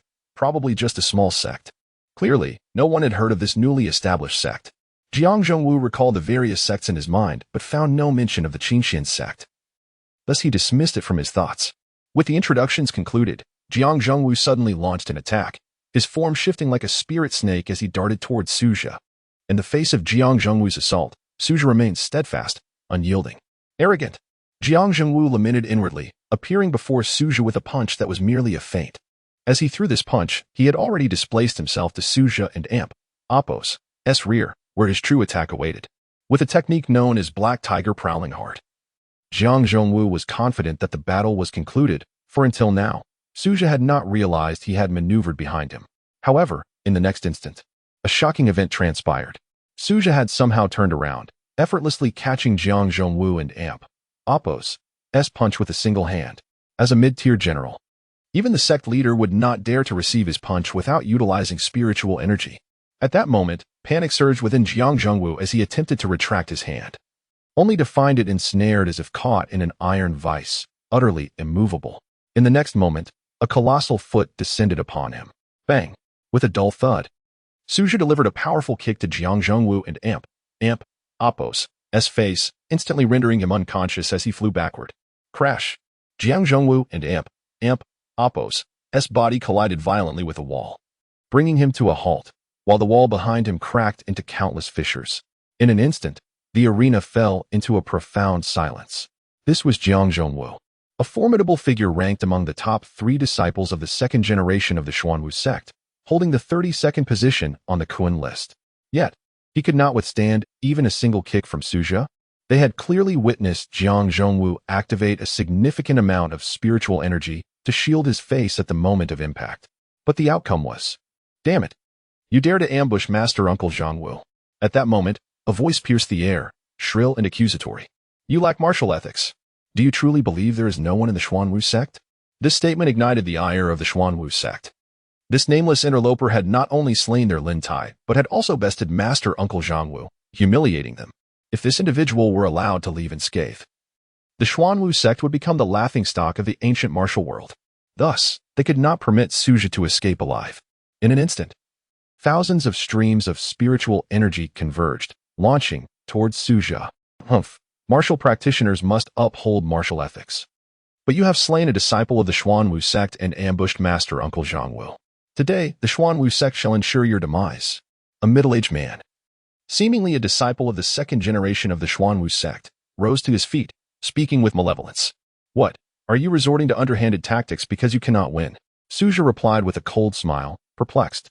The Xuanwu sect had maintained a semblance of righteousness in the previous era, with many joining the official ranks under the guidance of their ancestors, becoming formidable forces against the gods. How had they now transformed into a band of ruffians? Yet, what of it? You stand alone. Do you truly believe you can leave the Xuanwu sect alive? The middle-aged man advanced, flanked by a dozen powerful individuals, all second-generation disciples whose strength far surpassed that of the younger generation present. "Do you think your combined might can match me?" Suzhou and Amp, Appo's voice grew increasingly frigid, contemplating whether to simply annihilate the Xuanwu sect instead of attempting to subdue them. Such a degenerate sect could hardly contribute to the Xia kingdom. As he spoke, dozens more stood up, approaching the battle platform, nearly 200 individuals in total, each possessing at least the Qi awakening level of strength, with several even reaching the general tier.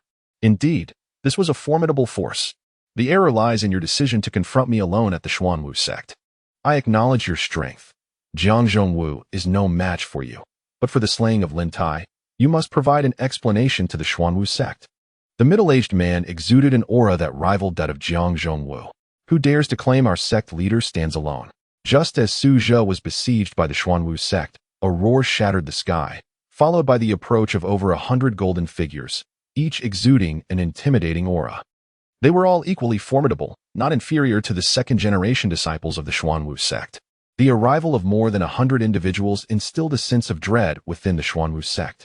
They could sense the immense strength of these newcomers. And what was more alarming was their youth, with many appearing to be under 20. Are these the disciples of the Qingxian sect? How can they be so young? Over 100 individuals positioned themselves behind Suzhou, their spiritual energy coalescing into a formidable force. "I hail from the Qingxian sect. He is our sect leader. I am eager to see what the Xuanwu sect dares to do to our leader."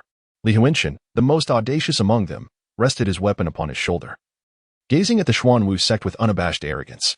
Chapter 76. A friendly exchange. Li Huinshan exuded an aura of unparalleled strength, even more formidable than that of the middle-aged man from the second generation of the Xuanwu sect.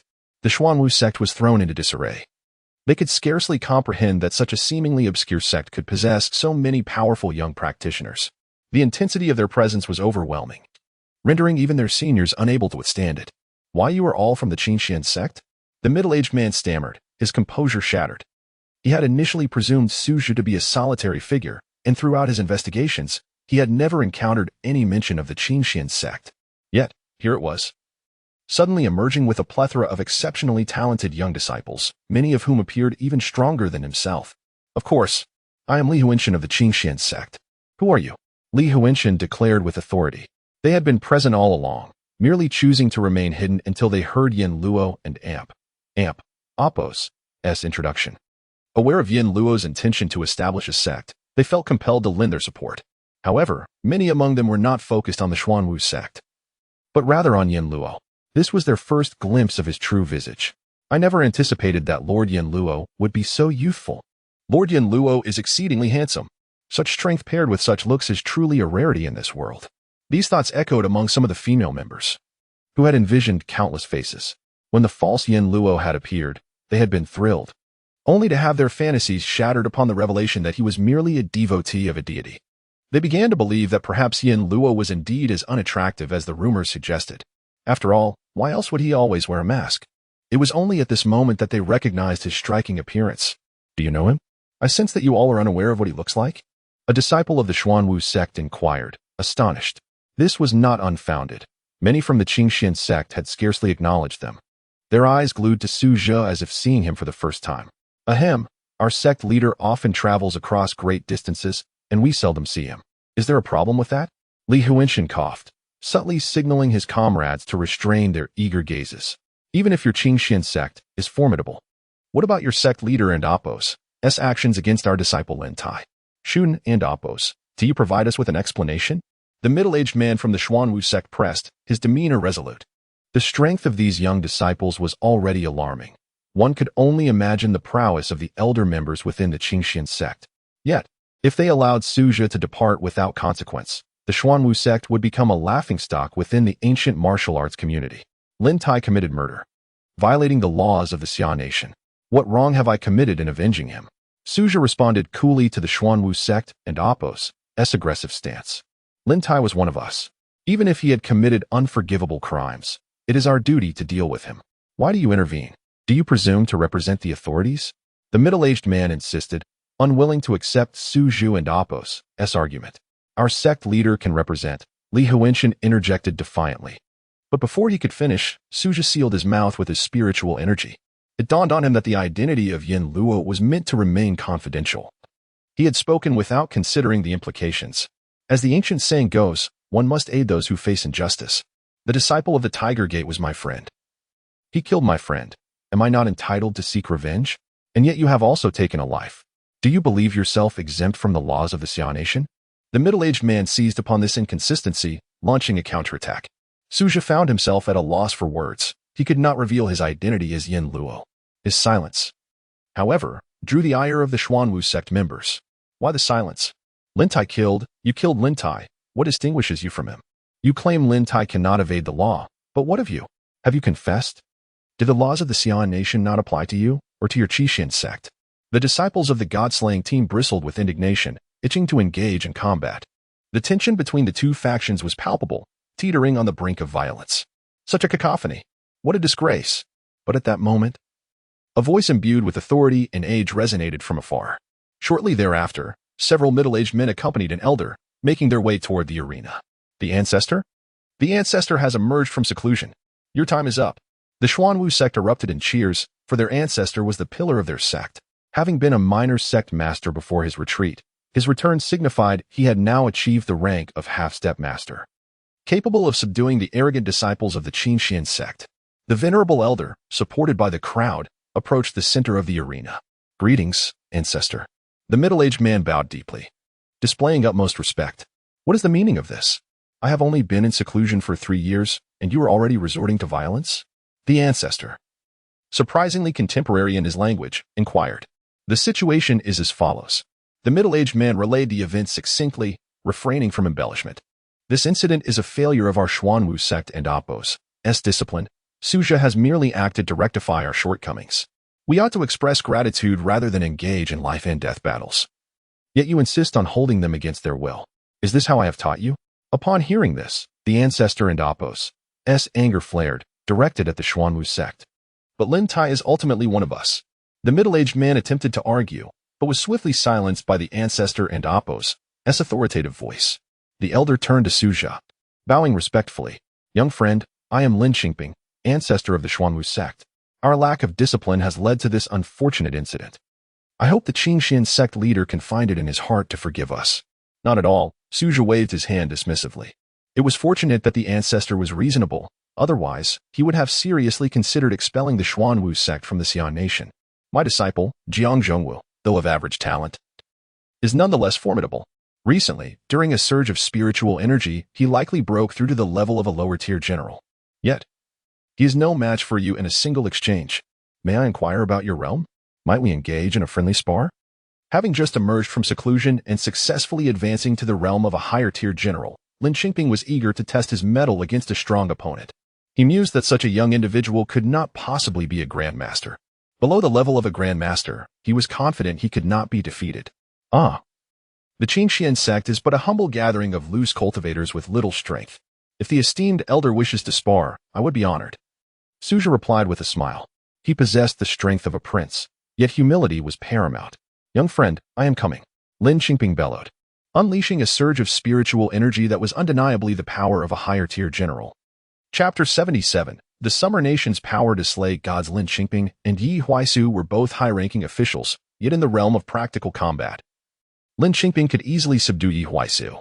Although cultivation levels significantly influence strength, they do not solely define it. Lin Qingping had devoted his life to rigorous training, his formidable prowess far surpassing that of an ordinary individual. In contrast, Yi Huaisu had only engaged in cultivation for a mere few months, possessing only theoretical knowledge and lacking practical experience. Should they engage in battle, Yi Huaisu would likely be unable to withstand even a single move from Lin Qingping. It was akin to the members of the god-slaying squad behind him. While their imposing presence might seem intimidating, in an actual confrontation, the dozen or so middle-aged men from the Xuanwu sect would likely overwhelm them. This underscores the paramount importance of real combat experience. However, when it comes to such experience, Suzhi was never one to shy away. His adversaries had once been celestial beings, and he had slain countless gods. Humans were no challenge for him. Suddenly, Lin Qingping charged forward, his mere aura sweeping away Li Huntian and others, leaving no room for resistance. On the vast platform, he remained the sole figure standing. As Lin Qingping launched a powerful punch, Suzhi merely extended a single hand. Boom. The punch was ferocious, akin to a fierce tiger leaping from the mountains. Yet, it was effortlessly blocked by Suzhi. Lin Qingping gazed at Suzhi in astonishment. This was no simple clash of brute force. The energy behind his punch was far more complex, imbued with internal strength. Even a seasoned martial artist would sustain severe injuries from such a blow, requiring months of recovery.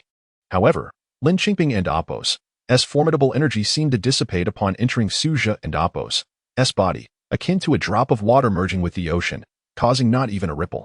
This singular act confirmed for Lin Qingping that Suzhi was unequivocally a grandmaster.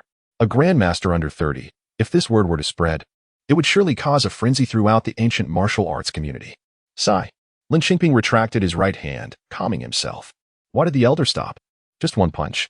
Did he think the elder's approach was akin to his? With just one strike, the elder had already gauged his opponent's level. It seemed this young man was merely a fade, and the elder hesitated to proceed further. For he was currently a half-step grandmaster. Few in the ancient martial arts world could match his prowess, aside from those at the grandmaster level. Indeed, it was the elder. The disciples of the Xuanwu sect wore expressions of delight. To witness such a young grandmaster before his demise brought them immense satisfaction. Lin Qingping sighed deeply, revealing a smile of contentment. What? A grandmaster? What nonsense is this? That young man is a grandmaster? Surely this is a mistake. A grandmaster is a legendary figure. Aside from a few elite sects, how could anyone else achieve such a status? A grandmaster so young. Could the elder truly not be mistaken? At this moment, the entire Xuanwu sect was in a state of frenzy. Who could have anticipated that such a youthful individual would be a grandmaster? Do they truly consider grandmasters as commonplace as cabbages? They are legendary figures. Even among the top sects in the ancient martial arts world, only one grandmaster typically resides. And they are all in their 80s or 90s, if not older. When has there ever been a grandmaster so young? Yet, these words came from their elder. And he could not possibly be wrong. Haha, mere luck. Suzhi chuckled, waving his hand dismissively. Luck? Winning 500 billion in the lottery is luck. But can one become a grandmaster by mere chance? Are you jesting? Naturally, no one believed Suzhi's claim of luck. In this moment, the greatest fear was felt by the second-generation disciples of the Xuanwu sect. They had nearly confronted a grandmaster. The thought of it now left their legs trembling. They understood all too well what the weight of a grandmaster represented. If a grandmaster declared the assassination of Lin Tai as sanctioned by the state, they would believe it. For a grandmaster possessed that authority. No, they never expected Mr. Su to be a grandmaster. Please forgive our ignorance. This was a misunderstanding on the part of the Xuanwu sect. What can we do to atone for this error? A middle-aged man stepped forward, bowing deeply before Suzhi. I do have certain matters that require your assistance, Xuanwu sect. Lin Lao, may we discuss this? Suzhi turned to Lin Qingping. who replied with a cheerful demeanor, "Let us return to the sect to converse." Thus, the group followed Lin Xingping and the members of the Xuanwu sect back to their domain. Their conversation was to remain confidential, so Lin Xingping led Suzha into a secluded chamber. In his previous life, Lin Xingping had encountered this elder. The old gentleman had remarkable talent, achieving grandmaster status within a few years after the surge of spiritual energy, having also confronted celestial beings, a true patriot. Importantly, Lin Xingping was not a follower of any god. However, at the grandmaster level, even ordinary followers of gods were no match for them. "What matter do you wish for this old man to assist you with, Mr. Su? Feel free to speak candidly." Lin Xingping, with his forthright demeanor, wasted no time in asking. "Lin Lao, I come bearing the official will of the Summer Nation, seeking your aid in assisting General Tai Shi in eliminating the Chao Gang." "Official will? But Mr. Su, are you not of the Qingxian sect?" The ancient martial arts world has always refrained from involving itself in state affairs. Lin Xingping inquired, astonished. "Aside from being the sect leader of the Qingxian sect, I hold another identity, which I can only disclose to you. Lin Lao, you must not share this with anyone else." At 98, this old man certainly comprehends the gravity of such matters. Lin Xingping grew increasingly puzzled.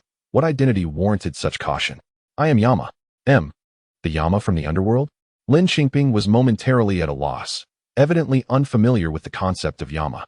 Suzha realized that Lin Xingping had been in closed-door retreat for 3 years, thus unaware of recent events. He proceeded to show Lin Xingping the video and audio recordings, informing him of the impending invasion by celestial beings into the Summer Nation. Upon hearing that gods dared to invade and harm the Summer Nation, the elderly man was filled with indignation, leaping to his feet. "A group of Nordic false gods dares to covet the Summer Nation? Do they truly believe our guardian deity is merely a figure of speech? Lin Lao, our guardian deity is currently in slumber. Awakening them requires spiritual artifacts. Then how shall we resist the gods?" Lin Xingping suddenly adopted a pessimistic tone. After all, they were gods. The young individuals who had accompanied me had only trained for 3 months, yet the Summer Nation has established a comprehensive training program. We firmly believe we can slay the gods. 3 months? Indeed, Lin Lao. Therefore, please have faith in us. The Summer Nation undoubtedly possesses the strength to slay the gods. Chapter 78. Seeking guidance from benefactor. At this juncture, Suzha suddenly rose to his feet, exuding an aura of righteousness. Lin Xingping was taken aback.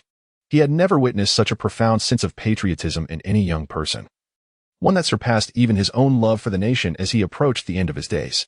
"Very well, Xuanwu sect, we shall heed the arrangements of Yin Luo." In an instant, Lin Xingping felt a resurgence of the passion he once possessed. Aware that he had not misjudged Suzha, Yin Luo was indeed the beacon of hope for the Xia Nation. "Thanks to Elder Lin. The Xia Nation shall forever remember your contributions. In the annals of future merit, the Xuanwu sect will undoubtedly be highlighted." With the assurance of the Xuanwu sect, Suzha finally breathed a sigh of relief. Upon reappearing before the crowd, he sensed a notable shift in the way the members of the Xuanwu sect regarded him. Once, he was seen as the enemy who had slain Lin Tai, but now he stood as a grandmaster. As a grandmaster, he possessed privileges that were undeniable. Though he was the leader of the Xia Nation's highest action group, he was also recognized as a grandmaster in the realm of ancient martial arts. Furthermore, he had garnered the acknowledgement of their ancestor. A grandmaster at the tender age of 28 was nothing short of miraculous, a rarity even in the annals of ancient Daxia history. "Elder, Master Su." The disciples of the Xuanwu sect greeted the two with deep reverence and admiration. From now on, the Xuanwu sect shall fully comply with Master Su's directives. His words shall carry the weight of our venerable elders. Upon hearing this, the members of the Xuanwu sect were astounded. Although they were currently a secondary sect, their status was undeniably elevated, and the elders' declaration held immense significance. "We express our gratitude to Master Su for his protection. In the future, all disciples of our sect shall heed his summons." While the younger disciples may have harbored some dissent, the second-generation members understood the implications of this declaration.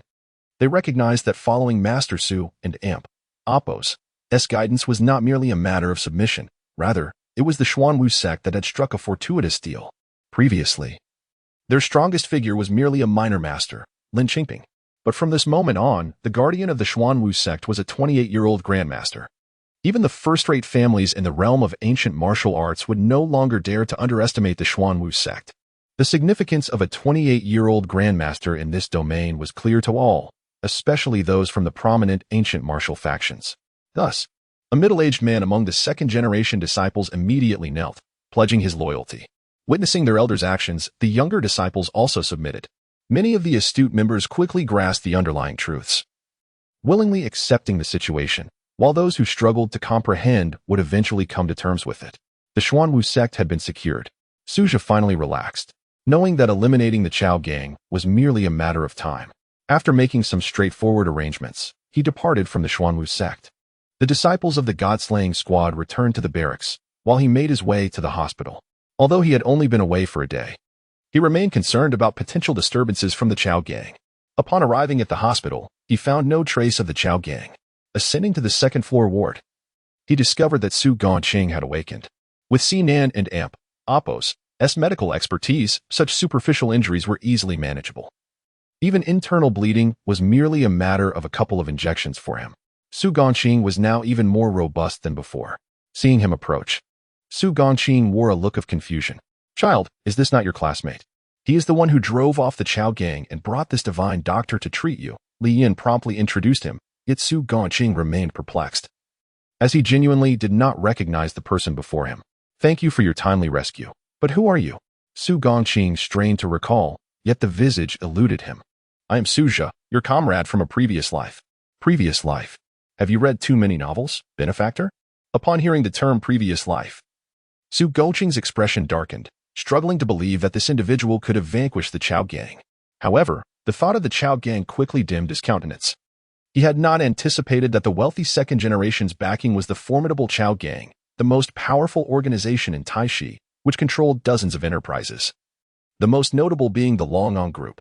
That was a pillar of Taishi's economy, not something even the highest officials dared to provoke. Offending the Chao gang, he feared, would render him unable to remain in Taishi.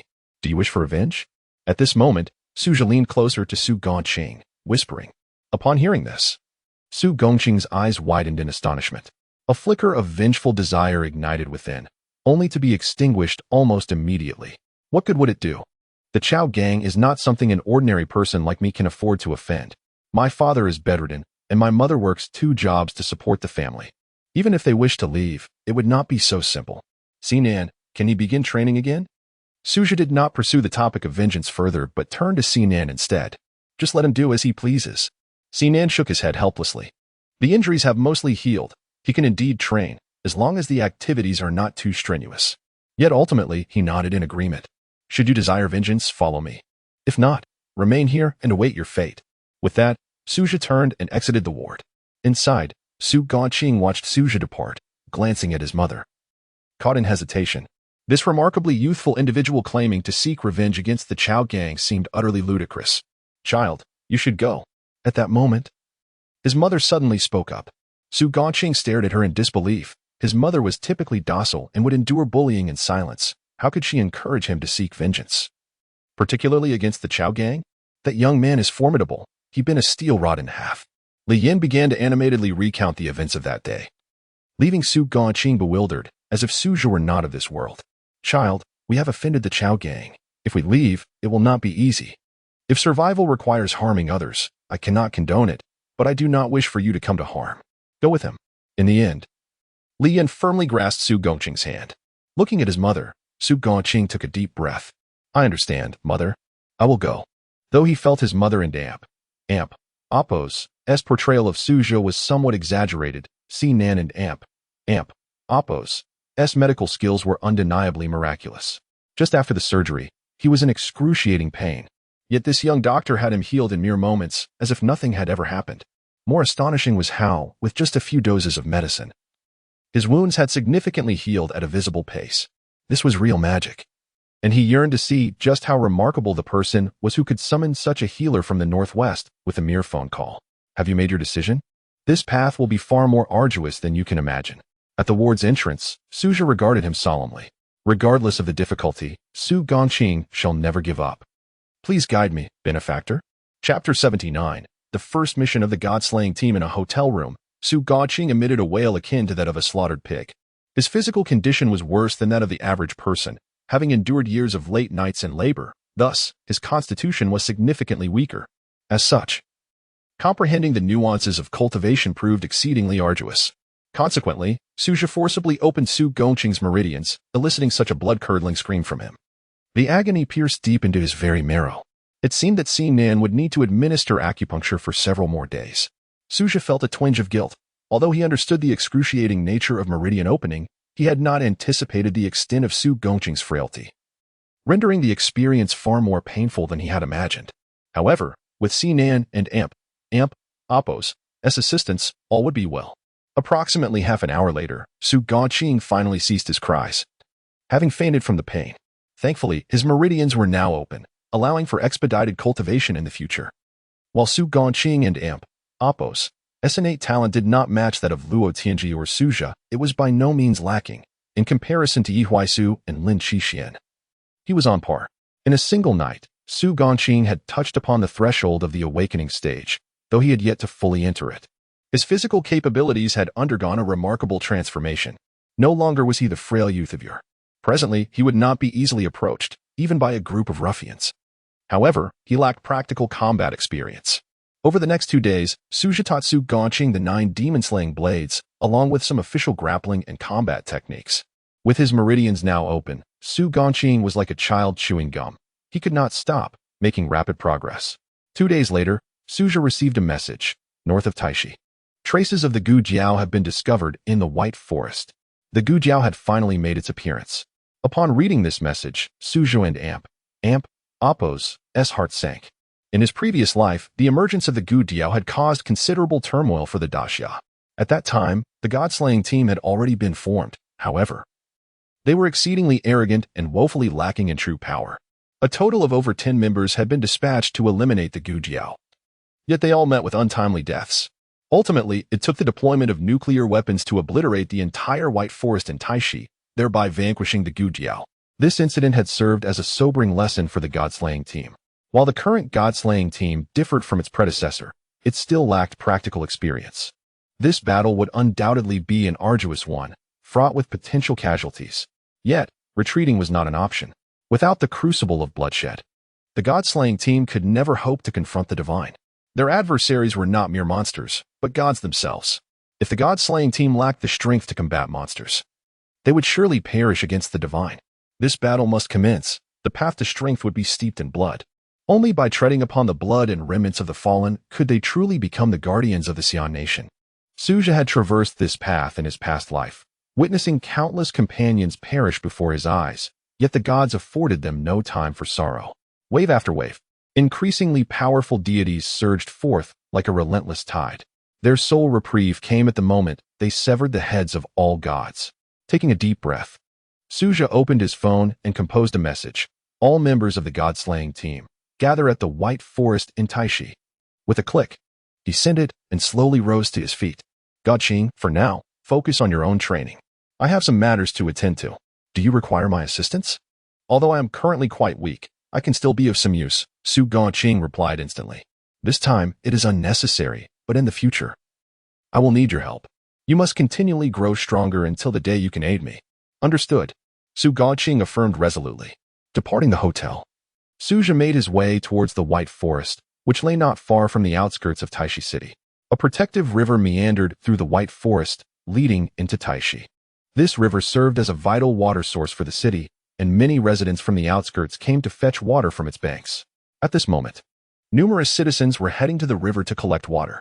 Auntie, the water from our protective river is so sweet. I hardly ever drink tap water. Indeed, my younger brother loves the river water. I fetch it daily. The tap water is only used for washing. I and Apos, VE heard that this river and Apos' water is sourced from the Tian Shan Mountains. That is quite a jest. The Tian Shan is in the northwest, miles away. How could it flow this far? As they chatted and laughed, they approached the riverbank, preparing to fill their containers. Hey, why are there so many people over there? And why are they all wearing masks? A younger woman pointed out, pulling out her phone to take photos. Some even started live streaming. What on earth? Who are these people, dressed so uniformly, like ancient soldiers? Guys, my mom made me come out to fetch water today, even though we have tap water at home. But guess what I just saw? The god-slaying team. The god-slaying team had previously undertaken missions, albeit against lesser monsters, far removed from the terrifying and notorious Gu Jiao. Thus, They had not suffered casualties in past encounters. However, with the advent of live streaming, many people recognized the attire of the God-slaying team. I've only seen a few members of the God-slaying team on missions online before, but now there are dozens of teams. Look at them, over 100 people, all wearing ghostly masks. The standard attire of the War God team featured a black and red combat uniform, adorned with weapons reminiscent of the Qian Kuan Dao, and masks akin to those of Yama. This ensemble had become a sensation across Xia and Appos' online community. The God-slaying team and Appos' exploits were immensely popular online, with countless individuals yearning to join their ranks and become part of the esteemed special forces. Consequently, the moment the live stream began, throngs of viewers flocked in, quickly swelling the numbers to tens of thousands, and the count continued to grow exponentially. My goodness, the God-slaying team has made an appearance. Oh my, so many teams. What is this mission that warrants such a large deployment? Could it be dangerous? Impossible. The God-slaying team is unbeatable. Haven't those monsters been easily dispatched in the past? But with so many teams mobilized this time, it feels unsettling. Can't you at least wish for something positive? The God-slaying team is just too cool. The people of Xia fervently discussed the God-slaying team, which, much like Yama, had become a totem in their hearts. At that moment, someone with keen eyes suddenly noticed something amiss. Wait a moment, who is that? The one in the middle, he seems different. Yama. That's Yama. What? Yama has also mobilized? Where? I see him too. In the third row, the one whose mask and attire are different from the others. My heavens. Yama is on the move. What sort of monster are they facing this time? The viewers in the live stream erupted into excited chatter. Then, the scene shifted, revealing a pitch-black monstrosity looming on the horizon. Chapter 80, The God-Slaying Army. No one retreats. In the distance, a dark horde of monstrous creatures appeared on the horizon. Though far away, their form was discernible. They resembled birds yet were not, akin to eagles with horns atop their massive heads. The distance obscured the true enormity of these beasts. Their speed of flight was astonishing, closing the gap on the God-slaying squad in mere moments. At that moment, Suja stepped forward, observing the young members of the God-slaying team with a calm demeanor. You are about to confront creatures known as Gujiao, each exceeding 5 meters in length. They possess remarkable speed and are adept at severing human heads with their razor-sharp wings, which are covered in a layer of feather-like armor as strong as iron. Over 5 meters long? How immense! Some young members expressed astonishment, yet most maintained a casual air, seemingly oblivious to the imminent danger. While the individual strength of the Gujiao is not formidable, being at the lower tier of spirit awakening level, their physical resilience rivals that of mid-tier spirit awakeners, and their speed compares to that of generals. Therefore, do not underestimate them. We may very well face casualties today. Suja's voice rose as he noted their nonchalant demeanor. His words plunged the atmosphere into silence, a palpable tension filling the air as fear began to flicker in their eyes through the masks they wore. Lord Yenluo, they are merely spirit awakening level. Surely there will be no casualties? One member inquired hesitantly. Suja regarded him with a grave look and continued, Today, casualties are inevitable. These creatures are unlike any you have faced before. Those you previously engaged were not even recorded in the classic of mountains and seas. However, the Gujiao is documented within it, and you lack combat experience. Lord Yenluo, if casualties are certain, why not wait until we are stronger before confronting them? A quivering voice rose among the ranks, a realization dawning that this battle was indeed far more serious than anticipated. Indeed, Lord Yenluo, we are gifted individuals. Should we not grow stronger before facing such beasts? For the first time, the members of the God-slaying team exhibited signs of hesitation, fear creeping in before the battle had even commenced. How much time do you require? Suja's voice thundered, cutting through their anxious murmurs. The crowd fell silent, fixated on him. You are the elite God-slaying squad, tasked with opposing deities. Deities will not grant you ample time to grow stronger before launching their assaults on humanity. Perhaps some believe that joining the special forces was an honor, and indeed it is. Many envy you, many wish to join. However, while you bask in glory, do not forget the weight of responsibility you carry to protect the people of the Great Xia. You are among the most talented in Great Xia. Your potential has been evident these past 3 months. Yet, without bloodied experience, you will never grow. You will never safeguard the citizens of Great Xia. Behind you stand your parents, siblings, confidants, and loved ones. Should you falter, the blades of monsters and deities will turn toward them. I cannot force you to remain. For each of you is a vibrant life, deserving of protection. Now, I permit you to remove your God-slaying uniforms, to discard your blades, to step away from the god-slaying army and return to the masses, to become one of the protected. No one shall blame you, for this is human nature. However, if you wish to protect your loved ones, if you desire to continue as honorable members of the god-slaying army, if you wish to expel those damned deities from Blue Star and safeguard Great Xia, then grip your blades tightly. I shall do everything in my power to protect you all, to let the blood of the monsters sharpen your weapons, to turn the corpses of the Gu Jiao into your stepping stones for growth. Now close your eyes. I will give you 3 minutes. If fear compels you to leave, you may do so. But after 3 minutes, you will become true members of the god-slaying army, retreating not a single step before the countless deities ahead. As Suja finished his declaration and turned away, time trickled by, each second weighing heavily. Behind him, the young members wrestled with an intense internal struggle. This was only natural. They were about to engage in a battle where casualties were a possibility, and each life was precious. Death meant eternal absence. They were not mere statistics, but real individuals. I cannot. A member of the god-slaying army, terror etched upon his face, removed his uniform and discarded his weapon. He wished to flee. He had parents, a girlfriend, a beloved younger sister. His family could not be without him. He could not abandon them to face death. He turned to run, and no one reproached him. Yet, as he glanced back, he saw a group of defenseless women nearby. They stood there, isolated and vulnerable, each one so fragile, yet undeniably real. They carried buckets, engaged in their daily routine of fetching water. If the Gu Jiao breached the line of the god-slaying army, they would surely perish, unable to withstand such formidable foes. But he could fight. He was the sole protector capable of standing against those monsters. He had been a member of the god-slaying army for 3 months. He was part of the god-slaying army. Guardian brother, what is that? Is it a crow? At that moment, a 6 or 7-year-old girl peeked from behind her mother, her curious eyes bright as she asked him, Guardian uncle, are you protecting us? Another child emerged from behind an adult, inquiring innocently. My mother told me you are the god-slaying army, the mightiest in Xia, capable of vanquishing deities. Yet another child, standing tall with an air of maturity, spoke to his peers with unwavering confidence, his gaze pure, devoid of fear. Brother, thank you for your hard work. Several children cupped their hands around their mouths and called out to him. He stood transfixed, captivated by their untainted innocence. Tears streamed down his cheeks, falling to the ground as he paused to gather himself. He donned his god-slaying mask once more, reclaimed his discarded weapon, and put on his black and red uniform. Little ones, your brother is part of the god-slaying army. I shall not allow these monsters to cross my body. 3 minutes are up. Retreat is still an option. Yaluo thundered. The god-slaying army. No one retreats. With every ounce of strength, he roared, his spirit energy erupting magnificently. Chapter 81. Self-detonation against the Gu Eagle. Suja gazed with satisfaction at the young figures before him, captivated by their unwavering determination. As he turned once more, he slowly unsheathed the Qian Kuan blade. Now, I issue 2 commands. First, exterminate the Gu Eagles. Second, return alive, by all means. Yes. Over 100 voices erupted like a roaring army, and in the next instant, golden rays surged towards the Gu Eagles. Suja led the charge, leaping into the air and soaring dozens of meters high, swinging his blade with a fierce arc that cleaved the sky, bringing down countless Gu Eagles in his wake. The young members of the Slayer Legion followed suit, brandishing their own blades with fervor. Liu Wenshin stood at the forefront, once a mere drifter existing on society and Oppos, as fringes. Living a life devoid of purpose, he had long awaited the arrival of death to liberate him from his dismal existence. However, joining the Slayer Legion had ignited a newfound sense of purpose within him.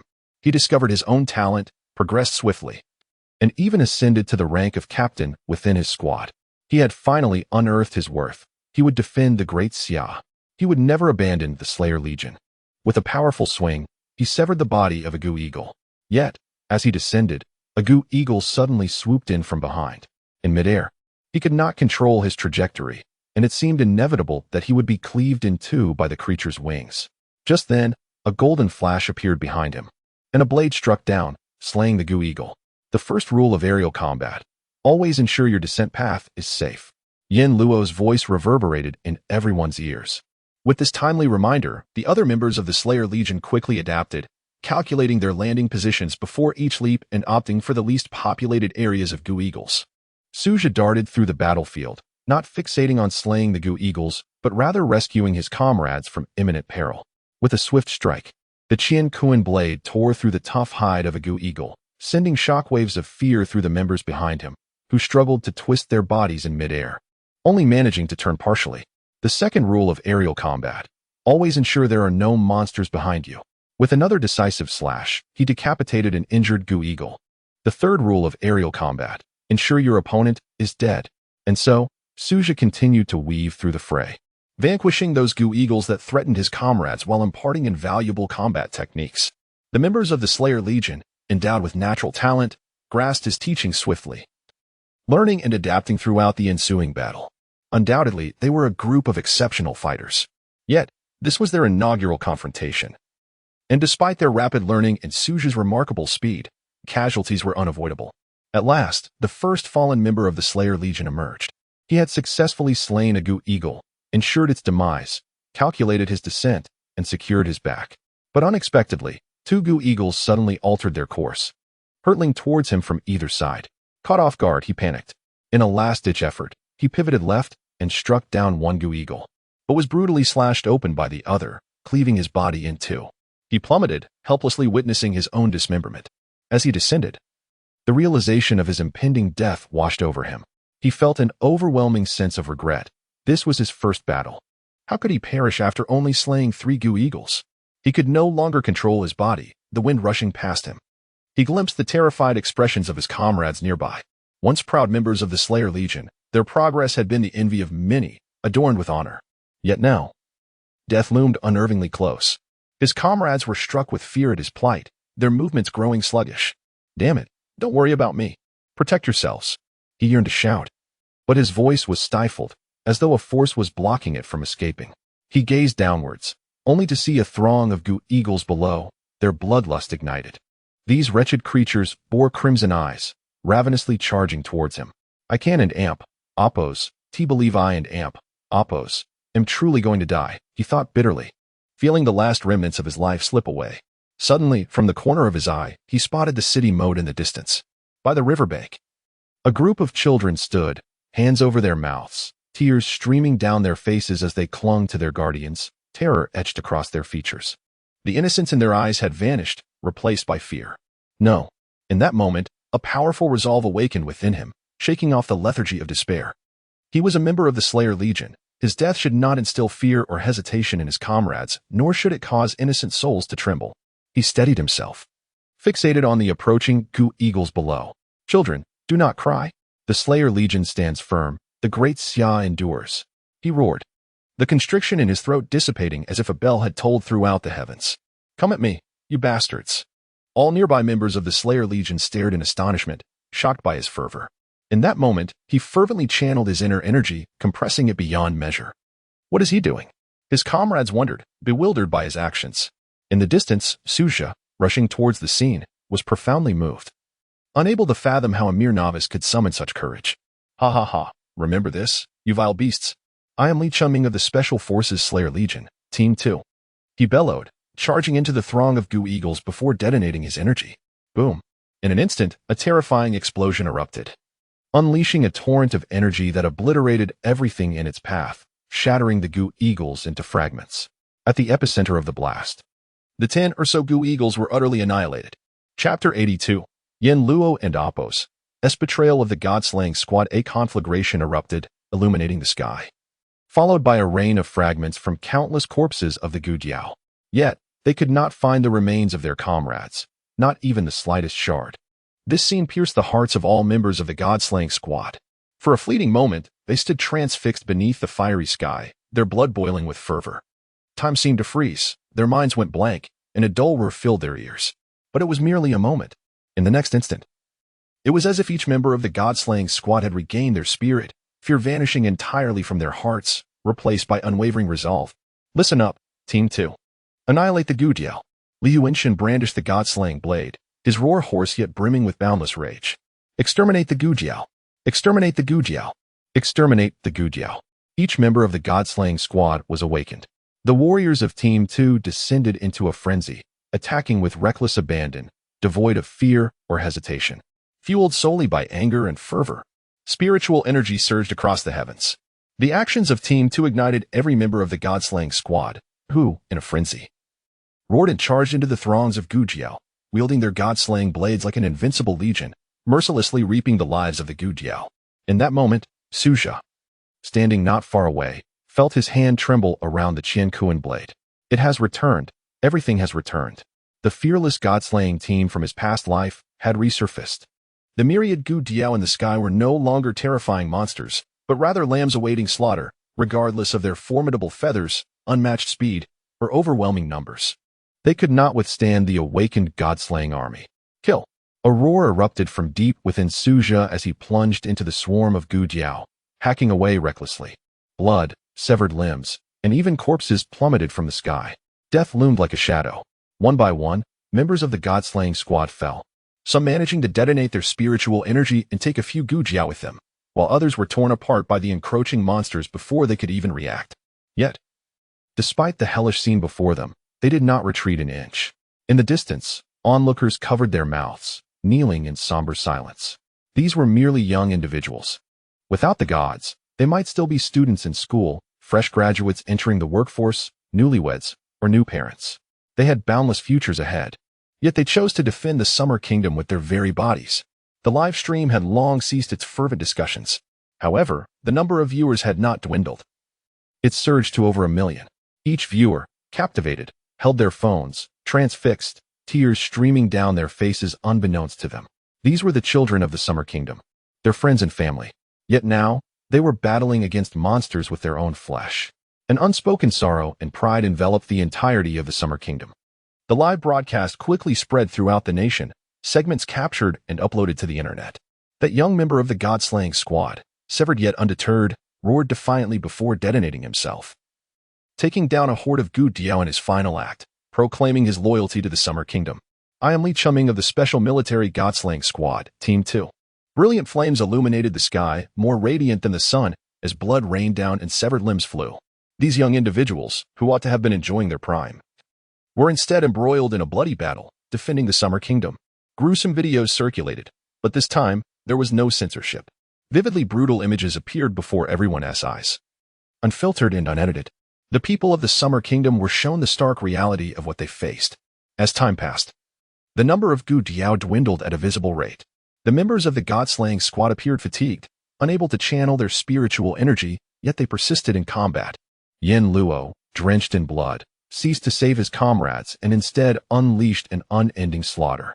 Wherever he tread, the blood of the Gujiao stained the ground. Finally, when the last Gujiao fell to Yin Luo and Apos' blade, the battle came to an end. The members of the god-slaying squad stood, knelt, or lay upon the ground, gazing at the clear sky, their eyes drifting to the unscathed people behind them. A knowing smile emerged among them. Despite the masks obscuring their faces, the onlookers could still perceive their smiles, genuine and heartfelt. Why didn't Apos' and Luo act sooner to eliminate these monsters? If he had, the members of the god-slaying squad would and Apos' have had to die. At last, after the battle concluded, the first barrage of comments appeared. Moved by the casualties of the god-slaying squad, a multitude of similar comments flooded in. Yin Luo is so strong. What was he doing before? Did he intend to let the god-slaying squad perish? Yin Luo is but a single person. No matter how powerful, he cannot contend with so many Gujiao. He too will tire and make mistakes. He has sacrificed so much for the Summer Kingdom. Why do you still blame him? Beyond the keyboard warriors, many defended Yin Luo. I have analyzed this. Yin Luo clearly had the capability to annihilate the Gujiao, yet he refrained. He allowed the Gujiao to slay the god-slaying squad. How can someone like that lead the top action group? Comments condemning Yin Luo inundated the forum. Suja remained oblivious, indifferent to the unfolding chaos. The battle had ended. Yet fewer than 80 members of the god-slaying squad remained alive, having lost nearly 30 in this conflict. He observed his youthful comrades. Would they blame him for having the power to resolve the situation alone, yet choosing to stand aside? Yin Luo and Apos' voice pierced the silence of the live stream, drawing everyone's attention. They listened intently. They offered no reply because it was evident that Yin Luo had the strength to annihilate the Gujiao horde. Yet, he did not intervene, and among the fallen were their dearest friends, their lovers, their confidants. They had perished while Yin Luo stood idle. Indeed, questions loomed in their hearts. I possess the ability to independently slay all the Gujiao while ensuring everyone's safety. His declaration ignited a firestorm of outrage among the viewers. Yin Luo admitted it. He had the capability. Yet he did nothing. He had caused the deaths of nearly 30 members of the god-slaying squad. Chapter 83, The Guardian of the God-Slaying Army. Why? Lihantion exclaimed angrily, seizing Suja by the collar and demanding an explanation. Because you are a bunch of utterly useless waste, Suja replied nonchalantly. At that moment, Lihantion froze, gradually loosening his grip on Suja's garment. You are a bunch of utterly useless waste. Suja raised his voice, ensuring that every word resonated clearly with all present, even reaching those watching from afar through the live broadcast. Yen Luo swelled with indignation. Damn it, is it because Yen Luo is too powerful that no one can restrain him, that he has become so arrogant? The strongest force in Xia country is truly so petty? A barrage of furious comments flooded in. Meanwhile, the faces of the members of the god-slaying squad were now unmistakably etched with anger. They had just vanquished a horde of hundreds of Gudiao. Yet they were deemed ineffective? Lihantion, you are a mid-ranking general. When I held that rank, I could single-handedly eradicate that swarm of Gudiao. What about you? And the other captains, you are all at least low-ranking generals. Even if you couldn't eliminate that many Gujiao, you should have been able to protect your comrades from harm. Did any of you succeed? Silence enveloped the scene as several captains bowed their heads in shame. And all of you, each one of you is stronger than the Gujiao, even several times over. Yet why, against such a feeble horde, did you lose 30 comrades? Faced with Yen Luo's accusations, no one could muster a response. They were formidable in the army, unmatched by any adversary. Their opponents unable to approach them due to their spiritual energy. But when confronted with these terrifying and brutal creatures, their advantages evaporated. Not a single Gujiao feared their spiritual presence. You are weak because you remain sheltered like flowers in a greenhouse. You bask in the most abundant resources, enjoy the highest privileges, and receive the utmost honors, yet you are protected by those weaker than yourselves. Those warriors, far less gifted than you, shield you. Without experiencing bloody battles, without facing life and death, you are nothing but useless waste. Yen Luo's words fell like heavy hammers, each syllable striking deeply into their hearts. If you do not endure bloodshed and the trials of life, you will forever remain sheltered. In less than 9 months, the giants will descend, followed by the gods. Do you intend to remain in your greenhouse, awaiting their arrival? If you are this feeble against a mere horde of Gujiao, how many of you will survive when the giants and gods truly arrive? At this juncture, many began to grasp Yen Luo and Appo's reluctance to engage. Indeed, they were powerful. Yet in the face of real combat, they appeared so weak, failing to unleash the might expected of their current realm. Without blood-soaked experience, they would remain eternally vulnerable. Each member of the god-slaying squad is an invaluable talent, one of the finest in the Great Xia. It pains me to witness such brilliance perish before my eyes. But you are the god-slaying army. Your enemies are not ordinary foes, but gods. In the future, you must stand on the front lines, before all other armies. Even in the face of artillery and nuclear weapons. That is the path of Shura. Without solid combat experience, without countless brushes with death, survival is impossible. This battle is meant to convey that from today onward, you are no longer sheltered flowers. You will endure the harshest of combat, confront the most terrifying foes. Standing in positions even closer than bullets. Death will become your new normal. If you wish to survive the battles against the giants and gods, these are the brutal trials you must face. Each of Yen Luo's statements resonated like the tolling of a great bell. The keyboard warriors online gradually faded away. So, this is how it is once. I had hundreds, even thousands of comrades, sharing meals, living, and training together, fighting side by side. Yet now, only I stand here. Upon hearing these words, everyone gaped in disbelief. They could not fathom the hardships Yen Luo had endured, nor the magnitude of the enemies that had reduced the god-slaying army to him alone. What agony must it be to witness a cherished friend perish before one's eyes, when just a day prior, they were laughing together. In this agony, Yen Luo had faced countless times. I am sorry. This is my training method.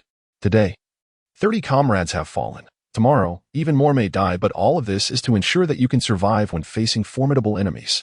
From today onward, perhaps I will not be present in future battles. You must rely on yourselves. From today, you are the true god-slaying army. Gradually, the members of the god-slaying squad rose, standing before Yen Luo with solemnity and respect. Suja refrained from saying more. They had just experienced a bloody battle that would irrevocably alter their mindset. And that was sufficient. Now, take the bodies of your comrades and return to the city. Lihantion hoisted the corpse of a fallen comrade by his side onto his shoulder and slowly followed Yen Luo. One by one, the bodies of comrades were lifted. As this grim and blood-soaked squad passed by the onlookers, silent tears streamed down their faces. Thank Thank you. The people expressed their deepest, most reverent respect for this battle-hardened team. The god-slaying squad entered Taishi, making their way toward the barracks. Everywhere they went, onlookers paused to pay their respects, each in their own way expressing the highest honor. Some children, just released from school, stood still, offering a salute to the bloodied squad. They moved forward, heavy and slow, a stark contrast to their earlier carefree departure. In just one battle, in merely an hour, these dozen god-slaying squads seemed to have transformed entirely. From this moment, they would comprehend the true nature of war. This squad, akin to heroes, had finally returned. Taishi fell into a profound silence of mourning. Yet Taishi was safe. Not a single Gu Jiao had breached its borders. That evening, some people finished work, purchasing a pancake from a roadside stall, sitting alone at the bus station, awaiting transport. Families headed to the cinema, their faces alight with joy. Others tirelessly studied in the library until dawn. Some lounged in their cars in the parking garage, smoking, sighing, transforming sorrow into joy as they stepped into the elevator. A group gathered to celebrate a birthday at a karaoke venue. As the clock struck midnight, the sweet strains of a birthday song filled the air. They were safe, they were joyous. The god-slaying army was precisely what protected these beloved individuals, who fought diligently for their lives. Chapter 84. Su Gongqing in peril. The slaying of the Gu Jiao can be regarded as the inaugural official mission of the god-slaying army. The entirety of this operation was meticulously documented, allowing the citizens of the Xia nation to witness the terrifying foe they faced. The diminutive Gu Jiao was merely an appetizer. The true monstrosity awaited them in the form of giants. The tranquility of the Xia nation was not attributed to the presence of formidable warriors, but rather to the might of the Xia army. Across the vast ocean, similar monstrosities had once emerged. The beautiful nation boasted powerful supergene individuals, with the most formidable SS-class beings proving exceptionally fierce. However, when the monsters appeared, their military failed to respond promptly, resulting in countless citizens falling victim to the creatures, painting a grim tableau akin to a hell on earth. The monsters wreaked havoc within the city. Yet, in an effort to conceal the secrets of their gene warriors, the beautiful nation refrained from deploying these individuals, opting instead to unleash conventional weaponry, relentlessly demolishing the city, leading to the demise of many innocent citizens of their own nation. They did not perish at the hands of the monsters, but rather succumbed to the overwhelming power of their own weapons. Ultimately, the monsters were vanquished by the beautiful nation's artillery, but at a harrowing cost. Half the city lay in ruins, and tens of thousands had perished. These two events transpired within a remarkably brief span, in stark contrast to the calamitous toll exacted by the beautiful nation. The actions of the Xia nation garnered admiration from many, particularly among the citizens of the beautiful nation. Oh heavens, not long ago, our own nation faced similar monstrous threats. Yet our military's powerful arsenal harmed countless innocent lives. I once believed the beautiful nation to be the safest place in the world. It now appears that the Xia nation holds that distinction. Why was I not born in the Xia nation, a land that genuinely considers the welfare of its people? Might I inquire, is it easy to obtain Xia nationality? On the internet, a multitude of foreigners have surfaced, their voices resoundingly affirming the strength and democracy of the Xia nation. Ahem, envious, are we?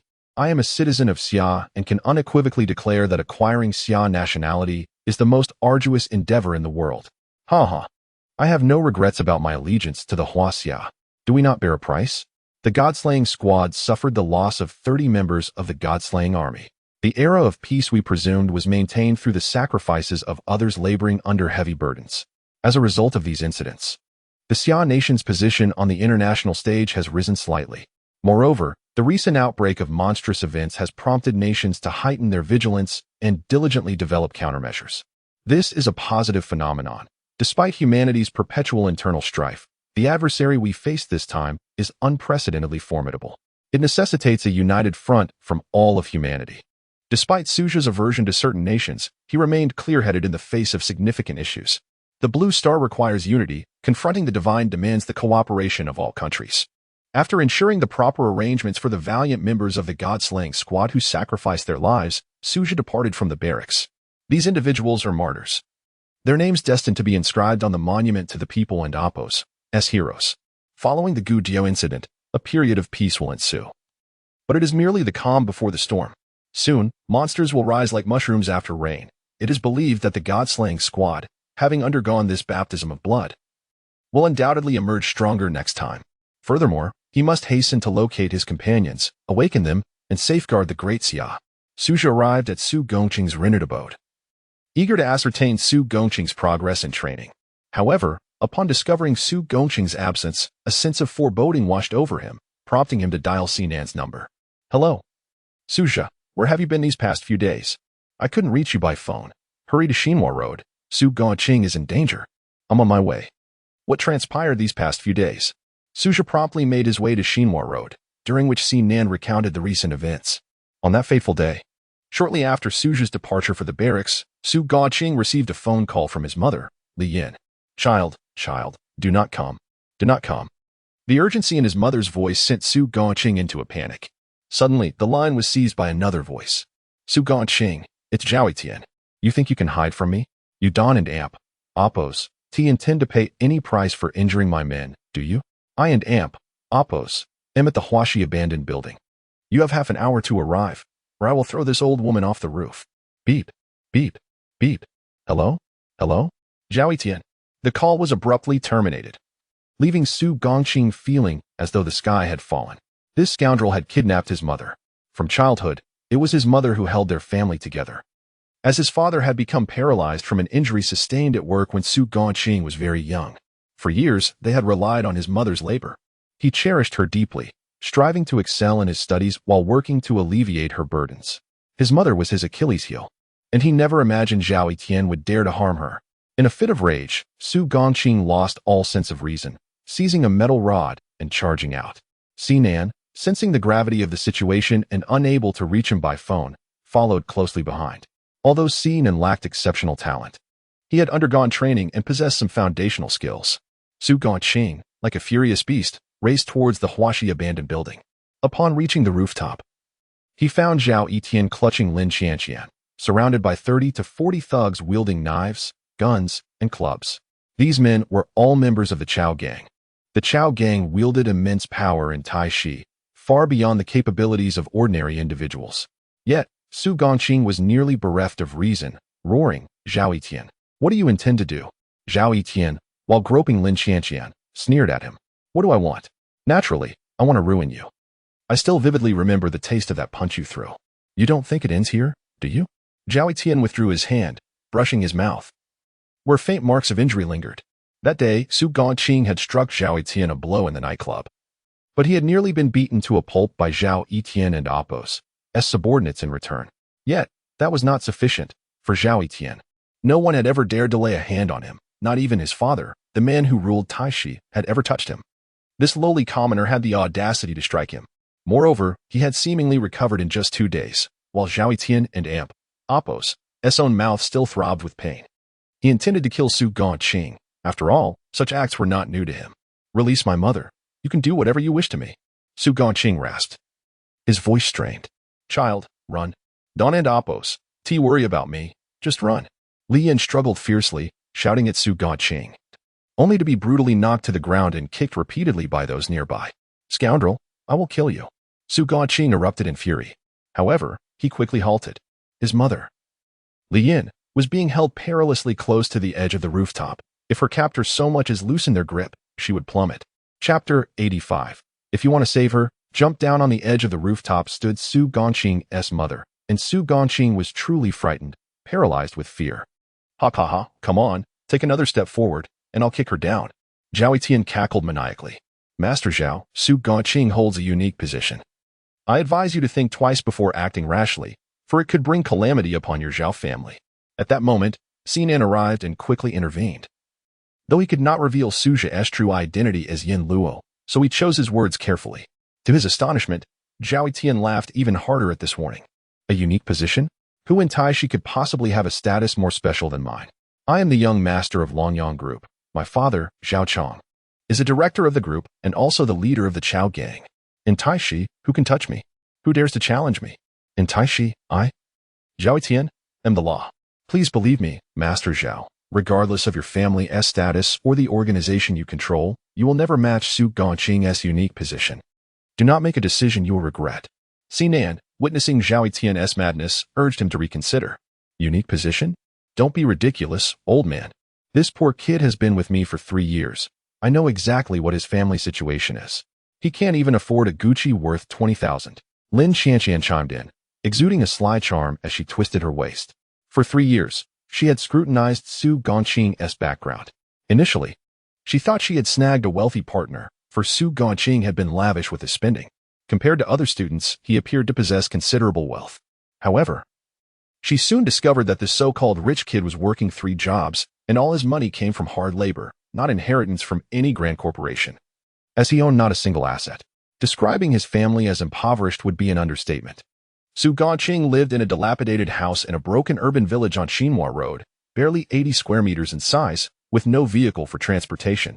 His father had sustained a lifelong disability from an accident on the job while saving a co-worker, leaving the family in dire straits. Only with Li Yin's meager support did they manage to get by. Su Gongqing, despite his circumstances, worked tirelessly during university to alleviate some of the family's burdens. Yet, the money he spent on Lin Qianqian was meticulously calculated, with most of it sent home, leaving her with only a pittance. The thought of it filled Lin Qianqian with rage. I've been with him for 3 years, my biggest regret. I want him to pay dearly for this betrayal. Zhao Yitian listened with a smile. Did you hear that, kid? My woman wants you to pay a bloody price. At this, Lin Qianqian's face lit up as she clung to Zhao Yitian like an octopus. Do whatever you want with me. Just please, let my mother go. She has worked all her life without enjoying a moment of happiness. Su Gongqing cried, kneeling in desperation before Zhao Yitian and Lin Qianqian. But the venomous duo would not show him mercy. Let us see what price you're willing to pay. Beat him. With a command from Zhao Yitian, a dozen thugs rushed forward, raining blows upon Su Gongqing. They seemed to relish the thrill of violence, abandoning weapons to use their fists and feet, ensuring he would not perish too quickly. Sinan stood frozen, fearful that any movement might provoke these maniacs to throw Su Gongqing's mother off the edge. Child. My dear child. Li Yin watched helplessly as her son was besieged, her heart breaking. She struggled fiercely against her captors, but they overpowered her, pinning her to the ground. They forced her to watch as her son was mercilessly beaten. Su Gongqing curled into a ball, every part of his body throbbing in agony. Suddenly, he recalled Suja's words about utilizing spiritual energy for protection. He quietly harnessed this energy, alleviating some of the pain. The beating continued for over 10 minutes, with the thugs changing shifts to prolong the torment. Enough, let us see, Zhao Yitian drawled lazily as he sauntered over with Lin Qianqian in tow. He crouched down in front of Su Gongqing. Do you want to save your mother? He lifted Su Gongqing's chin with one hand, smiling. If you spare my mother, you can do anything you want with me, Su Gongqing replied, unwavering in his devotion. Good, you're a filial son. In that case, jump down, Zhao Yitian commanded, pointing towards the rooftop's edge.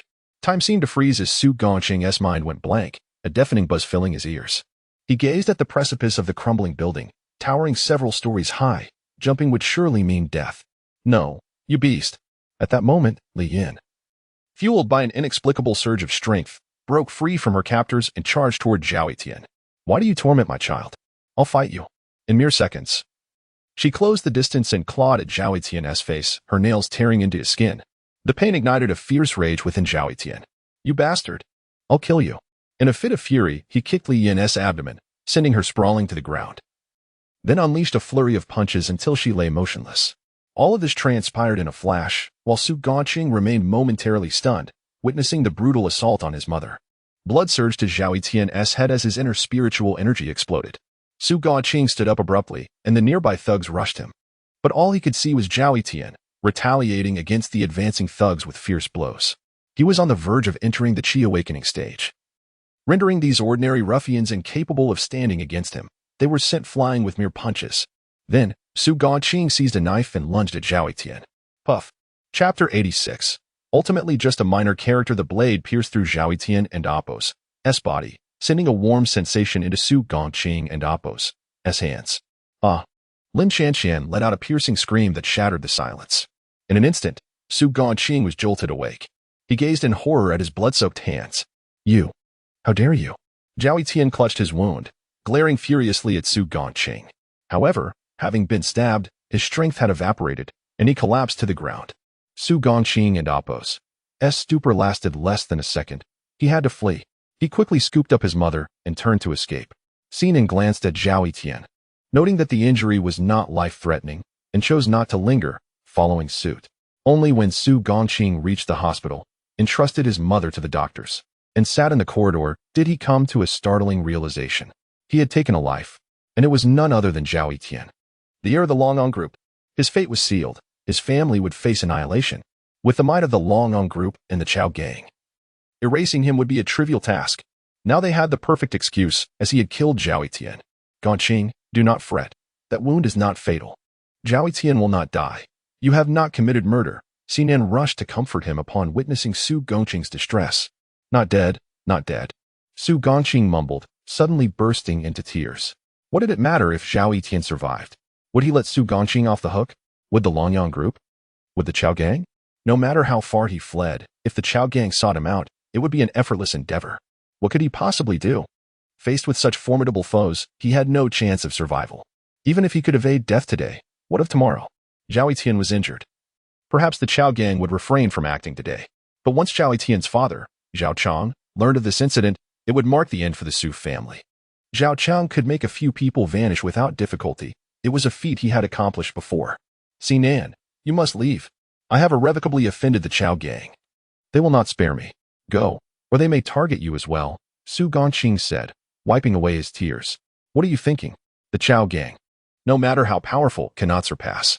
Sinan quickly fell silent, uncertain if it was wise to speak such words to Su Gongqing at that moment. Rest assured. Suja will protect you. The Chao gang cannot harm you, Sinan offered reassurance. Su Gongqing forced a bitter smile. I know Mr. Su is formidable. He must be a spiritual cultivator. Yet the Chao gang's influence is vast and complex. Many within their ranks are undoubtedly stronger than Mr. Su. He cannot single-handedly confront them. Sinan, please convey my gratitude to Mr. Su. I, Su Gongqing, shall owe him a debt of gratitude that I can never repay in this life. In the next, I shall repay him as a loyal servant. You. Sinan shook his head helplessly, not daring to disclose Suja's true identity. And uncertain how to advise him, he took his leave to seek out Suja. Meanwhile, Suja was training the gods and Appos, slaying squad at the military barracks. In a state of disconnection during the training session, Sinan searched everywhere but could not find Suja. Upon returning to the hospital, he found Su Gongqing absent. But Li Yin had awakened. Mr. C. Gongqing. He seems to have gone home. Li Yin exclaimed urgently upon seeing him. What happened? Speak slowly. Sinan urged. Li Yin recounted that she had just awakened to an official call regarding the forced demolition of their home.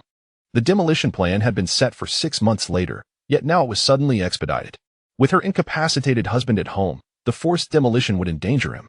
She conveyed this news to Su Gongqing, who immediately returned home. However, she sensed something amiss, as the land had been purchased by the Longon group for development. Having just stabbed Zhao Etienne, the sudden push for demolition seemed suspicious. She implored Sinan to intervene and prevent Su Gongqing from making a rash decision. Upon learning of this, Sinan promptly left the hospital, heading toward Xinhua Road. On the way, he incessantly called Suja. Finally managing to reach him just before arriving at Xinhua Road, he relayed the entire situation in detail. Upon hearing Sinan's account, Suja inwardly lamented the urgency of the matter and hastened his pace. He quickly dialed Li Hentian, instructing him to take a squad from the god-slaying team to the hospital to protect Li Yin. Meanwhile, at Xinhua Road, Su Gongqing stood defiantly before a half-demolished structure, using his body to resist the roaring machines. There are people inside. Why are you demolishing this? He shouted, breathless. He had just arrived to find the building partially destroyed, and his father was nowhere to be seen. He dared not contemplate the possibility that his father might be trapped beneath the wreckage. To his astonishment, his words caused the machines to halt abruptly. The demolition crew then turned and left. Though he did not comprehend this turn of events, Su Gongqing sighed in relief and began to dig frantically, calling out for his father. Silence met his pleas. As he focused on unearthing the ruins, he remained oblivious to the hundreds, if not thousands, gathering around him. When he finally unearthed a piece of his father and Appos' clothing, an acute pain pierced his heart. Ignoring the agony in his hands, he worked with renewed urgency. Soon, his father and Appos' body was revealed, buried beneath the debris, lifeless. Dad! Dad! Su Gongqing cried out, cradling his father in his arms, weeping uncontrollably. In that moment, a multitude of individuals clad in black emerged, surrounding the debris. Who are you? Who is responsible for my father's death? Su Gongqing roared at them, but his words were met with silence. Then, the sound of revving engines echoed as several luxury cars sped toward the ruins, halting before them. Dozens of people dressed in the garb of the Chao gang disembarked, each exuding an immense aura of power, far beyond what he could contend with. As they formed two lines, a middle-aged man stepped forward, his expression frigid as he descended from the vehicle. "You are Su Gongqing?" A chilling voice emerged from the man. "Who are you? Did you kill my father?" Su Gongqing shouted, his eyes ablaze with fury. "I am Zhao Chang, father of Zhao Etian." Upon hearing this, Su Gongqing was momentarily stunned. He had anticipated this moment, but never expected it to arrive so swiftly. Panic surged through him. His mother was still in the hospital. He had to run. Frantically, he reached for his phone to call the inn. "Don't waste your effort. If I intend to deal with you, I will not allow a single member of the Su family to survive." Su Gongqing and Apos' hands fell limply at his sides. Ultimately, he was just a minor character. Chapter 87. The lower-ranked minister in the grand scheme of things, he was merely a minor figure. To these prominent individuals, it would take but a slight flick of their fingers to extinguish his existence effortlessly. At this moment, Su Gongqing rose slowly, wiping away his tears. He had resigned himself to his fate, recognizing that he would not leave this day alive. "I am Su Gongqing. It was I who stabbed Zhao Etian." Upon hearing this, Zhao Chang and Apos' expression darkened further. Although Zhao Etian was not in immediate danger, the wound inflicted upon him would result in a permanent injury. The Zhao family faced extinction. Why? Suppressing his rage, Zhao Chang growled in a hoarse voice. "At first, it was merely because he stole my girlfriend, and in my anger, I struck him. Yet, he had his men beat me into the hospital. If not for a miraculous doctor, I would still be unconscious. It is unjust. But I had no intention of causing trouble for Zhao Etian, knowing that this world is inherently unfair. I relinquished everything, my girlfriend, my job, even my desire to leave this city that has been my cradle and my battleground. I understood that I could not offend your Longyang group or the Chao gang. Was it so wrong for me to want to walk away? But Zhao Etian, he had no intention of letting me go. He kidnapped my mother, threatening that if I did not jump from the building, he would kill her. My mother, who has never harmed anyone, always enduring, always submissive, was pushed to her limits. We merely wished to survive.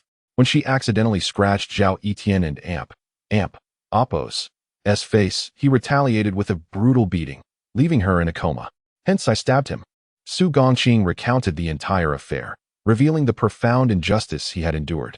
Zhao Etian tormented him mercilessly, a man stripped of everything, merely seeking to exist in this city. Yet Zhao Etian remained oblivious to the fact that those with nothing to lose are the most dangerous. Zhao Chang listened intently.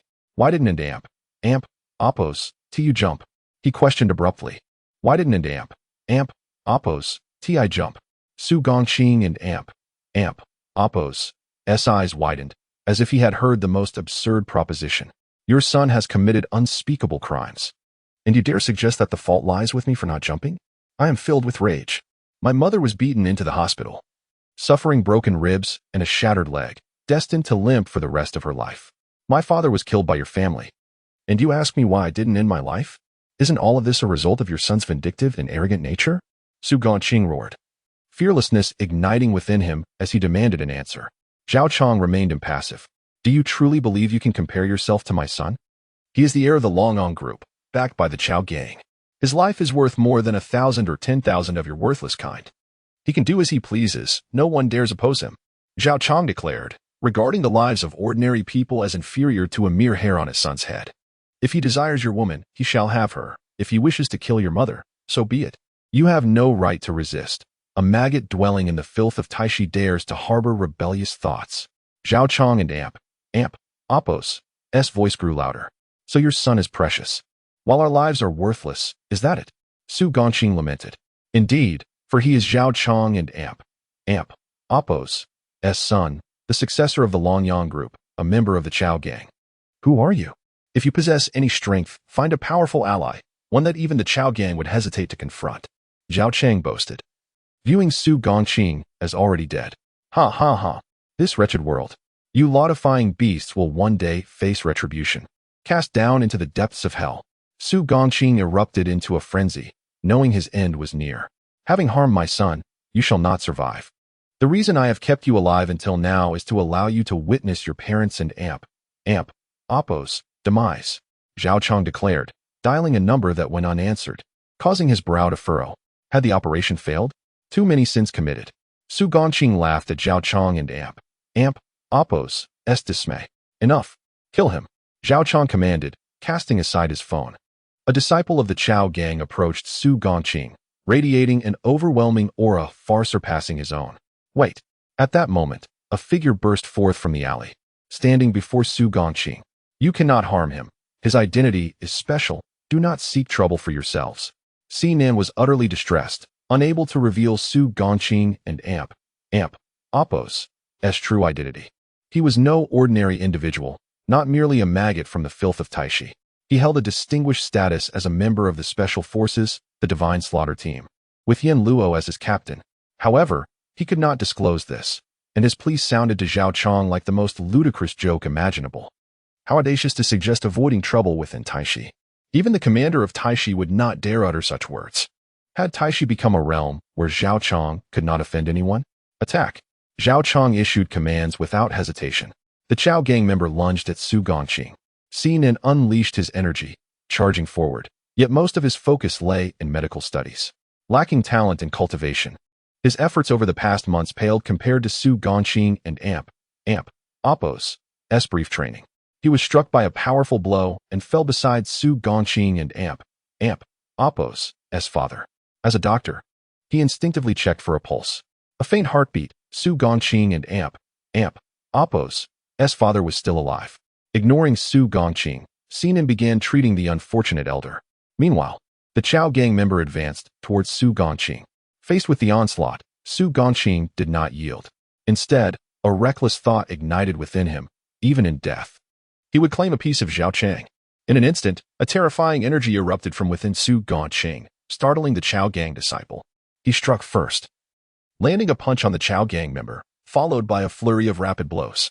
Within mere seconds, the disciple was sent crashing to the ground, incapacitated. From a distance, Zhao Chang and Amp, Oppos' eyes widened in surprise. I never expected you to be a spiritual cultivator. I wondered how you dared. But do not assume that being a spiritual cultivator grants you license to act recklessly. My Chao gang is not lacking in spiritual cultivators. Qinglong, Baihu, eliminate him, Zhao Chong commanded, and two formidable figures emerged from behind him, their presence radiating an aura of dominance. Thus, the stage was set for an inevitable clash between the lower-ranked minister and the forces of the Chao gang. Chapter 88. How did it turn out like this? The two individuals referred to as the Azure Dragon and the White Tiger by Zhao Chong possessed the strength of lower-tier generals. Such prowess, even within the ranks of the Divine Slayers, marked them as exceptionally gifted beings, capable of becoming captains. Yet now, they had become henchmen for the Chao gang, serving as guardians for criminals. How tragic it was. Great enemies approached, divine beings were imminent, and yet the strong among humanity had turned into protectors of wrongdoers. Su Gongqing harbored an immense sense of injustice and fury within, yet had no outlet for his emotions.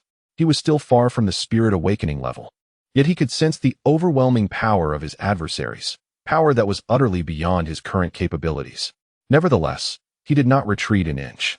A desire for vengeance ignited within him. Even in death, he vowed to take a piece of Zhao Chong with him. With a fierce roar, Su Gongqing charged at the Azure Dragon. However, in an instant, he was sent flying backward, blood spewing from his mouth. His opponent was far too formidable, so much so that he could barely perceive their movements. Crack! Before Su Gongqing could touch the ground, another sharp sound echoed as the Azure Dragon morphed into a shadow, swiftly breaking his arm. The excruciating pain radiating from his right arm made him acutely aware of the world and Oppos' malevolence. Thud. He crashed to the ground, every inch of his skin ablaze with torment. Yet he struggled to rise, his gaze fixated on Zhao Chong. I will kill you, he roared once more, charging at Zhao Chong again. But before he could cover even 10 meters, a punch from the White Tiger sent him flying again, blood spilling from his lips. Su Gongqing felt as though his insides were shattered, pain clinging to him like a relentless curse. Still, he hesitated not a moment longer, slowly and stubbornly standing up once more. Cough, cough. This time, he coughed violently, blood erupting forth. He comprehended the dire state of his body, yet he would not relent. He had nothing left to lose, a nameless individual dwelling at the very bottom of society. Yet he harbored rage, his fury should not be buried. Su Gongqing charged at Zhao Chong yet again. This time, however, he did not even make it 5 meters before being struck down by the White Tiger. Rising was a struggle, and he labored for an eternity before managing to support himself. In the distance, Zhao Chong and his companions observed the scene with impassive expressions. In Zhao Chong's heart, there was no notion of a comeback, no belief in the equality of all men. To him, Su Gongqing had stabbed his son. He must die. And die in the most excruciating manner imaginable. Not only must Su Gongqing perish, but his family must also face the same fate. This was the price for harming Zhao Yitian. In Taishi, no one could harm him. This time, Su Gongqing did not launch an immediate attack, for he recognized the futility of such an endeavor. He still wished to take a piece of Zhao Chong with him. Yet if he continued in this manner, he would never even touch the hem of Zhao Chong and Appo's garment. Thus, he needed a strategy. Quietly, he grasped a handful of gravel and dirt, then slowly rose to his feet. The azure dragon stood to his right, while the white tiger loomed ahead. If he could circumvent the white tiger, he might reach Zhao Chong. Even a single punch could lay Zhao Chong up for 3 months in a hospital bed. Su Gongqing shifted his gaze from Zhao Chong to the white tiger, a middle-aged man who appeared to be around 40, clearly a seasoned fighter, his muscles bulging, arms as thick as tree trunks. The white tiger seemed disinclined to move, suggesting a lack of speed. Su Gongqing tightened his grip, staggering toward the white tiger. As he approached within 2 meters, the white tiger suddenly lunged forward, delivering a punch. Thud! Once again, he was sent flying. But this time, he disowned the white tiger and Appo's strike. Though the white tiger lacked speed, he was brimming with confidence. This was a point to exploit. This time, Su Gongqing rose more swiftly than before, propelled by a surge of fury, charging at the white tiger once again. As he neared, the white tiger launched his attack. Yet, Su Gongqing suddenly darted to the left, flinging the gravel and dirt straight at the white tiger and Appo's eyes. The white tiger, caught off guard, was blinded momentarily, stumbling back with a cry. Seizing this opportunity, Su Gongqing unleashed all his might, racing toward Zhao Chong. The distance between them diminished rapidly. Soon, it would be less than 5 meters. Yet Zhao Chong remained unperturbed, watching him with an expression devoid of emotion, as if gazing upon a lifeless body. Why? Why did he not fear? Was it merely because he was a dispensable pawn? Did these people care so little for the anger of even the most insignificant individuals? I will kill you. Su Gongqing, filled with wrath, lunged at Zhao Chong, mouth agape, intent on taking a piece of him. Yet just as he was within 2 meters of Zhao Chong, a long sword pierced through his shoulder. An inconspicuous figure, who had been standing behind Zhao Chang, moved with blinding speed. The pain in his shoulder was excruciating, but it mattered not. He could no longer advance another step. Su Gongqing dared not raise his hands toward Zhao Chong. Humph, a mere wretch attempting to ambush me? Zhao Chong scoffed coldly. Zhuke, finish him. Yes, the swordsman replied softly, drawing his blade and swinging it from left to right, aiming for Su Gongqing and Appo's neck. At that moment, Su Gongqing and Appo's consciousness began to fade into oblivion. He no longer had the strength to evade. Was this the tragedy of the insignificant? He had never imagined that despite exerting all his strength, he could not even approach Zhao Chong. This was indeed the sorrow of the small and powerless. If there were another life, let it not be as a powerless individual. Suddenly, just as Su Gongqing was on the brink of losing consciousness, a clear, crisp voice rang in his ears, jolting him back to awareness. When he opened his eyes again, he beheld a familiar silhouette. Mr. Su? The newcomer was Suja.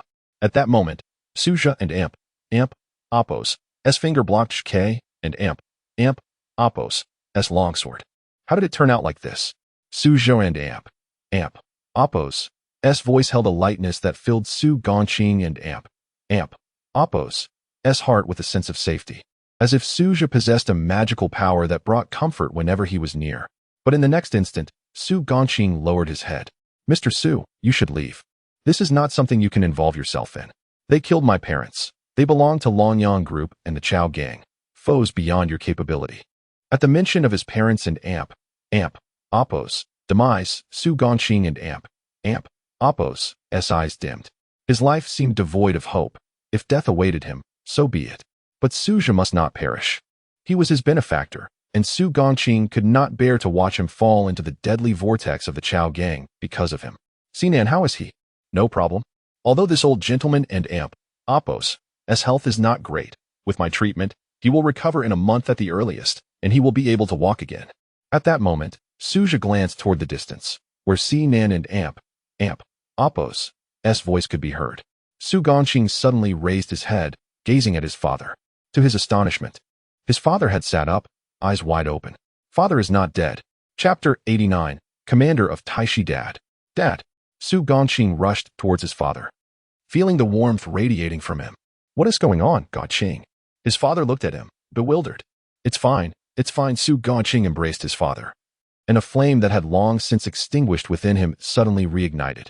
A sharp clang echoed as Suja flicked his finger, snapping the long sword of Zhuge. Instantly, Zhuge recoiled, spreading his arms to shield Zhao Chong. Following this, Suja approached Su Gongqing and dialed a video call. Hello, Commander. We VE rescued the people. There are quite a few practitioners among them. Is everything all right on your end? Team 3 has already dispatched. The voice of Li Huntian came from the other end. Suja handed the phone to Su Gongqing. Your mother is safe too. Don't do anything reckless. Upon seeing his mother's smiling face on the screen, Su Gongqing felt as if he had stepped into paradise, a dreamlike scene he could hardly fathom. Child, rest assured, I'm fine. Just don't act impulsively. Okay, Mom. I won't be reckless, I promise. Su Gongqing nodded vigorously. Mr. Su, thank you so much, truly. Su Gongqing knelt before Suja, about to bow. But Suja swiftly pulled him up. Mr. Su? What is this? Su Gongqing was somewhat perplexed. What? You don't wish to join Mr. Su's team? Hurry and call him Commander. Sinan playfully smacked Su Gongqing and Appo's head, chiding him. Commander? What unit is this? A state-owned enterprise, all expenses covered by the state, with a mission to protect the Great Xia. So, are you in or not? Su, no, Commander. I am willing to join. Su Gongqing nodded emphatically. Excellent. Now, let Appo's deal with this group of pests. Suja cracked his knuckles and turned around. At that moment, Zhao Chong had sensed the formidable strength of this newcomer. Having learned through the video that his men had perished, a sense of impending crisis washed over him. Who are you? I am the board member of Longong Group, the spokesperson for the Chao Gang. This is a private matter between me and him. I hope you do not interfere. And what if I choose to interfere? Suja regarded Xiao Chang with indifference. Interfere? Do you have any idea of the influence Longong Group wields in Taishi? Are you aware of the Chao Gang standing here? And what if I do? Do you think you have the means to oppose me, Zhao Chang? Zhao Chang sneered, waving his hand to issue commands. Qilong, Baihu, Zhike, Xuanwu, eliminate him. In an instant, 4 figures surged towards Suja. Commander, be careful. Su Gongqing cried out in alarm, having experienced their might before. He feared that Suja might not be their match. Do not worry. These insignificant pests are no match for Suja. Sinan reassured him, patting his shoulder. Insignificant pests? Su Gongqing struggled to suppress his shock. But the real astonishment was yet to unfold as Suja made his move. First to charge was Qinglong, a lower-tier general capable of being crushed by a mere finger. Yet, as Qinglong approached Suja, his head was suddenly severed without him even realizing it. Next came Baihu. Despite his slower speed, he was nearest to Suja. However, just as Baihu and Appo's fist was about to connect, his body was inexplicably torn into several pieces. Meanwhile, Suja was leisurely sheathing his sword. Then came Zhuge, swift and relentless. Unfortunately, Zhuge met a similarly grim fate, his head obliterated by Suja's fist. Lastly, Xuanwu, witnessing the gruesome demise of his companions, chose to flee. Yet, he barely took 2 steps before Suja incapacitated him by severing his legs. Following that, Suja pressed Xuanwu and Appo's head down, the sword gently slicing through his neck. Thus, 4 formidable beings met their tragic end in less than 5 seconds, as Suja exhibited a power akin to that of a deity. Arm yourselves, quickly. Zhao Chong reacted instantly, as the men in black drew their weapons. To his astonishment, they were armed with firearms. In the Great Xia, firearms were heavily regulated. Yet these individuals had somehow acquired them. This alone incensed Suja, who yearned to eradicate these scoundrels immediately.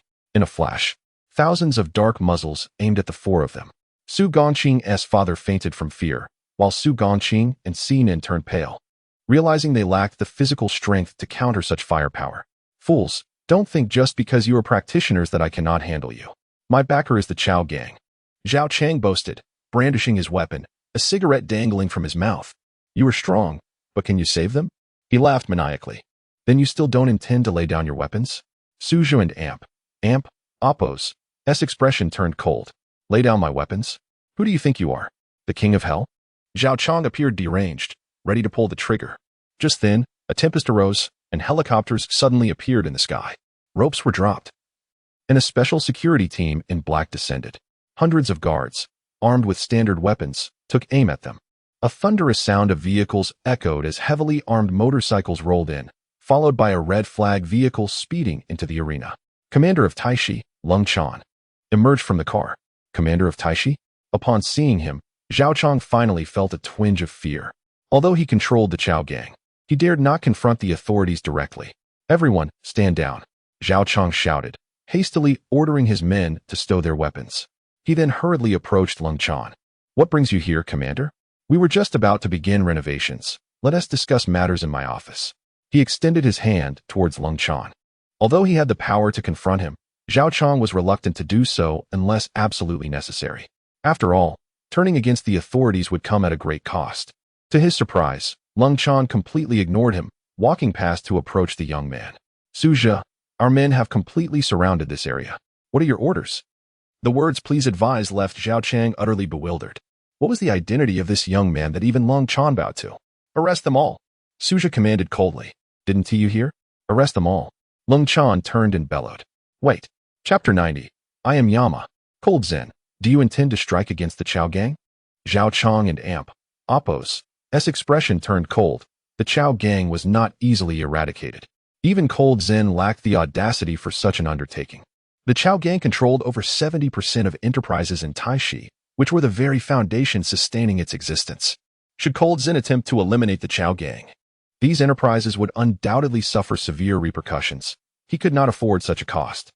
This was also the reason why successive leaders of Taishi had been unable to thoroughly eradicate the Chao gang. That 70% of industry was the Chao gang and Oppo's trump card. Zhao Chong, today marks the day of your destruction. Cold Zen gritted his teeth. Having awaited this moment for far too long, do you wish for utter chaos in Taishi? You should be aware of the vast resources controlled by the Chao gang. Their demise would undoubtedly plunge Taishi into disorder. Zhao Chong barked. Is that so? Taishi is not solely comprised of the Chao gang. At that moment, another voice echoed, and Zhao Chong turned to see. A group clad in archaic martial attire appeared. At the forefront stood Lin Qingping, the venerable ancestor of the Xuanwu sect. The Xuanwu sect, the largest sect in Taishi, possessed formidable strength, with disciples of remarkable prowess and several Kun-ranked warriors.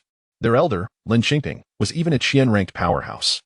Merely bearing such heavy honors allowed the Xuanwu sect to stand tall above Taishi. Nearly all of the enterprises controlled by the Chao gang were shared with the Xuanwu sect. The Chao gang and the Xuanwu sect represented the two superpowers of Taishi, and no one dared to provoke these colossal entities. Moreover, the intertwining interests of these two behemoths ensured they refrained from direct conflict, as the cost would be too great.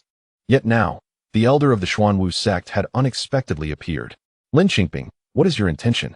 Upon seeing Lin Qingping, Zhao Chong felt a jolt of anxiety. He understood that should the Xuanwu sect align with the leader of Taishi, the Chao gang would be at risk of annihilation.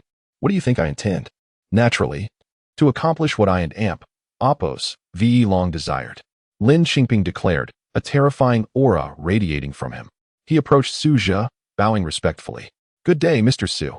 Although Su Gongqing was unfamiliar with the Xuanwu sect, he recognized its status as a superpower in Taishi, even above the Chao gang. He had heard tales of an old man from the Xuanwu sect who had lived to the age of 98, the true decision-maker of the sect. Before him stood that elder, referred to by Zhao Chong as the ancestor, which indicated he was indeed the true puppet master of the Xuanwu sect. However, he never anticipated this figure would treat Suzhou with such courtesy. In truth, this was the second time he had been so astonished. The first time was upon encountering the leader of Taishi. The leader, a person of immense power, the voice of Taishi, wielded military might and held supreme authority. Yet, this individual treated Suzhou with such deference. Indeed, not just courtesy, but respect, akin to that of a subordinate towards a superior. What further instructions could Su Gongqing receive that left him so bewildered? The leader of Taishi sought guidance from Mr. Su. This was utterly surreal. Who are you truly? Su Gongqing stared blankly at Suzhou, a person of similar age. He had become the epicenter of a storm. The leader of Taishi. Zhao Chong of the Chao gang. Lin Qingping of the Xuanwu sect. Any one of these figures could shake Taishi to its core. Yet two of them regarded Su Zhe with such respect. You are unworthy of knowing my identity, Su Zhe replied nonchalantly. And Zhao Chong was forcibly escorted away by the guard. Haha, Elder Lin, we will require your support in the future. The authorities will not forget your contributions. At that moment, the leader of Taishi gestured respectfully toward Lin Qingping, invoking the interests of the martial world. No need for such formalities, leader. We are subjects of the Xia nation and shall naturally abide by its laws. The Xuanwu sect concerns itself little with economic matters. I shall ensure my juniors liaise with you on such affairs. Lin Qingping understood the leader's intent well. Ultimately, the economy must return to the hands of the authorities. He would not dare oppose them, especially as he was now a disciple of Su Zhe, having little need for such matters, thus doing a favor in return. Mr. Su, I thank you. This evening, I will host a celebratory banquet at Ju Feng Lu.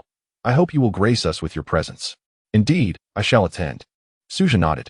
Then I Shan and Amp. Oppose, to disturb you further, Mr. Su. Should you require anything, feel free to contact me directly. I must return to deal with those individuals. Cold Zen said, bowing to Su Zhe before departing with the officials. Mr. Su, I too shall take my leave. The Xuanwu sect shall always remain your most loyal subordinate. Lin Qingping also took his leave. Before long, a group of 60 or 70 young men burst in, all exuding an unparalleled strength. Su Gongqing and Amp, Appo's face paled. Captain, those individuals. They aren't remnants of the Chao gang, are they? I feel they are extraordinarily powerful. Su Gongqing hurriedly pointed at the newcomers and inquired of Su Zhe. Su Zhe chuckled. A bunch of youngsters. Had you arrived a tad later, we would have finished our banquet. Hee, Captain, we figured you would be just fine. A few of the young men sheepishly scratched their heads and approached. Each of the 60 or 70 individuals emanated an aura akin to that of the Qinglong and Baihu. Allow me to introduce you to your teammates. Su Gongqing, member number 3 of the first team of the God-slaying squad. Wow, is this what a first team member looks like? Truly, rather weak. The team members curiously gathered around, only to realize just how exceptionally weak Su Gongqing appeared. Of course, he has only cultivated for 3 days, and I merely opened his meridians. All his progress is his own effort. Su Zhe rolled his eyes at the youngsters who dared to look down on his teammate. 3 days? 3 days to reach Qi awakening level. Captain, you must be jesting. What kind of monstrous talent is required for that? No wonder he is a member of the first team. I have encountered a living genius. The team members and Amp, Appo's eyes widened as they surrounded Su Gongqing. Yet Su Gongqing's mind seemed to halt. Teammate, God-slaying squad, first team, member number 3, Su Gongqing mumbled. Although he seldom paid attention to societal events, he was well aware of what these words represented. Captain, what do you mean? Su Gongqing could hardly believe it. Cautiously asking Su Zhe, you are now member number 3 of the first team of the Xia Nation and Amp, Appo's Special Forces God-slaying squad, Su Gongqing, and I am your captain. Su Zhe said with a smile. The God-slaying squad. Is it the one I'm thinking of? You are my captain. Then you? Could it be that you are? Su Gongqing and Amp, Appo's eyes widened suddenly, staring intently at Su Zhe. Indeed, I am the captain of the first team of the God-slaying squad, Yama. Chapter 91. You must return alive. In this moment, Su Gongqing felt as though his world was about to be upended. Mr. Su was, in fact, Yin Luo, the captain of the divine slaying team and Amp, Appo's first squad, the leader of the highest action group, Yin Luo, the superpower who could annihilate the 9 infants with bare hands, slice through warships with a single strike, sever sea monsters, and slaughter the Gujiao, Yin Luo. Yin Luo stood right before him. Su Gongqing felt a whirl of confusion. He could hardly fathom that this youthful visage belonged to Yin Luo. And yet, inexplicably, he had become a member of the divine slaying team and Amp, Appo's first squad. Designated as the 3rd member, his captain was none other than Yin Luo. Such a notion was beyond his wildest imagination. He was merely an ordinary individual, struggling at the bottom rungs of life. No wonder the captain remained so unfazed in the face of the Chao gang. No wonder the Xuanwu sect and General Taishi held him in such high esteem. He was Yin Luo. That alone sufficed to explain everything. Comrade, you are so fortunate. We truly envy you for being a teammate of Captain Yin Luo. Indeed, the first squad of divine slaying is a dream destination for countless individuals. What is there to envy? You could join the first squad too if you reach the Qi Ling level in 3 days. Envy is futile. It took me half a month to reach Qi Ling level. Heh, I achieved it in 10 days. Su Gongqing had managed to accomplish it in merely 3 days. And through his own efforts. All right, I am utterly useless. In comparison to Su Gongqing, they felt like failures. While his teammates jested and laughed, Su Gongqing remained in a daze. Even after clumsily participating in the celebration banquet, he had yet to fully accept this reality. Captain, are you really Yin Luo? He asked for the 132nd time on the journey home. Yes, I am Yin Luo. No matter how many times you ask, I will always be Yin Luo. Suja replied, somewhat exasperated, as the disparity in Su Gongqing and Appo's identity was indeed vast. Next, he would stay behind to mentor Su Gongqing for a while. After which Su Gongqing would set off for Jinling to rendezvous with Luo Tianji and Yi Huaisu. Currently, his squad had 3 members. And it was time to establish the Dragon Spirit Array, allowing them to enter seclusion. The day the giants descended would be their day of emergence. Within the Dragon Spirit Array, they would engage in battles with illusory beasts, providing them with rapid enhancement. However, although these were merely illusions, they still posed significant dangers. Even more so than facing true monsters. Yet, he had faith in his teammates. In the previous life, these individuals had all emerged safely from the Dragon Spirit Array. Thus, he remained in Taishi for half a month. In that brief span, Su Gongqing and Appo's strength surged, swiftly reaching the mid-stage of Qi Ling. Just a step away from the late stage. It was time to leave Taishi and return to Jinling. Su Gongqing bid farewell to his parents and embarked on his journey to Jinling. He had no concerns for his parents, for the authorities would ensure their protection. Every family member of the Divine Slaying team would receive safeguards from the Xia Kingdom. Upon his return, however, they encountered a slight mishap. Still at the airport, Suja sensed the familiar aura he had detected upon his arrival in Taishi. This fellow again. This guy has far too much patience. Waiting for nearly a month without striking. He was eager to discover the identity of this person, so he left the airport and directly sought out Zhao Tianqua. After a vigorous beating, Zhao Tianqua finally divulged that he had been hired by Xingchen. This somewhat archaic name prompted Suja to reminisce for a moment. Recalling that in his previous life, Xingchen had persistently pursued Lin Qingxian and often sent others to deal with him. Had it not been for Lin Qingxian's protection, he might have been eliminated before even joining the Divine Slaying team. It seemed this time around, Xingchen had not changed his ways, and he would need to address this matter when he returned. As for Zhao Tianqua, who hailed from the Black Gold Assassination Organization, Suja paid him no further heed and released him on the spot. Upon arriving back in Jinling, Su Gongqing felt an unprecedented sense of novelty. As someone who had never left Taishi since birth, everything in Jinling appeared fresh and exhilarating to him. Yet for Suja, returning to familiar ground was fraught with emotional turmoil. Each time he set foot in Jinling, thoughts of Lin Qingxian flooded his mind. Though Lin Qingxian was currently sealed and not in immediate danger, the divine power was exceedingly difficult to eradicate. Either all the deities had to be extinguished, or the ancient gods of the Xia Kingdom had to be revived. Perhaps utilizing the divine power of the Xia Kingdom to expel the divine presence was a possibility. He took a deep breath. In his previous life, he had a teammate who was the deity he had revived. Yet, that deity had never regained their full strength even until death. Otherwise, how could a god capable of piercing the heavens have perished at the hands of merely the ocean god? He escorted Su Gongqing to the Jinling battle zone, where they met with Luo Tianji and Yi Huaisu. The 3 seemed to share a telepathic connection, instantly feeling at ease with one another. The brief 2 days of peaceful moments swiftly passed. On the 3rd day, Suja began arranging formations in the Jinling battle zone to prepare for the Dragon Spirit Array. The Dragon Spirit Array was not particularly challenging. The most crucial aspect was the Dragon Vein, which had now been activated, making the formation even simpler. After a day's work, he completed the Dragon Spirit Array and summoned the 3. Captain, why did you call us so late? Luo Tianji inquired with a grin. Since his fate had changed this time, he had undergone a remarkable transformation, evolving from someone indifferent to the world to an incessant chatterbox, full of life and energy. Today, I have summoned you to enter the Dragon Spirit Array for seclusion training. When the giants descend, it will be your day of emergence. Is the Dragon Spirit Array really necessary? The spiritual energy is so abundant now. Training like this should suffice, right? Yi Huaisu asked curiously. Though her cultivation speed had diminished significantly, she still progressed faster than others. Su Gongqing remained silent. He would do whatever Suja instructed without any objections. I have a premonition that the giant's passage may open earlier than anticipated. We must be fully prepared. Moreover, after the giant scouts arrive, the true giants will follow, and they will be even more formidable. Furthermore, if the giant's passage opens earlier, then the arrival of the true giants and other deities will also be expedited. Our time may not be as ample as it appears. How can this be? Yi Huaisu furrowed her brow. It's merely a feeling. But we must be ready in advance.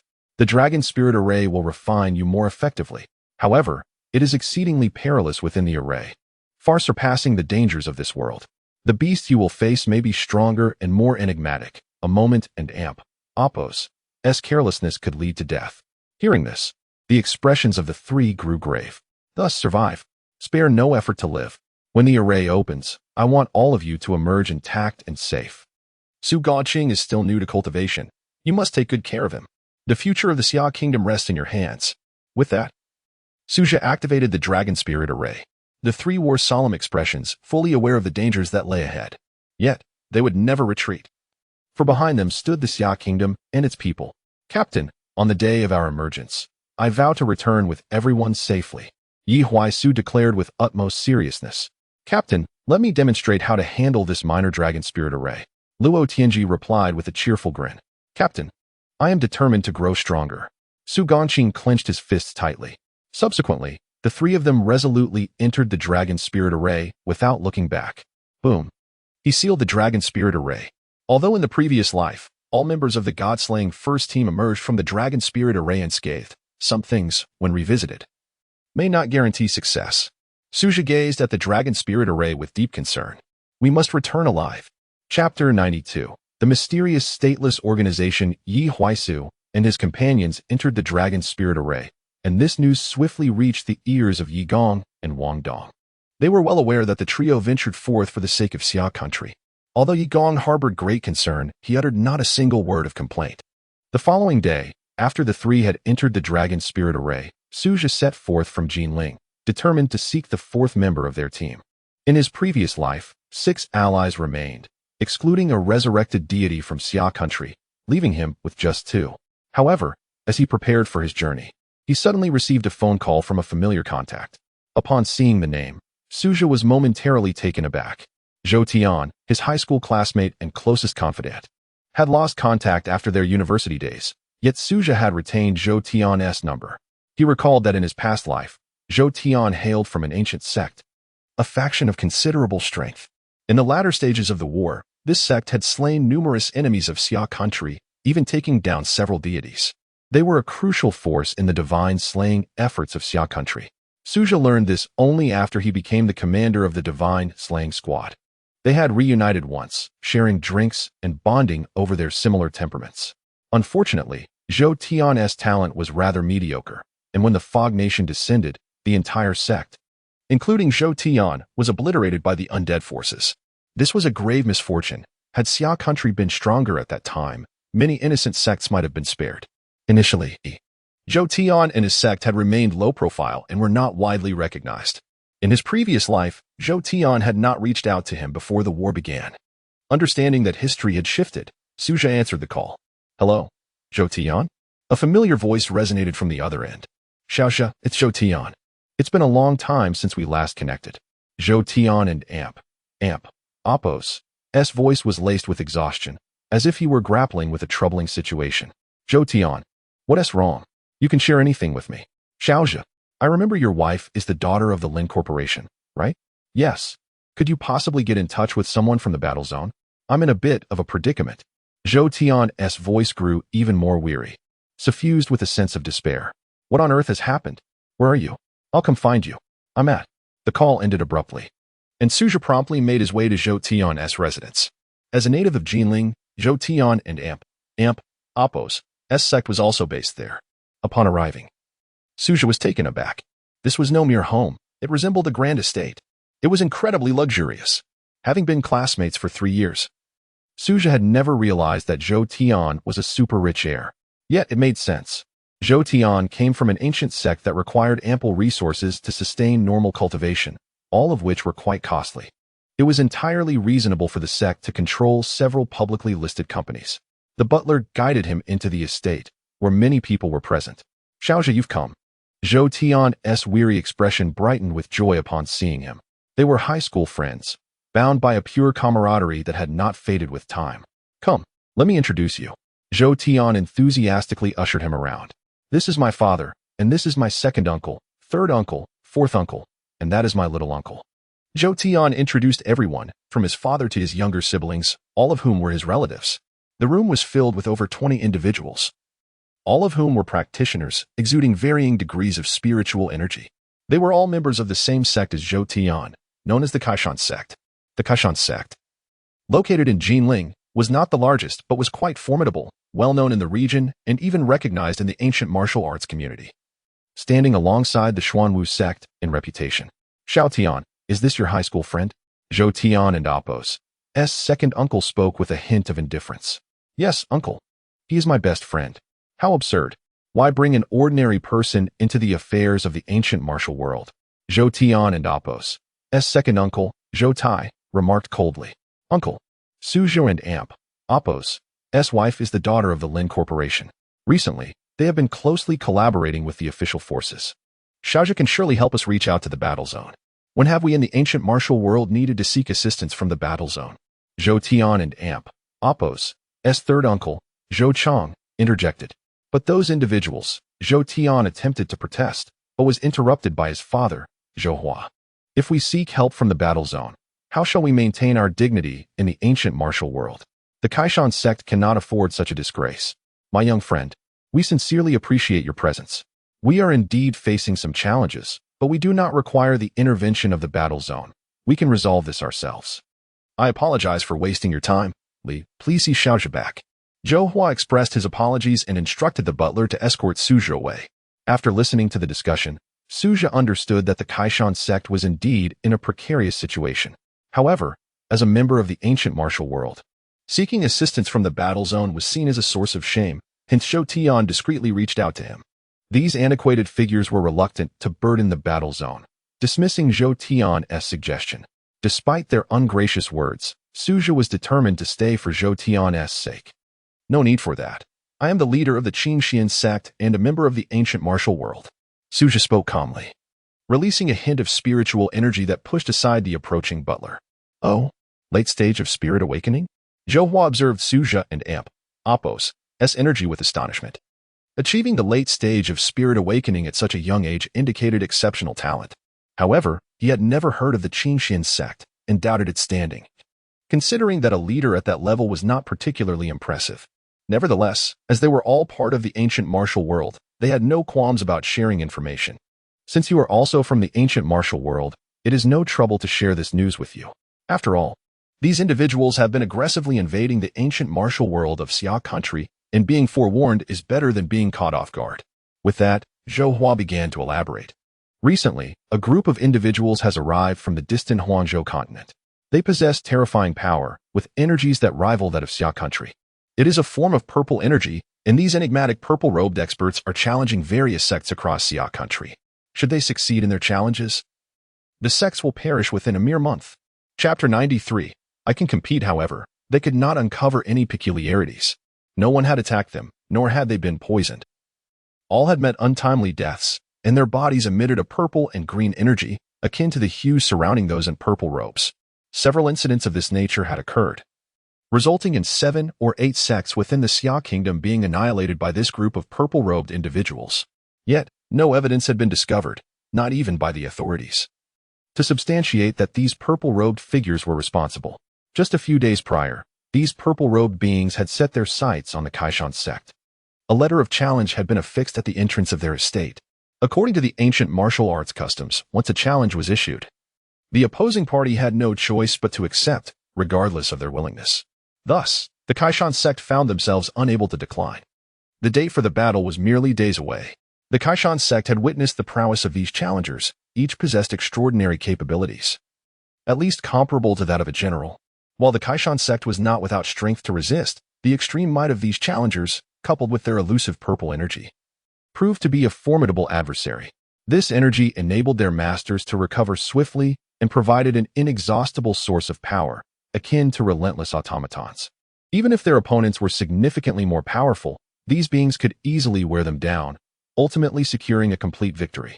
Once victorious, they would depart, leaving behind the sect and Oppos' members to perish within a month. Purple energy? Suja's brow furrowed in contemplation.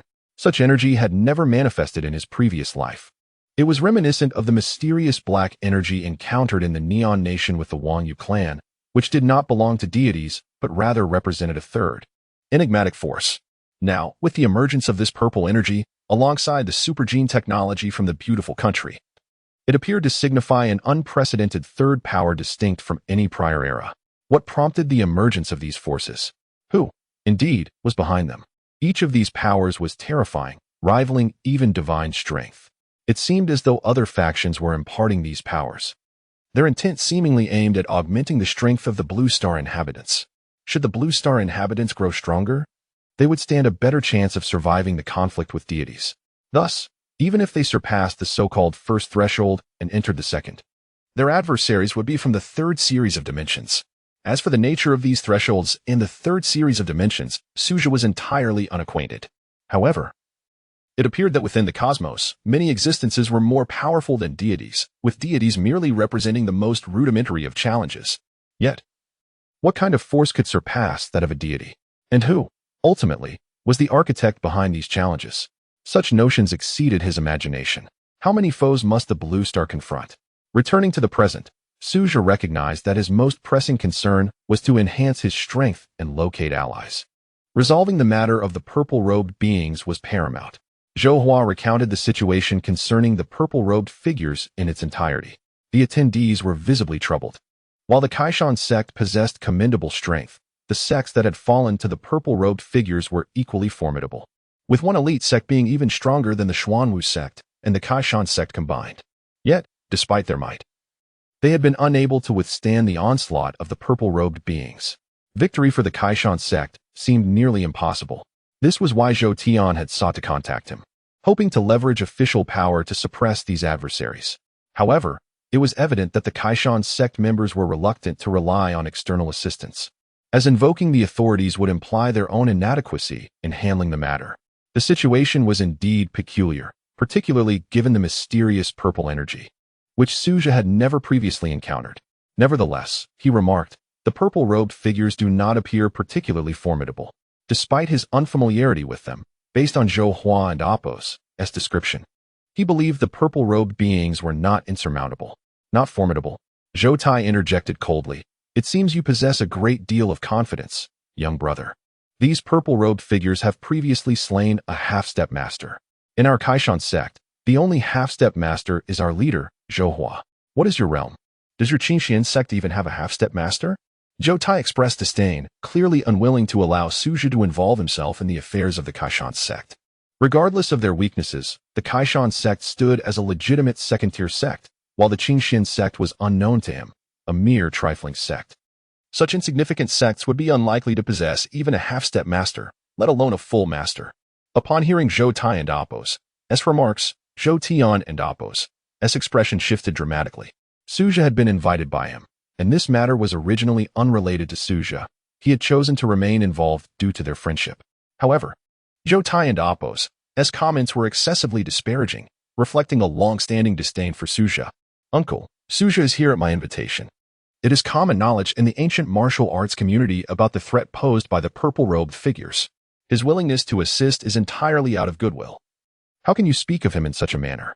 While Zhou Tian typically held great respect for his elders, he could not remain silent in the face of such blatant disrespect toward his close friend. "The Kaishan sect has never sought external assistance. I have yet to address you. If you have the leisure to cultivate, you should spend your time wisely rather than wasting it on such matters. They challenge disciples like you from the third generation." Zhou Tai retorted, his irritation palpable.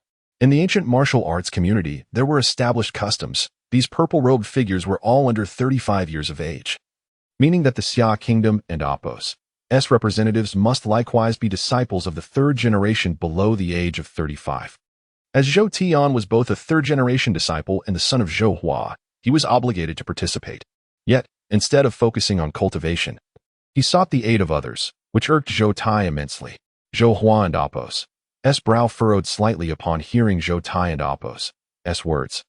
Yet he did not believe Zhou Tian and Oppos' actions warranted approval. so he refrained from intervening. Young friend Su, I am grateful for your willingness to join the Kaishan sect on Zhou Tian and Apos' behalf. However, this matter is of great significance and exceeds the capabilities of your Qinxian sect to contend with. Furthermore, it is exceedingly perilous. A moment and Apos' carelessness could result in the annihilation of the entire sect. I must advise against your involvement. Zhou Tian felt a heavy weight in his heart as he realized even his father did not side with him. If you do not wish to assist, then let it be. Susha, let us depart. He tugged at Susha, intent on leaving. I shall treat you to a feast. We need not involve ourselves with these old geezers. To his surprise, Susha was not inclined to leave. Although the Kaishan sect's elders had spoken harshly, this matter was pertinent to Zhou Tian. Moreover, the elders of the Kaishan sect, while brusque in their speech, had always been unhesitant in their aid during times of crisis in the Xia kingdom. He would not be provoked into anger by a few unkind words. My esteemed colleagues, this matter concerns the ancient martial arts community of our Xia kingdom. If it is not an imposition, I would like to offer myself as a third-generation disciple of the Kaishan sect to participate in this competition.